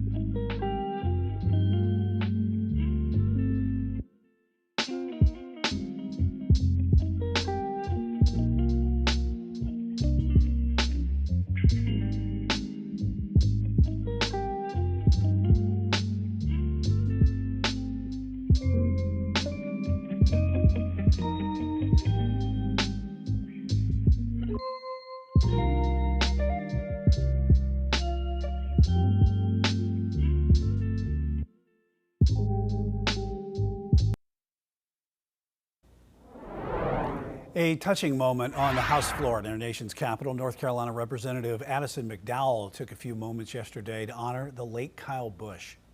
Kyle was a fierce competitor. It was like he hated losing more than he loved winning. We all got an inside look at that through listening to his team radio on race days. Kyle had an expectation that if he was behind the wheel of a car, he should win. He had every right to believe that because he was that good. Representative McDowell also referred to Busch as a legend, saying legends never die. Busch died last month at the age of 41 after a battle with pneumonia that turned into sepsis. World Cup kicks off tomorrow and is expected to be the biggest gambling event in history. As bettors get ready for the matches to begin, players are getting ready for the heat. Meteorologist Brandon Lawson explains how warmer temperatures are reshaping the big games. Studies show that at 82.4 degrees Fahrenheit, soccer players' performance decreases. We refer to this as performance impairing heat, meaning soccer players might run less or sprint less, and it might alter the way they play the game due to the challenging conditions of the hotter temperatures. So performance impairing heat, Climate Central looked at all 104 matchups, and performance impairing heat is possible for 97 of the 104 matchups that will be played in the World Cup games. Now, when you look at the net stat, there's a 50% chance of performance impairing heat for 49 of the 104 matchups, meaning that a lot of games on the World Cup will be very challenging for the players as they navigate the heat. Now, there are some rules and regulations being put in from FIFA to try and keep players safe in the heat. There's some controversy about just how much that's going to help, though. Take a listen.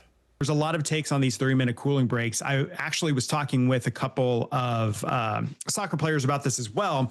And what they said is like they don't really like them because, yes, it does change the way that they play the game. But 3 minutes to them isn't enough time to bring down that core body temperature. Those 3 minutes don't just vanish. They get tacked on to the end for extra time. So now, yeah, we've instituted these cooling breaks, but now we're just putting it at the very end of the match. Let's look at some data now. Miami, Hard Rock Stadium, 1985 to 1994, averaged 2 days in those years of extremely hot days. Now, we're averaging 12 days of extremely hot days in Miami. Now let's look at Mexico City, 2 days of averaging extremely hot days from 1977 to 1986. Now 11 extremely hot days are being averaged. So when you look at this website here from Climate Central, it's a cool deal here. You can look and see just how much human-induced climate change is adding on to the chance of performance impairing heat to each matchup. United States and Paraguay, 32% chance of performance impairing heat. 8 of that is added on because of human-induced climate change. There's another matchup that I want you to point out and look at. Guadalajara, Uruguay, and Spain. 70% chance of performance impairing heat. 37% of that comes from human-induced climate change with the new environment that we've built. I'm meteorologist Brandon Lawson. We'll send things back to you. Pretty interesting stuff there. Chief Meteorologist Tara Lane joining us right now about the heat. A lot of heat. And the heat is everywhere because it's going to be here in the Carolinas, especially for the next few days. Here in the Carolinas, all those host cities, I mean, going to be on the hot side. I mean, here we are in June, obviously. We expect that, but a little bit hotter than normal. And here in the Carolinas, yes, the next couple of days, definitely much hotter than usual here. We're talking about triple-digit feels-like temperatures and at least at 100. That's what's going to feel like here for several communities as we go into tomorrow and especially on Friday. Friday looks like still the hottest day out of the next 7 days coming up and hottest day of the year so far if we reach that forecast. Forecasting still about 97 degrees. We're not quite that hot yet today. We've got 86 right now after an official high of 90 earlier on, but we are continuing to see more spotty pop-up downpours and a couple of stronger storms at times over parts of the area. A large chunk of them have been focused more west of I-77, but now we're starting to see more of those east of the 77 corridor, like that one over Kannapolis right now. And we've got that heavier rain moving over Dallas and Gastonia, right up and down that stretch of 321, and heads up if you live around Mount Holly and Belmont. Some of that is headed your way. We'll see if that rain holds together and eventually heads toward the western part of Mecklenburg County, parts of West Charlotte. Meanwhile, up to the north, we have more spotty, heavy bouts of rain here moving through Taylorsville right now. And that's about to head into northern Iredell County, staying north of Statesville, that one at least. But then we have another one just to the south of there, north of from Catawba. That's going to be closing in on Statesville, maybe part of the Troutman area and that stretch of I-77. And there's that heavy shower that's been just kind of sitting there. These are overall slow movers today, if anything, drifting slowly to the south and east here at only about 5 to 10 miles per hour, but right over Kannapolis, seeing that heavier shower popping up. And there's still the possibility, it's a low risk, but not zero, that a couple of those storms could try and produce some even damaging wind gusts. So we do have that level 1 out of 5 risk of severe storms across the Piedmont, where you see the darker shading of green, and up into the mountains and foothills as well. After a hot one out there today, temperatures are still running about around 5 to 10 degrees, generally hotter than where we were this time yesterday. 86 again right now in Charlotte. South-southwest breeze at about 10 to 15 miles per hour. Dew points are still around 70, so it is just such a humid and muggy air mass out there, which makes it feel even hotter. It's 91 in Richmond County around Rockingham, but once you factor in the humidity, and keep in mind when you see these heat indices, this is measured in the shade. Once you step outside underneath all that blazing sun, it could feel like 10 to 15 degrees hotter than what you're seeing on this map. Feels like 95 in Charlotte, Monroe, 95 again in Rockingham and Concord, upper 80s after some of that rain in Gastonia, and upper 70s up in the mountains. But hottest temperatures so far this year coming up by Friday. Tomorrow, more of us will top out in the low and a few spots in the mid-90s. We'll see more sunshine. However, we could still be tracking, much like today, a few more spotty showers and storms later in the day. Feels like temperatures coming up upper 90s to around 100 degrees. Those hotter spots expected out toward places like Cheraw there in Chesterfield County, Richmond County, Anson County.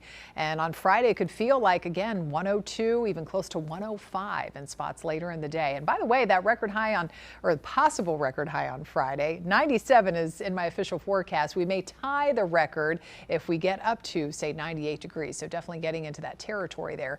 Record from back in the mid-1950s. Either way, real hot stuff for this part of June. And as we look on Futurecast, any showers or storms that are out there this evening will be largely fading away, as they typically do. Getting into later at night as the sun goes down, we lose that daytime heating. So it's back to some dry time early tomorrow. But again, just watch for more blossoming, scattered downpours and storms coming up in the afternoon. Back to some sunshine and dry time first half of the day on Friday. Later Friday evening, these could last a little bit longer into the night. A few more scattered storms are possible. Storms tomorrow, the severe risk is limited to our mountain communities, so parts of Watauga and Ashe County, northern tier of the state, more favored zone for seeing some of those storms turning severe tomorrow, but could see a little more coverage of maybe some of those stronger storms again for Friday to wrap up the week. Quick check of the tropics. We have our first area of interest that the National Hurricane Center is watching, but this is only about a 10% chance of actually developing here. Bay of Campeche, coast of Mexico, most of that tropical moisture will head in that direction, but eventually we could see some of that being pushed up into the southeast and bringing us some slightly higher chances of showers and storms going into next week. And you can see that on the 7-day forecast. We'll get a little bit of a drier break, but still hot and humid for Saturday before the shower and storm chances rise again through the first half of next week. Tara, thank you. Crews have officially broke ground on the Tar Heels' first ever Buc-ee's location. When people could expect the popular gas station to open. You're watching Queen City News, the most honored and the most local news in Charlotte.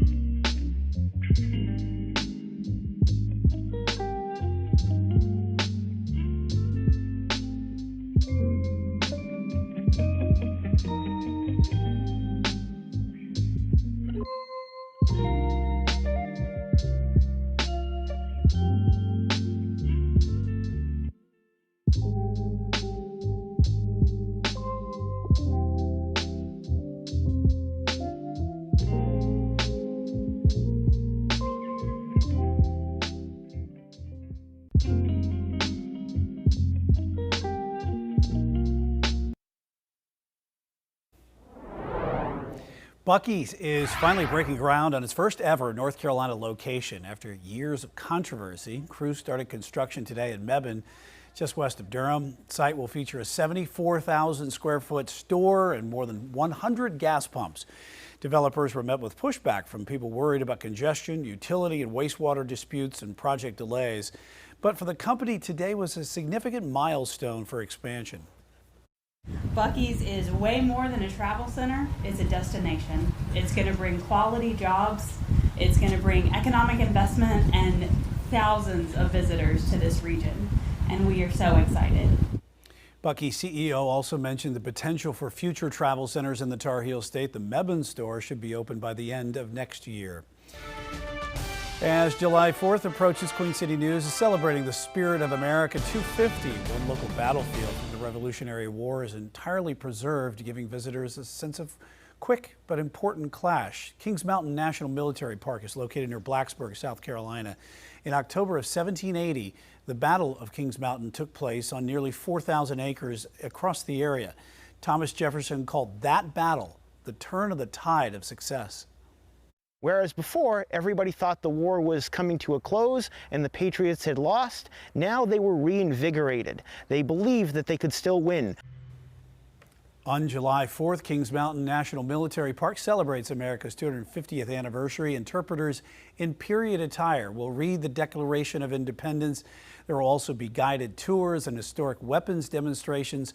We'll take you to the hallowed ground as we mark the Spirit of America 250 on Queen City News tonight at 10. Gaston County school leaders are considering the closing of a Cherryville school, the opportunity for parents to share their views of the plan with the district's board, and a scary moment in last night's media mayhem, but we can fortunately say she's okay. We hear from our own Casey Funderburg about her daredevil moment rolling over on a bus at Charlotte Motor Speedway. You're watching Queen City News, the most honored and the most local news in Charlotte.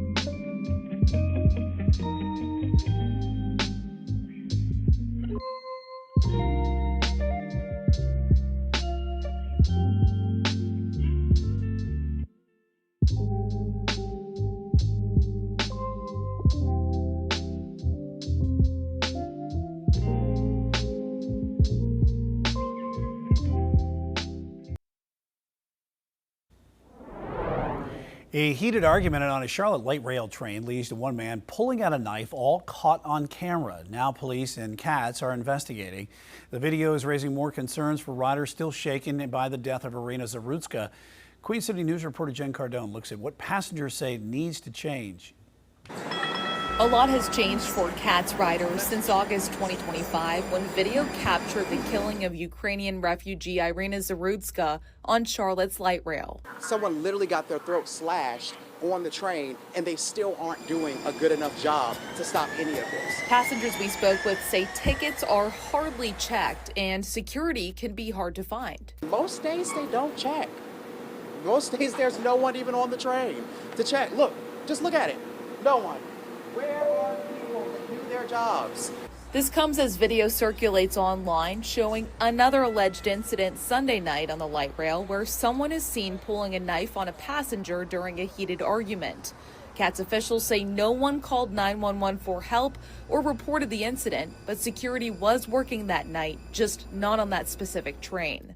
You just have to be on alert, can't be too careful. Late last month, CATS officials told us transit crime was down nearly 70% for the first 3 months of 2026 compared to last year. But still, riders are uneasy. You just never know what a person's dealing with and who you may encounter on the bus or the train. So I usually try to ride and keep my back up against the wall where I'm facing everyone and no one is behind me and I can see everything moving.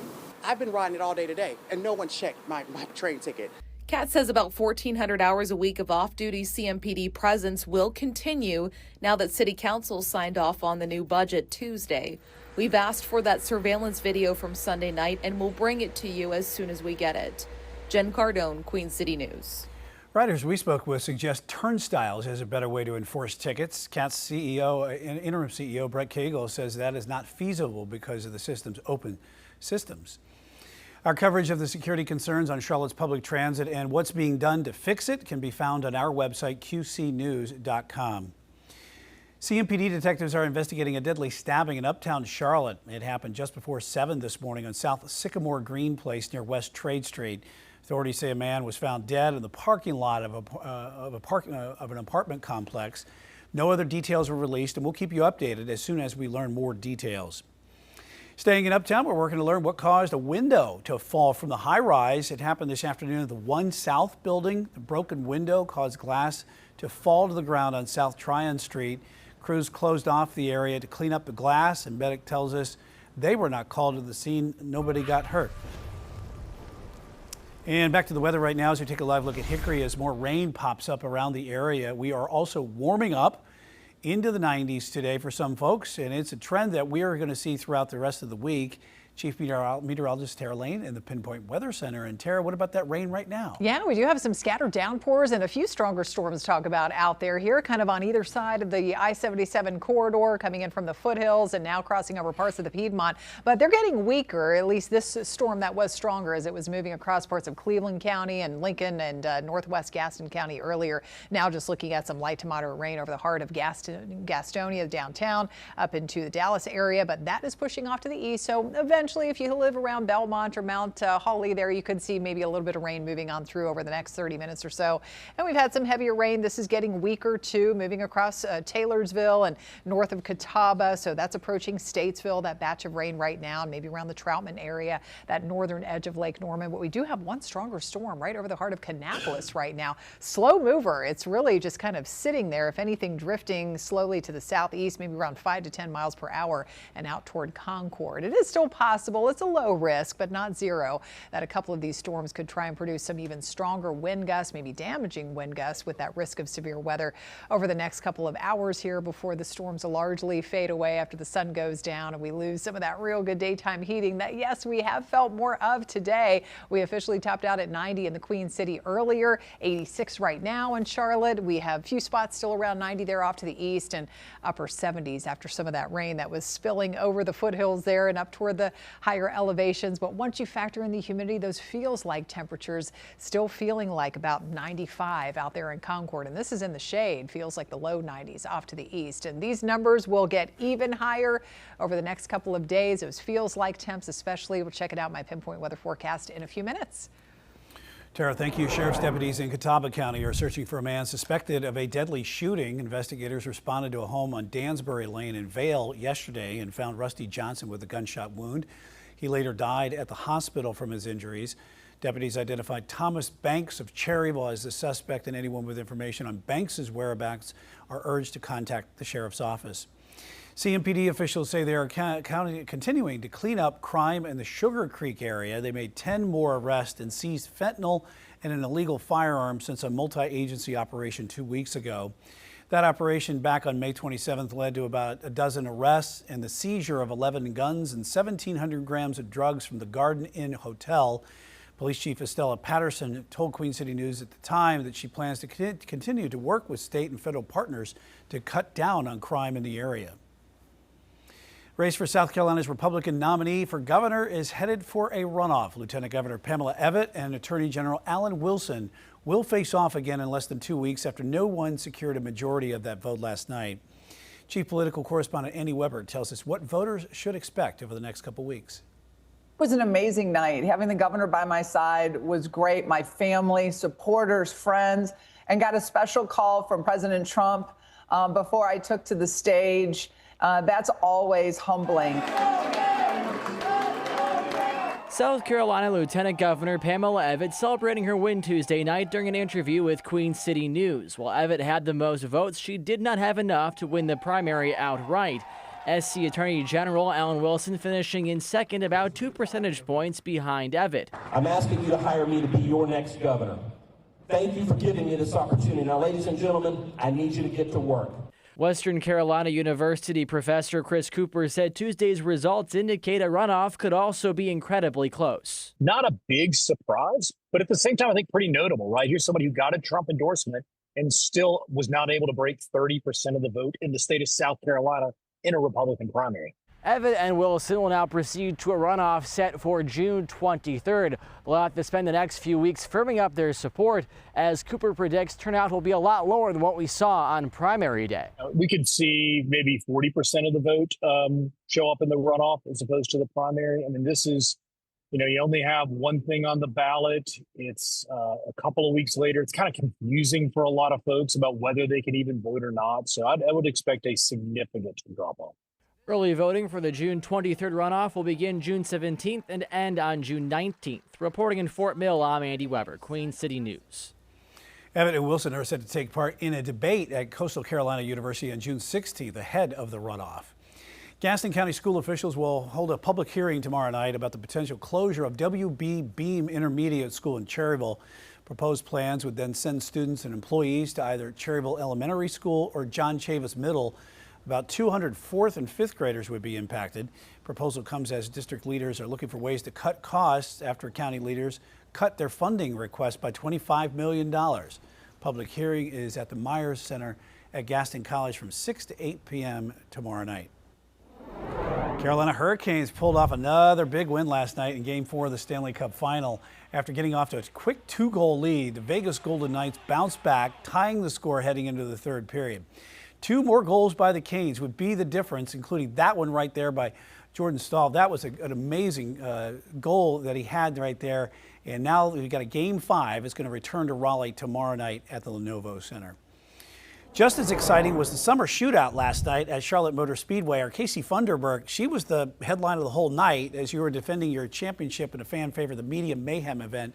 And you literally, you hit the track hard. I did. I truly gave it my all in this race yesterday, which makes it so much exciting, right? So I was driving the Orange Bus, the Orange Crush bus, and it flipped because I took the turn just a little too fast. Last year, I remember taking the turns pretty fast, so I won. So I was like, you know what, let me do it again. So I decided on, this was maybe the second lap, going around turn 2.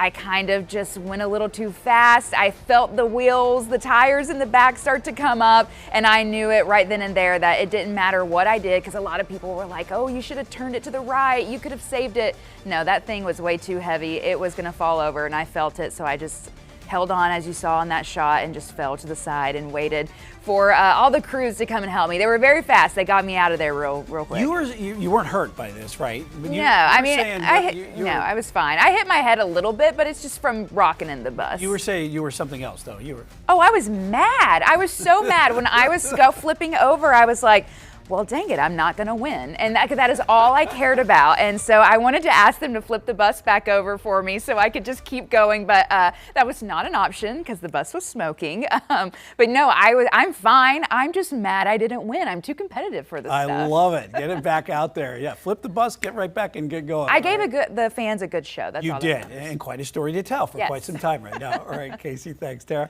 I know, Casey, you were saying just how hot it was, too, and all of that gear, of course, that suit and the helmet just kind of fogging up there with the visor and all that humidity out there. We have more of it, obviously, outside today. Just that hot, steamy air mass getting even hotter in the days to come. I've got that pinpoint weather forecast next.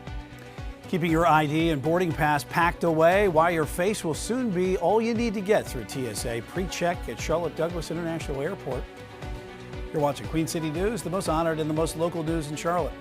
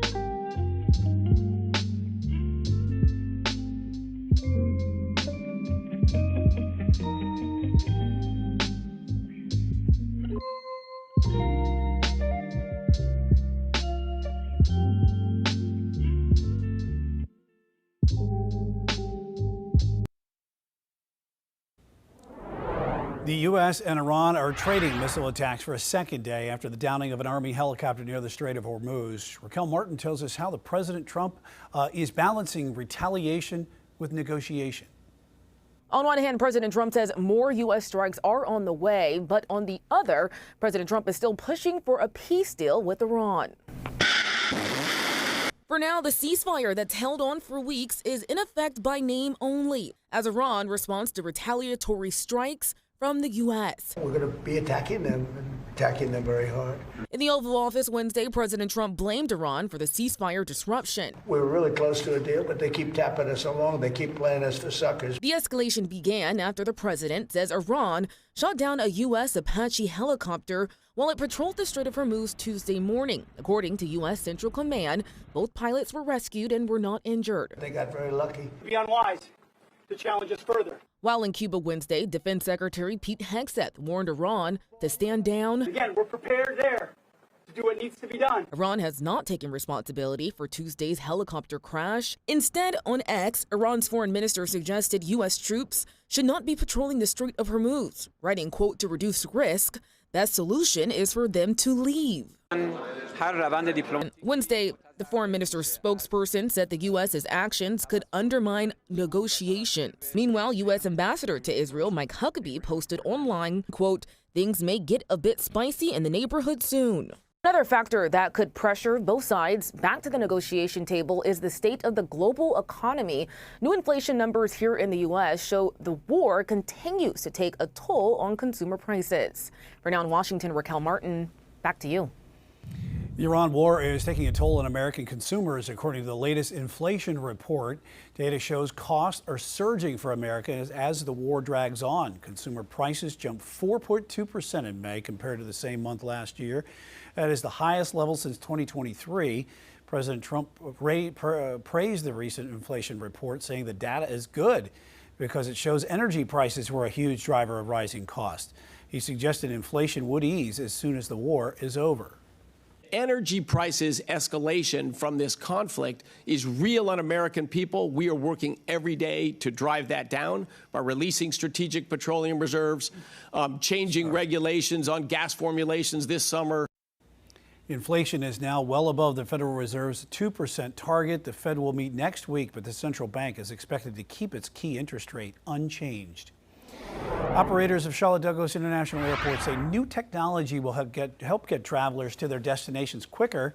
Today, they unveiled electronic gates where ID and travel documents can be verified for TSA pre-check passengers. Leaders say this is another way that they can help speed up the check-ins and provide a smooth experience for travelers. Excited with how it's going so far. It's a better experience for passengers, and it also helps enhance security by reducing the number of officers that are required at the front so they can be there to resolve the number of alarms that come throughout random parts of the screening process. Charlotte Douglas is ranked 7th busiest airport in the country. Airports now to the water as we take a live look at Freedom Boat Club on Lake Norman. It's been a toasty day here in the Carolinas. Even hotter temps are heading our way going into the weekend. Let's talk to Tara a little bit further here as we're looking at just straight 90s hot. Yes, it is going to be hot. I mean, hot, hot, hot and humid. That's really the issue. If it was a dry heat, that's one thing, but those feels like temperatures up to even around 105 in spots. So really suffocating when you go outside. It really is. It's just that steamy air mask, that air you can wear. It hits you in your face as soon as you walk outside, cranking up the heat. That is a story. Hottest temperatures of the year so far coming up, it looks like, by Friday. And we're dry over uptown right now. We have a little bit of a breeze out of the south and west and still looking at now more sunshine for a lot of communities. But at the same time, we are still tracking a little bit of rain, some spotty showers and even a couple of stronger storms at times. But this rain here really continues to weaken in between Cherryville and out toward Kings Mountain. It's dropping to the south and east. We've had some of that now what is much lighter rain, a couple of sprinkles in between Gastonia and Belmont, also drifting to the south and east and heading up toward Alexander County and Iredell County. This rain stronger earlier, even some rumbles of thunder out there, but now just a few leftover sprinkles in between Statesville and Troutman and heading over that stretch of I-77 near, say, exit 42 or so. And Kannapolis and Concord, we have an isolated strong storm that appears to be trying to weaken a little bit as it drifts to the south and east. All of this after another just hot and humid day, a little bit hotter than the only 84 degrees the Queen City had yesterday, made up to 90 today. Still far and away from the record of 99, but above average now. 86 is typically where we are for this time of the year, this part of June. 86 is where we are right now in the Queen City, but we still have a lot of spots in the higher 80s and around 90 degrees. Richmond County and Chesterfield County, it's 82. In Chester, we've got those high 70s and lower 80s after some of that rain up into the foothills. 77 in Jefferson and in the low 80s up in the mountains. But once you factor in the humidity, it makes it feel obviously that much hotter. And keep in mind, this is in the shade. Once you step outside into the blazing sunshine, you can add an additional 10 to 15 degrees to some of these numbers. And we're going to be feeling more of that heat for the rest of the week. As I said, hottest temperatures coming up so far this year to wrap up the week. It will remain hot and humid right through the weekend. In fact, the humidity level not going to change really anytime soon. And along the way, we will get more rounds of still what is some of that needed rain, some scattered showers and maybe some cooling rain too, and some thunderstorms in the area. So tomorrow, that's no exception. We start dry. It looks like in the morning, warm and steamy start, 74 degrees at 8 o'clock in the morning. So more of us will jump into the low and a few spots in the the mid-90s tomorrow afternoon. I'm going with officially about 94. Factoring the humidity, though, it's going to make it feel like it's close to 100. And in fact, out toward Chesterfield County, feels like temp up to around 101 degrees tomorrow afternoon. Let's check out those rain chances. So through 11 o'clock tonight, again, anything that's left over out there this evening will be fading away gradually over the next few hours. And so left with just some lingering clouds and mostly dry conditions early in the morning. But once we move past lunchtime, you know how it goes. We start to see a bubbling up of some of those spotty, heavier showers, maybe an isolated storm or two. And that will continue, that chance of some rain through about 6 p.m. tomorrow. Friday, waking up to more sunshine, warm, sticky start, and watching out for more blossoming storms, perhaps a little bit later in the day on Friday. And some of those could hang on a little bit later into the evening, too. The severe risk tomorrow limited to northern edges of the Tar Heel State there could include, looks like some of the mountain communities there, Watauga and up into Ashe County. Small level 1 out of 5 risk of some of those storms producing some strong wind gusts. Saturday is looking a little bit drier, still just as hot and humid, though, before the rain and storm chances ramp up as we head into early next week again. Mountain forecast, watch for some of those storms if you're going to be out and about next couple of days. Saturday is the better day to do maybe some hiking if you want to do that, because it could turn stormy again for Sunday and Monday. And if you want to break from the high level of heat across Piedmont or the foothills, you head up to the high country where it's still warm, but only in the upper 70s to lower 80s. 97 on Friday. Ooh, that is hot. Keep those highs in the 90s over the weekend. Only mid-80s. The heat backs off a little bit by this time next week. Hot, hot, hot for sure. Tara, thank you. Tackling a stark reality in North Carolina, the new legislation to improve care for black mothers during and after pregnancy. You're watching Queen City News, the most honored and the most local news in Charlotte.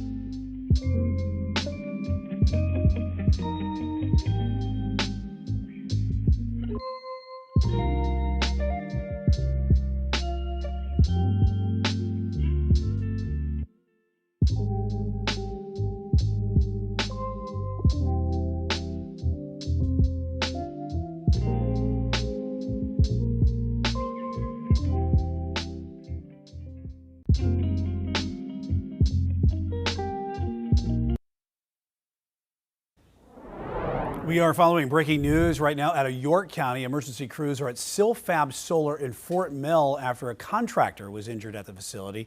Spokesperson for the solar panel company says the contractor was delivering equipment to the place when they were hurt. They described the injuries as non-life-threatening, and there are no safety risks to the community. Silfab had emergency crews at its plant in March after a pair of chemical leaks. We have a crew headed to the scene right now, and we'll have updates at Queen City News at 10 and on QCnews.com. New efforts are underway to tackle a stark reality in North Carolina. Black mothers are still far more likely to die during pregnancy or childbirth.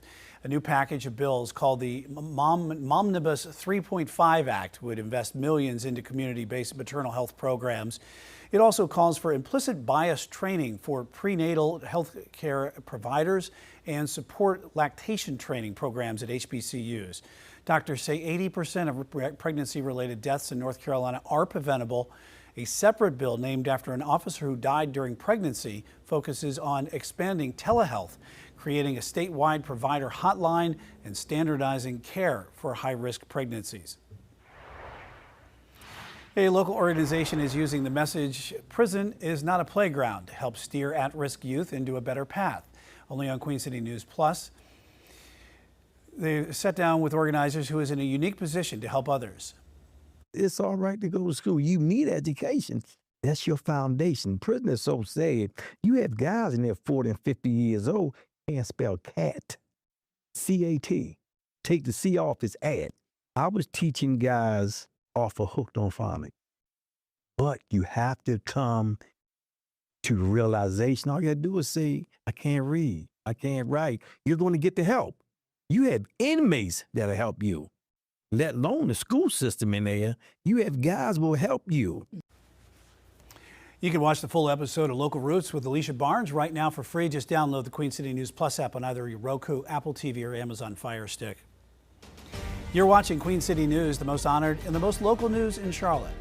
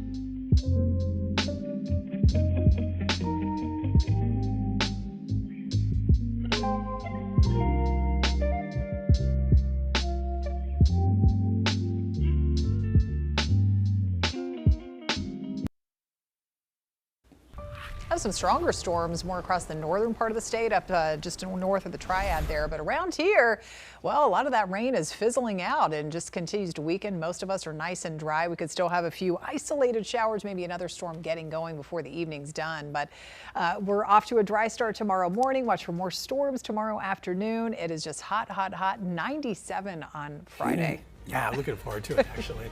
All right, thanks, Tara. Have a great night, and we'll see you back here tonight at 10 o'clock.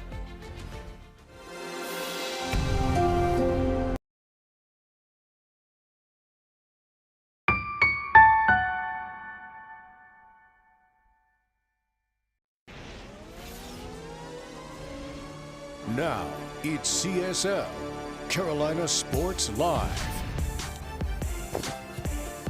Folks, you couldn't write the kind of hockey we've seen play out through the first 4 games of the Stanley Cup Final. Game 4, another masterpiece. And with the Canes coming out victorious as they head back to Raleigh with the series now tied up. And with that, we'll welcome you to a Thursday night edition of Carolina Sports Live. She's Gia Lancey. I'm Gabe McDonald. We appreciate you for spending the evening with us and talk all things sports as we have plenty coming your way over the next 30 minutes. That's for sure. Another phase of the offseason is underway for the Panthers as they returned to the field. And we'll have your full report from mandatory minicamp. Plus, we're taking you to the track at Charlotte Motor Speedway for the beginning of the annual summer shootouts. But the leadoff spot takes us to Sin City as the Canes